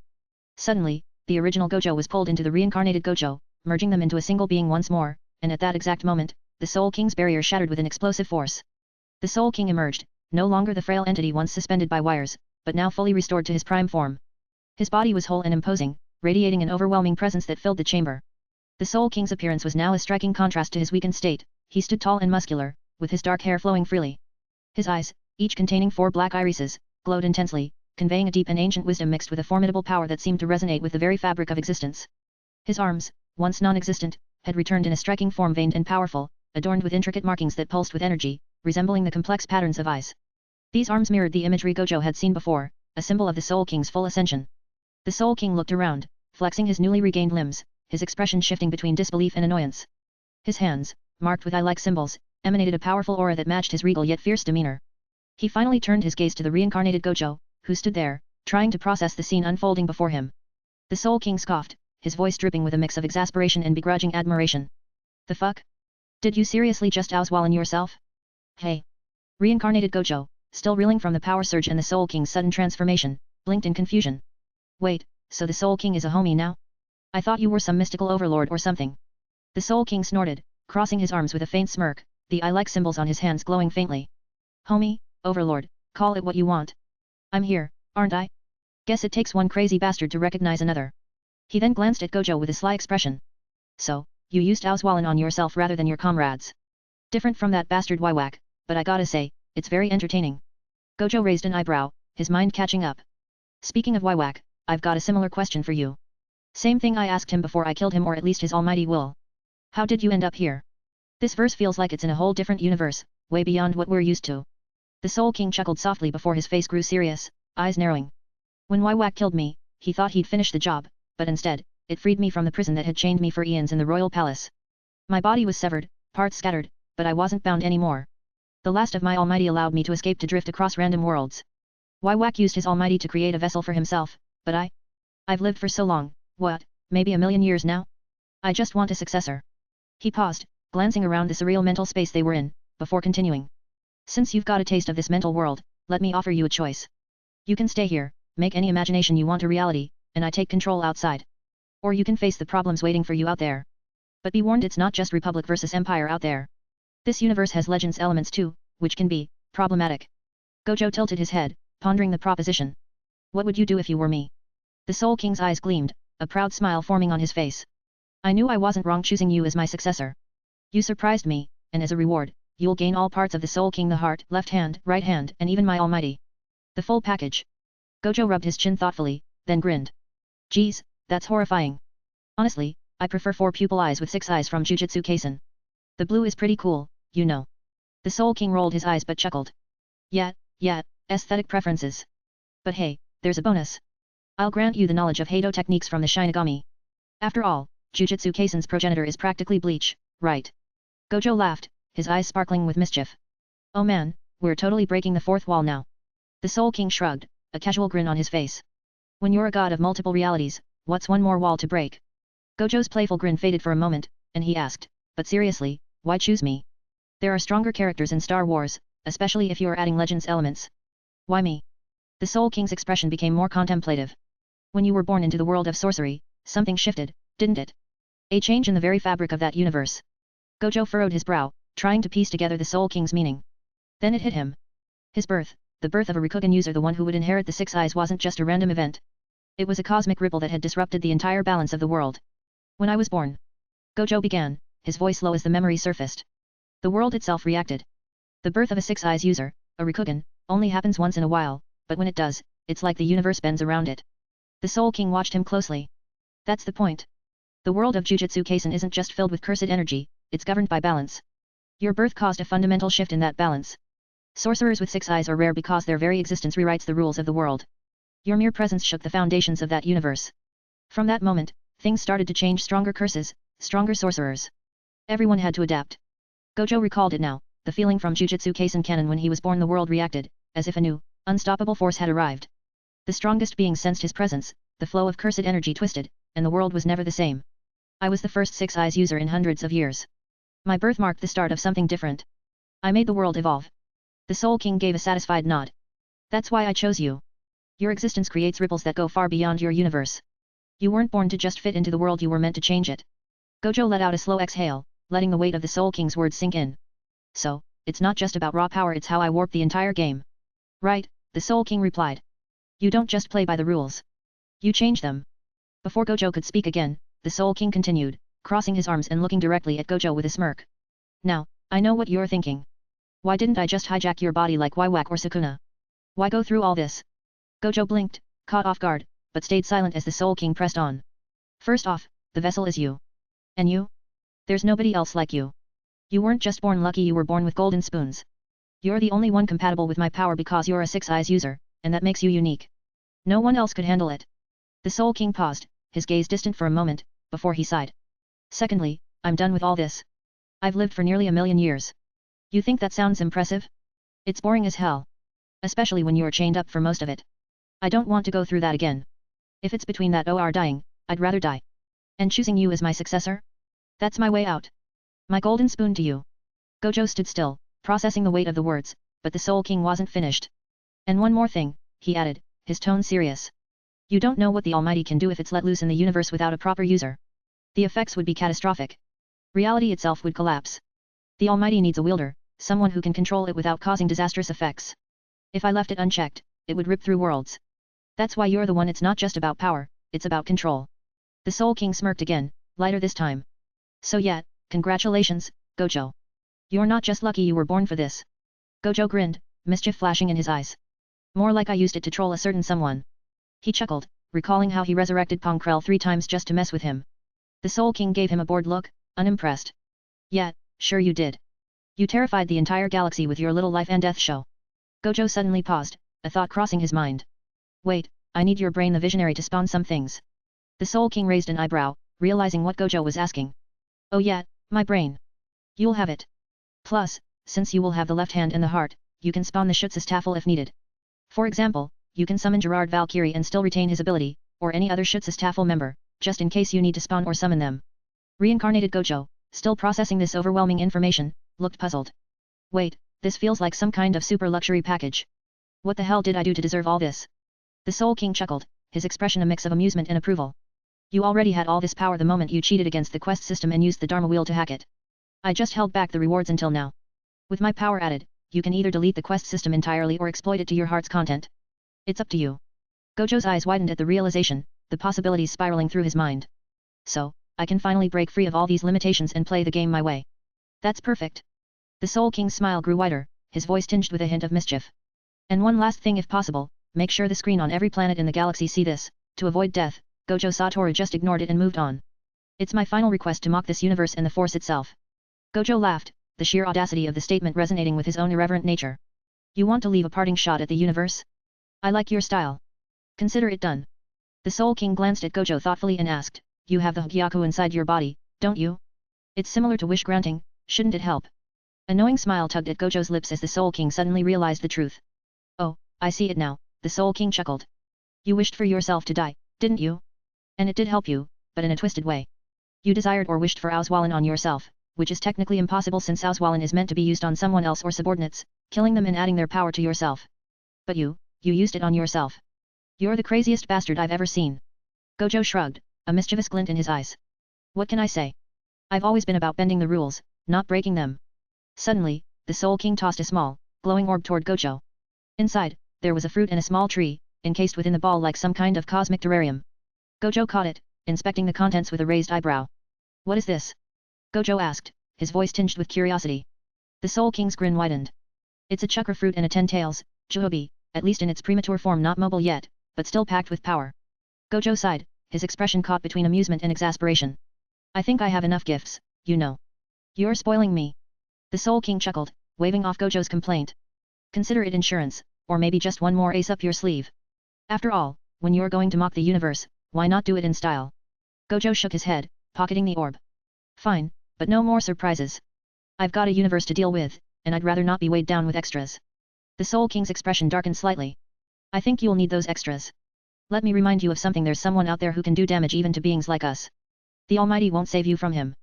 Gojo's eyes narrowed, already knowing who the Soul King was referring to. Sukuna, he muttered. The Soul King gave a knowing nod. He killed you in the future, didn't he? Turned you into a Kit-Kat. Gojo shrugged, a smirk tugging at the corner of his lips.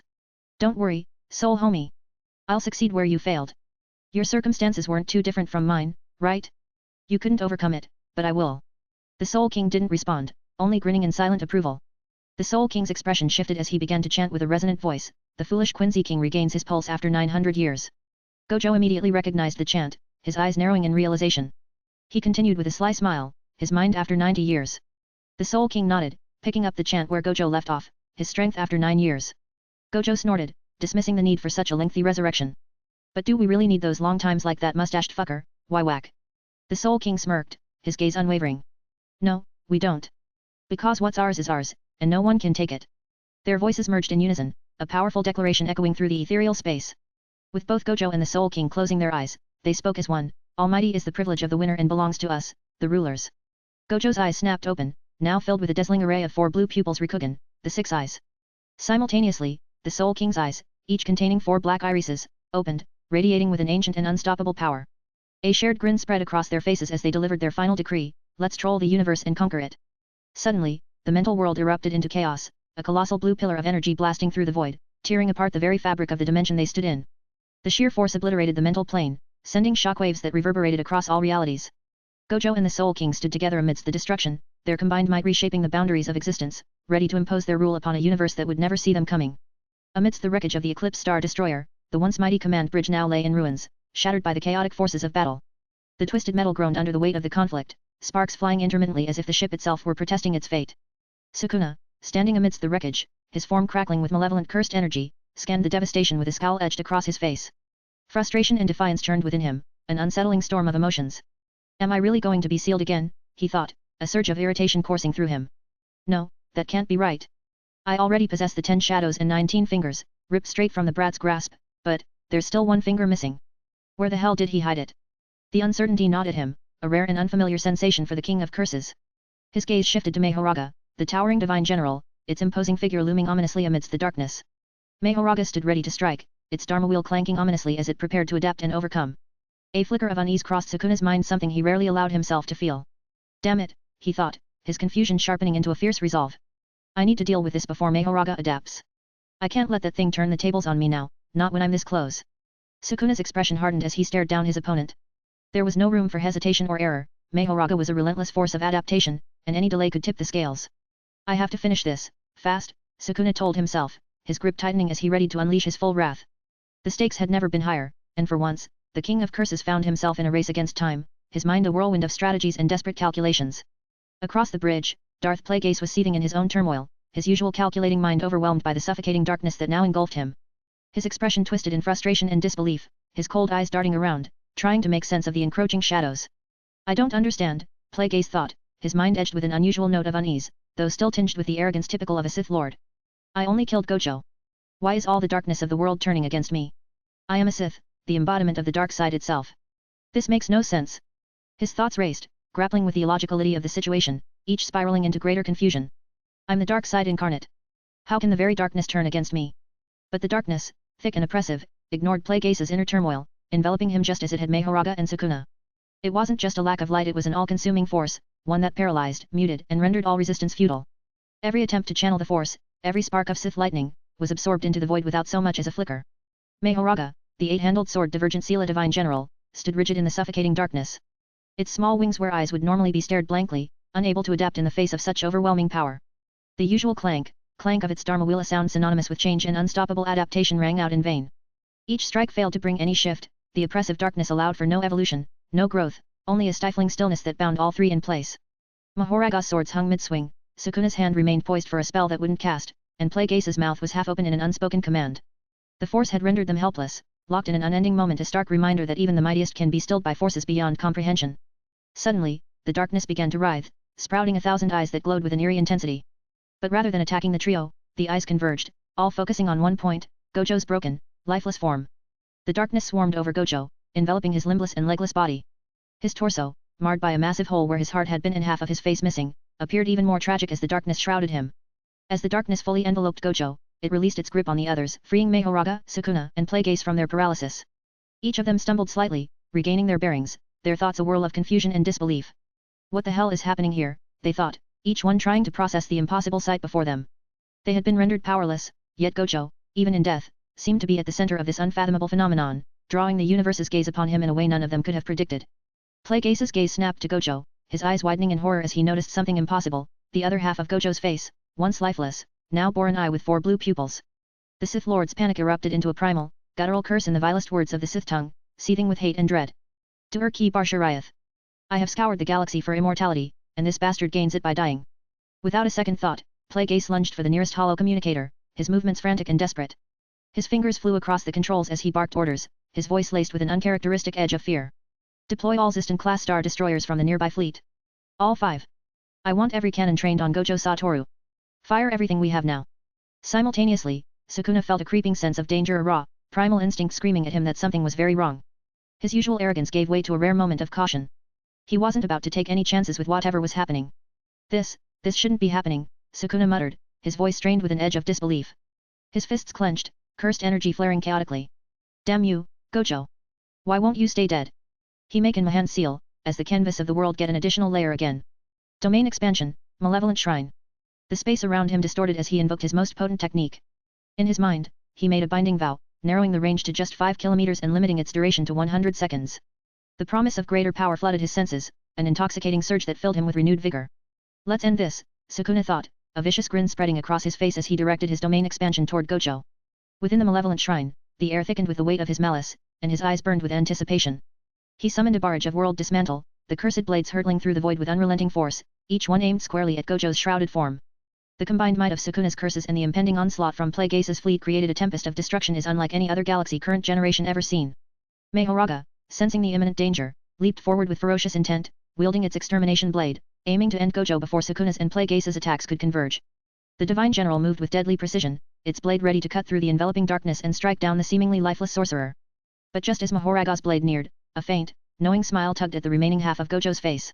In that split second, a blinding light erupted from his form, bursting forth like a supernova, washing over the entire universe. It was an illumination so intense, so all-encompassing, that it momentarily blinded every being in the galaxy.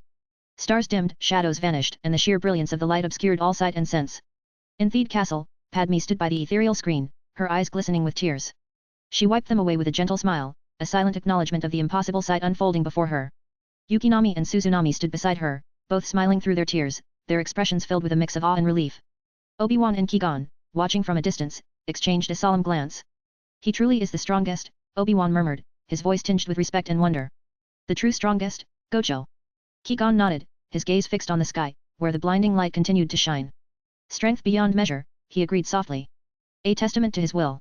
Rika, standing next to Anakin, wiped her eyes, a determined expression crossing her face. He's gone and done it again. Pushed beyond every limit. Anakin, tears still clinging to his cheeks, nodded resolutely. I guess it's our job now, he said, his voice steadying as he remembered Gojo's teachings. Sensei always said, it's the potential that's meant to surpass him. It's our turn to live up to that potential. Rika placed a hand on Anakin's shoulder, her grip firm and reassuring. And we will, she said, her voice filled with quiet determination. For Sensei. As the blinding light began to fade, its brilliance receding from every corner of the galaxy, the universe seemed to hold its collective breath, suspended in the delicate balance between chaos and order, destruction and renewal. In that lingering glow, Gojo's final act hung like an unspoken promise, reverberating across the cosmos. Meanwhile, in the Jedi Temple on Coruscant, the council chamber was bathed in the same searing light, illuminating every shadow and corner with an intensity that seemed to pierce through the walls of the ancient hall. The Jedi Masters shielded their eyes, momentarily blinded by the overwhelming radiance that washed over them. Mace Windu, blinking against the residual brightness, turned to Master Yoda, his expression a mix of awe and contemplation. Master Yoda, he said, his voice low and deliberate, is he going to be the being the one Gojo spoke about? His question hung heavy in the air, hinting at the elusive figure of unimaginable power that Gojo had alluded to the Soul King, though bound by a vow, he could not name it outright. Master Yoda, ever the pillar of wisdom, gazed into the lingering light with a serene expression. A faint, knowing smile touched his lips, a glimmer of understanding in his wise old eyes. Implanted, the concept will be, Yoda said softly, his voice carrying the weight of ages. In time, one day, it shall come to be. As the king, he stands, and with his light, the darkness he reshapes. The other Jedi Masters exchanged glances, sensing the profound truth in Yoda's words. They could feel the shift, the monumental change that Gojo's actions had set in motion, a change that would ripple through the fabric of the Force itself. As the last remnants of the light faded from the chamber, leaving behind a quiet stillness, the Jedi Masters knew that the galaxy had just witnessed the birth of something extraordinary. Gojo's legacy, transcending beyond the physical, had begun to reshape the very concepts of power, balance, and destiny, leaving an indelible mark that would echo through time and space. Amidst the wreckage of the Eclipse Star Destroyer, the once imposing vessel now lay in ruins, as the last remnants of the light faded, shattered by the overwhelming power that had just unfolded. Darth Plagueis, breathing heavily, staggered amidst the debris, his robes torn and singed from the violent clash. His eyes, still filled with the remnants of fear and confusion, locked onto Sukuna. The Sith Lord straightened, forcing his composure back with a disdainful glare, masking his exhaustion and unease. He managed a smirk, though it was tinged with bitterness. Sukuna, Plagueis rasped, his voice hoarse yet dripping with that familiar arrogance. Despite everything, you've proven to be a valuable asset to the Sith cause. Your contributions were not insignificant. But even as he spoke, Plagueis' eyes betrayed his contempt, sizing Sukuna up with the same calculating disdain he reserved for all tools that had outlived their usefulness. In his mind, Sukuna was a weapon, a powerful, unpredictable weapon that could be discarded once its purpose was fulfilled. Sukuna, however, remained silent, his expression unreadable. He didn't acknowledge Plagueis' half-hearted gratitude, nor did he respond to the thinly veiled dismissal in the Sith Lord's eyes. Instead, Sukuna's focus was singular, his senses honed in on scanning the area, searching for any trace of Gojo's presence. The King of Curses narrowed his eyes, feeling the air thick with residual energy. His instincts, sharp as ever, were on high alert. Is he still alive? Sukuna thought, probing the void for any sign of Gojo. The light had been blinding, overwhelming, and in its wake, Sukuna could sense a shift in unsettling stillness that defied explanation. He couldn't afford to underestimate Gojo, not now, not ever. Even in death, Gojo Satoru was not one to be dismissed lightly. Plagueis, noticing Sukuna's preoccupation, let out a derisive scoff. Still clinging to old rivalries, I see, he muttered, his disdain deepening. You'd do well to remember your place, Sukuna. Power is fleeting, it's control that determines. Suddenly, their thoughts were interrupted by an unknown voice that resonated across the universe, echoing ominously through the wreckage, as if the very fabric of space was speaking to them. The foolish Quincy King regains his pulse after 900 years, his mind after 90 years, his strength after 9 years, the voice intoned, dripping with a dark, mocking familiarity. Plagueis stiffened, his eyes darting around, trying to locate the source, his mind racing as he realized this was not a voice he had ever encountered. What force was so bold to proclaim its presence in such a manner? But the voice continued, taunting and defiant, but do we really need those long times like that mustached fucker, why whack? No, we don't.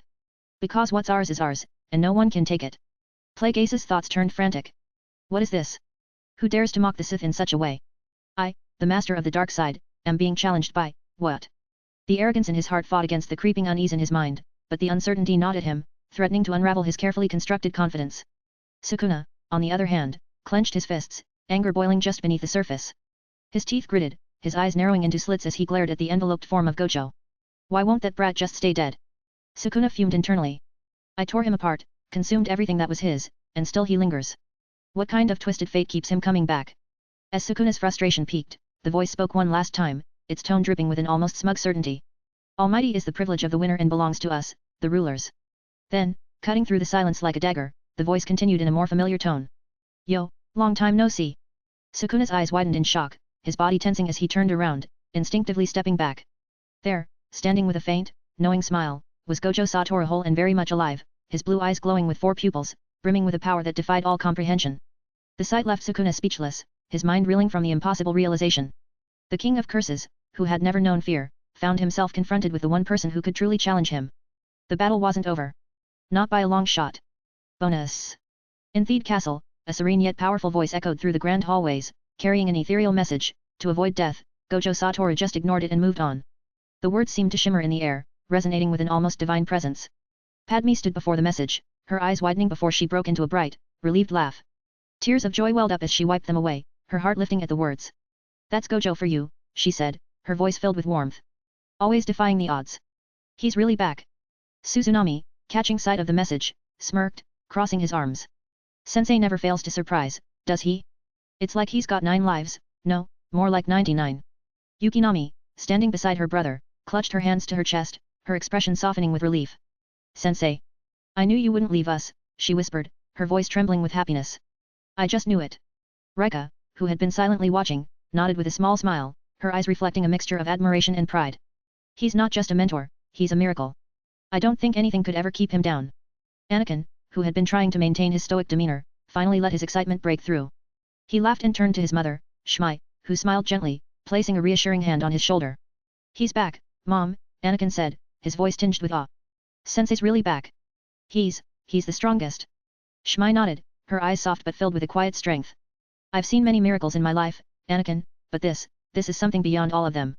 Sabe, standing next to Padme, chuckled softly. Of course, he'd make a grand entrance. I'd expect nothing less from Gojo Satoru. Captain Panika, ever the pragmatic one, couldn't hide his own smile. He's unconventional, but you can't deny he knows how to get results. Nebo owes him much. Jar Jar Binks, usually bumbling, seemed unusually focused, his wide eyes gleaming with an odd wisdom. Mesa always thinkin' Gojo was special, but this is something else. Gojo, he's a big bombad hero, for sure. Qui-Gon Jinn, standing alongside Obi-Wan Kenobi, watched the unfolding events with a thoughtful expression. He turned to his apprentice with a slight nod. I told you, Obi-Wan, there are forces in this galaxy we've yet to fully understand. Gojo Satoru is one of them. Obi-Wan, usually the skeptical one, gave a rare smile of acceptance. It seems the Force truly does work in mysterious ways. Gojo Satoru, he is the strongest in this galaxy. As they watched the message flicker and fade, a renewed sense of hope and purpose filled the hearts of those gathered in Theed. Across the galaxy, Gojo's presence was felt, and his return was not just the revival of a hero but the dawn of a new era where the impossible seemed within reach. In the depths of space, Gojo stood face to face with Sukuna, a confident grin spreading across his face. Yo, long time no see, he greeted, his tone casual but laced with the undeniable power that now surged within him. Gojo's four-pupil blue eyes shone brightly, a stark contrast to the grim setting around them, hinting that the universe itself might become his playground once more. In Theed Castle, Padme stood before an ethereal screen that displayed Gojo's triumphant return. She smiled, her eyes reflecting a mix of amusement and relief. He really hates this whack person, hey, she mused aloud, drawing the attention of those around her. That three-pupil eye he had before must have belonged to whack, but now he's got those four-pupil blue eyes. It's like seeing him for the first time all over again. I'm glad the blue color is back. Suzunami nodded thoughtfully, his expression one of agreement. Sensei never lets anything that isn't truly his define him. That whole 900 years, 90 years, and 9 years thing. It's not just about power, he despises anything that tries to box him in. Yukinami added softly, her voice filled with admiration, it's like he's saying, I don't need your time, your rules, or your conditions. He's not just fighting, he's proving that he doesn't play by anyone else's script but his own. Rika, standing nearby, nodded with a smile. Gojo's always been about defying limits. That's why he can't stand something like Waiwaka's idea. To him, power should be immediate, real, and absolute. He's the definition of now, not 900 years, not 90, not 9. Just now.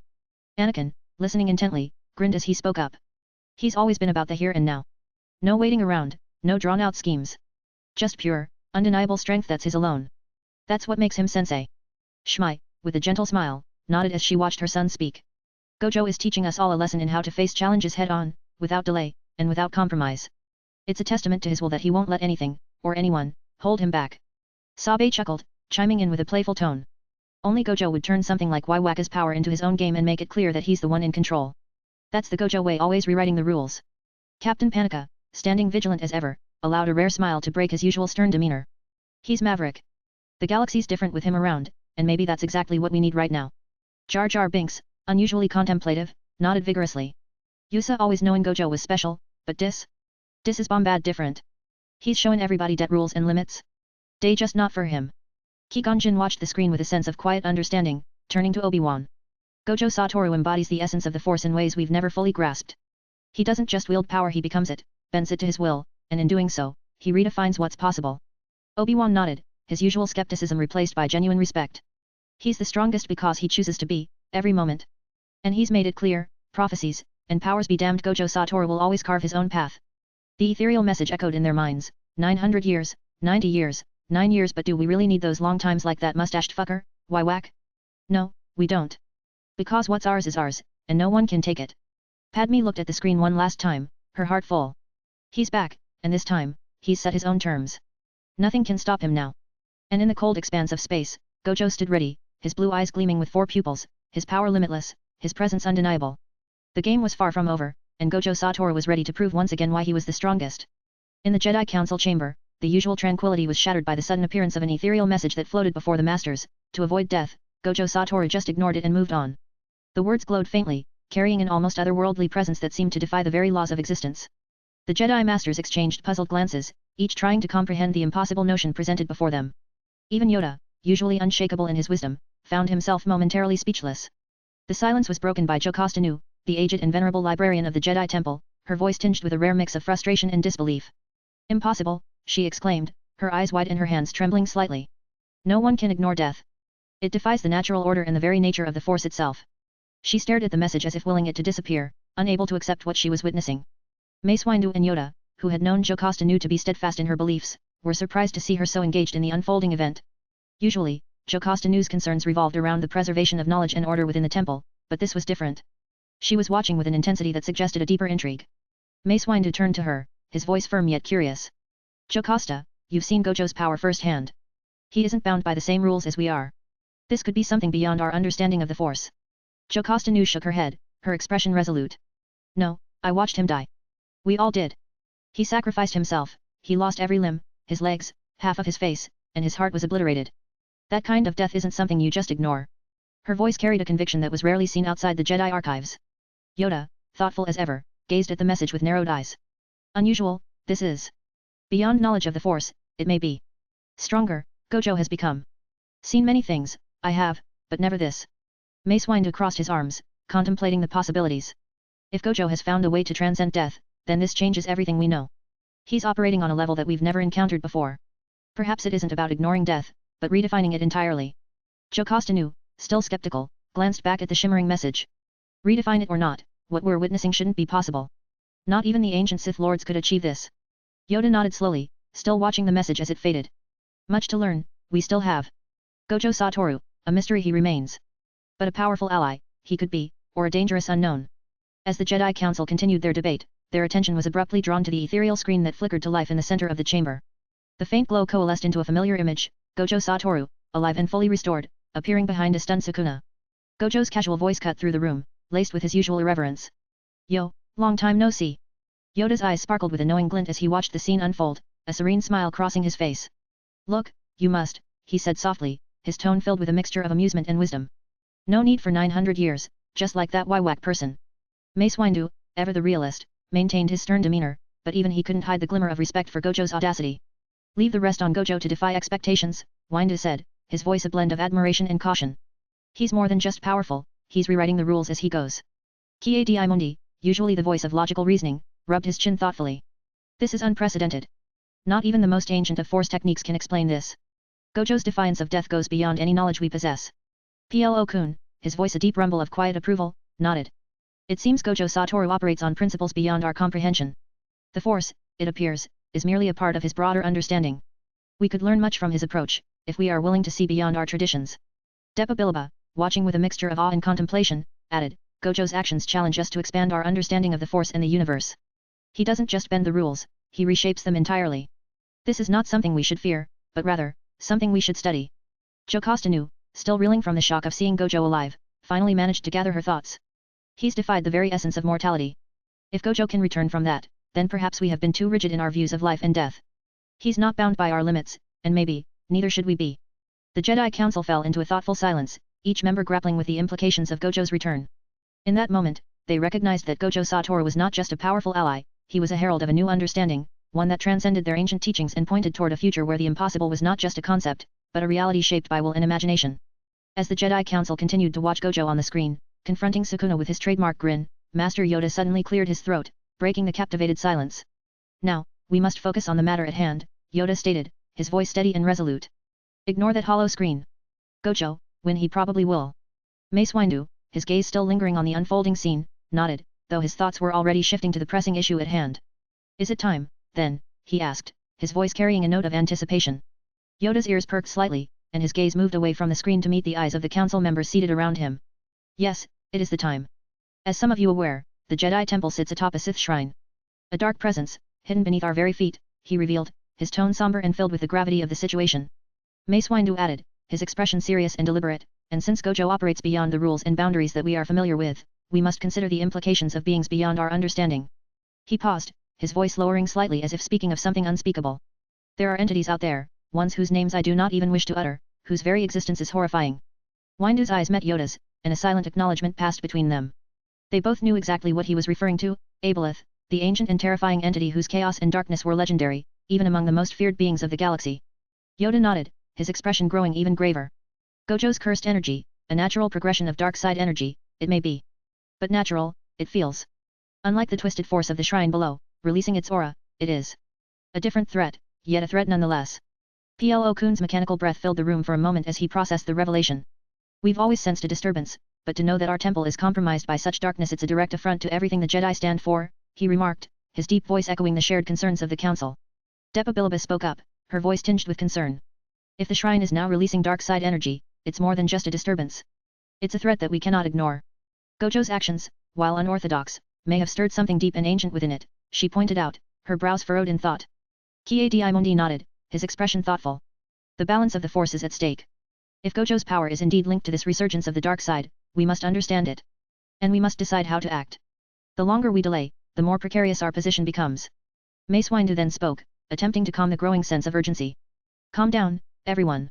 Gojo only detected the dark side energy, he didn't make it stronger. The one who made the Sith Shrine suddenly release its dark side energy is unknown, and no one knows who triggered it. Gojo has offered us options on how to deal with this situation, and we need to carefully consider them. Yoda nodded, preparing to explain the options Gojo had presented. Option 1, ignore the shrine and leave it be. Risky, this is. Darkness, unchecked, it will grow. Influence the Jedi Temple, it will. A shadow upon our order, casting it may be. The council members listened intently, the weight of the first option settling heavily upon them. The idea of leaving such a potent source of dark side energy beneath their very temple was deeply unsettling, and the implications were far-reaching. Yoda continued, moving on to the second option, his tone more solemn. Option 2, destroy the entire Jedi Temple to the ground. The temple, built upon the shrine's foundation, it is. Destroy the temple, destroy the shrine, and rid ourselves of its influence. But costly, this option is. The heart of the Jedi Order, the temple has been for millennia. Sacrifice, we must be prepared to make, if this path we choose. As Yoda laid out the second option, a palpable tension filled the Jedi Council chamber. The idea of destroying the Jedi Temple, the heart of their order, was almost too extreme to contemplate, and the unease among the masters was evident. Qui-Gon was the first to voice his disapproval, his tone sharp with disbelief. Destroy the temple? That's sheer madness. Our temple is not just a building, it's the heart of our order, a symbol of peace and knowledge across the galaxy. To destroy it would be to abandon everything we stand for. We cannot be so reckless. Plo-kun's masked visage turned slightly, his voice resonating with concern. This course of action would not only erase our history but would send a message of fear and defeat to the galaxy. The temple is more than stone and mortar, it's a beacon of hope. Destroying it would taint our legacy, not cleanse it. Depa Bilaba, her expression a mix of disbelief and concern, added, if we resort to destruction, we're no better than the forces we seek to combat. The Jedi are protectors, not destroyers.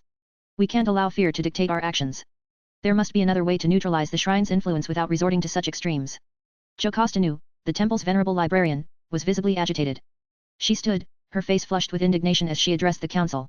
This is an unthinkable proposal, she exclaimed, her voice quivering with a mix of anger and disbelief. The Jedi Temple is not merely a structure, it houses the accumulated wisdom and history of countless generations. To destroy it would be to sever our connection to our past, to obliterate the foundation upon which our order is built. Such an act would stain our legacy and the very ideals we strive to uphold. Mace Windu, sensing the unrest, spoke with a calm yet firm tone. I understand your concerns, and they are valid. Destroying the temple would indeed be a severe measure, one that goes against our principles. But we must also consider the magnitude of the threat we face. The dark side energy emanating from the shrine is a danger that could undermine our entire order if left unchecked. Jocasta, still visibly shaken, shook her head vehemently. Our duty is to preserve knowledge, to protect what has been entrusted to us by the generations that came before. We cannot allow fear of the unknown to drive us to destroy what we have sworn to safeguard. There must be another way. Plo-kun nodded, echoing her sentiment. Indeed, we must seek a solution that aligns with our values. Gojo has provided options, but we must also explore other avenues. Perhaps there is a way to neutralize the shrine without destroying our home. We cannot let the darkness define our actions. Qui-Gon added, we are the guardians of peace and knowledge. To destroy the temple would be to abandon our role as protectors. We must stand firm and find a way to confront this darkness without sacrificing our legacy. Depa Bilaba nodded in agreement, her voice filled with conviction. Let us not forget who we are and what we represent. The temple is a symbol of our resolve, our unity, and our commitment to the light. We must honor that and find a way to preserve it. Mace Windu, sensing the unrest among the council members, tried to bring the discussion back into focus with a steady resolve. That's why we need to consider the third option. I anticipated reactions like these, knowing the gravity of what we're dealing with. Yoda nodded thoughtfully, his expression shifting from contemplation to decision. Third option, there is. Allow the youngling we refused to teach before Anakin Skywalker. Clearer, my mind has become. A decision, I have made, to accept him as an apprentice here and to make him able to use both cursed energy and the Force. Mace Windu continued, meeting the skeptical gazes of his fellow council members. The Sith Shrine's dark influence can be absorbed into Anakin, channeling that power into something productive. It could enable him to develop a technique akin to what Gojo has, a curse technique that aligns with the Force, allowing him to manage both powers and maintain balance. Jocasta, her face paling at the implications, quickly interjected, her voice sharp with concern. We don't need another Gojo. It's too dangerous. Someone with that level of unchecked power could easily become a threat, not just to the Sith but to the entire order. We risk creating a force too great to control. Gojo is already beyond our understanding, to allow another like him would be to invite chaos. PLO-kun, though known for his calm and measured approach, shared Jocasta's concern. Jocasta makes a valid point. We tread a fine line between light and dark. To imbue a young Padawan will be, particularly one so young and untested as Anakin, with such unpredictable power could jeopardize our entire mission. Kiadi Mundi spoke up, his tone reflective yet cautious. The boy already has a connection to the Force that's unparalleled. Introducing cursed energy could amplify that, but at what cost? We must consider the possibility that, like Gojo, Anakin could evolve into something far beyond our control. Depa Bilaba, weighing the options, looked to Yoda. We've seen the potential Anakin holds, but we've also seen the dangers of letting such power go unchecked. Gojo operates outside the constraints of the Jedi, and we've accepted that because he fights alongside us, but Anakin is different. He would be of us, bound by our teachings, yet wielding powers we scarcely understand. Yoda, hearing the voices of his fellow masters, acknowledged their concerns with a solemn nod. Understand, I do. Dangerous, the path of power is. Temptation, always there will be. But different, this time it must be. If to balance the Force, we are to succeed, tools of both light and dark, harnessed they must be. Mace Windu, firm in his stance, added, the third option isn't without risk, but it's a calculated one. If Anakin is trained under our guidance, we can monitor his growth, steer his development, and ensure that this unique convergence of powers does not become a threat. It's an opportunity to turn the dark side's influence into a strength, rather than a weakness. Jocasta knew, unconvinced, pressed on. And if he fails? If Anakin succumbs to the temptations that come with such power? We could be sowing the seeds of our own destruction. Yoda, his eyes narrowing in contemplation, concluded, aware of the risks, we must be. But greater, the threat beneath our feet. A choice, we have. To ignore, destroy, or to adapt and grow. One who bridges these forces, balance may bring. Willing, we must be, to guide the light through the darkness. Or doomed, we are, by indecision. The council remained quiet, each master reflecting on Yoda's words. The third option, though fraught with peril, offered a glimmer of hope, a path forward that did not involve surrendering their legacy or ignoring the darkness that threatened to overwhelm them. Suddenly, Adi Gallia stood up, her posture firm and her voice steady. Perhaps there is a fourth option, she said, her words cutting through the silence with a mix of bravery and audacity. Mace Windu and Yoda exchanged puzzled glances, their thoughts briefly aligning. Windu's expression tightened as he considered the implications. Gojo presented three options, Windu thought, his mind turning over Gojo's typically straightforward approach. If there were more, he would have said so. This, fourth option feels like a deviation from his intended path. Yoda's thoughts echoed Windu's skepticism. Unrestrained, Gojo may be, but clear he was. Three options, only, he spoke. To stray from them, dangerous it might be. The weight of Gojo's words lingered in their minds, there was no telling what venturing beyond them could mean. Adi Gallia, sensing their skepticism, pressed on regardless. What if we continue to suppress the darkness through meditation and deeper understanding? We could study it, learn from it, and perhaps find its weaknesses. Gojo is powerful, yes, but he is not infallible. He is not all-knowing. She paused, her voice carrying a hint of defiance. He has died once, maybe twice, and that tells me he can make mistakes. So why should we blindly follow his limited view when we have the wisdom of the Force and our traditions to guide us? Yoda looked at Adi Gallia with a curious glint in his eyes. Interesting, your suggestion is. Why now, speak you do. Silence, you kept, before. To offer this path, why choose? Adi Gallia squared her shoulders, meeting Yoda's gaze without flinching. Because, Master Yoda, I believe in the strength of our order and the wisdom of the Force. I do not think Gojo has all the answers, and I believe there is value in exploring our own path rather than relying solely on his unorthodox methods. He may wield great power, but we are Jedi. We have our own ways of confronting darkness that do not require abandoning our principles or relying on one individual's chaotic approach. Mace Windu, still skeptical, folded his arms. But to meditate and wait could allow the darkness to grow unchecked. Gojo's options, however extreme, are immediate actions. Can we afford to take the time to simply understand when a more decisive action is needed? PLO-kun nodded in agreement. The Force calls us to act, not just to observe. Gojo's intervention may have stirred these energies, but our response must be more than just passive study. We must ensure the darkness does not overrun the light. Adi Gallia remained resolute, her conviction unwavering. Perhaps the answer lies somewhere in between. Not Gojo's extremes, nor complete inaction, but a path that integrates our strengths as Jedi. We are not bound to the whims of one being, no matter how powerful. The Force has always been our guide, and it is to the Force that we must look now. Yoda stroked his chin thoughtfully. Difficult, this choice is. For the Force, no easy answer it offers. But consider, we must, all voices. A fourth option, you say, and listen, we shall. As Adi Gallia's proposal settled in, a wave of contemplative silence swept through the council. The masters were weighing the practicality and potential of this new option. Suddenly, Jocasta, usually steadfast in her adherence to tradition, broke her silence. Her voice, though usually filled with the certainty of one who holds centuries of knowledge, now carried a note of cautious optimism.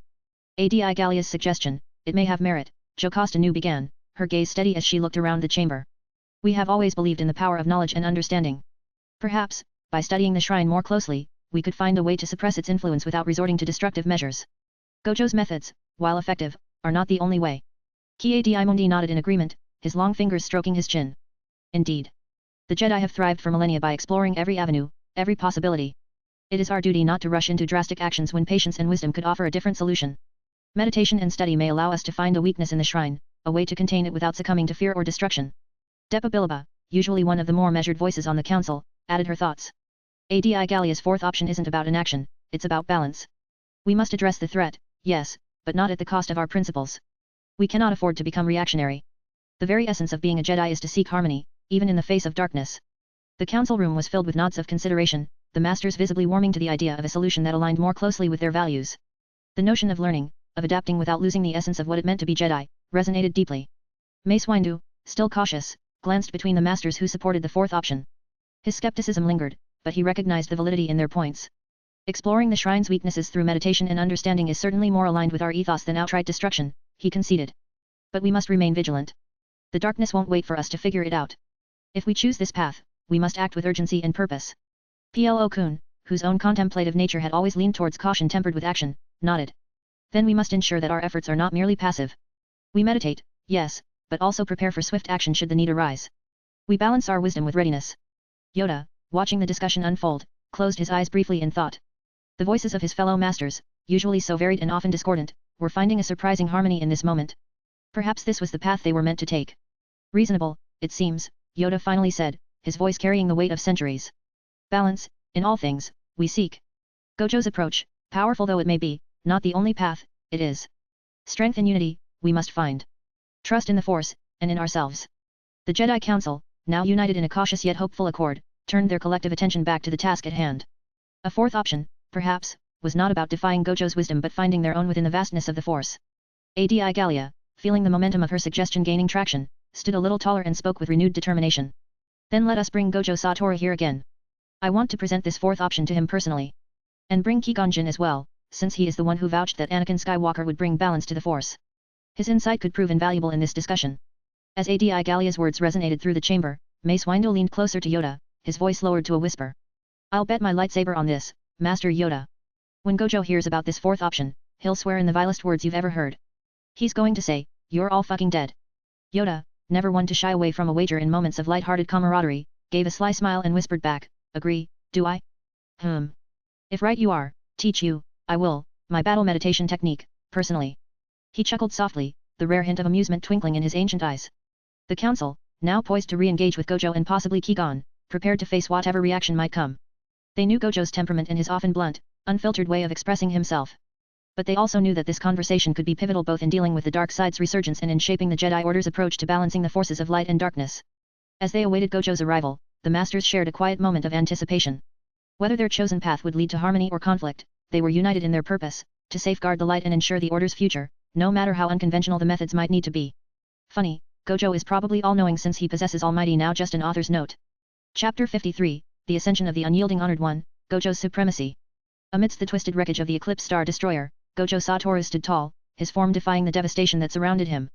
His once horrifying wounds were completely healed, his body restored to its prime state as if the catastrophic battle had never happened. The torn fabric of his clothes was immaculate again, draping perfectly over his powerful figure. However, the most striking change was at the center of his chest, where his heart was supposed to have been obliterated.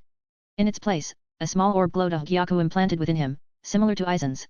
The orb pulsated with a captivating color, shifting between a soft, luminous azure and hints of violet, as though it were alive, radiating an aura that blurred the line between reality and dreams. Gojo's eyes, now a stunning four-pupil blue Rikugan, shone with a light that was both serene and intimidating, embodying his limitless power and transcendence. As he surveyed the destruction, a mischievous smile tugged at his lips, fully aware of the shockwaves his return would send through the galaxy. His presence was a beacon of overwhelming power, a defiance of fate that declared he was far from finished. Standing a few paces back, Sukuna, the king of curses, felt a chill run down his spine. Despite his fearsome reputation and boundless arrogance, Sukuna found himself spooked by the impossible sight before him. The same sorcerer he had torn apart, whose very existence he had tried to obliterate, was now standing there as if untouched by the devastation. Sukuna's eyes widened in disbelief, his bravado momentarily shattered by the unsettling reality of Gojo's unyielding return. Gojo threw his head back and let out a boisterous laugh, his voice echoing across the ruined starship. Yo! Long time no see. His words were filled with a mixture of amusement and a casual defiance that made even the mighty shudder. The air around him seemed to vibrate with the energy of his presence, each syllable amplifying the sheer absurdity of his revival. Sukuna, still in disbelief, gritted his teeth. Is this for fucking real? Gojo's grin stretched wider, his eyes blazing with a crazed glint. He looked like a man on the edge, fueled by a mix of adrenaline, madness, and pure euphoria. Oh hell yeah, this is motherfucking real, he shouted, his words slightly slurred as if he were high on his own revival. And you know what? I didn't even believe it would work. But here we are. Ha! Sukuna's mind raced, flashing back to when he had escaped the brat cage, the deepest layers of Gojo's soul, where Sukuna had been trapped. Back then, he had made sure to damage Gojo's body and soul, especially his brain. That would have been enough to break anyone, to leave them crippled. He had even managed to rob Gojo of one of his prized techniques, 10 Shadows. Even though Gojo had passed the technique to his disciples, Sukuna knew it still lingered within Gojo's essence, though Gojo couldn't access it for now. Sukuna's thoughts deepened as he processed the impossibility of Gojo's revival. Even if he wanted to use reverse curse technique, it would have required at least 80% of his brain to be functional. He had made sure Gojo lost half of his face, half of his brain with it. I made sure of it. Sukuna's fists tightened. And the reverse curse technique? It's used on the body, not the soul. At least you need to aware the soul look like to repair it. He couldn't have fixed his soul. It should have been impossible. Yet here Gojo stood, laughing in his face. Gojo's wild eyes zeroed in on Sukuna, his lips twitching in a mad smile. Maybe it was the reverse curse technique that brought me back. His voice cracked with manic glee, his rambling tone making him sound like a drunk who had stumbled into the greatest inside joke of all time. Or maybe it's just that I'm so damn awesome that I refuse to stay dead. He let out another wild laugh, swaying slightly, his arms flailing as if he were caught in some erratic dance. Sukuna, visibly frustrated, clenched his fists and shouted, "Yeah, you're fucking high now." Gojo's laughter only grew louder, his body trembling with the sheer absurdity of the situation. High? Oh, I'm so far beyond high, I'm in the space, top of the world. He swung his arm dramatically, his grin as wide as ever. This is my show, and I'm not done yet. On the bridge, Darth Plagueis, the Dark Lord of the Sith, stared in sheer disbelief. His eyes fixated on Gojo, who had not only recovered from his fatal wounds but now radiated an aura of unchallenged immortality. Plagueis clenched his fists, his mind reeling as he struggled to reconcile the reality before him. Impossible, he spat, his voice laced with frustration and denial. How can someone like me, who has mastered the secrets of life and death, be bested by someone who just died?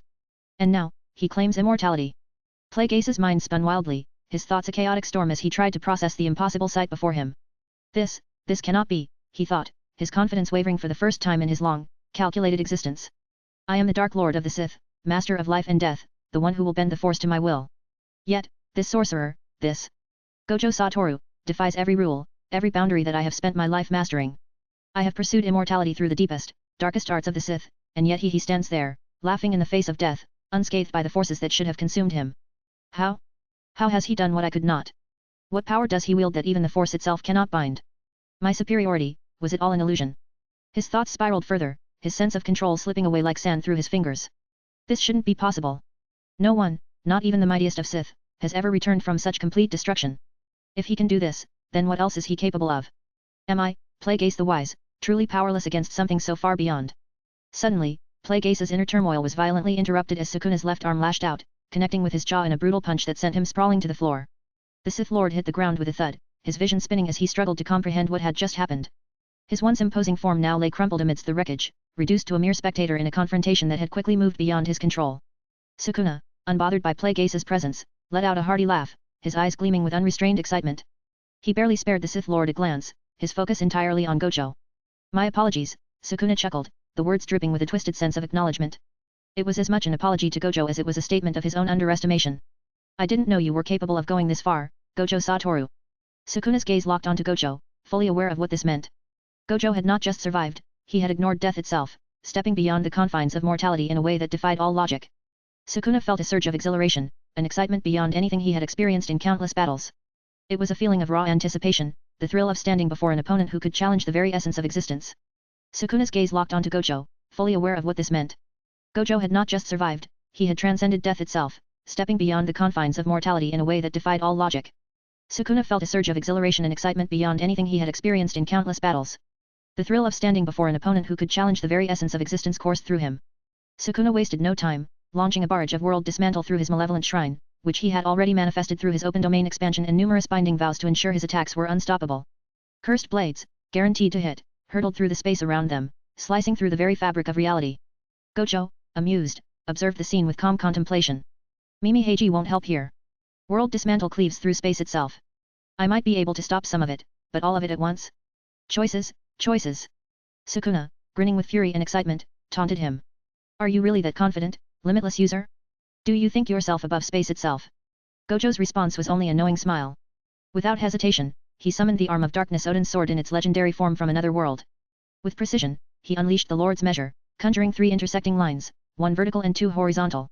As Gojo slashed into the air, the lines began to emit dark blue beams of energy that stretched across the battlefield, cutting through everything in their path. The beams collided with Sukuna's barrage of world dismantle, lighting up the sky in a brilliant display of destruction. But Gojo wasn't done. Raising the sword high above his head, he unleashed the All-Wielder, slamming the blade into the ground, and sending forth a colossal beam of energy that tore through the shrine and struck Sukuna directly. The devastation was immediate. Sukuna's malevolent shrine shattered, and 2 of his right arms were severed in an instant. His faceplate cracked, and half of his face was blown away. Blood sprayed across the battlefield as Sukuna stumbled back, laughing through the pain. "Hat! You really broke the rules again, didn't you?" Sukuna muttered through his mangled jaw, as he began to activate his reverse curse technique. His body began to heal rapidly, his severed arms regenerating and the wounds across his face closing, but he couldn't shake the dread gnawing at him. As his body mended, Sukuna's eyes narrowed in realization. That sword Gojo's weapon wasn't just powerful. It could sever anything, even reality itself. More terrifying than world dismantle. Sukuna glared at the remnants of his shattered shrine, his grin twisting into something darker. He just broke the rules again, Sukuna muttered, his voice low and venomous. He destroyed my domain expansion, something that's supposed to be an extension of my will. Just like he did back in the damn outskirts of that city. As Sukuna stood his ground, the last of his injuries healing, he let out a furious laugh, a wild glint in his eyes. You've ignored death, brat, he roared, his voice an explosive mix of excitement and wrath. You, of all people. The one I killed before. And now you dare surpass me? Ha! I always knew you were strong, Gojo, but this? You've gone beyond anything I could have imagined. You're not even playing by the same rules anymore. His grin widened, a manic fury taking over. Good. Good. Let's see just how far this go. Suddenly, without warning, chains of cursed energy shot out from all directions, latching onto Sukuna with an unyielding grip. The prison realm had activated, its cursed restraints binding Sukuna in an instant. He struggled, but the chains tightened mercilessly, constricting his movements with a force that was impossible to resist. Prison, close, Gojo commanded, his voice cold and decisive. The prison realm responded immediately, the chains pulling Sukuna inward as the space around him warped and collapsed. In a matter of seconds, the chains twisted and compressed, drawing Sukuna into a dense, dark core that rapidly solidified into a small, black cube, the prison realm in its completed form. Sukuna barely had time to register what had happened, his power, his defiance, all sealed away in an instant. The once mighty king of curses was now trapped, confined within the cube that hovered ominously in the air, pulsating with the lingering energy of Sukuna's containment. As the prison realm finished its work, Gojo instinctively dodged a sudden swing from Mahoraga's colossal blade, twisting his body in midair with a fluid grace that defied gravity. Upside down and floating as if the very laws of physics bowed to his will, Gojo extended his hand, 2 fingers pointed outward. Curse technique reversal, Gojo declared, his voice echoing with a power that seemed to reverberate through the very fabric of space. A vast, unimaginable amount of positive energy gathered at his fingertips, a radiant force that contrasted sharply with the malevolence that had filled the battlefield moments before. The energy crackled and hummed, swelling with an intensity that illuminated the darkness around him. The sheer brilliance of the energy coalesced into a fiery, vibrant sphere, its red light cutting through the void. Red, Gojo whispered, his eyes flashing with determination as he released the attack. The beam shot forth like a blazing comet, its trajectory unstoppable and true, carving through the air with a ferocity that left no room for resistance. The blast surged toward Mahoraga with unrelenting force, the positive energy tearing through the Divine General's defenses. As the crimson light engulfed Mahoraga, it was as if the very concept of curses was being obliterated, undone by the overwhelming purity of Gojo's reversal technique. The crimson beam tore through Mahoraga, the Divine General was blasted back with tremendous force, hurtling into a nearby Ziston-class star destroyer. The colossal impact sent shockwaves rippling through the void, and the ship shuddered violently under the collision. Massive dents and cracks appeared along the star destroyer's hull, and entire sections were ripped apart, exposing the vulnerable innards of the once imposing warship. Fires erupted from within, and debris scattered into the surrounding space, the Ziston-class vessel now heavily damaged from Mahoraga's collision. Despite the catastrophic impact, Mahoraga's Dharma wheel let out its ominous clank, signaling the start of its relentless adaptation process. The wheel spun with an eerie determination, recognizing the overwhelming power of Gojo's attack and beginning to adjust. Mahoraga, sensing the dire need for more than just a simple adaptation, turned its attention toward the crippled star destroyer. The Divine General opened its maw wide, and an unnatural suction began to pull energy from the Ziston-class star destroyer. The ship's formidable planet-destroying capabilities, normally reserved for reducing entire worlds to rubble, were siphoned directly into Mahoraga's core. Lights flickered and dimmed aboard the star destroyer as its energy reserves were drained, and the crew inside could only watch in helpless horror as their ship was leached of its power. Clank! Clank! The sound of the Dharma wheel echoed louder, each chime resonating with an almost sinister rhythm. Mahoraga's adaptation was nearing completion, its mouth now brimming with an ominous glow that intensified with each passing second. With a final clank, Mahoraga's jaws closed, and the energy coalesced within. A blinding, destructive light gathered in its maw, a catastrophic force capable of planetary annihilation, now at Mahoraga's command. It was as if the Divine General had merged the destructive power of Gojo's cursed energy reversal with the devastating might of a star destroyer's planet-killing beam. The gargantuan beast loomed, its mouth glowing with the collected fury of cosmic destruction, ready to unleash its newly adapted power. Mahoraga's eyes, or rather, its small wings that had replaced them, locked onto Gojo, who remained hovering in the air, calm and composed. The Divine General knew this was no ordinary foe, and that only by pushing its adaptations to the extreme could it hope to challenge Gojo Satoru. Gojo, floating mid-air, observed the transformation with a steady gaze, his four-pupil blue eyes narrowing as he assessed the looming threat. The battle had escalated far beyond the bounds of any typical confrontation, reaching a level where the very fabric of reality seemed to bend under the might of the forces at play. Gojo's expression remained resolute, unfazed by the sheer destructive potential of Mahoraga's latest adaptation. Well, this is new, Gojo murmured to himself, a hint of a smirk playing on his lips. He readied himself, his energy surging anew, prepared to meet Mahoraga's evolved attack with his own boundless arsenal. Mahoraga unleashed its newly adapted attack, a beam of cataclysmic energy erupted from its maw, tearing through the void of space with a brilliance that seemed capable of obliterating anything in its path. The intensity of the blast was unmatched, a devastating fusion of cursed energy and the destructive might of a star destroyer, aimed directly at Gojo Satoru. Unfazed by the oncoming devastation, Gojo extended his hand with calm precision. Curse technique lapse, blue, he intoned softly, and a sphere of infinite cursed energy materialized before him. The blast collided with the limitless barrier, its tremendous force compressed and nullified as if swallowed by a void. Gojo's left arm moved gracefully, dispersing the energy as one might brush away a speck of dust. The destructive beam shattered into harmless fragments of light, dissolving into the ether. Mahoraga, undeterred, unleashed another volley, its jaws glowing as it fired again with relentless determination. But this time, as the beam rushed forward, Gojo did not merely catch it, he ascended, floating effortlessly, his body emanating a serene glow. He appeared enlightened, like a being who had transcended beyond the mortal coil and into the very essence of existence itself. In that moment, Gojo's consciousness expanded, and his thoughts echoed across the galaxy, touching every corner of the cosmos and reaching the minds of countless beings. I'm sorry, my friends, Gojo's voice resonated, gentle yet filled with an overwhelming sense of peace. I am not angry for what has happened, nor am I fearful of my death. Right now, I feel at the center of the universe, enlightened, and unburdened. As Gojo spoke, his form began to radiate with an otherworldly light, his four-pupil blue eyes shimmering with the brilliance of countless stars. He raised his arms, adopting the familiar Honored One pose, a declaration of his unparalleled power and absolute mastery. His presence seemed to warp reality around him, bending the very fabric of the Force and the universe itself. Gojo's voice grew louder, carrying the weight of his transcendence, reverberating through the Force and into the minds of every sentient being. Throughout the universe, across the fabric of the Force, he declared, his voice resonating with an undeniable authority that shook the stars. I alone am the Honored One.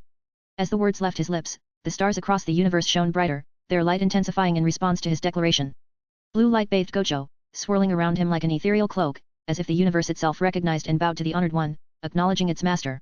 Mahoraga, undeterred by the overwhelming power of Gojo's display, continued its relentless assault. Its adaptation-driven mind, now accustomed to the power it wielded, refused to recognize the impending danger. The Divine General's maw opened once more, ready to unleash another torrent of cataclysmic energy upon Gojo. But Gojo, now glowing with an otherworldly aura, was prepared for this. Without hesitation, Gojo extended his right hand, channeling the power of Mimi Heiji. Stillness, he commanded, and an unseen force wrapped around Mahoraga and the beam it was about to unleash. In an instant, the Divine General and its attack were frozen in place, trapped in a state of absolute stillness. Mahoraga, bound by the power of the hand of the Soul King, struggled against its paralysis, its adaptations rendered useless against the sheer authority of Gojo's command. Hovering mid-air, Gojo contemplated his next move, his four-pupil eyes narrowing with newfound clarity. I'm tired of calling it red, blue, Gojo mused, his voice resonating with an uncharacteristic calm. Time to make it my own. With a subtle shift, Gojo summoned the purest forms of his cursed techniques.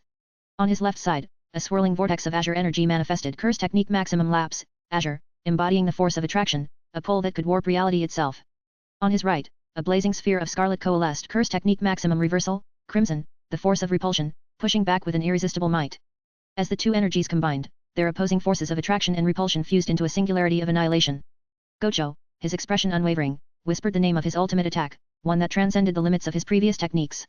Hollow technique, unrestrained purple. The resulting a giant purple orb shot forward, an unstoppable torrent of energy that merged the destructive capabilities of azure and crimson. It was a manifestation of Gojo's mastery over the fundamental forces, blending attraction and repulsion into an attack that not only destroyed but obliterated the very essence of its target. Mahoraga, caught in the path of unrestrained purple, attempted to adapt once more. The Dharma wheel clanked desperately, spinning faster than ever, its sound echoing like a frantic heartbeat clank, clank, clank. But even with its adaptations, Mahoraga found itself overwhelmed. The sheer magnitude of unrestrained purple surpassed the limits of any curse, any adaptation. The energy of unrestrained purple collided with Mahoraga, enveloping it in a blinding, radiant light. The divine general's form was engulfed, and for a brief moment, all was still. But unlike Gojo's normal purple, which annihilated instantly, unrestrained purple continued to expand, building up to an explosion of unparalleled magnitude. A massive blast erupted from Mahoraga's location, the resulting explosion so intense that it bathed the surrounding void in a blinding light of pure, unfathomable purple. The shockwave radiated outward, shaking the very fabric of space as the explosion obliterated everything in its vicinity. The sheer brilliance of the blast was unmatched, as if a new star had been born in the depths of space. As Gojo hovered amidst the radiant aftermath of his ultimate technique, bathed in the residual glow of unrestrained purple, the space around him slowly returned to a haunting stillness. Debris from the obliterated surroundings floated aimlessly, illuminated by the faint remnants of the destructive blast. For a moment, it seemed that Mahoraga had been completely eradicated, its presence wiped from existence by the overwhelming force of Gojo's power. But then, from the depths of the void, a lone figure emerged, a severed head, battered and charred, yet still intact. Mahoraga's head, the only surviving piece of the divine general, hurtled towards Gojo with a quiet, almost dignified momentum. Gojo watched it approach, his expression calm and unwavering, his eyes reflecting the flickering lights of distant stars. The head came to a stop, hovering before him as if paying its last respects. Gojo's gaze softened slightly, recognizing the resilience of his formidable opponent. Despite its defeat, Mahoraga's adaptation-driven will had endured, allowing it to survive in some small form even after facing a power that transcended all conventional limits. "Do you have any last words?" Gojo asked, his voice gentle yet commanding, as if granting Mahoraga the honor of a final declaration. Normally, Shikigami could not speak, their voices bound by the nature of their existence. But Gojo knew that Mahoraga, driven by its endless pursuit of adaptation, was no ordinary Shikigami. A silence hung between them, and then, with a faint, reverberating echo, Mahoraga's lips parted. It spoke in a voice that was barely more than a whisper, resonating through the cosmic expanse. "Bonsai, mio arumano," it said in Japanese. The words, though simple, carried profound weight. "All hail the honored one." Gojo nodded slightly, acknowledging the words of respect from the formidable Shikigami. In this final moment, even Mahoraga, a being of relentless adaptation and survival, had recognized the supremacy of the honored one. In the royal chamber of Theed Castle, a hush fell over the assembled group as they absorbed the magnitude of what they had just witnessed. Gojo Satoru's ascension, his declaration as the honored one above the galaxy, actually universe, had left an indelible mark on everyone present. The ethereal blue light that bathed the room made the scene feel like a dream, the stars themselves appearing to bow to Gojo's newfound power. Padme Amidala stood at the center, her expression a mix of awe and disbelief. She couldn't tear her gaze away from the screen that had just displayed Gojo's triumphant pose. To call himself the honored one above the galaxy. "It's beyond anything we've ever known," she whispered, her voice tinged with a blend of pride and confusion. "Gojo, how far have you come?" Yukinami, one of Gojo's disciples, stood close by, her eyes brimming with admiration. "Sensei always said he'd go beyond the limits, but this is something else." She clasped her hands together, the blue light reflecting off her face. "He's truly surpassed everything, even the Force itself." Suzunami, Yukinami's twin, grinned with fierce pride. "That's Sensei for you," he said, his voice filled with unwavering confidence. "He's always been ahead of the curve, doing things no one else would even dream of. It's like he's telling the galaxy, I'm the one who sets the rules now." Rika, the Twi'lek disciple, nodded solemnly. "Sensei has always defied expectations, but to see him ascend like this, it's humbling. It's like watching a legend unfold before our eyes." She looked up at the glowing screen, a soft smile touching her lips. "He's truly the honored one." Anakin, standing beside his mother, couldn't help but let out a snort of disbelief. Despite the awe in his voice, he couldn't resist a playful jab. "Idiot Sensei," he muttered, though his tone was laced with affection. "He just had to make it all about him, didn't he? Always showing off." Shmi Skywalker placed a gentle hand on Anakin's shoulder, her own expression filled with warmth and wonder. "Your sensei is extraordinary, Anakin. He's done something that no one else could even imagine. Maybe there's a reason he's always pushing the boundaries." Qui-Gon Jinn, observing quietly, exchanged a look with Obi-Wan Kenobi. "I've seen many remarkable things in my time, but Gojo's ascension is something beyond comprehension," Qui-Gon remarked thoughtfully. "He's not just a Jedi or a Sith. He's something entirely new, something that will shape the galaxy itself." Obi-Wan nodded, his usual skepticism softened by the sheer magnitude of what they had just witnessed. "Gojo's declaration, it's more than just words. It's a statement of intent, a redefinition of power itself. The Force is vast, but it seems even it has its exceptions." Captain Panika, always grounded in practicality, struggled to wrap his mind around the spectacle. If Gojo can place himself above the Force, what does that mean for us? For the galaxy? He's turned everything we know on its head. His voice, though steady, carried the weight of uncertainty. Sabe, standing beside Padme, couldn't help but smile despite the confusion. "It's so like him, isn't it? To take the unimaginable and make it reality." Gojo's not just powerful, he's redefining what's possible in the galaxy. Jar Jar Binks, standing off to the side, was uncharacteristically silent, his wide eyes reflecting the glowing blue light. After a moment, he broke his silence, his voice unusually calm. Misa always thinkin' Gojo big hero, but it's like he's the biggest hero in all the galaxy. In the royal chamber of Theed Castle, the tension hung thick as everyone watched the ethereal screen display the aftermath of Gojo's devastating attack. The sheer scale of unrestrained purple had left them in stunned silence, the explosion so immense that it felt like a new star had burst into existence, reshaping the very cosmos. The void, once chaotic with battle, now lay in eerie stillness, save for the drifting debris illuminated by the fading purple light. Padme Amidala broke the silence first, her voice a mix of awe and disbelief. What was that? It's like he's wielded the power of a supernova. I've never seen anything like it, she said, her eyes still wide from the spectacle. Hollow technique, unrestrained purple, it's beyond anything I thought possible. He's not just powerful, he's transcending the limits of reality itself in our galaxy. Yukinami, her hands clasped tightly, nodded in agreement. Sensei always goes beyond what anyone expects, but this unrestrained purple is on another level entirely. It's like he's not just fighting enemies, he's rewriting the rules of the galaxy as he goes. Suzunami, standing next to his sister, wore a fierce grin of admiration. I knew Sensei was strong, but this technique, it's like he's combined all his powers into one unstoppable force. It's the ultimate expression of his will.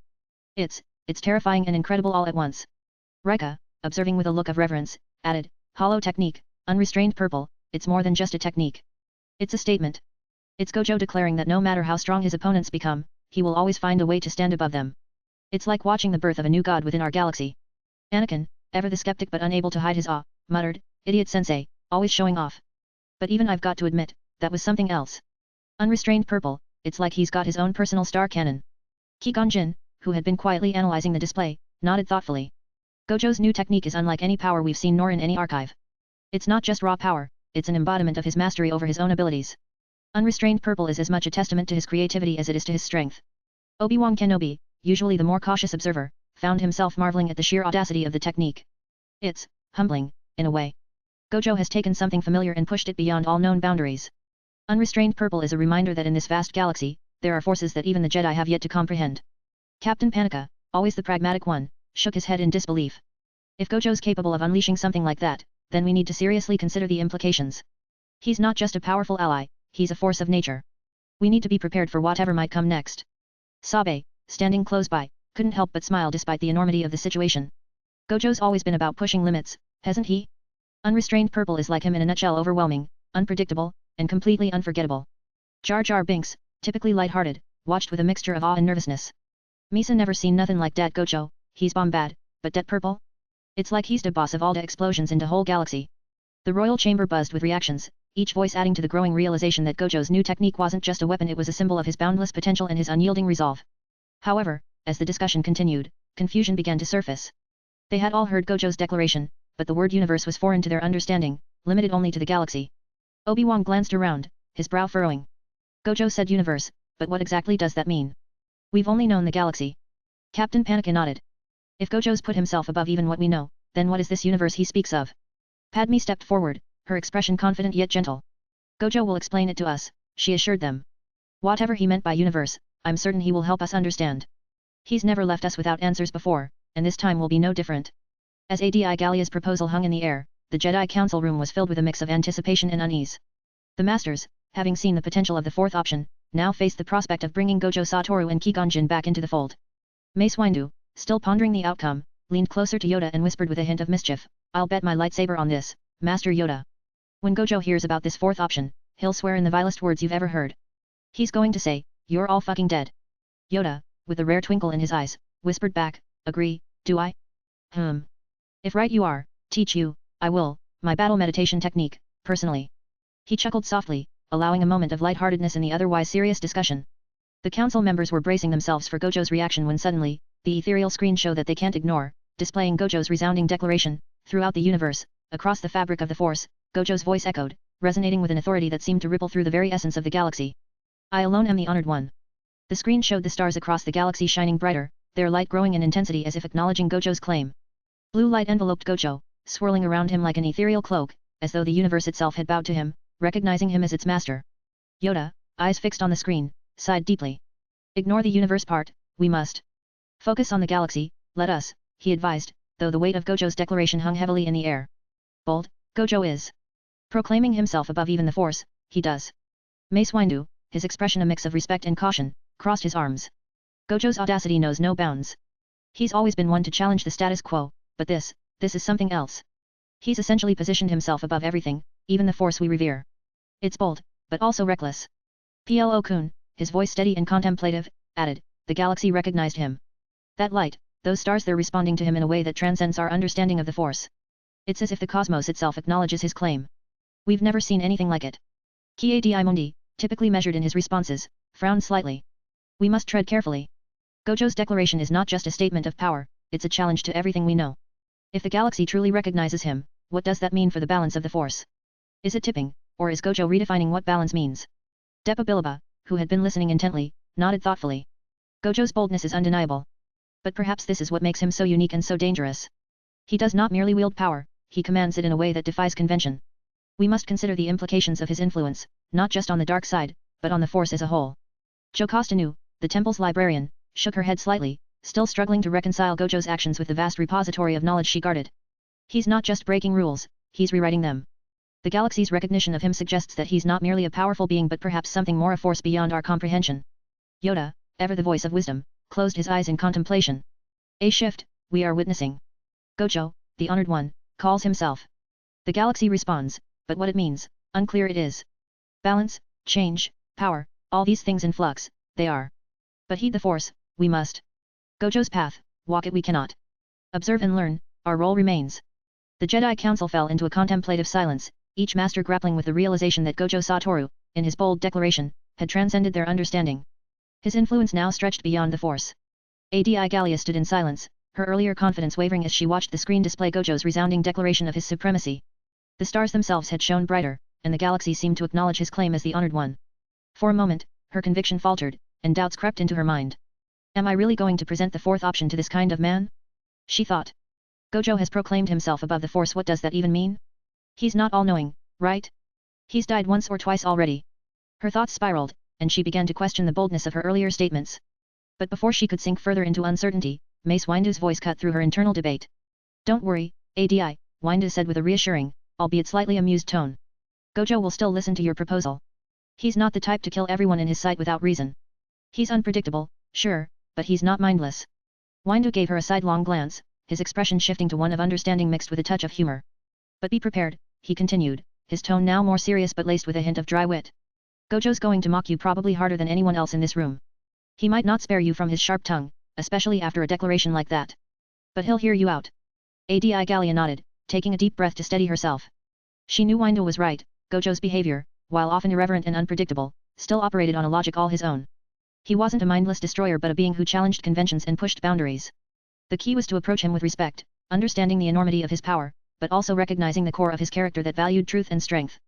Yoda, sensing the tension in the air, added with a quiet, sage-like calm, fear, do not let guide you, Adi Gallia. Face Gojo as you would any challenge with clarity, and with purpose. Listening, he will be. Understanding, perhaps. But prepared for his mockery, you must be. He gave her a small, encouraging nod. Balance, seek we do, even in Gojo's presence. The council's mood shifted slightly, buoyed by the sense of camaraderie and shared purpose. They were about to engage with a force unlike any they had dealt with before, one that claimed dominion not just over the dark and light but over the entire fabric of existence as they understood it. And yet, they were Jedi, defenders of peace and seekers of knowledge. Their path, while now intersecting with that of the honored one, was still guided by the force and their collective wisdom. Adi Gallia steeled herself, ready to present the fourth option to Gojo Satoru, even as the weight of his proclamation loomed over her. Amidst the wreckage of the Eclipse Star Destroyer, Gojo Satoru floated calmly, the faint glow of the obliterated battlefield casting an eerie light around him. Satisfied with the results of his clash, he crushed Mahoraga's severed head beneath his foot, the final remnant of the divine general reduced to nothing. Gojo's four-pupil blue eyes scanned the debris, finally settling on the lone figure of Darth Plagueis, who stood amidst the wreckage, watching in a mixture of shock and barely concealed dread. Plagueis, the Dark Lord of the Sith, had witnessed Gojo's declaration, his audacious claim as the honored one above the Force, above the very universe itself. The stars had shone brighter in acknowledgement, and the galaxy, as if recognizing Gojo's unparalleled power, had seemed to bow before him. Plagueis could feel it, this was no mere bluff. The universe had genuinely responded to Gojo's ascension, his dominance radiating like the birth of a new star, encapsulated by the sheer force of his unrestrained purple technique, a power that seemed capable of reshaping the cosmos itself. Gojo's gaze fell upon Plagueis, his lips curling into a taunting smirk. You know, Plagueis, or should I say, Hugo Damask. Gojo called out, his voice laced with a casual mockery that belied the gravity of the moment. And that apprentice of yours, oh, the one set to be promoted anytime soon. Quite the ambitious little Sith, isn't he? Plague Ace stiffened, the hidden identity of his alter ego laid bare so effortlessly. He could feel the tendrils of fear snaking into his thoughts as he realized the depths of Gojo's knowledge. He knows everything about me, about Sidious. A pang of regret flashed through his mind, uncharacteristic and unsettling. I underestimated him. This isn't a mere display of power. It's something far more dangerous. But before Plague Ace could form a coherent response, Gojo stepped closer, his aura of supremacy undeniable. How does it feel, Plague Ace? Gojo continued, his voice dripping with amusement. Standing in front of someone who's gained immortality by simply ignoring death? Hey. Gojo leaned in, his expression a mix of jest and profound triumph. How does it feel, hey? Knowing that all your grand experiments, all your dark rituals to cheat death, pale in comparison to what I've done. Plague Ace's eyes narrowed, his mind racing to find some semblance of control, but Gojo's words cut through his defenses like a blade. The Sith Lord, who prided himself on his composure and cunning, now found himself on the verge of breaking. His voice, usually cold and calculating, rose in a mix of rage and desperation. I worked so hard. Plague Ace shouted, the facade of the unshakable Sith Lord crumbling as he unleashed the torrent of his frustrations. You have no idea what I've sacrificed, what I've endured. I've spent decades manipulating the Force, bending it to my will, pushing the boundaries of life and death. I sought to conquer mortality, to bring the Sith to their rightful place of dominance, to defy the limitations that bind every living being. He pointed to himself, his form trembling with suppressed fury. I delved into experiments that no other being dared to attempt. I've mastered the manipulation of midi-chlorians, transforming them into a weapon, a tool to grant immortality. But every attempt was met with failure, with limitations. I couldn't overcome the final barrier. True death still loomed, still threatened. Plague Ace's voice quivered as he revealed the deeper truth of his suffering. Maxi-chlorians, he spat, the word laden with venom. They were supposed to be the pinnacle of my achievements, a step beyond what any Sith or Jedi could ever imagine. But they became my curse. They turned against me, mutating and corrupting everything within me. My body is a battlefield, an endless struggle against a force that I unleashed and now can't control. I'm rotting from the inside out, my veins blackened by their corruption, every breath a gamble with my own demise. His hands shook as he gestured to his decaying form, his voice rising in a crescendo of anguish. The infection has ravaged me. I've torn my own flesh apart, replaced organs, and endured excruciating pain to keep the infection at bay. It's not just the dark side I'm fighting, it's my own creation, my own arrogance. I suffer every day, trapped in this decaying shell, all because I dared to defy death, only to find myself enslaved by my own ambition. Plague Ace's voice cracked, raw and unfiltered, the weight of his failures and torment laid bare. I've spent a lifetime chasing a power that's turned against me, watching my own strength consume me from within. I am not immortal, I am dying, every second. My pursuit of eternal life has only led me to eternal suffering. And then you, he ceded, gesturing angrily at Gojo, you simply ignore death. You don't overcome it through struggle or mastery, you disregard it as if it's beneath you. His eyes flared with a mixture of envy and fury, the words spilling out like a poisoned confession. I did everything, and I still can't escape the shadow of mortality. But you, without any of the sacrifices, the pain, the corruption, you just walk through it. How can you possibly understand what that feels like? To be so close to power, yet still bound by the same mortal coil as everyone else. Before Plague Ace could finish his tirade, Gojo, still hovering with an air of serene detachment, pulled a small vial from within his pocket. With a casual flick of his wrist, he tossed it toward the Sith Lord. Drink it, Gojo said, his voice carrying a tone of confident command. So we can talk like gentlemen. Plague Ace caught the vial midair, eyeing it suspiciously. The vial was filled with a strange, shimmering liquid Lucrehulk 6251, an elixir of mysterious origins that seemed to pulse with an otherworldly energy. For a brief moment, Plague Ace hesitated, his pride and survival instincts clashing. But as he stared at Gojo, standing so effortlessly beyond the reach of death, he knew he had no other choice. With a defiant snarl, Plague Ace uncorked the vial and downed its contents in one swift motion. Instantly, the effects of the Lucrehulk 6251 surged through Plague Ace's body. The corruption of the Maxi-chlorians, the infection that had ravaged him from within, began to reverse. His veins, once blackened and twisted by the unnatural force, brightened and returned to their healthy state. The relentless pain that had haunted every breath, every heartbeat, ebbed away, replaced by an overwhelming sensation of relief. His decaying organs, plagued by rot and constant strain, regenerated rapidly, renewed to their pristine condition. It was as if every flaw, every consequence of his dark experiments, was being washed clean in an instant. Plague Ace stood there, momentarily stunned as he looked at his own hands, once frail and corrupted, now restored to a strength he hadn't felt in years. The agony, the weight of his failed pursuit of immortality, had vanished. He stared at Gojo, disbelief mingling with a newfound sense of vitality. The Sith Lord's eyes widened as he grasped the magnitude of what had just happened. Are you? Plague Ace began, his voice laced with shock and a colorful string of Sith expletives, the harsh language of Korriban slipping past his lips. Are you Krif kidding me? You just... Gojo simply smirked, the glow of his four-pupil blue eyes glinting with amusement. With a casual wave of his hand, he materialized two elegant chairs and a sleek table between them, as if conjuring a scene from a grand parlor rather than the wreckage of a battlefield. He gestured toward the setup with a flourish, as though they were about to engage in a simple, civilized discussion rather than the aftermath of a cosmic duel. Have a seat, Plague Ace, Gojo said, his tone light but commanding. Let's talk. Man to man. Sith to sorcerer. You've got your life back, and I've got all the time in the universe. Let's see what kind of gentleman we can be. Plague Ace sat across from Gojo, still reeling from the miraculous restoration of his body. As he studied Gojo, a mixture of wariness and curiosity flickered in his eyes. Gojo, ever composed, extended his hand with a casual flick, and an object materialized between them. The orb known as the Hugyaku floated in the air, pulsating with an ethereal glow that seemed to draw in the very essence of the surroundings.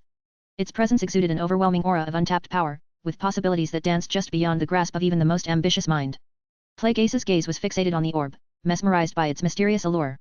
This, Gojo began, his voice calm and conversational, as though they were discussing something as mundane as the weather, is the Hugyaku. It can grant the immortality you've been seeking. All you need to do is think of what you desire. He paused, his eyes narrowing slightly, the intensity of his gaze sharpening. However, I can't just give it to you. The Hugyaku sticks with me like a guard that never loses sight of its king. But I can still command it to give you the immortality you need, he continued, his voice carrying the weight of absolute certainty. Gojo's smirk grew, a playful menace underlying his words. If you manage to land even a single blow on me, I might reconsider. And of course, you're free to run away if that's what you decide. I won't stop you. Plague Ace, still processing the magnitude of Gojo's proposition, felt a surge of skepticism bubble up within him. His Sith instincts flared, pushing back against the surreal calm that Gojo projected. You're bluffing, Plague Ace retorted, his voice dripping with disbelief. How can a small ball like that just grant immortality? It's impossible. I've studied the Force for decades, explored the deepest secrets of the dark side, and I've never encountered anything like this. Gojo's expression remained unfazed, his smirk only widening in response to Plague Ace's skepticism. Without a word, Gojo reached out and gently touched the Hugyaku, his mind briefly focusing on a single thought. I want an Eclipse Star Destroyer, he mused aloud, his tone almost nonchalant. In an instant, space around them seemed to warp and bend, the very fabric of reality twisting as a massive shadow began to form. The enormous silhouette of an Eclipse Star Destroyer materialized beside them, its imposing presence casting a long, ominous shadow over the wreckage where they sat. The ship stood there, fully formed and functional, as if it had always been part of the scenery. Gojo glanced back at Plague Ace, the corners of his mouth twitching with amusement. See? It's technically a wish-granting device, he said, his voice carrying a casual confidence that belied the sheer magnitude of what he had just demonstrated. Plague Ace's eyes widened in a mixture of awe and disbelief as he stared at the fully formed Star Destroyer, its immense shape dominating the void. The implications of what he had just witnessed tore at the very foundations of his understanding of power and the Force. This was no mere display of strength, it was a reality bent to the whims of a being who operated beyond the conceivable limits of the possible. Gojo's gaze remained steady, his demeanor relaxed as he watched Plague Ace wrestle with the truth of the Hugyaku's capabilities. Now, if I manage to kill you here, all of the dark side influence in this galaxy will be reduced by 30%. And, naturally, I'll gain every ability and piece of knowledge you possess. Plague Ace, ever calculating, weighed his options carefully.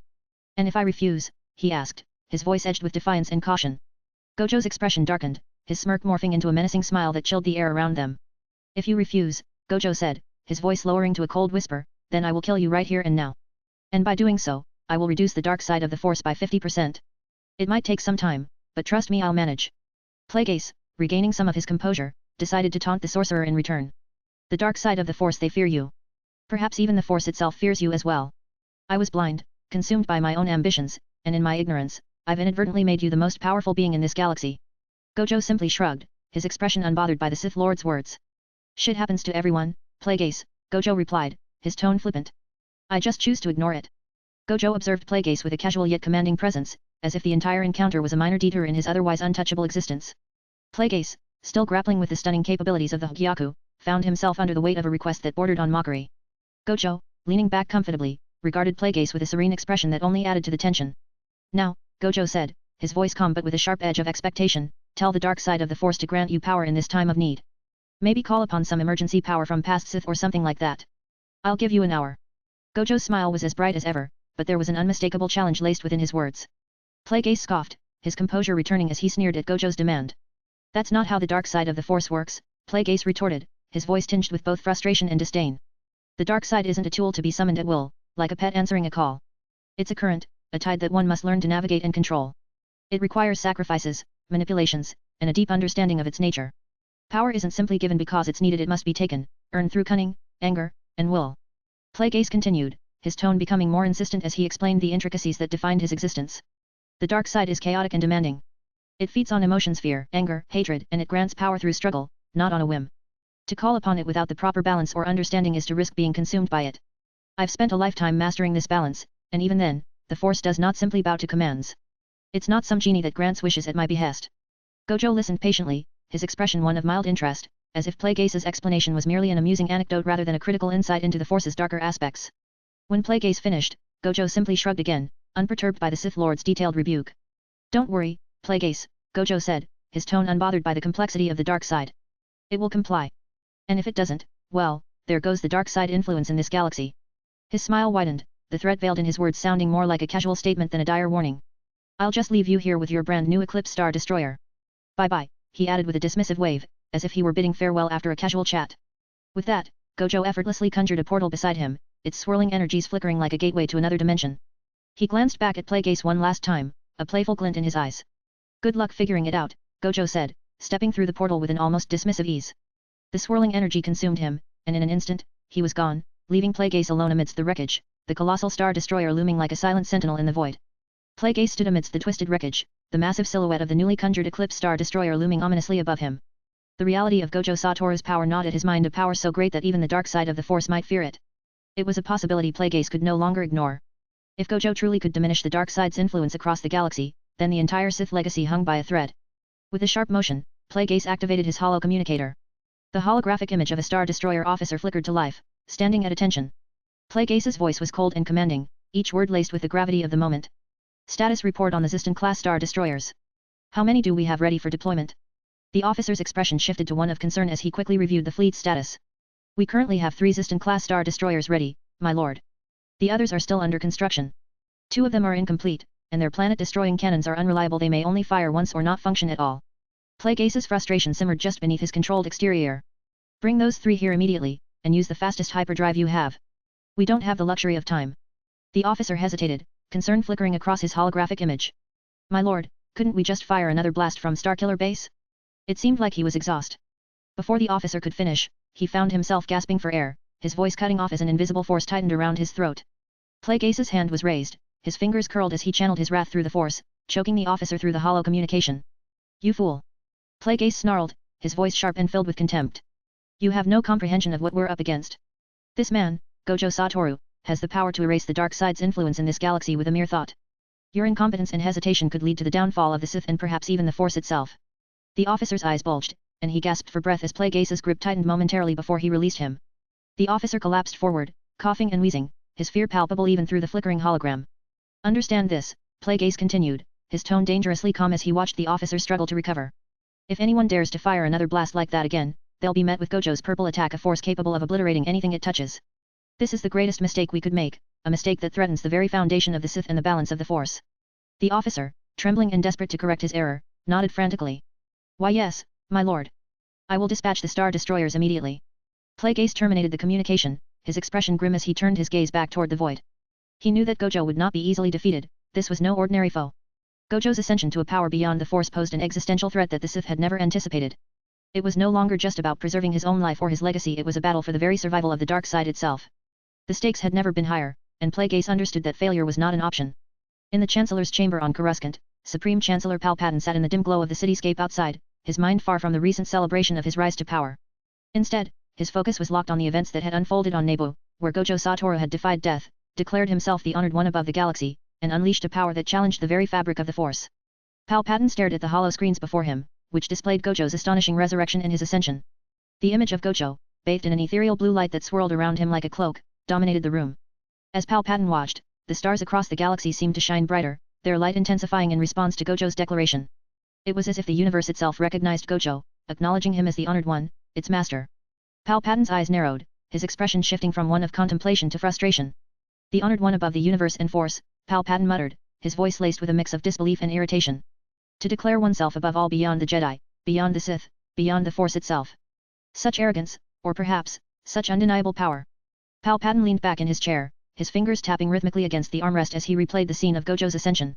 The stars themselves seemed to bow to him, a sight that disturbed Palpatine to his core. How can one man bend the galaxy to his will, defy the very order of the cosmos? Even the Sith do not command the stars. The display shifted to the awe-inspiring spectacle of holo technique, unrestrained purple. The explosion, vast and cataclysmic, unfolded like a supernova, reshaping the battlefield in an instant. Palpatine's gaze hardened as he absorbed the magnitude of this technique, raw, unbridled power that rewrote the rules of existence within the galaxy. Hollow technique, unrestrained purple. He whispered, eyes fixed on the fading violet glow. It's not merely a display of strength, it's a declaration of supremacy. Gojo isn't just powerful, he's redefining what power means in this galaxy. A flicker of anger crossed Palpatine's face as he pondered the implications. He had spent years meticulously manipulating events to consolidate his power, learning the darkest secrets of the Sith. Yet Gojo, with a single act, had transcended all boundaries, challenging the fundamental order that Palpatine sought to impose. He disrupts the balance, undermines my plans, acts as if the galaxy is merely his to command. But beyond anger, there was an unsettling curiosity. Palpatine leaned closer to the hollow screen, captivated by the stars that seemed to respond to Gojo's presence. It was not just defiance, it was an interaction with the very cosmos. Above the galaxy, and above the universe, Palpatine repeated, his tone shifting to one of confusion. The universe, what does he mean by that? What lies beyond our galaxy, beyond the force that we know? This concept of the universe eluded Palpatine, a notion that extended far beyond the galaxy's vast expanse. He was familiar with the deepest secrets of the Sith, the most obscure teachings of the Force, but this was something foreign, a riddle he had yet to solve. This is not merely defiance, Palpatine realized, pacing the room. Gojo Satoru is an anomaly, a force that even the Sith have never contended with. He's not just disrupting order, he's redefining it, stretching the very fabric of the galaxy. Palpatine's scowl deepened. His carefully laid plans, his control over the rising tide of the Sith, all were threatened by this unforeseen variable. Gojo was a challenge he had not anticipated, a wild card that needed to be either harnessed or removed. With a renewed sense of determination, Palpatine reached for his communicator, his voice calm but edged with steely resolve. Summon my advisors. We have much to discuss regarding this. Honored One. As the holographic display faded, Palpatine remained seated, his thoughts tangled in the enigma of Gojo's power. He knew that every being, no matter how strong, had a vulnerability. And if Gojo claimed to be above even the universe, then Palpatine would have to find a way to rise above that claim, whatever it truly meant. Universe. Palpatine muttered, his expression unreadable. Gojo Satoru, you've set yourself above the stars, but every star must fade. I will find out what you mean. And when I do, you will see that there are forces even you cannot defy. Palpatine deactivated the hollow screen, his gaze lingering on the spot where Gojo's figure had been. The challenge was clear, the path uncertain, but one thing remained constant, Palpatine's resolve to maintain control over the galaxy and, if necessary, beyond.